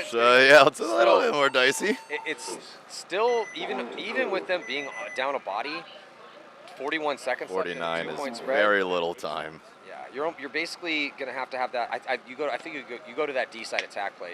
You run up, so you run a body directly at the wedge. He dives in. This is at full speed, 100%. Sell it out, and you crawl as fast as you can, and you get to the D side door. You wrap around. At the same time, you send a body to 200 on the break. Hope he makes it, and the second he gets in there, he's wrapping around, puts the guy in, and he just launches. I'd like to see that guy's going to get tore up. Yeah. You go to the back corner bunker on the D side as well, too. He launches a full send. The first guy's going to catch it, but then you're going to have a guy at the door. Hopefully the second body stays alive. And if that all goes well, you can definitely score a 20-second point doing that. Okay, so yeah, you were talking about a similar, basically throwing a guy out there to have to give another guy a bunch of free kills was the ultimate. I was thinking maybe an inside move to their wing, either the snake or the Dorito side wing, and then use the doors as well because you figure they're going to be shooting the doors. You can do that too, but the problem is that once you get to their wing, unless they're looking out, that's why you need the outside guns. You need to pull guns outside. So sure enough, Iconic Black is going to go to their wing, but they're getting chewed up though. So 1, 2. You get these bodies out there. Bodies flying all over the place. Cobras are keeping enough bodies alive inside. So you have 2 bodies in the middle, but it's just going to be tough. You just have to wrap around, put a guy in, and try to make the move out. And it's a 23 because Cobras have doubled up that home again. At least they have a gun looking each side here in this situation, but this should be Cobra's point. Yeah. Unless this guy can get across. If he gets out, he's fighting for it. He wants to go. Oh, he definitely is posturing to go. You need 2 to tie or you get knocked out. You need to commit right now. You don't have time for this like, oh, okay, I need to play it safe. No, don't play it safe. Hey, I'm not knocking that guy at all. No, not at all. Nope. You gunfight until you either kill the guy or you kill him. Or sorry, he kills you. Those are your only options here. And another late penalty on Iconic. I saw it too. A little bit of a spin. Major or minor? They threw a yellow, but they threw a yellow on the last one too. That ended up being a major. I believe that's going to be an actual minor. It's not going to matter. So Cobras looking like they're going to be knocking out. Yeah, point of proof, 4-1 the score. I mean, why even play this 12 points or 12 seconds? I think they start down a body as well. Yeah, again, a mute point in this situation. Take out some anger maybe. This one right Spend here. $20 on paint. Yeah, go shoot a few more paintballs. This one though, with a little under 50, down by 2, collision. Yeah, so we saw a flag go up in this last point. It was a yellow bird, which I initially said, it's not that big of a deal, blah blah blah. No harm, no foul. It turned out to be a major, which is going to cost Mutiny both that point and a body on this next game, which definitely, as we said, makes things a little bit more dicey. Those available options for a collision, that door is opened ever so slightly more than it was before. Yeah, I don't. It does make it more interesting, Andrew. I just don't. It's going to take a lot for collision for it to actually change the result of this match. Yeah, so here we go. Collision. Nothing but gas pedal here for them. Can't stop at a bunker right now. You need 2 to tie, 49 seconds. Can't stop at a bunker. Or you can pause, but you can't stop. So they go snake 2 off the break, and he makes it clean. They're going to go past the 50 up the middle, and then they're going to add another body. They need to get up on the D side. They're missing an attacker on the D side. They're going to lose that body in the middle. There goes a body for Mutiny. Another one's going to pull off the field as well, too. Another body for collision. As they lose another body for collision, so opportunities dwindling here. The Dorito side attacker did get their way into the 200, now into the 300. Also into the snake side wing of Mutiny. He's going to get peeled off. So a bend don't break moment for Mutiny. And they are going to punch their ticket into the top 4 of the semifinals here and knocking out one of the favorites with collision. Sorry, Matty. It's all good. Trying to strangle Matty with his own cord. Game over. Congratulations to Mutiny, as they are going to go into the top 4 here, and I believe becoming one of the favorites. The out-of-towners coming to try to take California money. Take that California money, and I interviewed them, and they were like, "Yeah, it's California paintball. It's not that hard." Oh, cool. I was like, I got to tell you, we feel the same way about Texas paintball. Just so you guys know, I mean, I'm not from California, but as an Arizonan, I consider myself part of the California paintball scene, the West Coast scene. West Coast, yeah. But I told them, I was like, we kind of feel the same way about Texas paintball. We feel like we're better out here, but OKC come to try to take that money. It's the west of the Rockies rivalry versus the Midwest versus the East Coast. Sure. 14 seconds. Timeout. But yeah, I mean, I don't know. The Texans love them, and they are the Mecca right now. However, it does look like some people, the Floridians, some people coming in taking that Texas money that aren't from Texas. Yeah, Gulf Coast. Yep. A couple times. We did it last year in D4, our very first tournament. We went out there at USXBL, took that money, first place. Do you guys play both leagues because you're in Arizona? Kind of. We did last year. In between. We played USXBL and WCPPL last year. Mr. Mike Kim was very gracious in helping us out a little bit with entries and just a little bit to mitigate some of those absurd costs. We're very, very thankful for that. Yeah, so 12 seconds left in this one. And Iconic just starting with those 4 bodies, as we said. Look at him go. I got a funny so when Tom Cole started the ICPL, as this one doesn't really mean anything. That's a red bird. But yeah, so Tom Cole, when he started the ICPL, he's like, hey, I heard you're putting a team in. He's like, I'll tell you what, because he saw the team I was stacking up. He's like, it was the very first ICPL ever. Or no, it was the Ultimate Woods Ball League. So it was the very first one. Anyway, he's like, I'll spot your entry fee, but if you win, I'm not paying you. So I called all the guys, and I was like, hey, this is the deal that Tom offered us. Like, he'll spot us entry fee, but if we win, he's not going to pay us.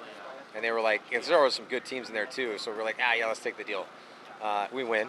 So I saved him like a couple $1,000. Yeah. And then the next time I'm like, hey, you want to make the same deal? And he's like, yeah, we win that one. So saved him another couple $1,000. That was very nice of you. Yeah, no, it's just that was one of those fun ones. It's like when you go play like a new league and then you win it. So you play the first one ever. So that's a fun trophy for the trophy case. That would be exciting. Yeah, absolutely. I've never got to do that. Well, we might get to do that next year. Well, so that is going to do it here for this set. We're going to take a quick break and head into some more of these quarterfinal battles at the last event here, Cal Jam Championships at the world famous SC Village. And we'll be right back.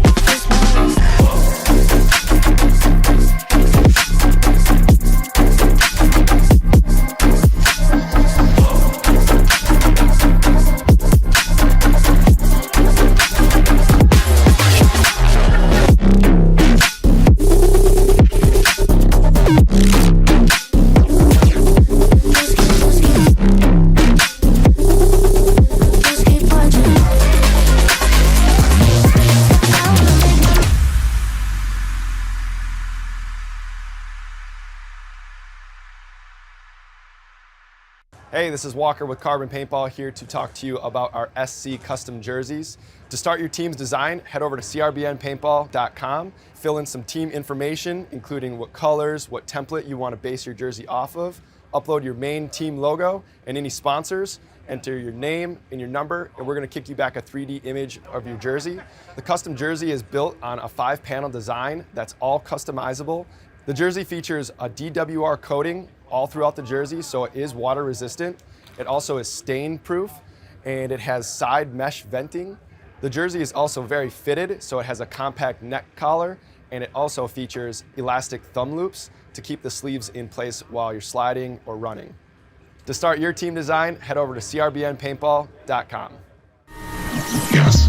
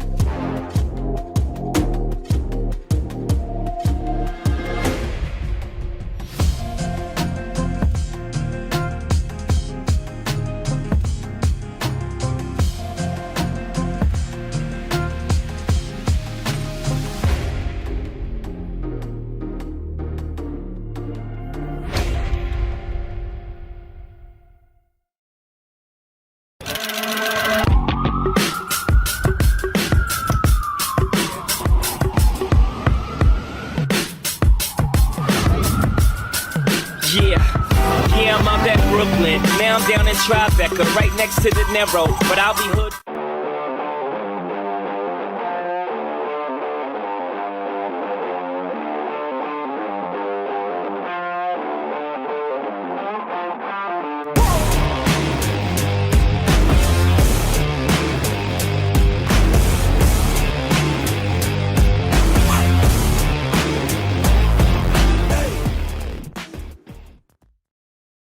Game in 5!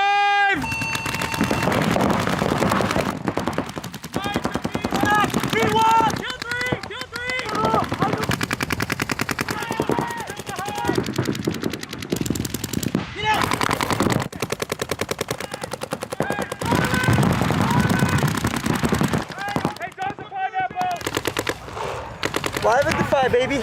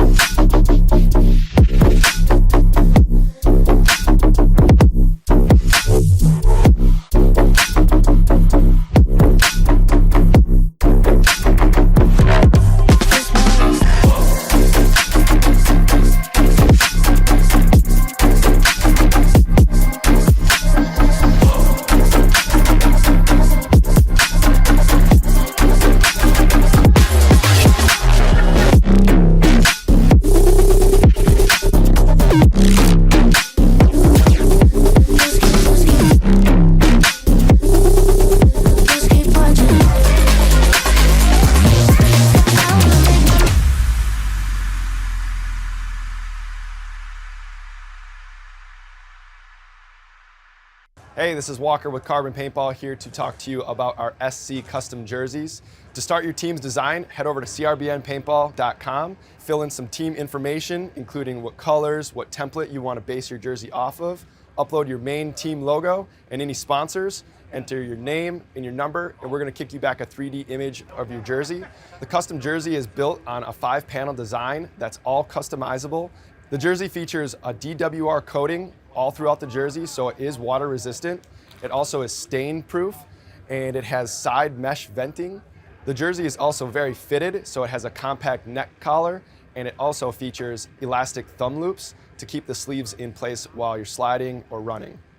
To start your team design, head over to crbnpaintball.com. Yes.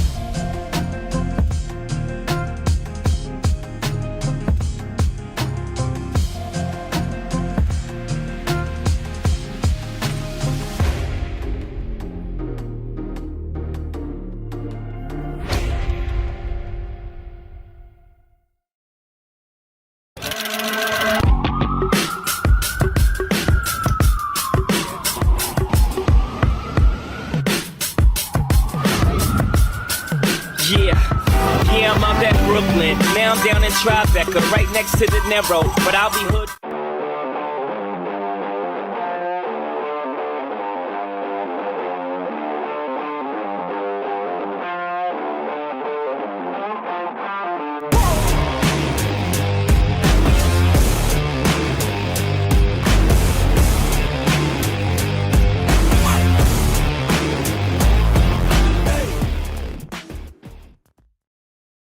Game in 5!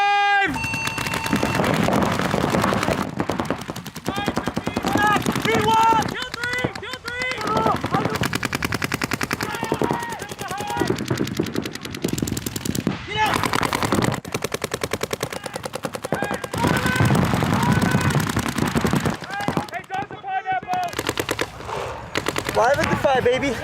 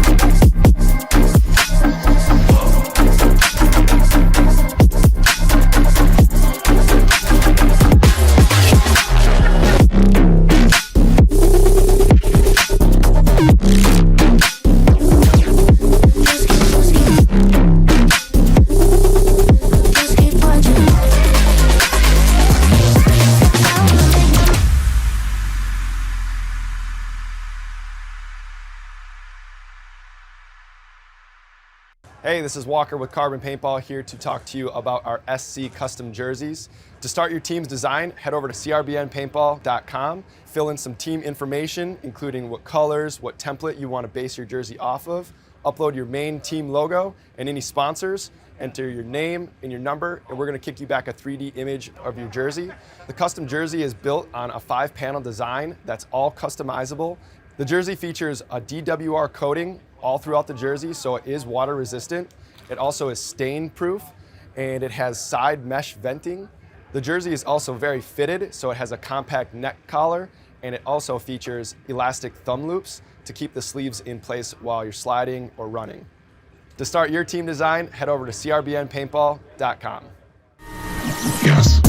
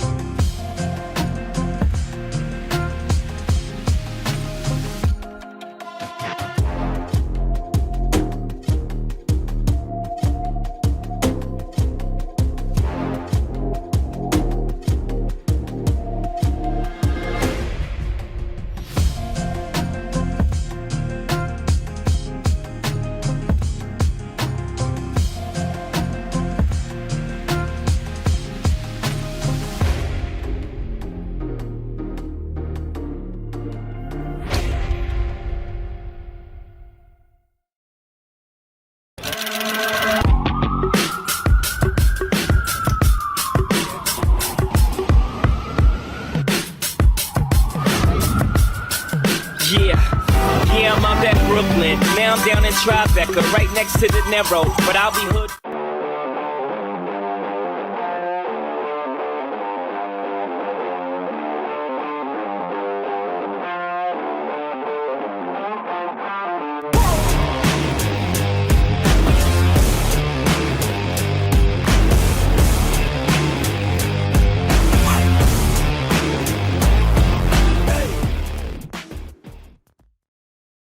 Game in 5!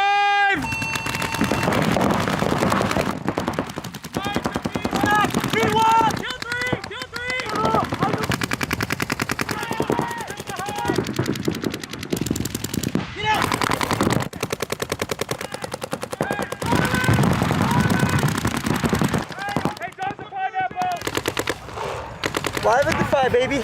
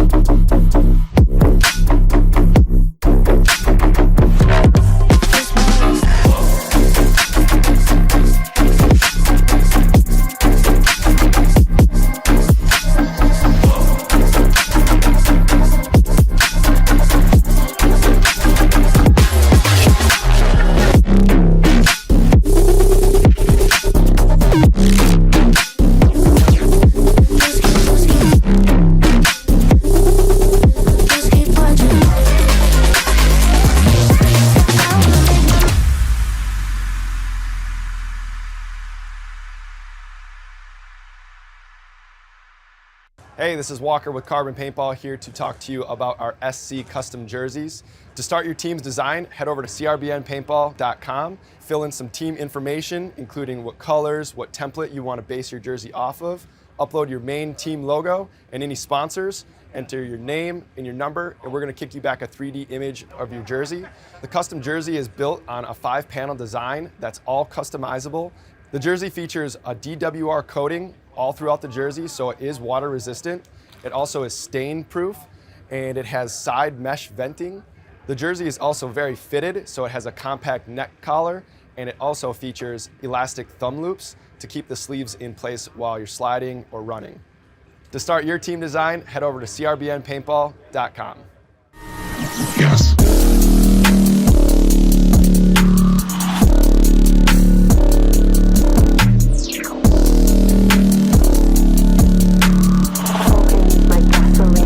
Semifinal zone. So welcome back here. Semifinal battles about to go down on center court. Cal Jam Championships here, last event of the WCPPL here, 2025. Matty Marshall, got Andrew up here with me. And looks like Protocol playing the Cobras. This should be a good one. Protocol knocking out Mortal Enemy in a 4-0 Mercy Rule win. Cobras taking down Iconic, I believe, right? Yeah, Andrew? Iconic Black. So this one's tough to call. Protocol's been on a run, multiple divisions jumping up and getting things going here for point number 1 right now. Protocol going to be on the right-hand side. And big move into the snake one.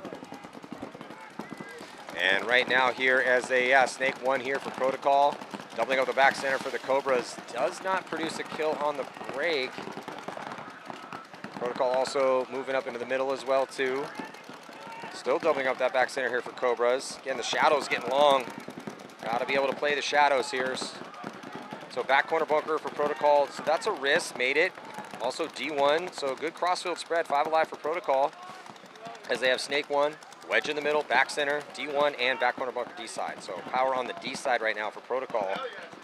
Their snake 1 player is basically on an island right now, Andrew, even though there's 5 bodies alive. It's a fine, as long as he knows that, it's a fine position to stay in. He's going to draw at least 1 to 2 guns, but between that home player and the snake insert bunker, shooting that cut there. Also, Protocol bringing a lot of paint out for this one. Their snake 1 player has 2, 4, 6, 8 pods, 9 pods on his back. Yes, he does. Impressive. Yes, he does.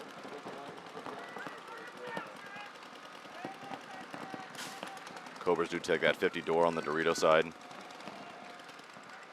See if he can get a, he's going to do a tactical retreat. Yeah, still doubling up this back center for Cobras. I don't like that. Not long for this world is that move. Yeah, you can spend time there in the beginning, but you got to get out of there eventually. He's going to take the bite to get into D1. They hurt us. And he makes it clean. So nice job by the Cobras to get out of that spot and have that attacker on the D side. So better spread for them now. Already almost 2 minutes ticked off this clock. And no deaths. Yeah. This has been one of the longest ones we've seen out here where it's 5-on-5. Commitment up the middle for Protocol as he gets up to that 50-yard line. I don't know if anyone spotted that. And he didn't touch the bunker. Yeah. I'm not seeing that bunker move around, so he's playing it well. On the transition over to the D side, still hasn't telegraphed his move. He must know where the wedge is because it looks like he wants to launch here. He's thinking about he's going to check off on the inside. He's going to come through. He bunkers him out. He spins around, and then they finally get him. So it looks like it's going to be a clean 1-to-1 trade right now. So it's 4-on-4. A lot of work for one kill, but he'll take it. Yeah, let's see if his teammates can do something with it. So once that lane does drop on the D side, Protocol is going to catapult up and get into D4. So Protocol's been doing a lot of work, coached by Marcelo Margot. And the 200 as well. I don't see Marcelo here, though. Is he in the pits with them? I don't think so. No. Yeah. Oh, practice with damage? Yeah.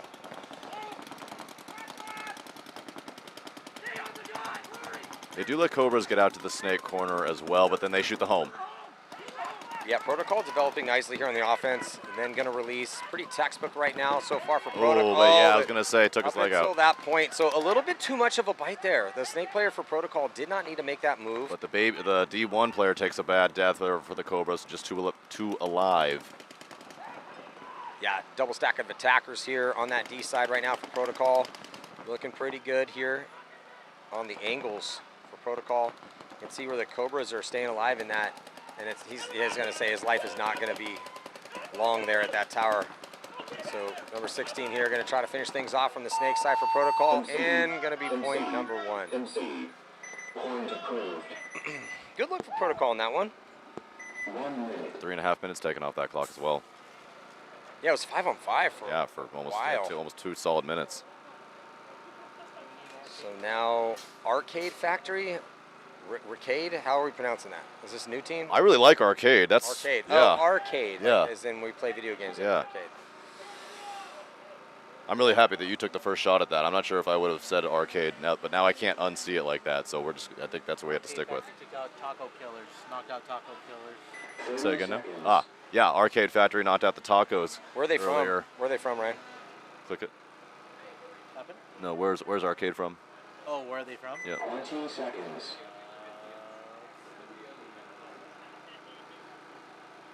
Let's have a home field. 10 seconds. I'll find it right now. Doing a little homework trying to figure out. I just never. Have you ever heard of Arcade Factory? No. I mean, because they're in the top. We're in the semifinals, right? Yeah. Okay. Yeah, they're going certainly top are. 4. It's impressive. Where are these guys from? Who are they? Arcade Factory going to be dropping a body. I thought they lost 2. I thought they lost that wing as well. It was just he just careened into that wing, stayed alive. And Mutiny dropping a body as well too. 4-on-4.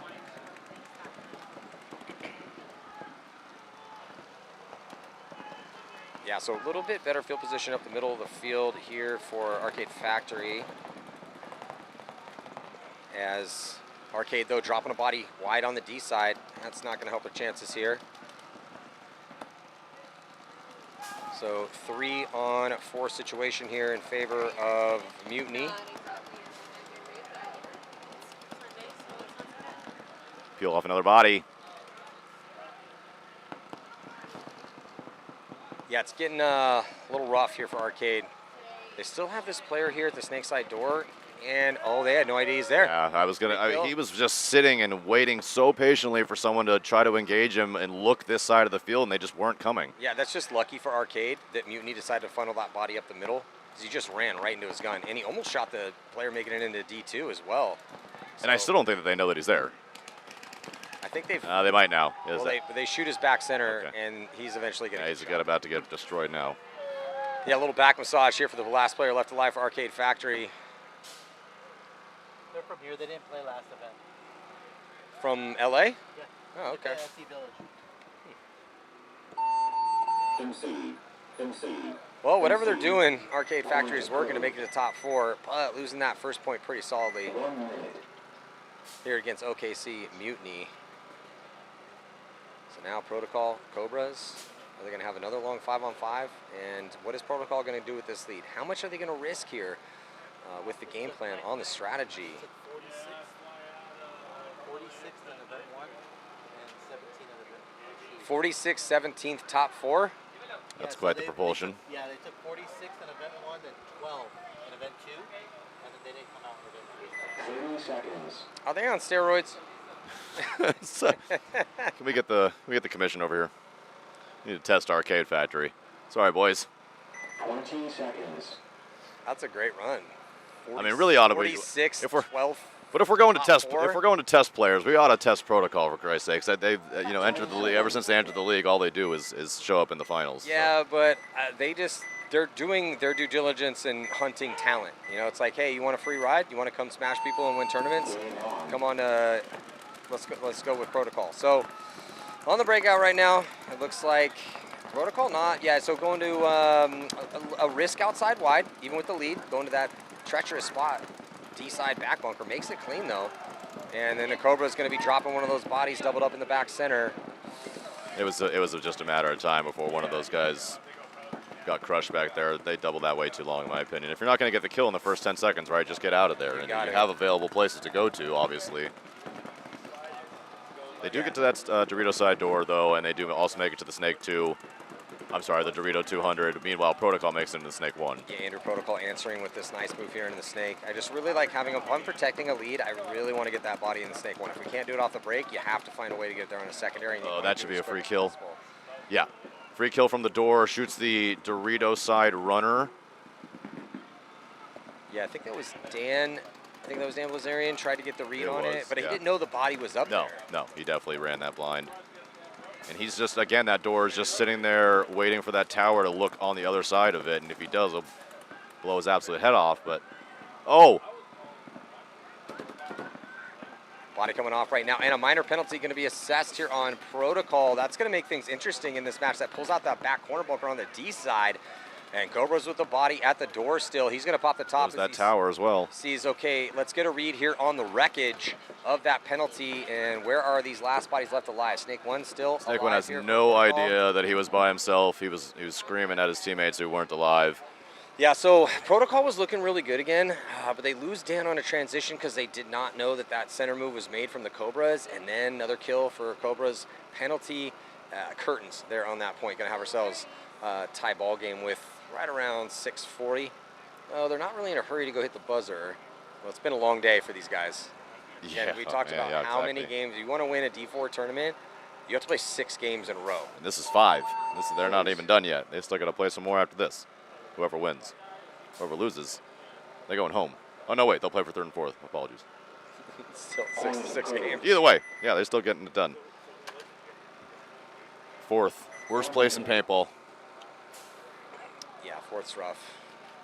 I've gotten it like 3 or 4 times, and it is just part of me almost would rather come in last. No, 2nd is the worst. Yeah, but at least you leave with something.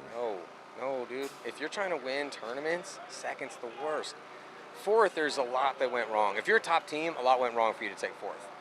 2nd, one thing here. Well, I'd really like to delve more into that with you and figure out that, hear more of your philosophy on that. I just had some experience with this. We put Excessive together, and we took 14th at our first event, Huntington Beach, and then I think 6th in Germany, and then we took 4 or 5 second places in a row. I suppose, yeah, maybe, I guess, yeah, when you get to the pro level, I suppose it is, you are searching for a little bit more. Maybe as in the divisional ranks, I don't know, I'm happy to come to these tournaments and leave with something, even if it's 2nd place. On the breakout right now. Ooh, oh, look at this. Arcade Factory going to double up the tower, but not for long. They lose that body, so good zone control here for Mutiny, and no one walking off yet for Mutiny. So it's going to be a 5-on-4 situation in favor of Mutiny. There looks like Arcade Factory going to dip a body here into the wedge. Neither team with the body out here in the Snake yet. Looks like the ref might be walking off. Looks like he took a couple there on that break.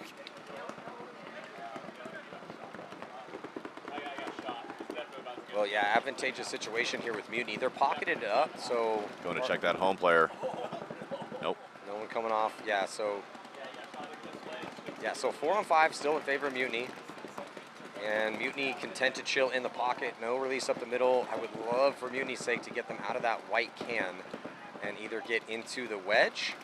Don't double up that. Oh, no, do not double up that can. What are you guys doing? I think that was just a mistake. I think he slipped. Using the can as a little bounce pad to try to get himself. I think that he was probably going to the door, was the original thought. It just didn't work out, and now they're starting to peel off. Yeah, Mutiny was, again, was a 5-on-4. Now going to be the body coming off for Arcade Factory. Body's dwindling for both squads. Arcade Factory does make it out wide here. Snake side back corner bunker, though. And I think it's just, 3 alive for them, so 3 on 3 right now. Yeah. In favor of no one, but still it does favor Mutiny. But they're still pocketed up right Does favor Mutiny, but Arcade with the better positioning on the field. 200, Snake 1. So actually Mutiny does have, again, it's getting a little tough. We're doing our due diligence here to make sure we know where everyone is, but with the shadows, it's getting rough. This is where this tower, this Andrew Lopez Law tower should get shot, and as soon as I say that, he just got,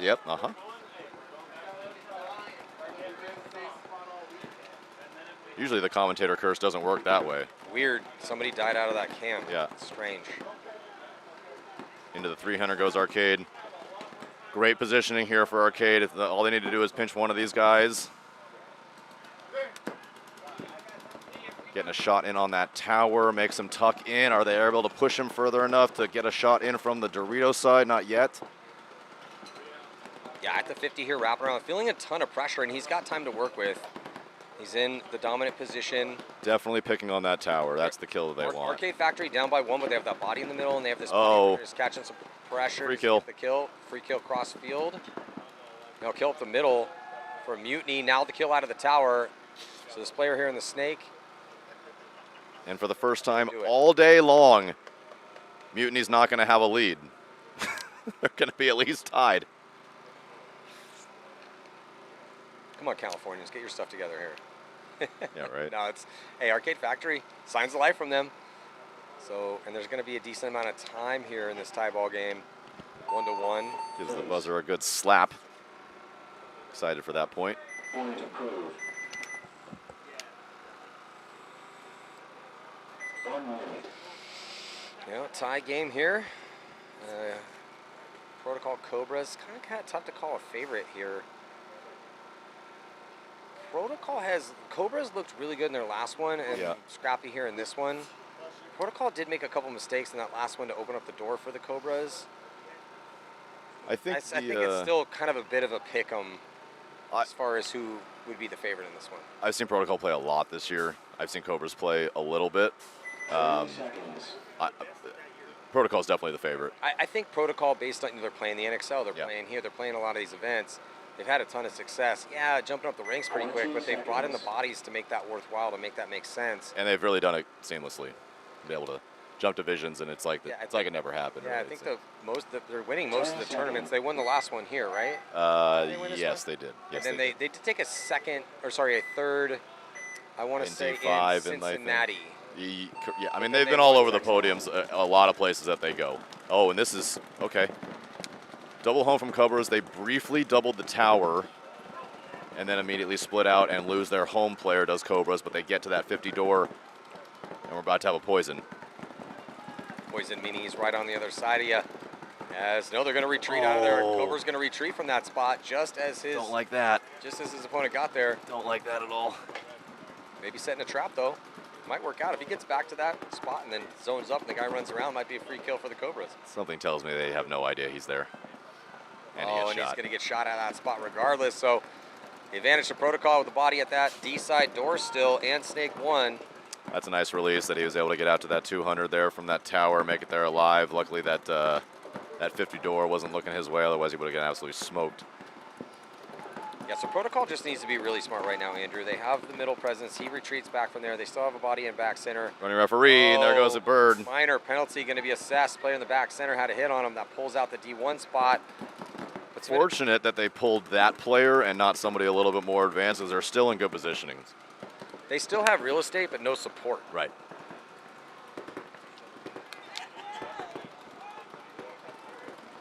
Going to transition over from the over here towards the Snake side in that middle structure. Oh, that's going to leave the door totally open. Yeah, because the Cobras are now going up. He needs to get his gun up. It's too late. He's blocked out from that position from the Snake side door. Cobras are now in D2 with, I don't think there's anyone for Protocol on that side of the field right now. No, I don't think so either. Yeah. But if he's able to recognize that he's in the 300, he can tactically retreat and then cut them off from the 400.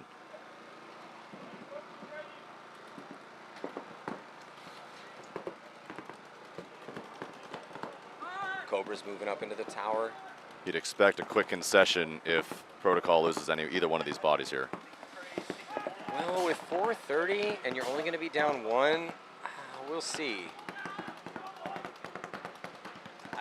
Depending on when this kill, if it does happens, you might want to let it ride though. This 50 door player. Crazy things happen in D4, man. Like it's just because it looks like it's decided on the tactic doesn't mean it is. Okay, so he realizes that he's in the 300 now. Here goes that tactical retreat so we can try to get a better angle on him. At the same time, the Cobras take the 400. And he moved and he shot the protocol player at that wing. Great move there. Yeah, but then he gets chopped up trying to get past that 50-yard line. So Snake 1 still alive here as a chance for protocol, but there's the concession. Kind of had to do it at that point in time. Leave a little right around 4 minutes left to go. Does give Cobras the lead, but just a couple mistakes costing protocol penalty and then deaths out of spots. Referees starting to get into the Halloween action here. We got funny hats, weird half costumes on these guys. I really like this guy's jig here. It's the Mad Hatter. Yeah. It's Halloween week. Just got a picture from my wife. My 7-month-old's dressed up like a Cabbage Patch doll right now. I was a bartender for many, many, many, many, many years. So it's a love-hate relationship with Halloween. Yeah. Oh, yeah. Thanks, Ryan. Head referee, Bobby. Hey, it's late in the day. It's on Sunday. Let's throw a little flare out there. Stretch is taking a picture of the drone, and you can see Stretch. Photographers taking pictures of photographers. Here we go. 7:24 on the clock. Yeah, Arcade Factory here going to go pocket. And it looks like OKC Mutiny also going to go pocket. 5-on-5 break for both squads, at least initially. Both teams deciding to go to this white can and playing, which you can't, as long as everyone stays in the pocket, you're okay, but. So they are completely mirrored the sides. Yeah, completely mirrored. But one quick wrap, you could die out of that spot. And just as you say that, he heard you. He said, I will leave that bunker.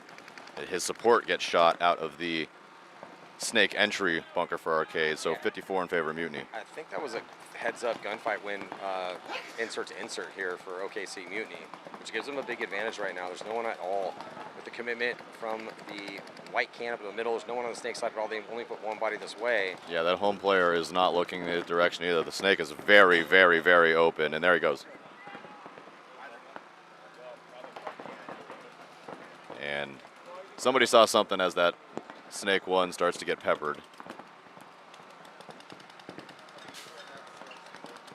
Uh-oh, there goes a bird. Yeah, bird for Arcade as that Dorito player is going to get shot. It's going to pull the home player, and just 2 bodies now left alive for Arcade at both of those wings.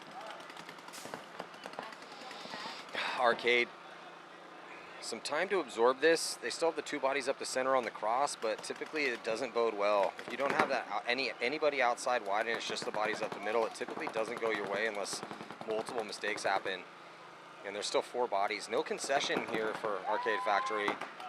Oh, they are going to eat up an attacker here from OKC Mutiny. Little overextension. And do they shoot the body trying to get into D3? I think he made it clean for Mutiny.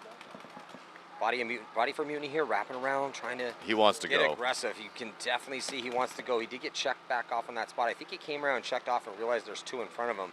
So now he's post up and hoping that one of those bodies is going to try to run him down, and he can get the trade, which would definitely benefit Mutiny because they have outside containment on the Snake side. Oh, no, and he didn't know that he was there. And he goes through and he gets that kill absolutely at the 50-yard line. demolished.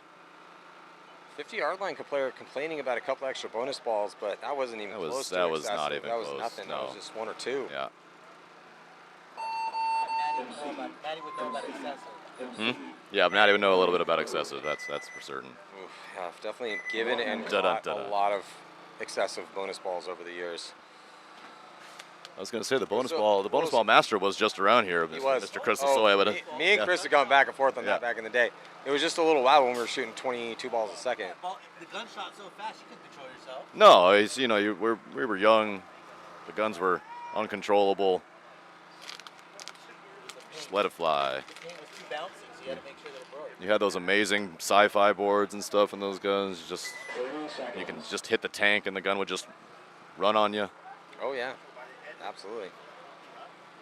I didn't get the gnarly stuff until the end of the 2003 season, though. What's the fastest gun you've ever shot? The very first DM3 that I got at World Cup that year that had the original Aggie boards in them, that was just I don't know, pick your metaphor, a chainsaw, laser beam of paintballs. That one was probably the best. Half block autococker with an E-frame. And on the breakout now, Protocol taking some grounds. Cobra's going to double that home again. They're patting it double home. Well, let's see if Protocol can play clean here. A couple penalties have cost them. As after getting that first one, Cobra's 2 unanswered, 2 penalties on Protocol. Come on, get out of there.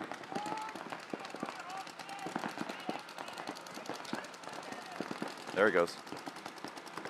Yeah, dips out of that back, doubled up back center spot to get into D1.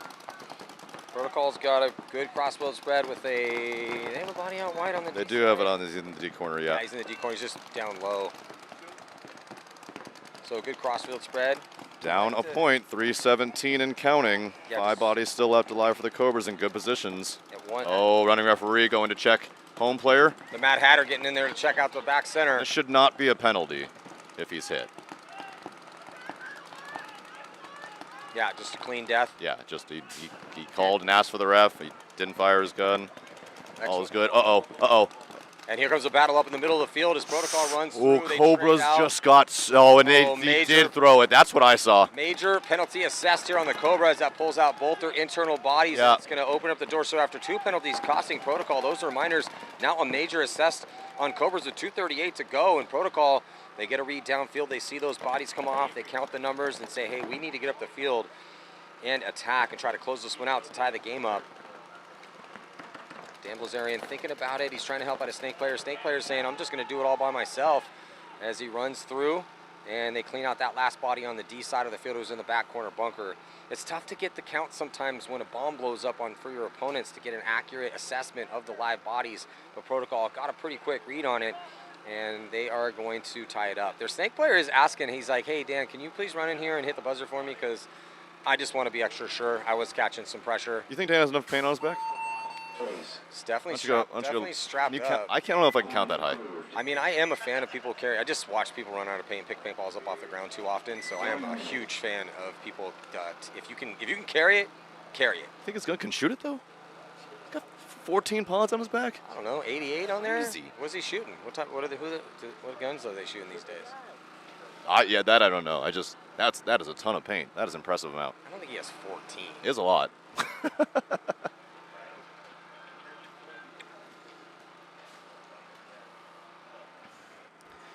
But yeah, that's definitely what I saw. That 50 player for Cobras, he went for that trade, slipped, stumbled, and hit that center 50 bunker. That guy came around. That trade looked way late. I looked crossfield. The one ref was calling it even. Other refs said absolutely not. Came in with another one of the Mad Hatters and said no, that was not good enough, sir. You have to try again better next time. So Mutiny with the 1-point lead on Arcade Factory here, semifinals. So back to usual suspects here. Mutiny up a point. Mutiny goes pocket. A little bit more up the middle right now for Arcade Factory. Go to the wedge here, shading That towards tower the might side. be hit. Yes, he is.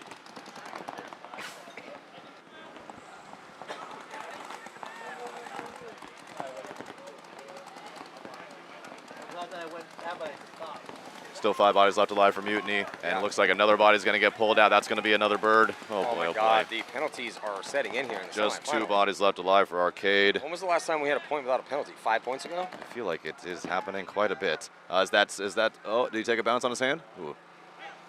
That's going to be another kill. That should be free. Yeah, desperation run out for Arcade. Yeah, he's hit for sure. So OKC Mutiny, if I'm Arcade Factory, I might be conceding I'm blowing the this whistle. point. Yep. And they OKC absolutely knows. It does get tough, though, having coach. I know you've been out here on this field too late in the day, but when you're coaching and you're the one that decides whether or not we concede points, it's hard to get the count sometimes. Yeah, it can be if you're not running back and forth doing all the things. Yeah, especially, you never know with these nets and the sun and all the things. Blah blah Well, you're blah. only allowed to go so far over. Right, yeah. You can only go to the 50-yard line. Wow, no KC, man. Up 3-1. Looking to punch their ticket to go to the finals. Well, and this Cobra's protocol match is also becoming a race to not get penalties. So whoever plays the cleanest probably has the best chance here because the penalty bugs is there for both of these squads. Yeah, and a major in the semifinals is bad news bears. Desperation turn for that 50 player who knew that he just if he would have just stayed on his feet, it had just been an even trade, have been no problem. That was an unfortunate turn of events there for Cobras. But under 2 to play here, locked at 2. Yeah, I expect this to be the last point, Matty. What do you think? There's a good chance it will be. Yeah, Good chance. Again, penalties though, because if we get another penalty early on, if one team goes up to 53, they'll probably win that one. I guess the better bet would be whether or not you think a penalty is going to come up. I think we're due for a clean point. Due for a clean. I mean, everyone should have got yelled enough by their leadership to play clean for this next one.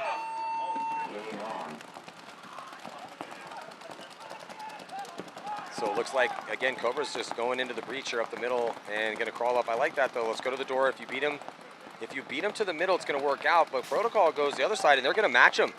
Both teams going to crawl a body up. We saw this last time. Protocol does lose their body behind him, though. So this is but it looks like Cobras are dropping 2 bodies out of the middle. Tough deaths for both squads, but better for Protocol. And if Protocol could just dunk on this guy, it's going to put him with an advantage. And he knows he's there now, and he's got the drop on him.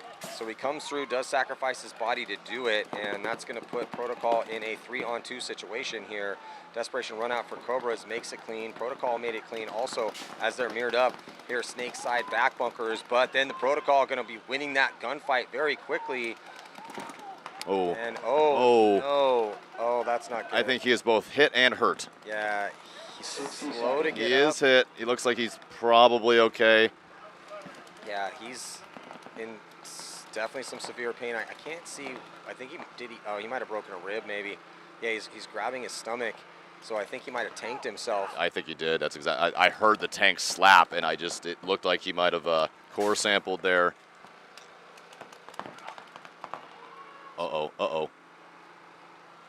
Now it's okay. So clean trade. We like trades in high body situations. Well, Cobras is absurdly lucky they didn't just get another major. Yeah, it's definitely possible. So the situation though right now going to be 3-2 in favor of Protocol, and they might be down Martin though. Martin's still on the ground here. He's going to get helped up from the ref. Might have knocked the wind out of himself too. That's possible. All done that before. Never did in paintball, but off on his own power. So likely okay. They got a deep bench though, so. Yeah, I see a lot of jerseys over there. And with very little time left, I think 25 seconds left, 30 seconds left? 30 seconds? Right around yeah. 30. A lot more time left in this one. With a 2-point spread here in favor of Mutiny. Moment right, this is Arcade Factory. Arcade Factory has to answer right now. Absolutely. They have to get this point. Absolutely. Because if they don't get this one and give them 3-point lead, if this takes another 2 minutes, it's probably going to be Mutiny going into the finals. Would like to see something different from Arcade.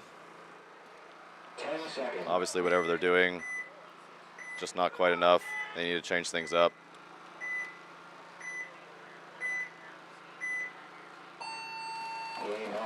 All the way to the snake off the break for Arcade, and they take D1. They do lose the white can, though. Standard pocket for OKC, 5 alive. Yeah, Mutiny just tucked into their spots, throwing paint downfield here as Arcade Factory trying to get some sort of offense going. They get out into D2. They also get out insert bunker snake side. He looks like he's trying to battle his way out to the corner. Dorito side wing as well. He should be able to put his head down, get to that 50 door, see if he can't do some damage from there on the wrap. Andrew, they are playing at the correct pace right now. They're putting themselves in offensive situations. They're already taking some good ground. Getting out of D1 into D2 is huge. Yeah. It's tough. And now the next work they got to do is to get into D3. Once you're out there, things are really open a little up. bit more smooth sailing for you. Oh, and I think, yeah, that Dorito player, as we just said, that commentator cursed, he's going to get his head blown off. He's going to take the walk, and that's going to save that white Andrew Lopez Law Tower some pain. If you were to get to that 300, that would have been the first death for sure. But now OKC in dominant control. They're going to escape out to the snake corner, make it there alive. Filtering bodies out here towards the snake side from Mutiny, trying to protect this lead and spread the field with 5 bodies alive. It's looking pretty solid for him right now. Arcade Factory really does not want to concede this point. They still have some bodies out there to work with, but these guys are just chilling in their spots here currently and hoping that somebody on Mutiny makes a mistake and they can even up this count. And just without a D-side presence here, they're going to be in a lot of trouble.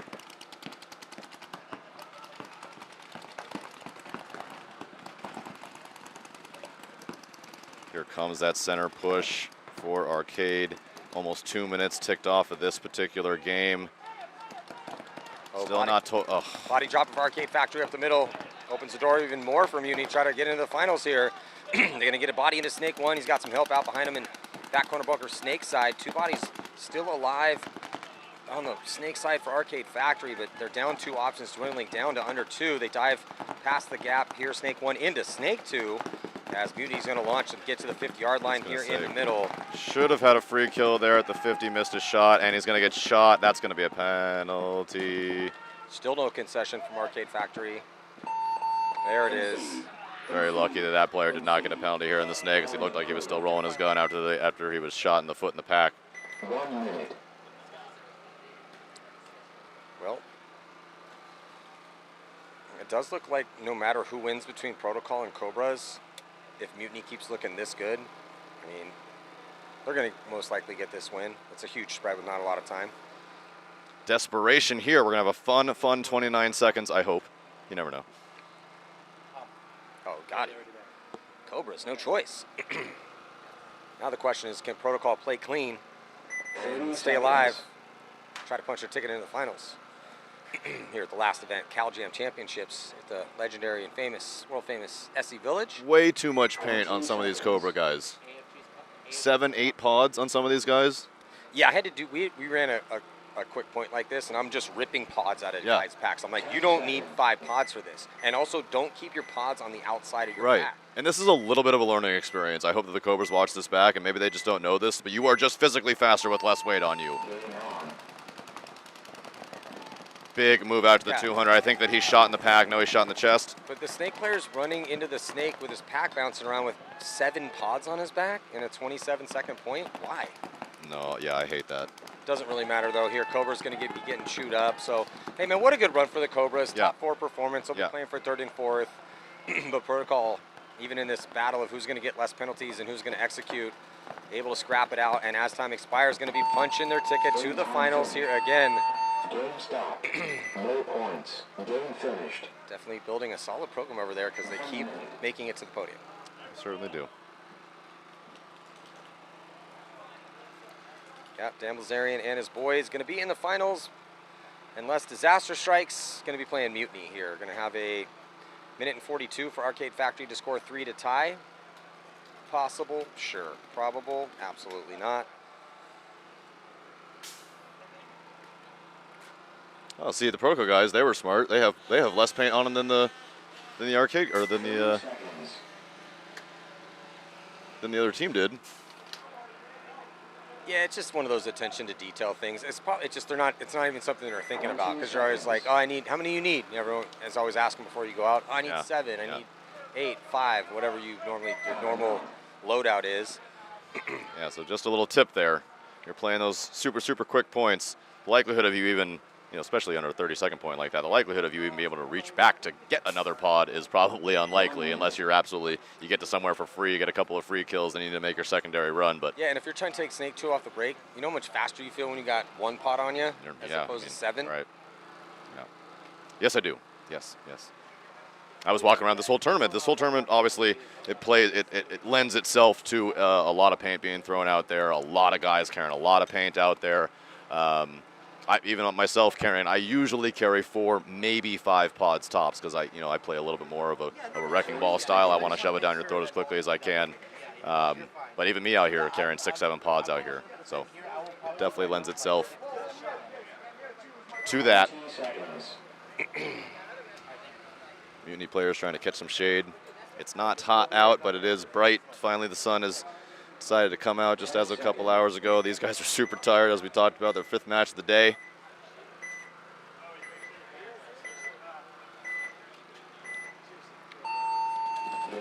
Mutiny just trying to hang on here. Go on to play Protocol in D4, and they get a good break. 5 alive for them. Pocket, no surprise there on the strategy. Yeah. But Arcade Factory, if they really wanted to win this, they have to just be flooding up the field right now. They have really no choice at this point in time. Referee gets in there, checks out the can of death. I think referee just wanted to go get shot. Looks like he's just running through a lane. What's the name of the sponsor for that can? Andrew Lopez Law Tower. Andrew Lopez Law. Yes. Oh. Yard sale. Yard sale. Oh, Jesus. Trip Oh, and falls. boy. So a player for Arcade Factory drops his gun, trips and falls trying to go grab the gun, grabs the gun. His loader's on the ground still. I think he just has the marker itself. I think it's more impressive that he was able to do all that and stay alive. Yeah, unfortunately for him, though, they do get a minor penalty on the snake side, so he might be the only body left alive here. There is a Dorito player over there for Arcade. Oh, and he's going to get a penalty, too. Just adding insult to injury over here. So an anticlimactic situation. Should be giving a mercy rule win here to Mutiny.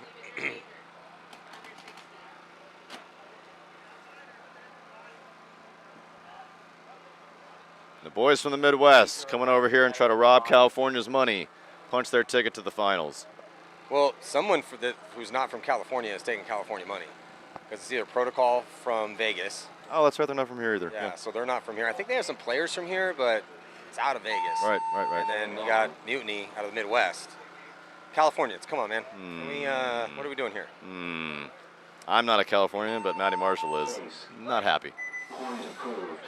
Well, I do appreciate good paintball, and the Californians didn't do enough. So respect to Vegas, respect to Mutiny, OKC. So that should be it. So we're going to take a short break. And, yeah, they got to get paint, get back over here. Are we going right into the D4 final? Likely, yeah. Yeah, so we're just, so maybe 10, 15 minutes, call it 10. We'll see how long of a break these guys need before we jump into the finals. We'll be right back here, last event, the WCPPL season here, 2025, the CalJam Championships.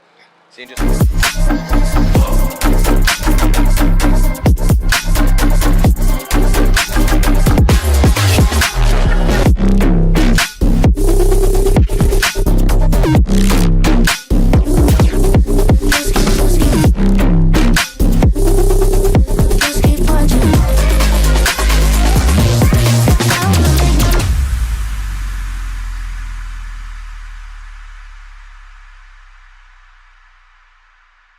Hey, this is Walker with Carbon Paintball here to talk to you about our SC custom jerseys. To start your team's design, head over to crbnpaintball.com, fill in some team information, including what colors, what template you want to base your jersey off of, upload your main team logo and any sponsors, enter your name and your number, and we're going to kick you back a 3D image of your jersey. The custom jersey is built on a 5-panel design that's all customizable. The jersey features a DWR coating all throughout the jersey, so it is water resistant. It also is stain proof, and it has side mesh venting. The jersey is also very fitted, so it has a compact neck collar, and it also features elastic thumb loops to keep the sleeves in place while you're sliding or running. To start your team design, head over to crbnpaintball.com. Yes.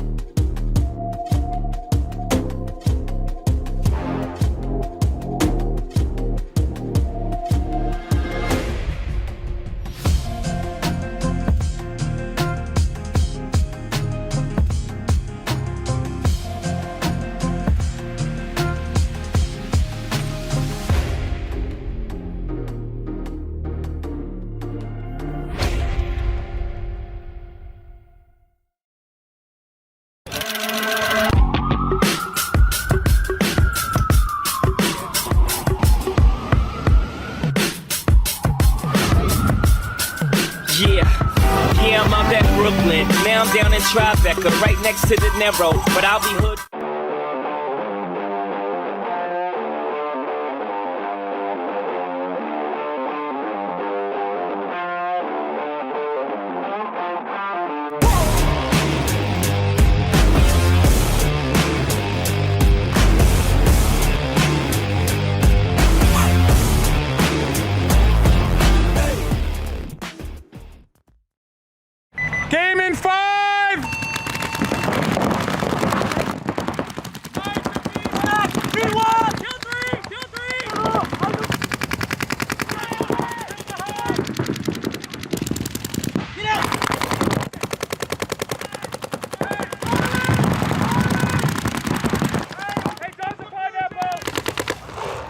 Live at the 5, baby.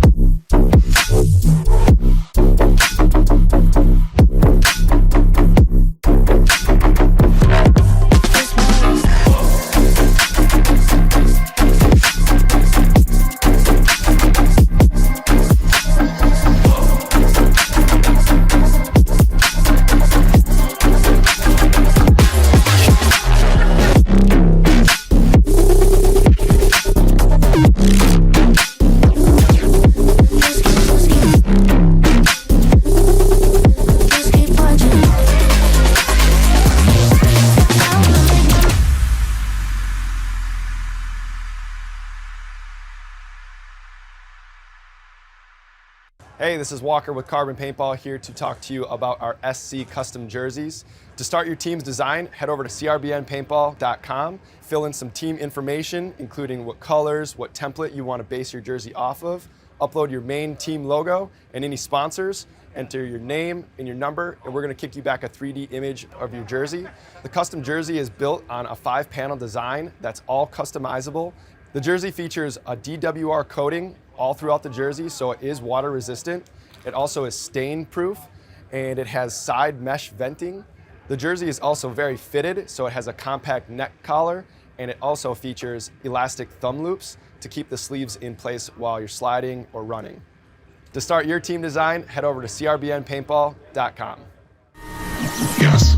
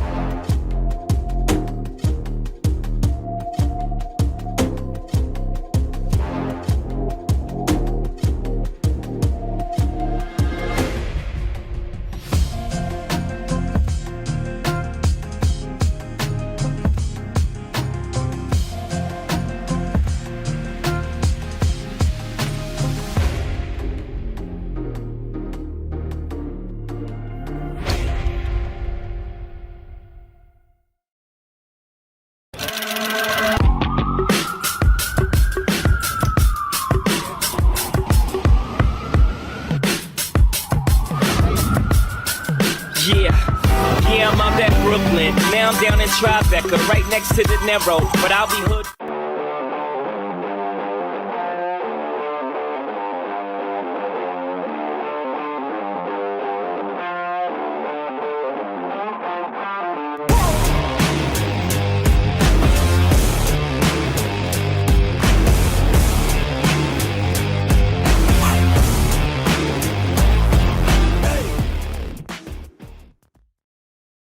Game in 5!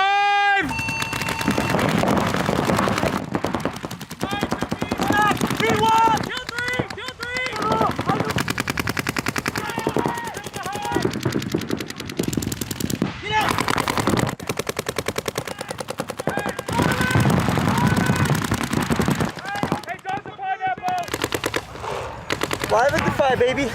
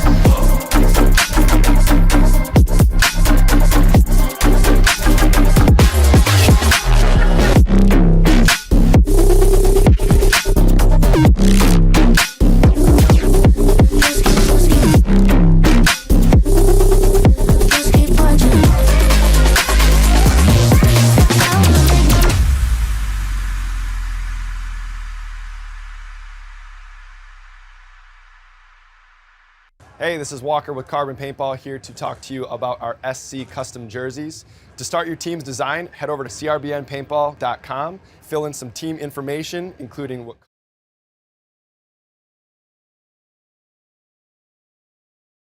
All right, jumping into this D4 finals. Yeah, D4, third place though. Third and fourth place here for Arcade Factory taking on the Cobras.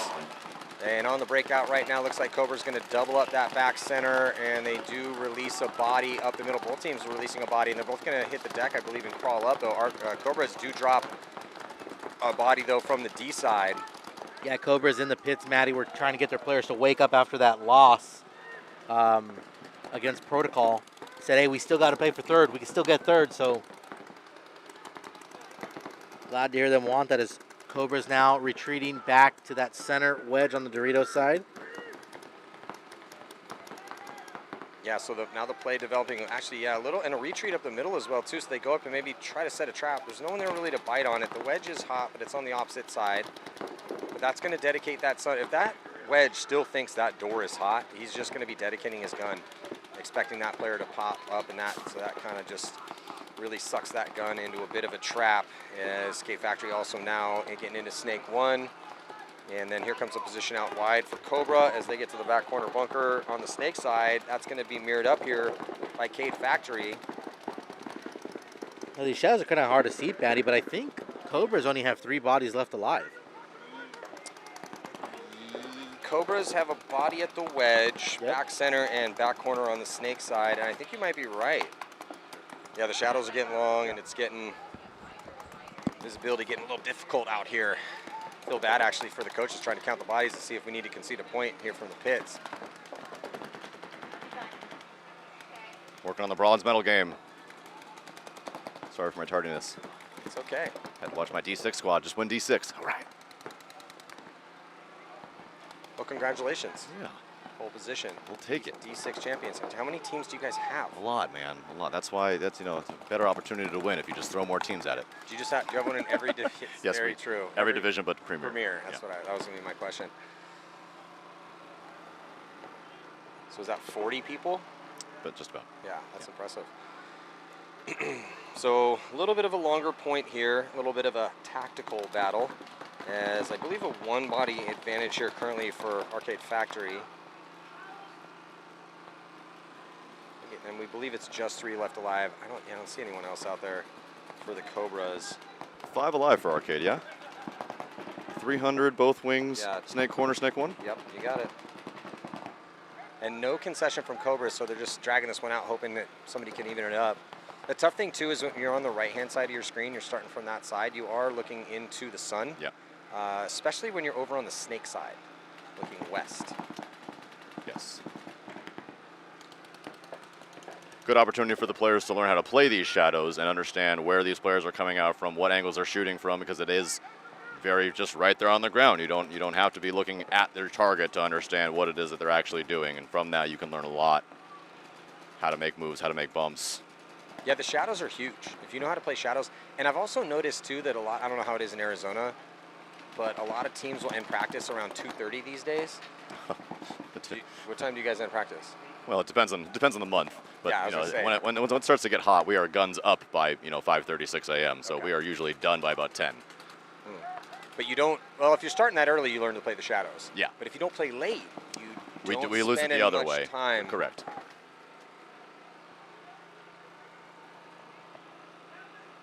Yeah. So yeah, this is a real long first one here, as we're almost 4 minutes ticked off the clock, and with the shadows, I'm wondering if Arcade Factory knows they're in this high body situation. Maybe trying to save on their paint bill. Not sure here. We heard a coach earlier say, "Guys, we don't care about the paint bill. Shoot it. It's all good." We've already committed. Yeah, we're already committed. You all have jobs. It's fine. Oh. Oh, so there's trying to push up and into Snake 2 and gets caught in transition. So that's why you don't concede. Still with a bit of a high body situation. So yeah, no early concession in this 53. Which again, hey, at first point you're playing for third and fourth, so it's not like it's for first and second. Still, third's way better than fourth. But just maybe let it play out a little bit, and it does benefit them at least a little bit. Still a little work to do here to get it back to even. Yeah, one of these teams going home with a medal, a trophy, and some money. One of these teams going home with none of those things. An expensive paint bill. So it's a 2-on-1 battle in the middle. Better field position for Arcade Factory into D3.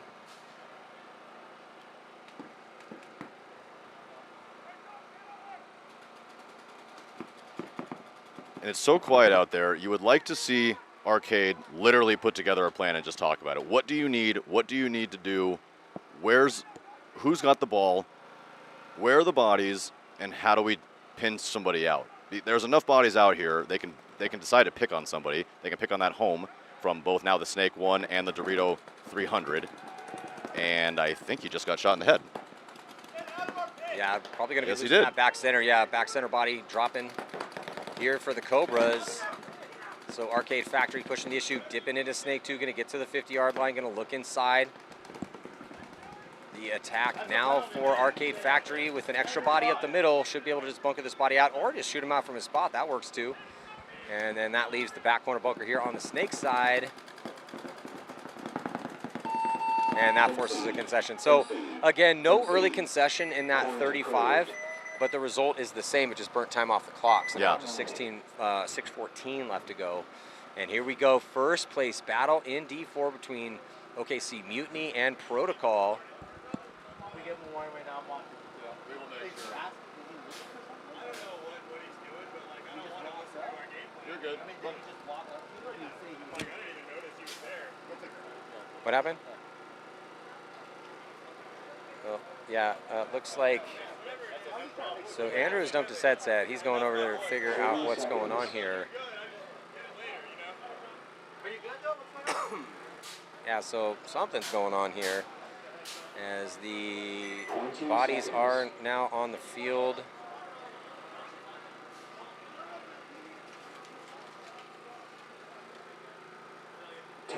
Andrew's talking to one of the refs. Not sure. It looks like the coach for the Cobras was worried about maybe someone over here looking at their game plan and being in their pits from the opposing team.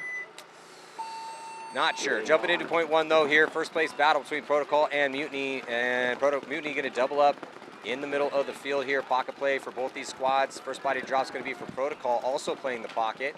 So a one body advantage here for Mutiny as we throw 12 minutes on the clock. What were they talking about here? Well, one of the arcade players was in Cobra's pit, like all up in their pit, and they were like almost shoving him out of there. And we asked him to go back to the other side. I was just alerting the refs of just what happened, because that is a potential penalty. Yeah, so now a couple moves here for Mutiny. Try to take advantage of this high body situation. Nice fill out here for Protocol. Say that Protocol player slid a little bit wide, and it looked like he had a lot of paint coming his way. He is getting checked pretty hard, and it looks like Dan's getting pulled out. But that corner is going to stay clean. But 3 bodies left alive for Protocol as Mutiny in good positions in the Snake 1, the Snake side wing, the 100 Dorito, the home, and the Snake insert. Looking real solid for Mutiny as it has all weekend long. They've been playing with the lead pretty much every single time. Literally, we've seen them only tied once. Every other time they've been ahead. So on paper, do we give this to Protocol? It's been on a run in multiple different leagues, winning in Major League Paintball and Excel here as well too. Mutiny just taking the title. Mutiny outstanding. Just taking the season title for USXBL. Big deal. Yeah, so that's what I'm saying. It's tough to call. It is tough to call. Battle of Titans here. Giants swinging, that is for sure. Mutiny in a good position here on the Snake side. Getting in, Snake 2 going to crawl up into the 50-yard line. They have that presence up the middle as well.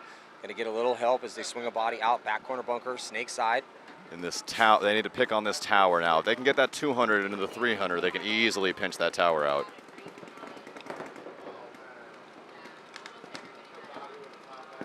The Snake 50 player wants it. Hanging tough, though, with 3 bodies alive. Protocol on the cross. Yeah, he's really pinched now. Yeah, he's pinched. Got to be very careful. It's going to take at least one more kill here before going to think about a concession for Protocol. And, yeah, not able to get that kill yet here for Mutiny, but great position. The 2 bodies, one controlling the sideline, and then one working inside from the 50 Snake side. Oh, move out wide here for Protocol into D2. And he makes it clean, mirroring up with Mutiny. Body now coming off, and that's going to be the tower. So the tower finally pinched out here for Mutiny. Almost 3 minutes taken off this clock. Just a tick over 9 to go. Yeah, Mutiny's look so good. Can we get a can we get a check? Are these guys D3? Oh boy. Yeah, and I was going to say that he just. Yeah, their Snake player here, 17. He gets shot on his way up, but he shot that tower and then immediately just pinned himself on the Snake corner first ball. Yeah, I love what we're seeing out of Mutiny because it's full control, right? Everyone's moves very coordinated. They're playing scrappy. Super coordinated. Yeah, their communication is outstanding. If they lose a body, They filter out fine. Don't get rattled in the few low body situations we've seen him in.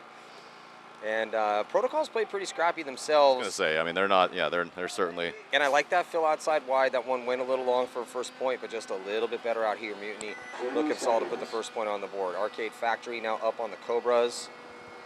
Did they know their game plan with their spy in the pits? I don't know. 14 seconds. We playing Stratego? Yeah, well, I mean, listen, if you're not cheating, you're not trying, right? That's why there's 10 refs out here, right? That's just not a story I hear often. Spy in the pits? No, it's not. I'd like to hear your opinion on cheating and how you feel about the whole deal and blah, blah, blah, when we have more time. Yeah, somebody like Marcelo. The break out here, Cobras. Cobras getting up there, and they're going to get that kill in Arcade Factory. They're going to lose one as well. Yeah, they lose their back center here, Andrew. So it's a 4-on-4 situation. Another one dropping right now for Arcade Factory, and another one too. So just 2 players left alive for them. They're both in the middle. Not ideal. Cobras, I think, getting a good read on it. They're going to get a quick kill. That leaves just 1 body up the middle. No, 2. Still another one left alive. He's hiding in the shadow at D1. He definitely knows he's here on this poison. They're going to rack each other up here in a second. Oh, that's that. I agree. Yeah, 100% that should have been a red. Major penalty. I don't think it's going to matter. Major penalty assessed on the Cobras. No, they only have 1 other body. They're going to run all the way over. No, they still have 1 player left alive. So it's going to be it's going to turn to a one-on-one. Yeah, one-on-one here. After the major and the dust settles on the major, it's going to be a one-on-one. Cobra's into D4 here for Arcade Factory, into Arcade Factory's D4. So advantage to the Cobras in this situation, because that little Dorito, not a fun place to play a one-on-one out of, and outside the little. Is he really going to get wrapped like this? Yeah, he is. No way. Even with the shadows? Oh, you've got to play the shadows, kid. Shadows are a telltale sign of where they're going, especially from that angle. So this needs to be a learning moment for that Arcade Factory Dorito player. I don't know if he knew that he was a one-on-one. If he did know that he was in a one-on-one, he needs to be able to recognize where that player was and be able to at least see both sides of it. I don't think he did. I don't think he recognized that he was in a one-on-one. Because with the penalty and how quick the bodies came off and the position that he was in with a lot of those big blocking bunkers in the middle, and he's at that little Dorito, I'm just. The Redbird did go up on his side. No, they went and pulled his. He should have seen, or at least felt, that there wasn't any pressure on him, and then by process of elimination figured out if it's not a one-on-one, it's pretty close. But him staying so dedicated to that inside lane tells me he must have thought there was still 1 more body out there. If he did know it was a one-on-one, then yeah, it's a drastic mistake. Yeah. If he didn't know it was a one-on-one, then I understand why. That makes more sense. That definitely makes more sense. Yeah. He was looking across the field and he was like, oh my God, is that Manny Marshall? Oh, maybe that. Yeah, he was looking into the booth and he was like, I can't believe Manny Marshall's calling my game, and he just got transfixed. I don't think that's what it was, but it might have been. Thank you. It might have been. Yeah. So Protocol now here, down by 1 to Mutiny. Big moment for Protocol, trying to stay on this run they've been on here, marching up the divisions. Really just smooth sailing for Mutiny. Protocol gets in the snake one. Maybe not, though. Referee going to get him to give it a check. Mutiny going to be dropping one of their inside bodies from the tower as Protocol is going to dive their body into the wedge and crawl to the snake side door. And this Andrew Lopez Law Tower, not long for this world as he's about to get racked up. I would imagine as soon as the snake one decides to wrap as soon as the snake one decides to wrap the outside, he should absolutely plaster him. Yeah, so still 5 bodies for Protocol. No lead to protect, though. They're chasing. They're down 1 and playing aggressive. I'd like to see a little bit of movement on that D side. They still have 4 bodies that they're looking at. But it looks like, yeah, there's only 1 gun on the D side right now for Mutiny, and it's the home back center. Yeah. He is dumping pot after pot after pot, though, through that gap. Oh, but Protocol dropping. That's a tough That's death. a big kill. Yeah, death. A little bit too greedy of a gunfight. You still have 8 minutes to work with. You're only down by 1. You're up a body. This is a huge. If this player's alive, that was a huge kill. Because if he can stay there or escape. Yeah, so that's the farthest body out wide. Right. We can't lose you in that position. Right. We risked you off the break. You make it clean. We have a lot of time to work with. We're only down 1. We're not chasing multiple points. You cannot die in a gunfight in that situation. I am sure you would agree, Maddie, that you would love to see this Andrew Lopez Law Tower get out of here from OKC Mutiny, move himself into one of these wings. Yeah, it's just a really tough spot. I'm surprised he's still alive. Well, 1, because there's no one at the snake to wrap around to get a shot inside on him, but I mean, So even he's a lateral move. He's just living on the edge right now. Yeah, and you can see him. I mean, he's pressed all the way into that thing. It is nearly coming out of its stakes. Attacker. Oh, and this might be a free kill. No, it's a run through. Is he going to stay alive? He is. He does. So And he absolutely dices him. But here comes the counterpunch right now for Mutiny, or sorry, for Protocol. After the counterpunch from Mutiny. But after the back and forth battle, Protocol still alive up in the middle, and they make it out wide here, snake side, and they get into D2. I was sure that Mutiny recognized that kill. He's got to be hit on his leg. Yeah, that Protocol player tries to make a tactical retreat to that wing, gets smoked up, and a great move here from OKC. They're going to get themselves into Snake 1. Yeah, and they makes it clean, but that was a great kill from that D2 position to shoot that tactical retreat for Protocol. And if you're OKC, I was just going to say, do not get caught being cheeky from the Snake corner on a silly bump. I just really would like for Mutiny to get out of that can. This is one of the longest I've seen somebody live in this can all tournament long. Well, he's a lot safer now than he's. I mean, he doesn't have a ton of pressure really. The D2, now D3. Just as that happens, they both escape out of there. They're But sitting on a lead. If you get up in the situation that you have and get now, like he just did, into the wedges, it just gives you better options and higher survivability. And they don't even need to attack. They're in good spots. Protocol's down, points and bodies, or a point. I would think that they're. I was just going to say at their final destination, and I don't like this at all. Well, he does run the inside route, and he gets them clean. Okay, he does and then get the he's gonna kill. Come through. So there's just one body. It's just the snake corner. It should be none left. Okay, I think I thought that somebody was still at the home. I think I thought Protocol still had 3 bodies left alive. Yeah, guy got a nice read. It's just in those situations, so you have a one-body advantage. And yeah, if you see, I always tell my guys, hey, if you see a move, I want you to be confident in your reads. But just remember, when we're up bodies and up points, they have to come to us. That was a huge move from 300 basically to 300 wire to wire up bodies like that. If he gets caught, that could be huge. Yeah, so it's again risk versus reward, right? So we are incurring a decent amount of risk when you make a move like that. It worked out great for him. It did, but so I mean, he looks like a hero, right? right? But in another universe, if he gets caught in that, Yeah, the multiverse. Yeah, someone is jumping down. They only have 2 bodies, the first 3, and then 1.8. Still, hats off to him. It was a nice. Yeah, it was a nice yeah, one. we'll take it. And I mean, they got to be feeling on top of the absolute world right now. OKC, that they can just do anything and get away with it. Yeah. So confidence is key in any sporting in anything. The more confidence you have, surely the better you are likely to perform, or at least have the ability that you think you can perform. Well, belief comes before action. There you go. That's why you're the wordsmith. So under 5 now here, tied up though. Arcade Factory Cobas playing for 3rd and 4th, the bronze medal match, as you were saying.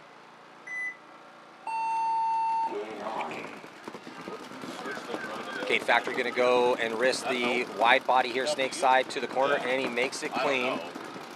A little bit more up the middle here for the Cobras, at least initially. Arcade Factory going to answer. And there goes a transition from the tower out to D2. That lateral movement, and he makes it alive, so nice secondaries. I'm just trying to switch the angle, and this might help with identifying kind of what exactly is going on in the field. We're hoping. It is maybe slightly easier to see. Yeah, but just remember, now the names will be switched. Oh, correct. Yeah, so Cobras are now on your left-hand side of your screen. So we've gone 180. And Arcade Factory on the right-hand side.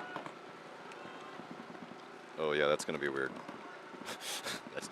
That feels weird. We call that the 180 rule in sports broadcasting.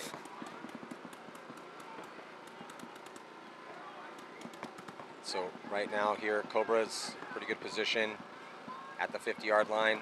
5 bodies alive. D side. I'm sure all the D side players are happy about this though.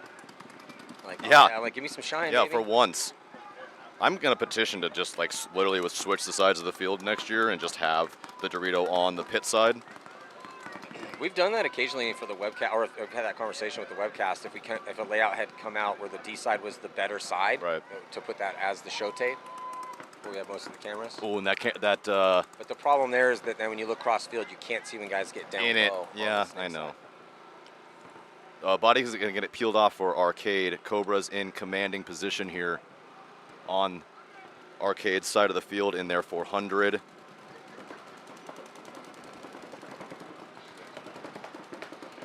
Yeah, Cobra's 3 minutes left to go, trying to utilize this advantage just slowly but surely whittling out the Arcade Factory bodies. Quick and that's concession. Gonna do it. Yeah, I gotta concede at that point. We're here. We're in the third and fourth match. Plenty of time. They could have conceded that actually a little bit earlier, but I do appreciate their faith in their boys. And now it's just been all mutiny here as they're up 2 over Protocol. And just a few mistakes have been costing Protocol. It really hasn't been anything insane. Just a little bit here or there. A couple deaths made the difference. Mutiny playing pretty solid fumble-free paintball. Mutiny's, I mean, of all the birds that have gone up, I don't know if I can recall one on Mutiny. 30 seconds. And we had a streak of many a game. Oh, yeah. With flag after flag after flag. 5 points in a row in one of the sets recently. 20 seconds. Penalties are a little inevitable at times. 100%. If we're talking going through an entire tournament and never getting a penalty, that's kind of a big ask. We won a tournament and one of our guys got 5 penalties. One guy got 5 penalties. Oh, man. Did you cut him? No. Gave him the MVP.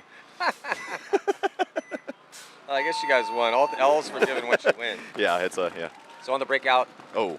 Yeah. Uni's going to lose one quick. Yeah, that was a great off-the-break shot here, but Protocol, unfortunately for them, dying out of that white can. Both sides losing that white can immediately.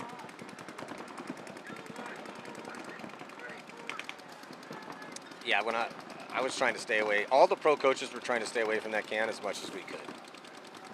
Unless you're just there for a brief second. No, that's not a thing. I'm not trying to sacrifice. I'm not trying to play 4-on-5.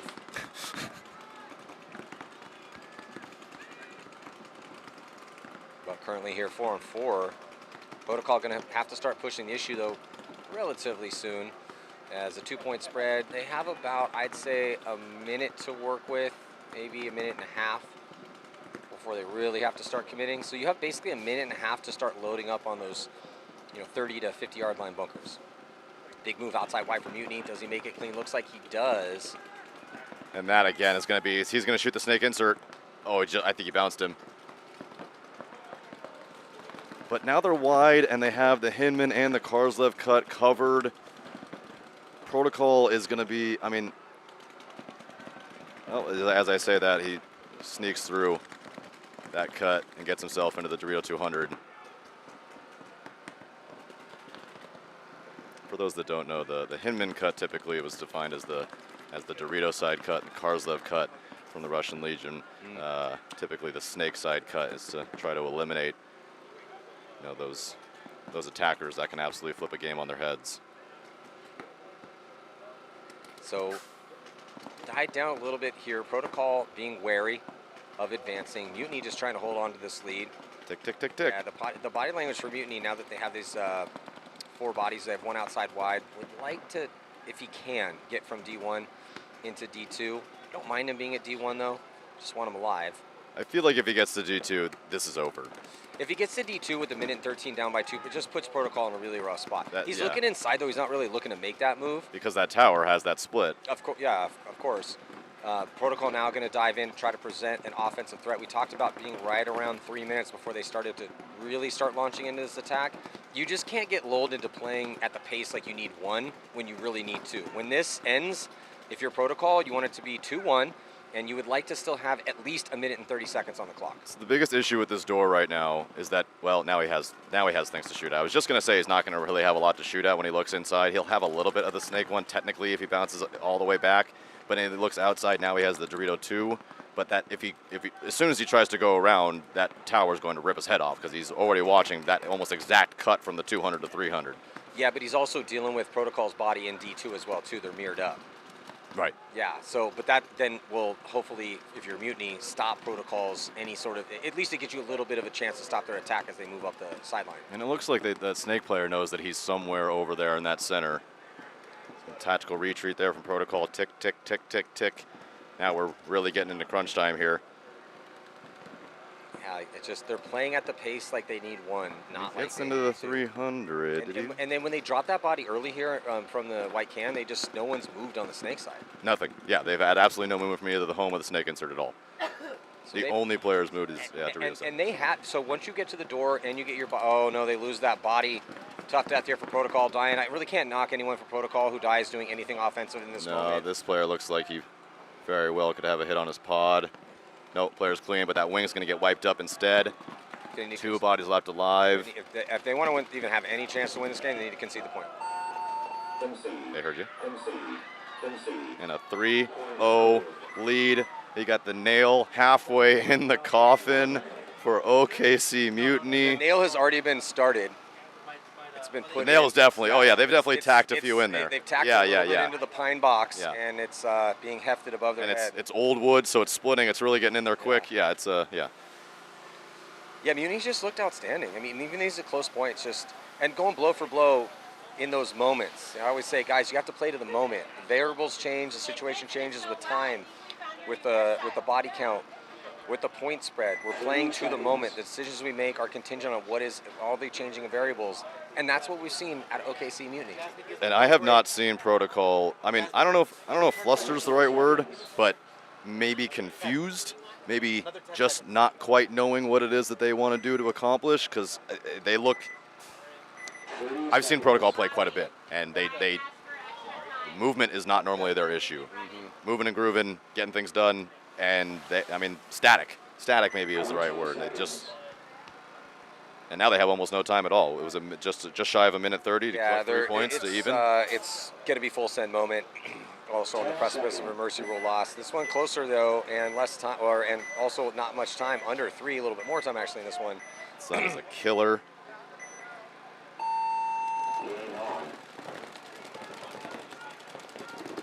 Cobras with the attack. Everyone alive. Everybody alive for Arcade as well. They make it into they're gonna slowly crawl to that 50 door. Also make it to the 200 snake corner. Home and that center tower.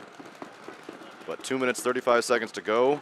Cobras in the snake 1.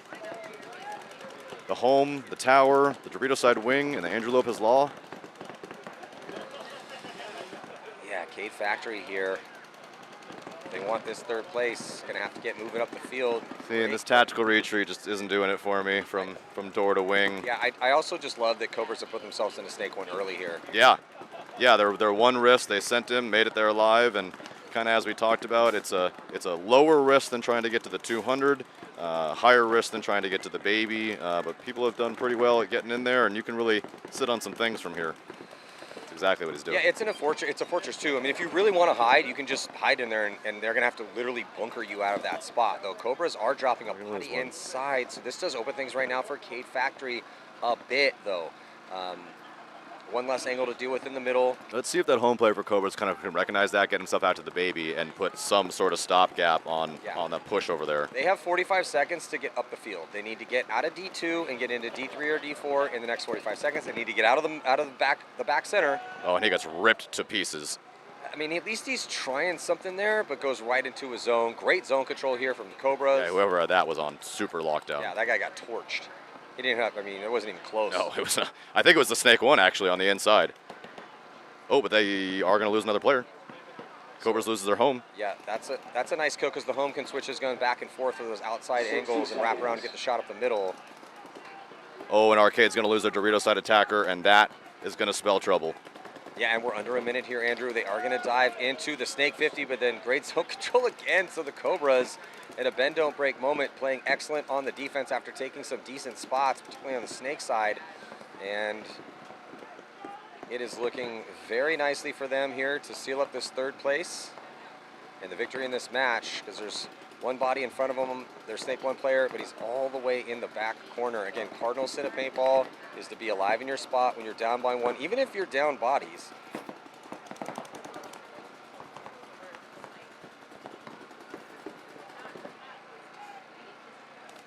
And so he is going to risk it. At least he tried with 15 seconds left to go.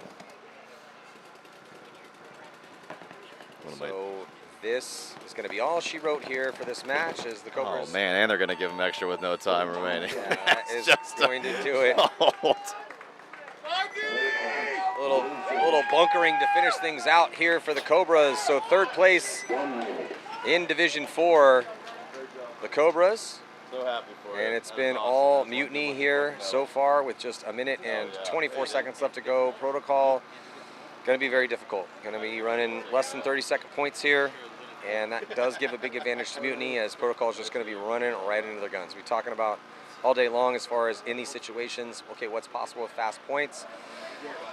A couple ways you can do it. You can go snake 2 off the break, try to get him to that 50 and wrap around, hope he beats the guy out to the corner, and then maybe get some free kills inside. At the same time, you're going to need to have somebody hit the deck up the middle. He's going to crawl to that door and get ready to wrap his round as you send 2 attackers, one mostly to just draw guns and get shot. And then you have that second guy run out wide and around, and he goes just off to races, bunker to bunker to bunker to bunker, putting guys in and making moves. And then the guy at the door plays after that and runs through. But that's your quick play. Ooh. Let's see. Oh boy, someone sounded like they got their gun up so quick. Okay, well, they have part of the play. So Protocol sends the body into the door. Did he? And no, he went out a little too wide. I think a little too high as well. Into And the they're- 200 immediately battling and losing. Well, they had the play, at least half of it, but good, solid zone control. Uni does lose one. For Mutiny. Yeah, under a minute. So yeah, this one's over here, Andrew. Sure is. Under a minute. I mean, unless all of a sudden somebody on Mutiny gets a gross major. Oh boy, to hear And her. then- Ooh, that and was then even then, yeah. it's still going to take some work.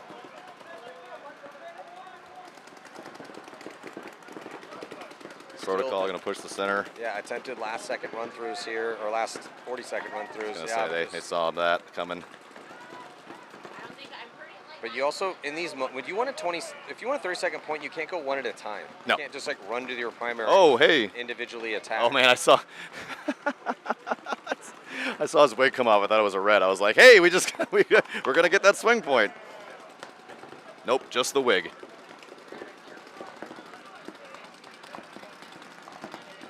So last few seconds here before it's the inevitable happens for Protocol. They're going to be taking the loss, and Mutiny, outstanding 2025 season for them. They're really gonna die in their bunkers too. They're gonna be alive in their bunkers. That surprises me. Well, they're down 3.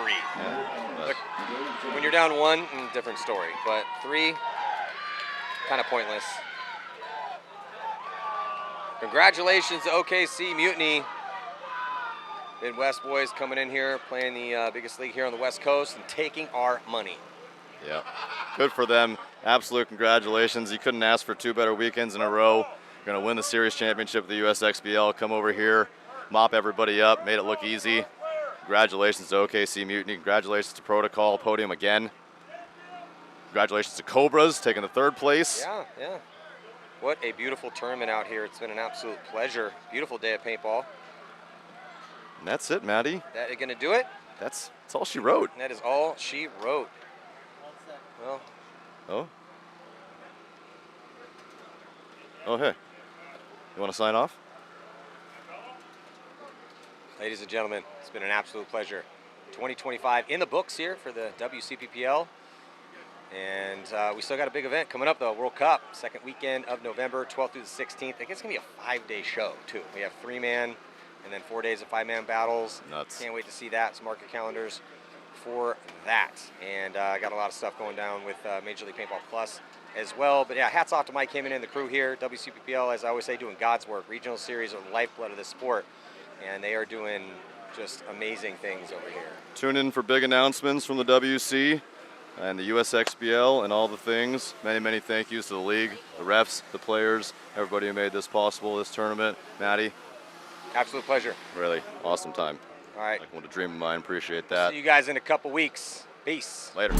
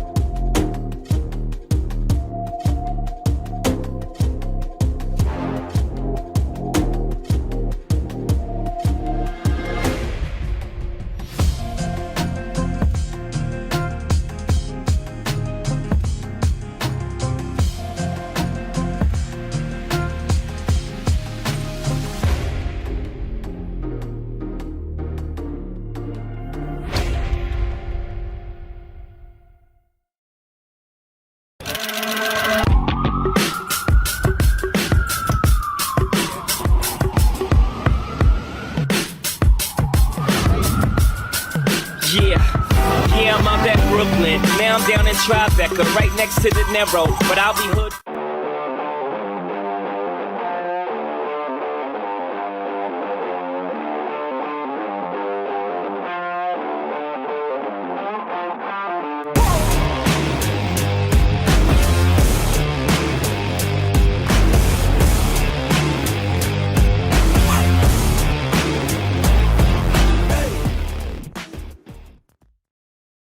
Game in 5!